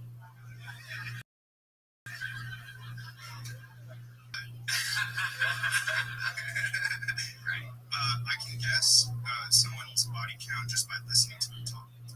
Really? Yeah. Well, that's very interesting. If you had to guess, Gerard. Yeah. How many? Listen to that voice. Listen to that very white-like voice. Yeah. Tell me my body count, bitch. You ain't guessing this motherfucking shit correctly. Yeah, he's like calculating in his head, too. He's got like the six. He's got the six. He's tapping into like my balls. 11. But you were in love with every single one of them. 11. Yeah. Goddamn right. Well, this is me. I'm married.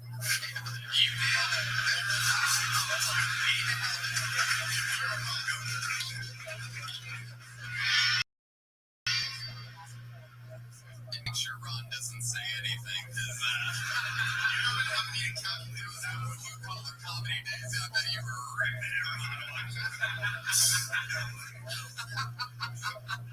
Clean Christian, baby. 4,000. Man, really fucking good. Yeah. I got into it, man. It's okay to be an asshole if you want to. Me, if you want to, but I'm just not an asshole. So I just say, cheers, Ron. I love that. We'll remember that later when someone terrible comes up here and the non-asshole Ron White's holding on to for some dear life down there. I'm not an asshole, but you fucking suck. Anthony, tell us one more crazy fun fact about your life before I get you out of here. I'm also a musician. What kind of musician? Rock or rap. Really? I mean, I gotta hear you rap a little bit. Michael, give me a beat, but then not too loud, Michael, for the love of God. It's gotta be in 40. It's gotta be E minor. Wow, on 40 E minor. Holy shit, he's calling for it. He's calling the play like a head coach of a college football team. 140 E minor, corduroy panther, 26 blitzkrieg, X-wing TIE fighter. Why? All right, here he goes. Nice and easy. I play the option with points on the board. No watching the game, no matter who scored. Head in the clouds, hands in the kitchen. Don't know around, don't know what you're missing. Glock 18 in the front seat. Big kill Tony with the smoke meat. Still stuff the caps in the fanny pack. 30 printed bag in a Gucci bag. I'm eating up, I feel like the earth. Come get your girl, she's dying of thirst. Don't you know I got a queen? Life and food tastes so mean. We don't mind a third, we don't mind an eight. We don't mind a shower. Evening escapades. Hit the button, make a beat. Hit the button, take a seat. Hit the button, make a ski. Hit the button, make a beat. Wow, that's fantastic.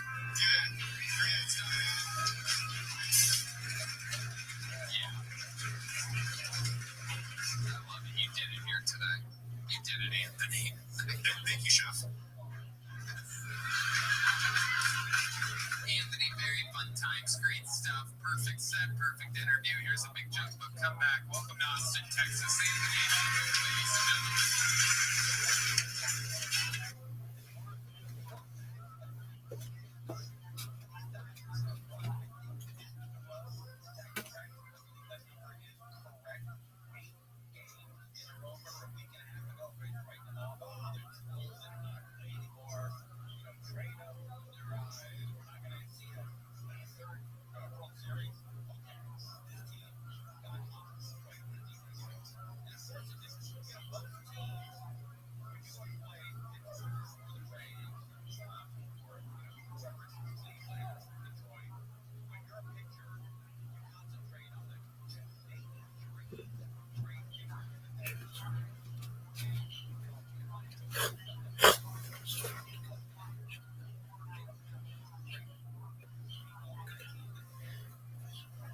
Vietnamese rapper.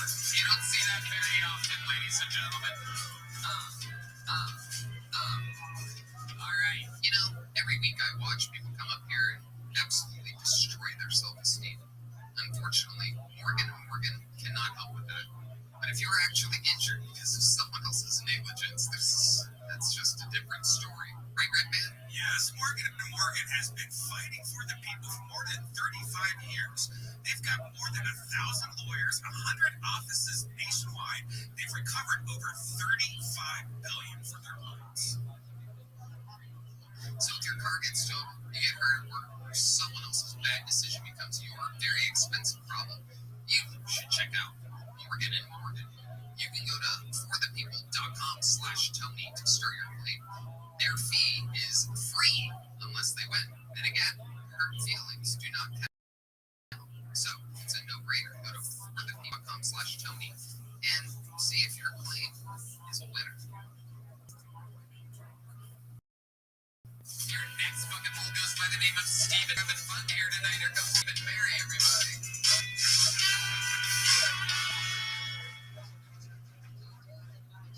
How's it going, everybody?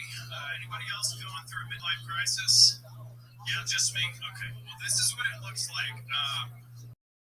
Wasn't sure at the time, but it kind of came out, being honest. These shoes, the earrings, everything. I've got to be careful about the clothes that I choose. I have 2 teenage daughters, and a lot of people don't know that. They think I'm their same age. If they're in their 20s, I'm late 20s. If they're 30s, guess what? Late 30s. But if I'm 40, or if they're 40, I'm not 40 anymore. Down to 30 again. By the time they're 20, okay? It's crazy. I actually have 2 kids. My youngest, we went to Six Flags last year, and the 2 teenagers across from us looked at us and said, "Are y'all siblings?" My kid was in elementary school last year, so I took the compliment, okay? Guys don't get a whole lot of compliments. Next time you see one, don't give him a compliment. There we go. I was waiting for that kitty. Well, I gotta tell you, if you're looking for a compliment, Let me take this one. Ron Weiss. There's no right or way, or wrong way to do stand-up, but boy, that's a bad. Notice the fingernails, the shoes, all that matter. And it's okay to come out here and talk about yours. That's a good thing. We have some fucking punchlines. Yeah, for sure, man. It's just not believable that you look like your kids. How old are your kids? Step up to that microphone right there. They're 13 and 15. And you think that you look like them? idea. I'm just saying other people think that we look like siblings instead of me being their father. Look at what the numbers say. Where I was 50 when they're 48. I got lost in that. I can do backwards math. Was it half your age plus 7? Then you can date. I don't know. I didn't want to get into all the numbers, but over 40. Even take that mic stand and put it on the red X over there. Take the whole thing. Put it over there. You're too close. Yeah, you're welcome. Okay, so Stephen, how long have you been attempting stand-up comedy? I've been trying to do comedy for a year last March. A year what? Now?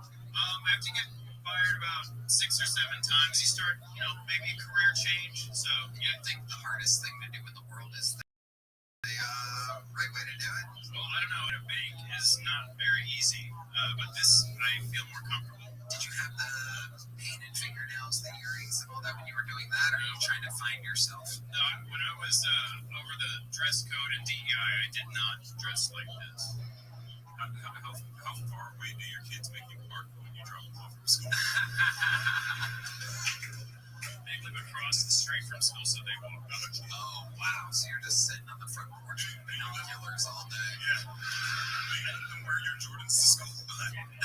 No, I drive for Uber during the day, but I drive for Uber when I'm around them too. They just need me for rides, pretty much. What's the craziest thing that's ever happened to you while driving Uber?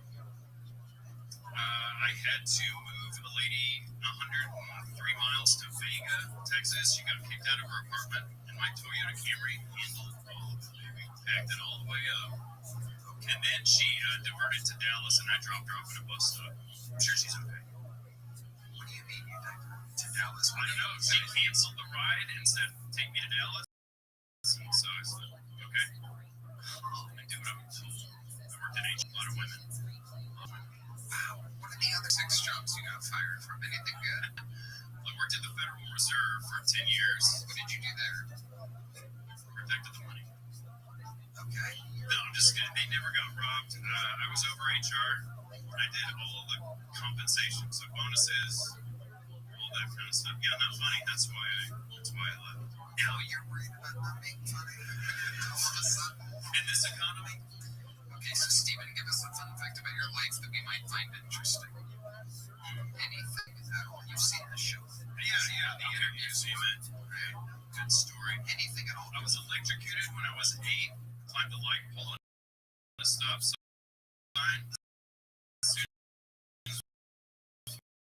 My feet left the ground.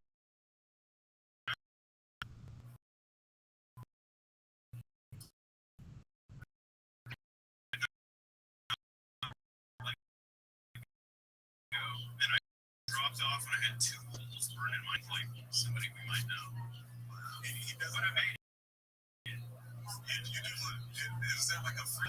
Knocked me off though. But yeah, I just had nightmares. I know it's no big deal though. Man, right. How old are you again? 46. 46. You're a year in In the 70s and 80s. Okay. All right, Stephen. That's another swing and a miss there. Stephen. You're 46 years old. A lot of life experience to draw from here. Any hobbies? Are you good at anything? Do you have any special fortes? Call of Duty Mobile. I'm legendary Schnozberry. No, let's not do video games. Something else. Video games are for children. Some call them that. The question is, are you good at anything? Improv comedy. Okay, I didn't want to say that. I hear get some booze sometime, but that's what I'm best at. I'm learning stand-up. This is what you get. Improv. Oh yeah.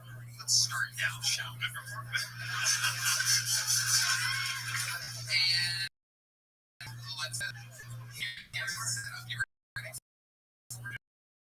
And in the world that you let's do Red Band Comic. Let's do a trombone.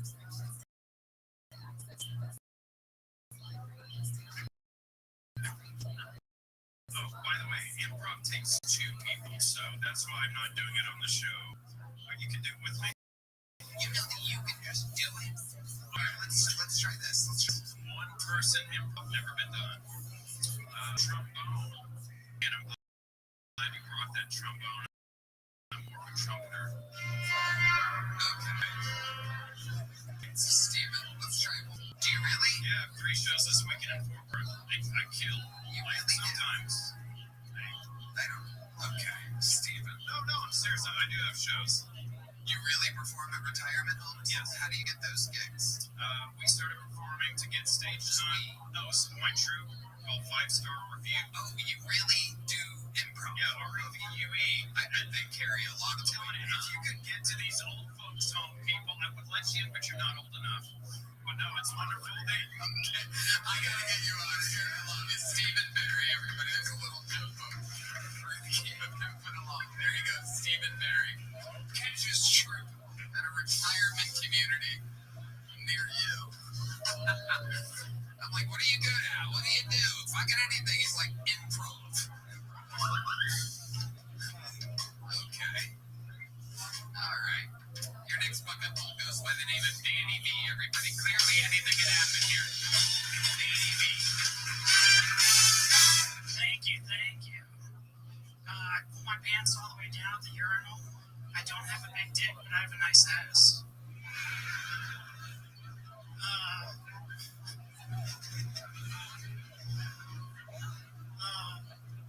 This one's rough. Charlie Kirk died. I wonder if he's pissed about transitioning from alive to dead.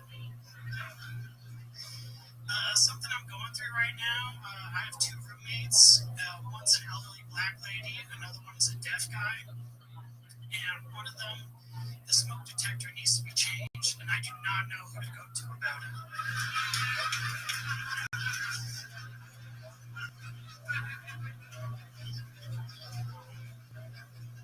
So, Chuck Norris died, R.I.P. to the GOAT.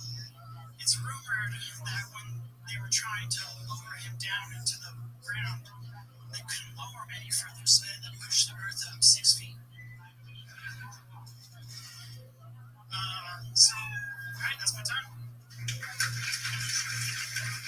Danny V, you were on last week? 2 weeks ago? 2 weeks ago. Yeah. And this went better than that. I think so, yeah. I think so too.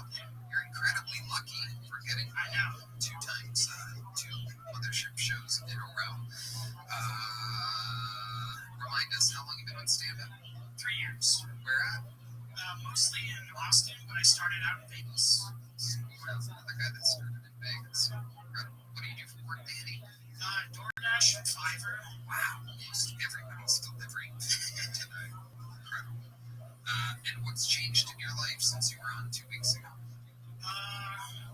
Honestly, not too much. I mean, I'm just like, I got tickets to go to like a big rock concert that I'm excited for. What's the rock concert? Aftershock. It's not here in Texas. It's in. Tell them about Aftershock. What do you know about Aftershock? So there's like, it's a 4-day festival. There's gonna be a shit ton of bands. Wu-Tang Clan's go. Okay, now we're talking. So it's the name of a festival. Yeah. Got it. Okay, who other than Wu-Tang Clan? I'm trying to think of people you might know. What the fuck's that supposed to mean? I don't know. There's some pretty niche bands, like a band that I'm really excited to see. Maybe.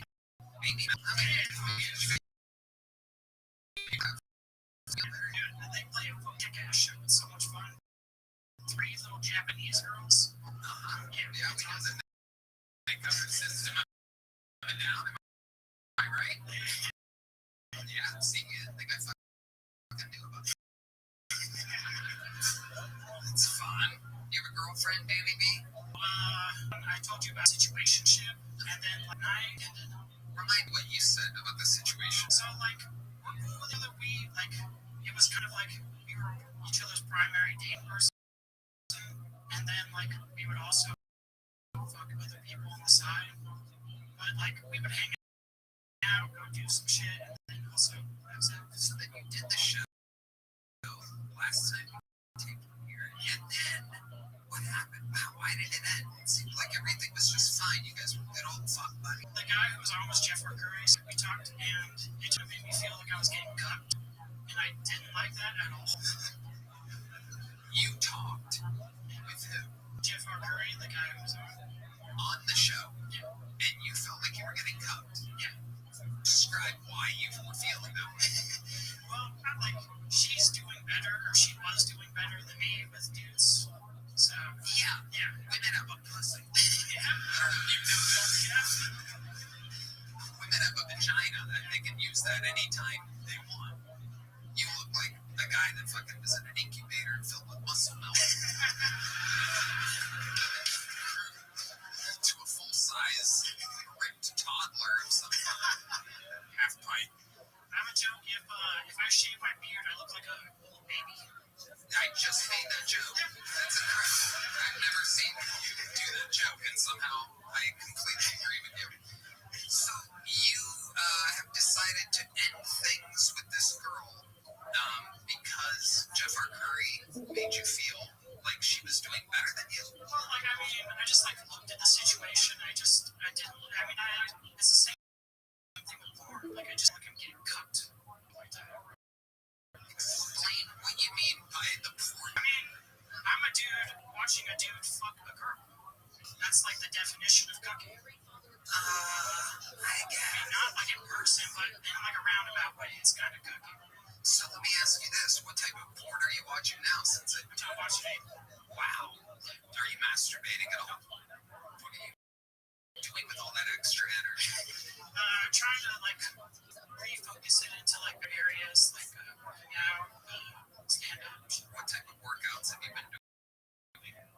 Weightlifting. What kind of weights? Pick ones where they can go.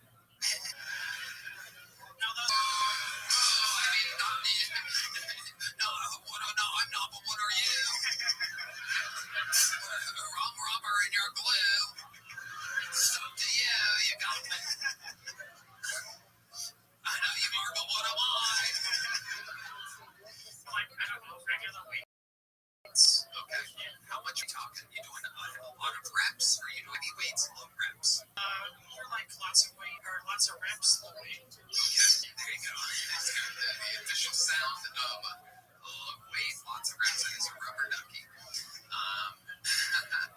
I love it. Okay, so I was right. There's a chance pink weights. No? Slightly above pink weights. It's like yellow. You're doing 15s? No. 20s? I mean, what exercise are we talking about? You tell me. I'm asking you. What are you curling? For curls, like 25s.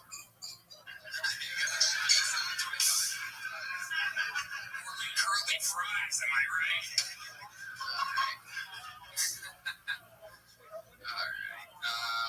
All right, Danny B. We've gotten on twice in 2 mothership shows. You're extremely lucky. Have you ever gotten extremely lucky anywhere else in life before I let you go? Seem like I could talk about a time I was very unlucky. Okay. Maybe 2 years ago. It's pretty interesting. Okay, let's do it. So when I first moved to Austin, I was living in my car, and like one night, 3 kids like tried to break in, steal my car.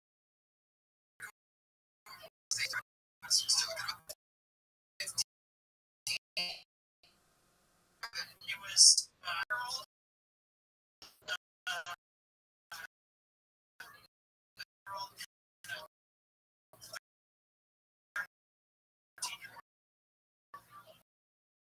Wow, Tony wants to know what color that's.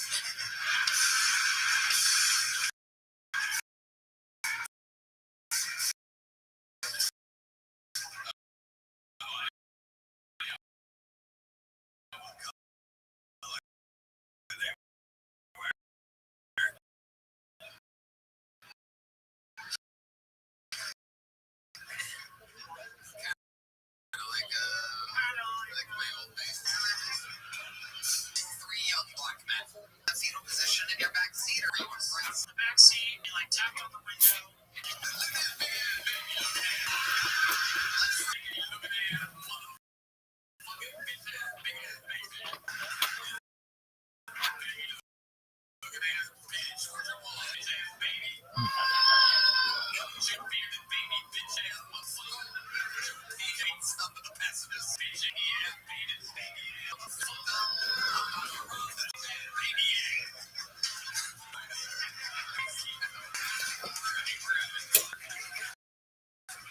straight up racism. Specialty.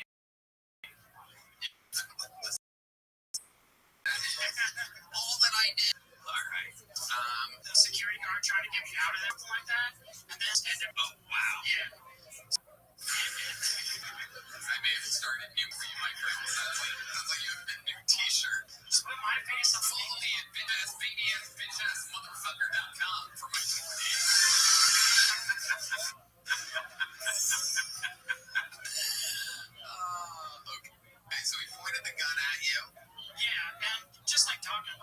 like, hey, open up the door now, I'm gonna bust a cap in your ass, and like, So fucking like, we don't say this shit no more.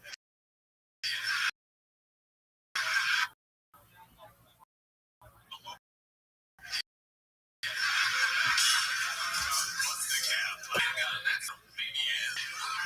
That bitch ass mad motherfucker. yes, that's more confident.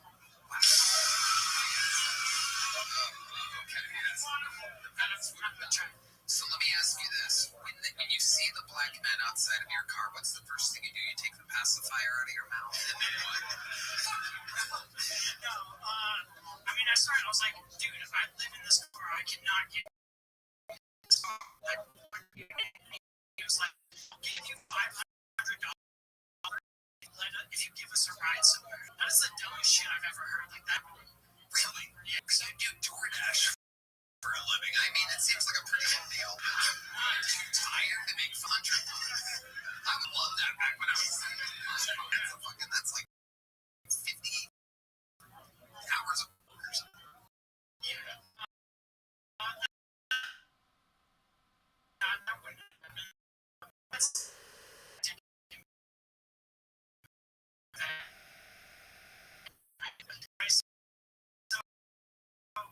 Jerk off when you're around young black men. Exactly. Jerking off.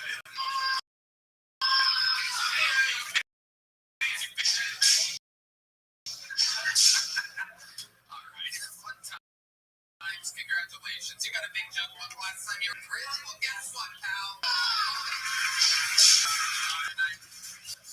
Ladies and gentlemen, Heidi, everybody. Get older, there are certain things. Well, life insurance is one of them. I took out a policy on Red Band this week. Whether you've got a family, a mortgage, or just a silly, unhealthy friend, or people that depend on you, it's one of those things that's worth taking seriously. That's why I like Ethos. They make getting life insurance simple and convenient. Everything is done online. You can get a quote in seconds, apply in minutes, and potentially get same-day coverage. There's no medical exam required. You just answer a few simple health questions online. Red Band, you can get up to $3 million in coverage, and some policies are as low as $30 per month. If life insurance has been sitting on your to-do list, take a few minutes and check it out. Wow, great advice, Red Band. No doubt about it. Take 10 minutes to get covered today with life insurance through Ethos. Get your free quote at ethos.com/Kiltony. That's ethos.com/Kiltony. Application times may vary, rates may vary. Protect your family with life insurance from Ethos. Get up to $3 million in coverage in 10 minutes. Ethos.com/Kiltony. Application times may vary, rates may vary. Trustpilot rating as of 2026. Unbelievable. Ladies and gentlemen, I have a special treat. One of our elite regulars waiting right behind that. He has the very, very tough job of having to write and perform a brand new minute every single week. At one point, he was the dark storm of Atlanta. He's now the dark storm of Austin, Texas. Make some noise. The great Dendrick Flynn. There you go, big dog. Funny or die, dog.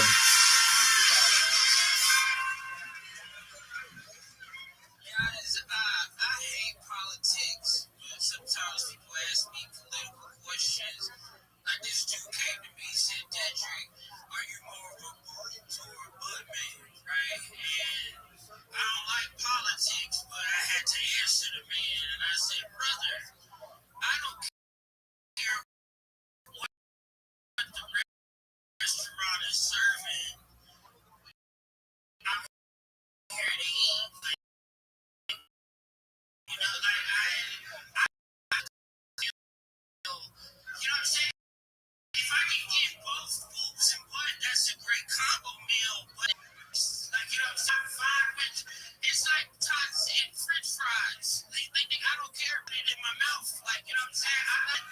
I politics. Like, it reminds me of the great political discussion, drums or flats when it comes to wings. And I'll be like, brother, that doesn't matter. I'm bilingual. This is terrible. We're not here for these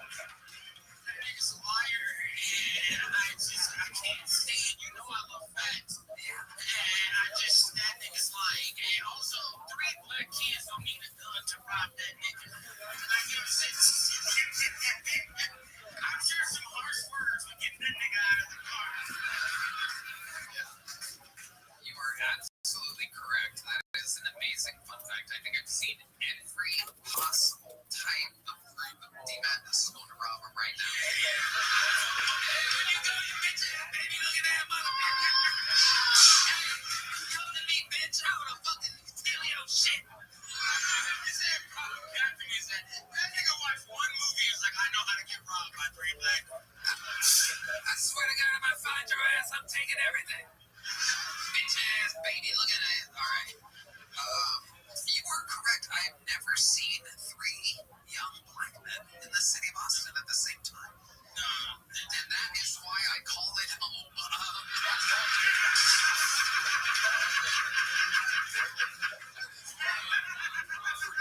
Ladies and gentlemen.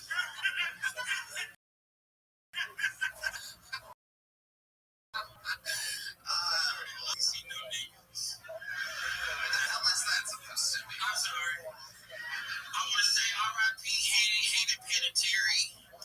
Yeah, I don't know who this person is, but nigga, you ain't watch Remember the Titans. That's why you're wrong. This is.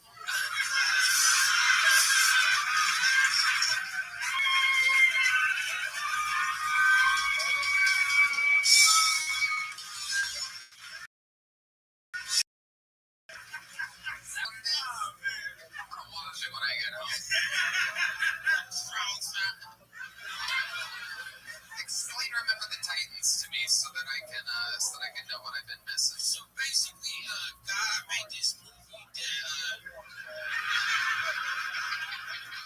so he can bring black and white people together in the South, right? And so, because God made that movie, so if you watch that movie, you still racist. God is telling you you're going to hell, right? Because between the 2 white school and black coach, Denzel Washington, you don't know that. Now I'm interested. Hated Ventura is like the daughter of the white coach, and everybody gets they go through trials and tribulations, but at the end of the day, it's about football.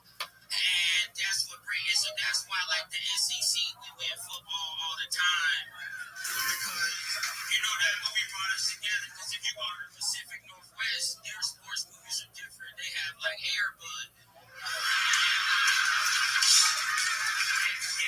That movie about Golden Retriever scoring a triple-double on white niggas.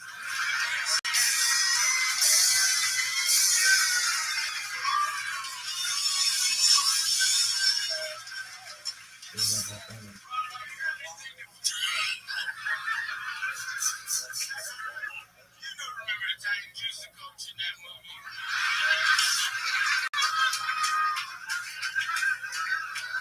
No, he was the one that got fired because he did himself. I ain't playing for no coach, too.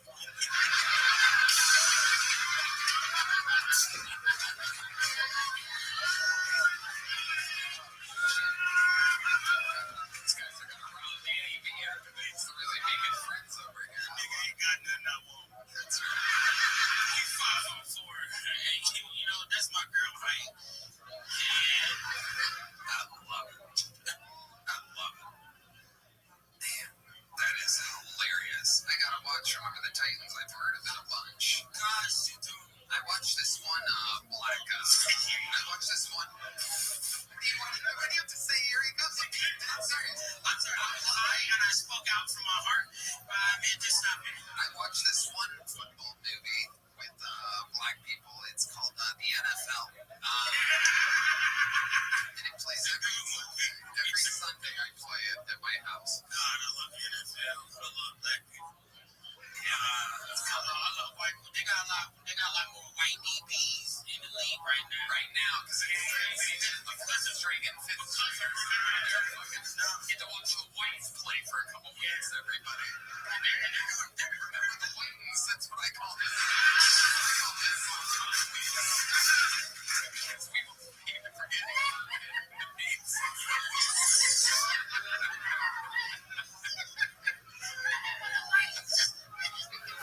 Somebody's already made it. So much fun. Dedrick, you absolutely like this.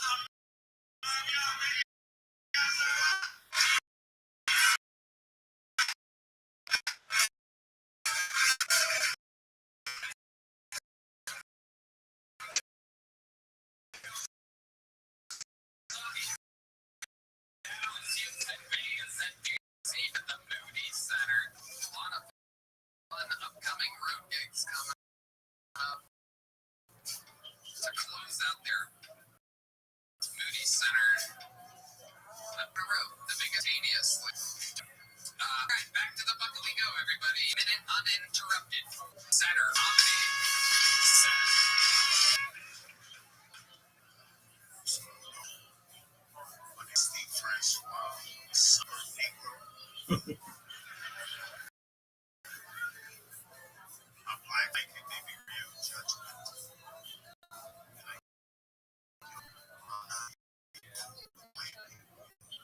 I'm like, white people feel just like dogs. And I'm like, let me see the way white people treat dogs.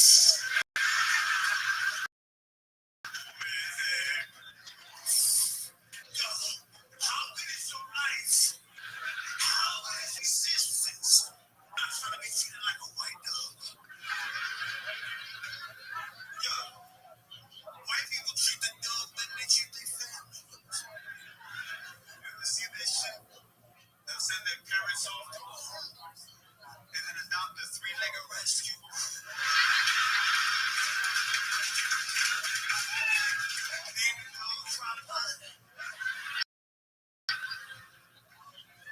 Yeah, man.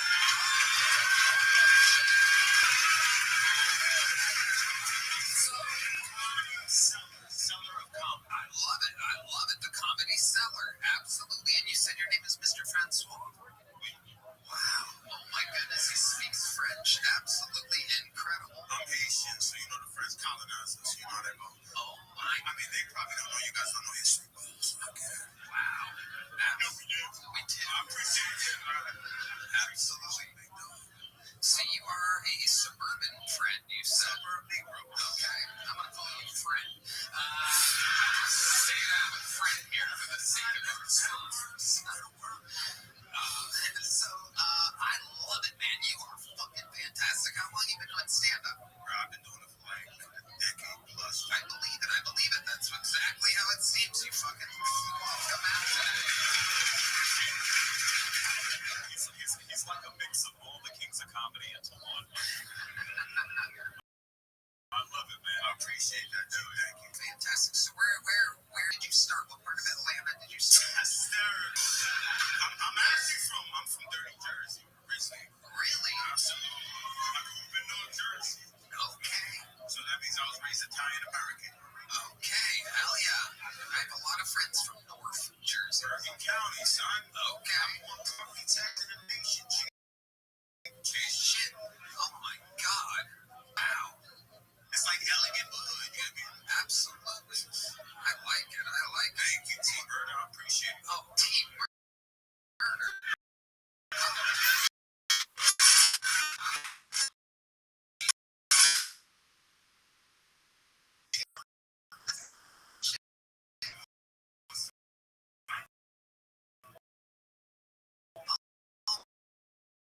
My God.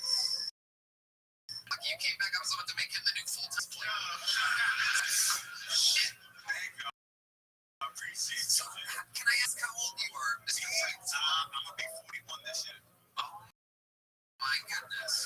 Wow. Absolutely incredible. You look fantastic.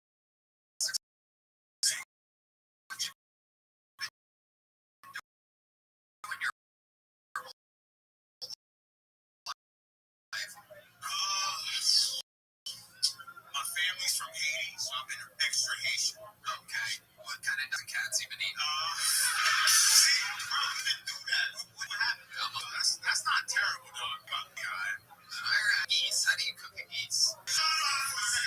Like, chicken breast and shit like that. Okay. I'm trying to eat good. Yeah, me too. You said plantains, huh?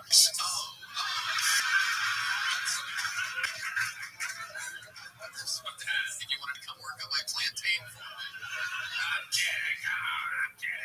Listen, I don't mind being a side chick. I love it. I love it. I love it. You're killing it. What does that mean? He's already got the suit on his way. He'll be shaking your neck in no time. From my Django, you already know, bro.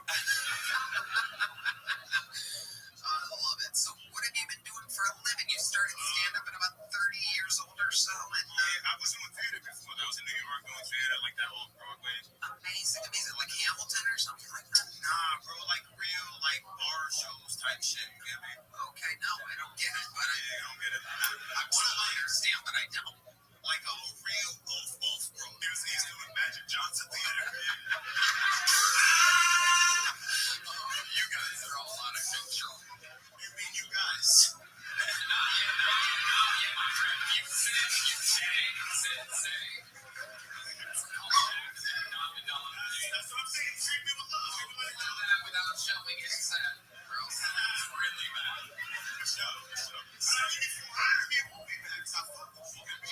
What can I possibly hire you for? Because I'm honestly, I'm interested. I'm not going to do it, but I'm interested. I mean, I ain't gonna hold you, bro. I saw your special. You need a stylist. Yeah, I do. It is. Exactly. I don't change things. I was like, yo, why do you always call me okay? I'm like, you don't dress well enough to be getting you. That is true.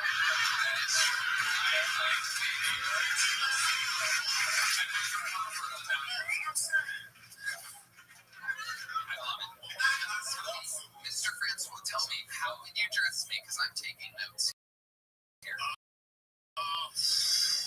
White jacket, khaki. Nonsense here.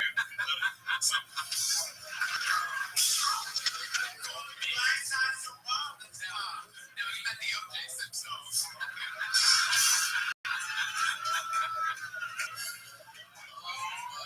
are having fun here tonight, Mr. Francois.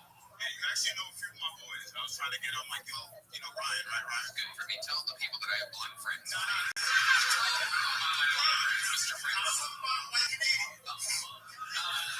Those are my favorites. Immigrants. Yeah. Ryan Long. Yes. Yeah, that's my homie. I gave him his first job in America when he came from Canada. Okay. What was that first job? I It's a can't. comedy job, motherfucker. Mr. Francois. I'm saying it's all context. Oh my God. Here's my wallet. Take it. I love it, man. So tell me more about your life. You were so fun. There was a guy up here that said he did improv earlier. Didn't say a funny thing the whole fucking time. I'm looking at you. You were a master of the craft. Naturally fun. Let's go. Crackheads, retired baseball players, and an African that know the entire dictionary. Wow. And that's all just you, those three.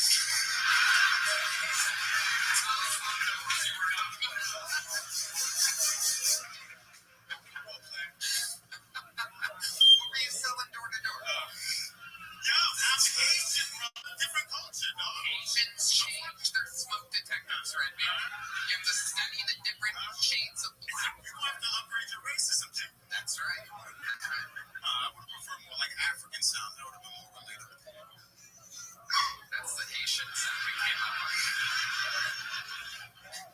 When I was doing door to door, I was doing cable. And then Files was big money. I was making about 120,000 a year. Selling door to door what? Files, Verizon Files, bro.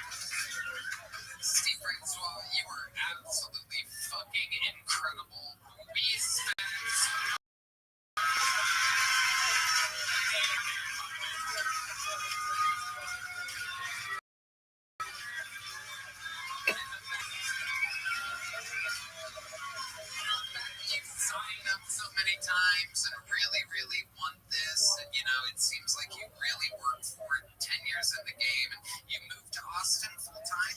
How long did you move here? Over a year ago. Over a year. March last year. And you sign up every day, trying your best. You're doing spots all around town. I do spots all around town, but it's like I haven't been on here, so the disrespect is wild. You know what I mean? So Say that again. I said I'm not from here, so it's like I'm not on Killtone, never been on, so the disrespect is wild. It's like I can't just be funny, you get me?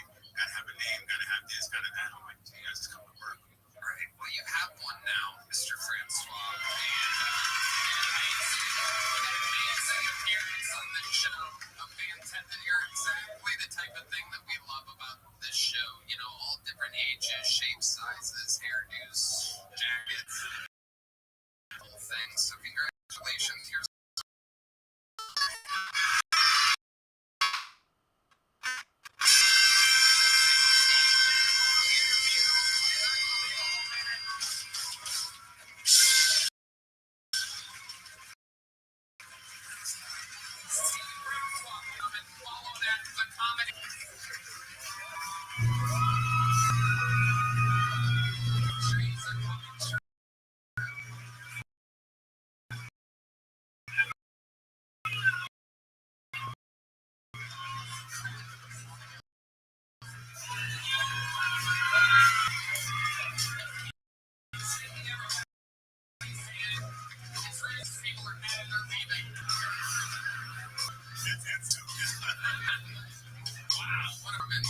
from the comic thing that happened here tonight. That guy did Jones and the other 7 bucketfuls put together, 6 bucketfuls put together. And back to the bucket we go. Make some noise for Brent Green, everybody. Here we go.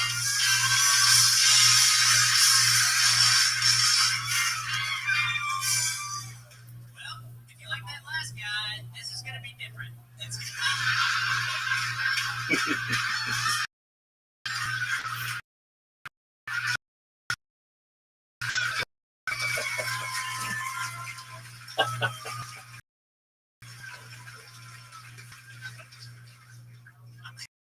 Half gay on my sister's side. My sister's gay. She's you love her. We're Irish twins. That of course means I'm an alcoholic. She's a potato. And growing up, she was always a favorite. Nicer, smarter, better in school. But I'm her little brother. We grew up in a 1,200 person town in Alabama. So when she came out gay, I was like, guess who's the new favorite? Finally, my time to shine. Now it's just something my dad uses against me. He's like, son, why can't you just go out there and get you some pussy like your sister? Brittany's got a wife and kid. He got 2 male roommates, and somehow that's gayer. Oh, fuck. Give this guy a fucking... Like... Oh, yeah. Well, that's fucking hilarious. I love it. Congratulations. Part of the elite comedians that work here at the mothership, following in the footsteps of the world famous Comedy Store. This place only hires comedians as door guys, so they get to be around it, get to see how professional interact and every single facet of the game. Just like I was a door guy, Jerron was a door guy at the Comedy Store. So yeah, it's fun. How's life been going, Brent? It's been going all right. I'm trying to quit my job at the escape room, but you really work at it? Yeah, I can't figure out how to leave. Can I tell you?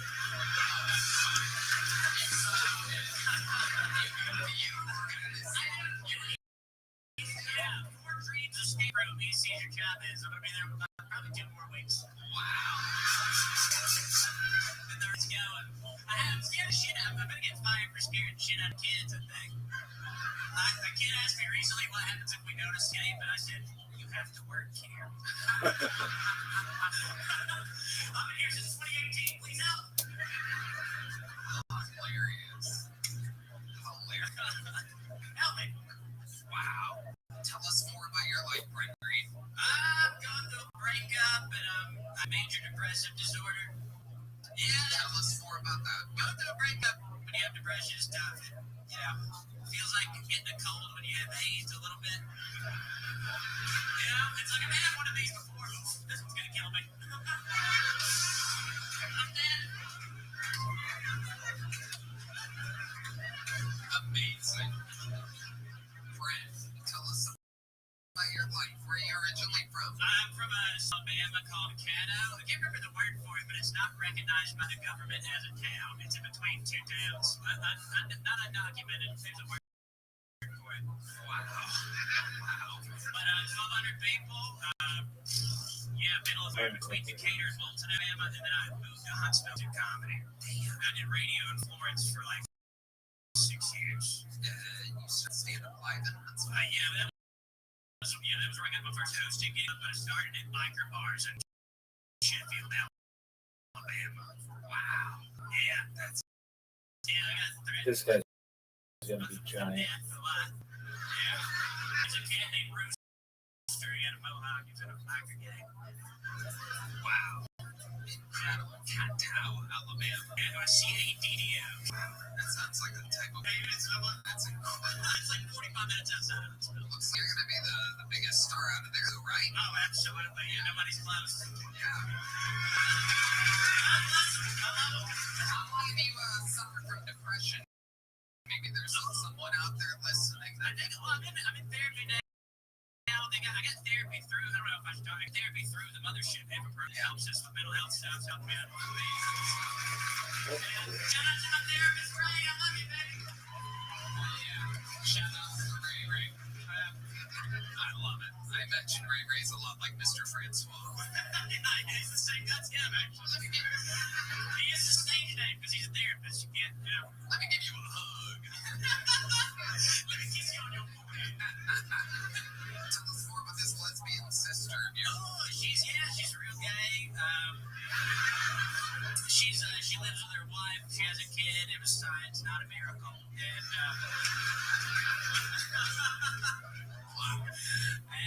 and my nephew, I have a 3-year-old nephew. His name's Tucker. He's autistic, and I love him. Love superheroes. He asked me if there's any autistic superheroes. I was like, I think all of them. Anybody who wears a cape qualifies. Yeah, no doubt. Anybody that wears their underwear over their pants. Totally autistic. No question about it.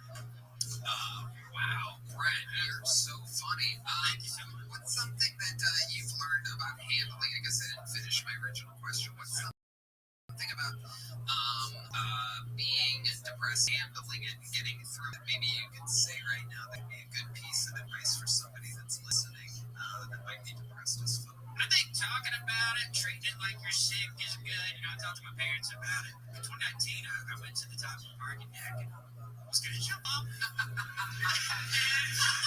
I got fired from radio, you see. And wow. Well, there it was. What level of the parking deck? The top one, and level 4. My dad called, actually. He called me, like, as I was staring off. I was up there a long time. Thank God for Verizon Fire. That's right. I just learned about this. And I told him where I was, and he always says the perfect thing, the perfect time. He's like, you talking about that parking deck on the campus of University of North Alabama? I was like, yes, sir, that's the one. He goes, that thing ain't high enough to kill you. That hurt like hell. You just been paralyzed and sad. I tell you what, me and your mama gonna be sad if we have to wipe your ass again. This guy is fucking funny.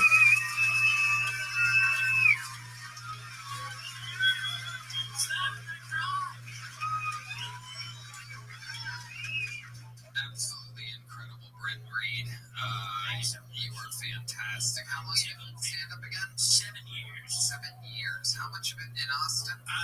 3.5 years, I think. Yeah, I moved here, and then I'm open for Brian Simpson in Huntsville, and then I moved here 2 weeks later. The mothership opened. I bought a ticket to Bottom of the Barrel, Brian's improvised comedy show on Tuesdays. He saw me in the crowd. He was like, where do I know you from? In the mic, and I was like, oh, I'm open for you in Huntsville. He goes, oh shit, you left that girl? He remembered shit I told him. He was like, you want to stay and do the late show? So I stayed and did the late show. Egan saw me, and it was like a year process, but I eventually got passed. And wow. Get this motherfucker. That one, I'm kind of a serial monogamist. That one was when I left Alabama 3.5 years ago, but I'm going through a new one that's like 2 weeks old. 2 weeks old. How did it end? What went wrong? She broke up with you? Yeah, she broke up with me a couple times, and then we got back together, kind of. Like, we weren't dating, and she was talking to other dudes with boots. And, no. You know what that means. Yeah, I just kind of had to get out of there. Wow. Yeah, it's time for Sam. Yeah. He probably owns a horse as well, right, man? He's kidding. Well, say, something I've got going on vacation tomorrow. I'm going to be gone for 2 weeks, and I'm going to come back and do some sets because I want to start some pretty in September, and I'm going to do one of those sets for me.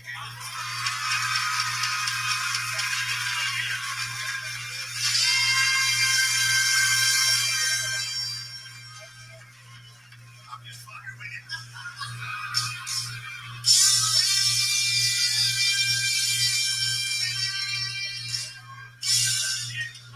My dad doesn't believe in me. He's going to be tickled pink that I'm talking to you right now and say, he's going to shit blood. Oh no, you made a mess. It's okay. You want me to clean it up? I'll do whatever you It's want. my friend.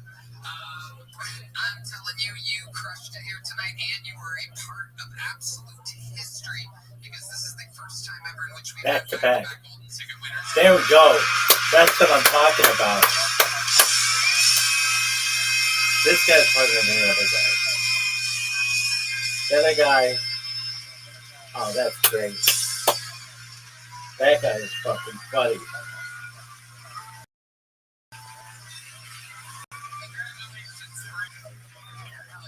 If you're available, we'll give you another minute up here on this show sometime soon. Yeah.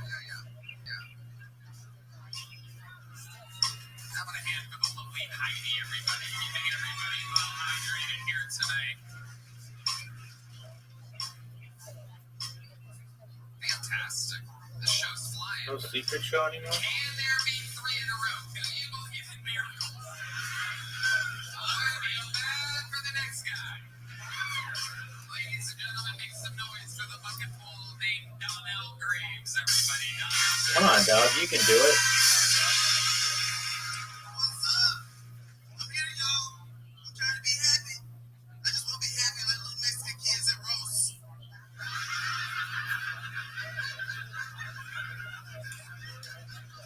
I'm trying to be happy like white people checking their credit. We know y'all not paying back all those loans.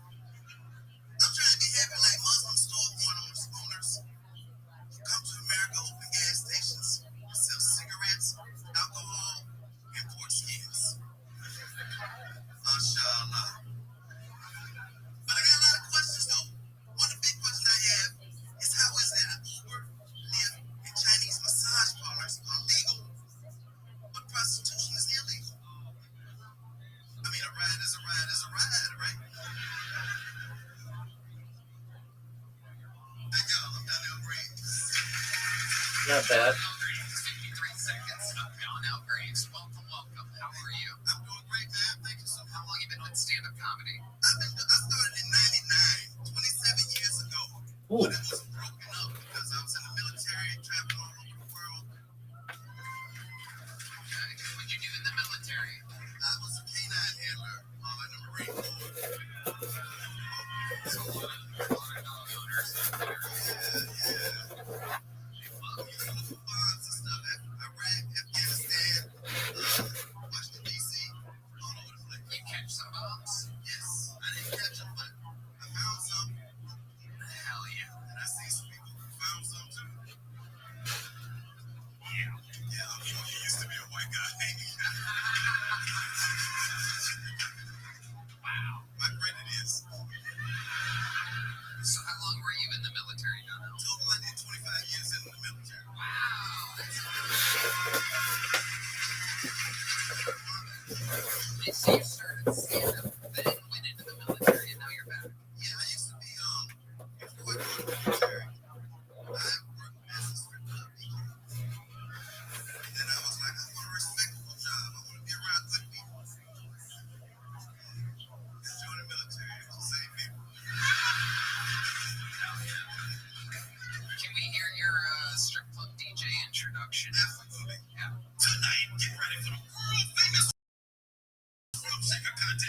right here in Kilto, make like the crazy 18 to 80 milk here. They got one leg. Look on that good foot.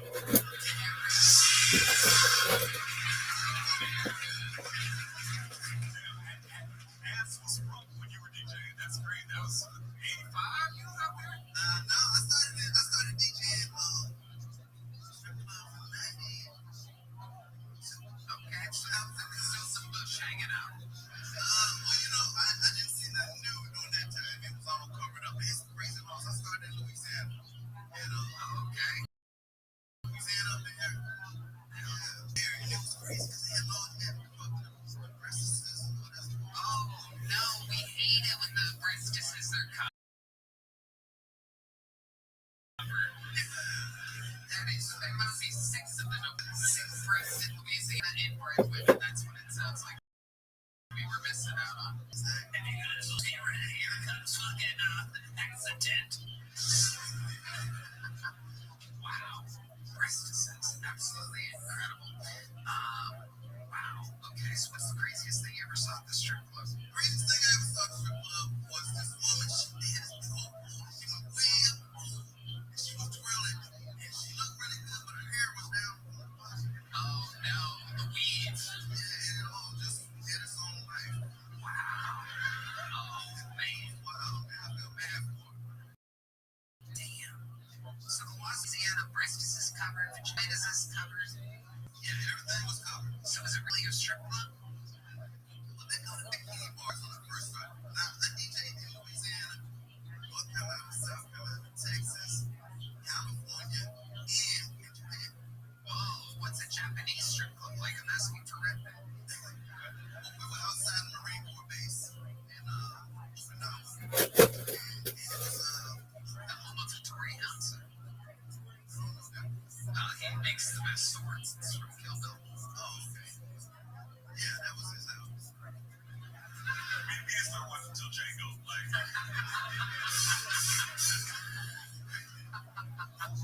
So Donnell, what do you do for work now? I don't do anything. I retired from the military, and then I went back and worked as a civilian contractor. Made a lot of money. And I came back, and now I just rent for civilians. You rent it? You say rent? What does that even mean? That means you lease it. But for the laws, you know, I don't want to say too much. It's a clean, wholesome family show. You should have met Mr. Francois. It's like rent a bone. No bones involved. Jesus. No new bones. So Donnell, you don't have a steady lady right now. No. I had one a year ago, and I just got sorry. I just left.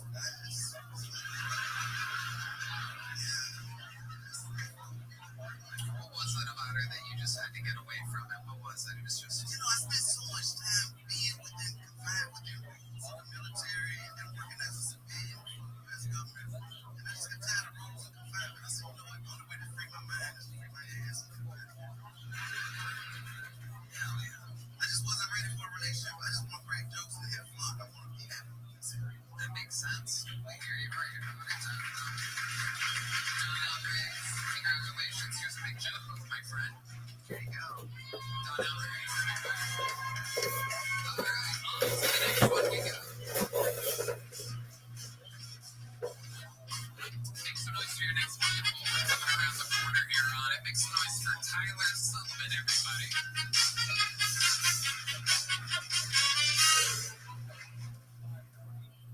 So I recently got some good green from a gay dude.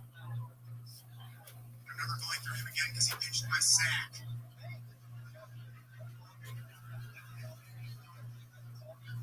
And then he took me to my bag.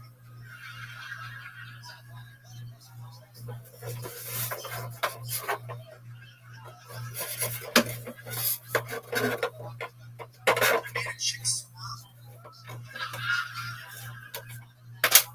Yeah, it was driving me crazy, so I popped this big ass pimple on her back.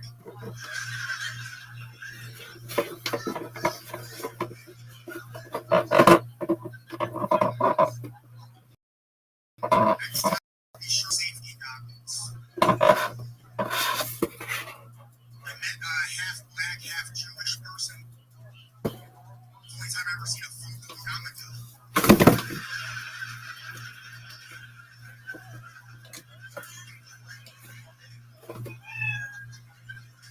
Hell yeah, Tyler Sullivan gets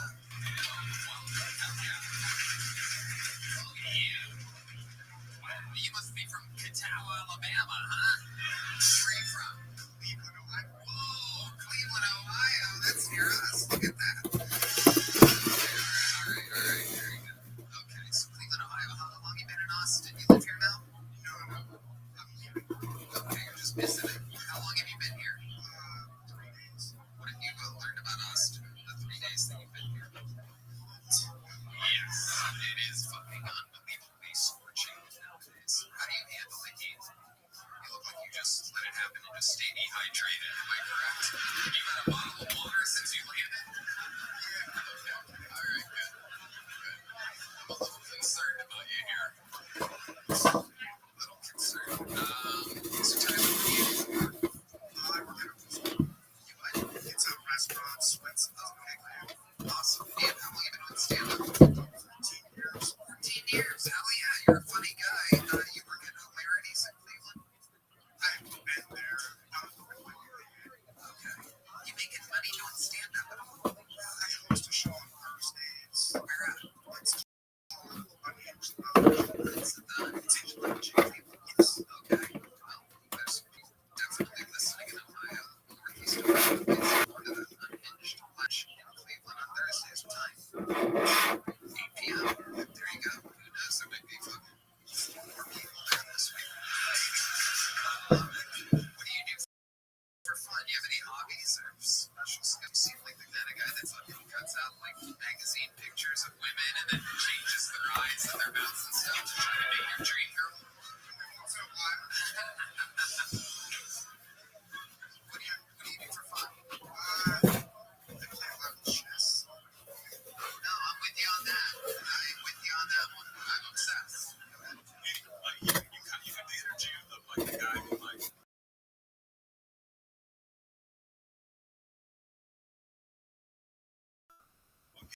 It doesn't say you know. I was really worried about your haircut and that it matches your delivery so well.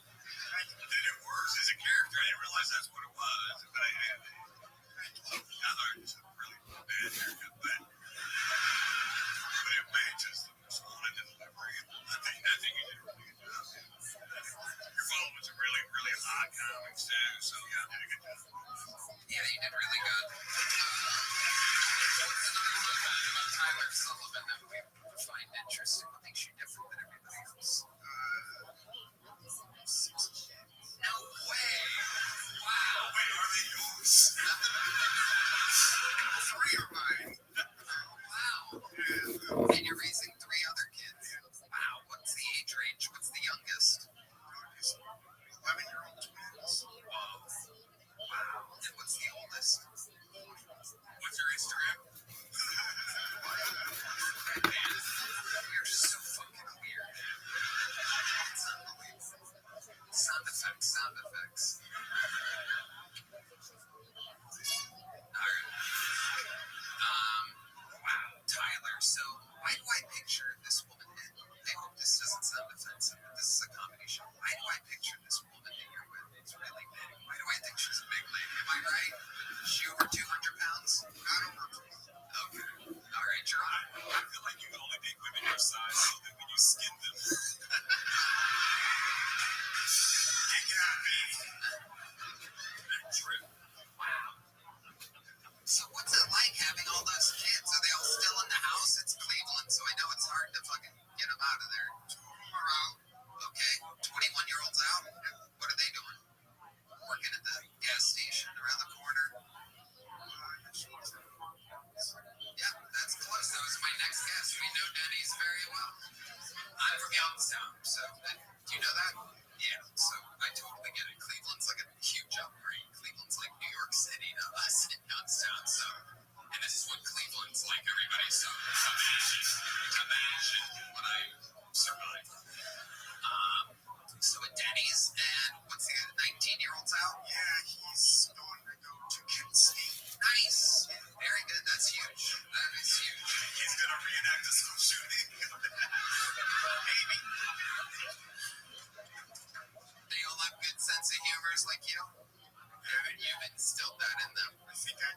You're a good dad.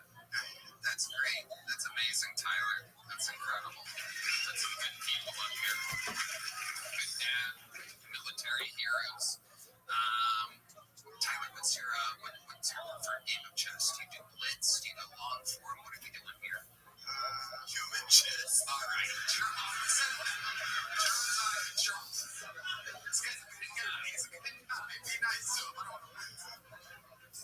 That's just the normal way. I'm not sure.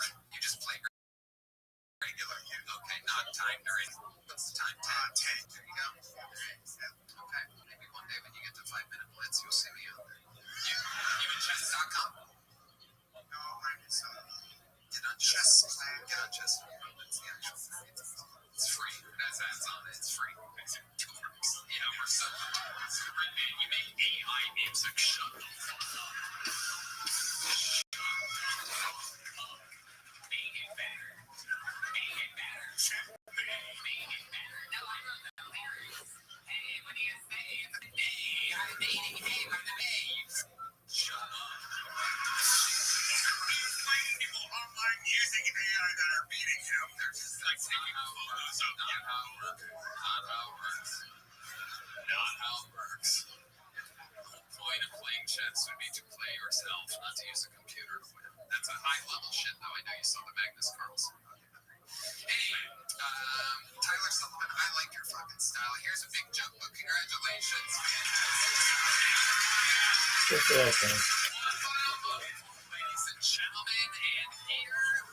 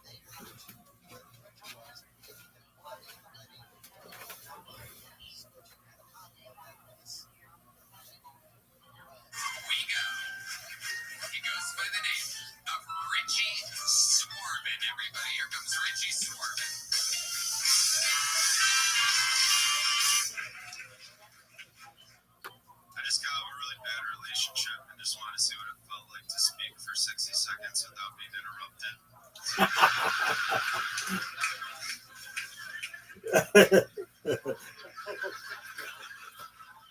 but being new to Austin, I was back on the apps, back on Tinder, and I had to share a very interesting match that I got. She said it was a bunch of green flags. It was like, love dark humor, and she was gorgeous, about my age, blonde, gorgeous girl. But it was like, I just got diagnosed with a very aggressive, rare form of cancer, and I just want to have a lot of sex and have fun before starting chemo. I know what everyone's thinking, like, talk about no strings attached. Is she even gonna last 9 months? Yeah.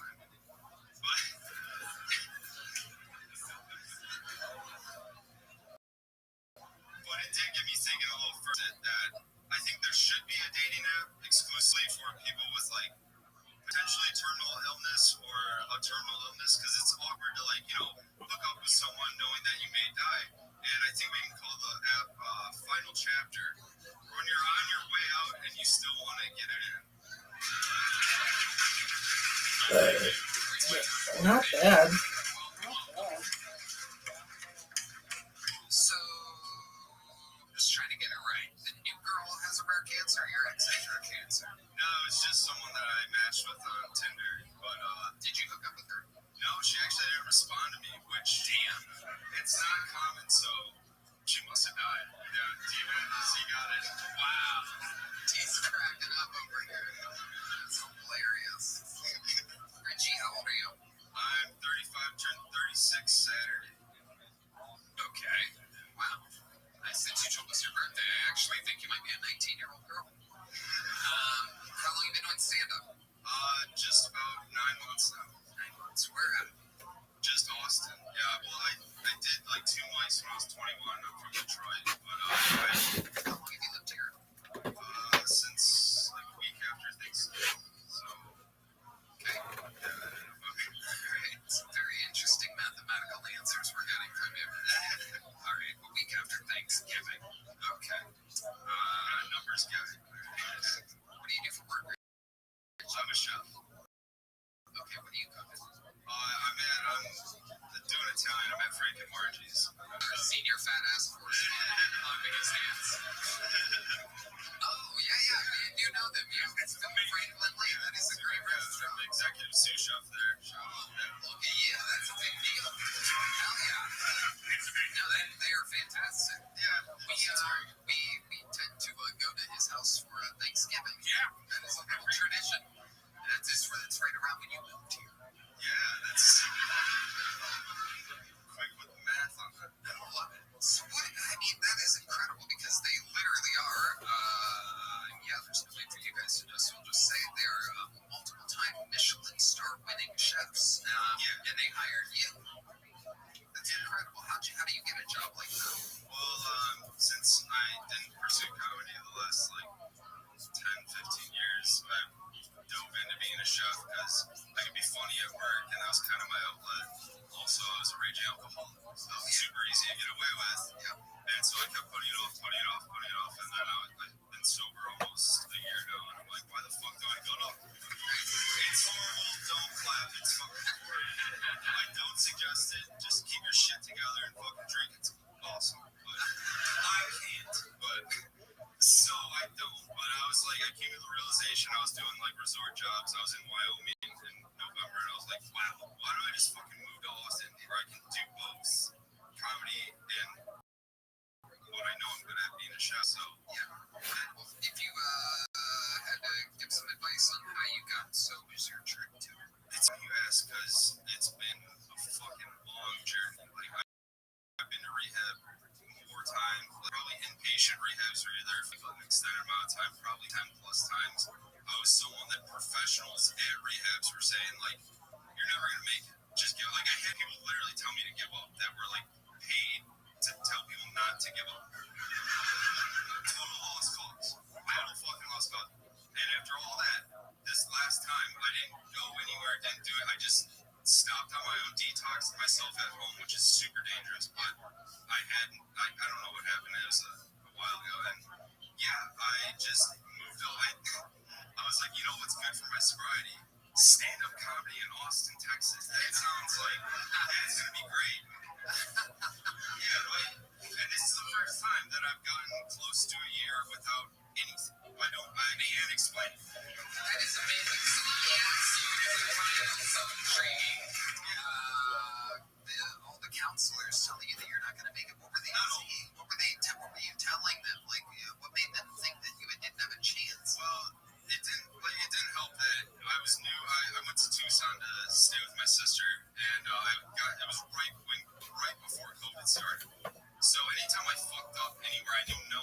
sister, and she was done with me the first time I started drinking again. So I was homeless. So they thought I was like probably like after repeat offending, like trying to find a place to just stay because I was, but I'm not. I wasn't, doing that to be off the streets. I really wanted to get better.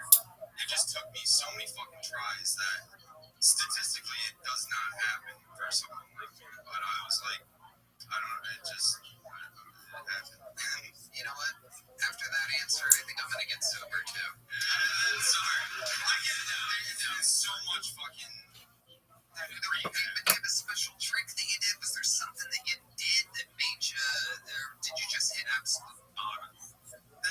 See, that's the weird. I was just talking to my friend about it while I was waiting to get picked. Is that or potentially checked out? There's just a moment where you hear from people where they're like, all the rehabs, all the meetings doesn't mean shit to a lot of people. You just have a moment where you're fucking done. And I had it, and I couldn't tell you when it was. It just something clicks. And some people, I think, don't live long enough with the drinking or drugs to get to that What kind of point. drugs were you doing? A lot of cocaine. Yeah, I did do a lot of cocaine back when there wasn't fentanyl in it everywhere. But I didn't do a lot of hard drugs until I moved to Tucson. So it was a weird thing to start heroin at 31. But yeah, I didn't shoot up though, so like it wasn't as serious as it could have ordered it. Yeah, it's fine. I know, right? They call that wasting it when you don't shoot it. He puts heroin in his brownies. That's a lot of brownies. I don't think you're gonna make about a food coma. Love it. Richie, give us one more fun fact about your life before I get you out of here. One more fun fact. Special skills or talents? Are you really good at something? You seem like the kind of guy that can keep on parkouring perhaps at the same time. No, I mean, besides being a chef and like thinking or being told I was funny, I used to skateboard and really that's all I do is cook and do open mics. So not a lot of other. I'm gonna set you up for one more big one here. Yeah. What was the craziest night of drinking and drugs or whatever in which you're like, Jesus fucking Christ, I'm a disgusting animal? Like, what was one example of which you're like, this is the worst? It was one of the times I could say I actually had the realization like this is enough, but it wasn't the last time that I was doing something stupid. But I had an apartment in Tucson, and I woke up one morning and there's like 10 people sprawled out with needles like still in their arms while they're passed out, not dead, but just fucking out. And I was like, this is so gross. And a stripper stole all my whatever that big check you got for doing nothing was back then from the government. Income tax return? No, the free one, the stimulus check, COVID. Yeah, the stimulus check. I cashed it, so I had all cash, and the stripper that was living there with me took all the cash, and I was like, I need to fucking go back to treatment and really get a handle on this. So, yeah, it was just gross. Yeah, because you weren't planning on paying that stripper. I didn't meet her at the strip club. She just came by because she heard it was a great time, probably. Yeah, Tucson, Arizona. This is a tourism ad for Tucson, Arizona. I don't like Arizona. Cleveland, scary vampire. Keep driving right through Tucson. Yeah, don't go unless you have to. Richie, fun times, man. I have actually run out of Big Joke books and golden tickets. I'm kidding. You were gonna get one. Shut the fuck up. There he goes, Richie Zorman, everyone. And we've come to that time, ladies and gentlemen. We did it. We went through 10 full-blown bucketfuls. The first episode ever in which we have back-to-back golden ticket winners. And now there's only one way to close an episode like this, and it is with a true anomaly, a freak of nature. This guy just fucking crushed 2 cents at MSG. It kills every time he comes out. We love him, you love him. Make some noise for the anomaly, the real deal. Pat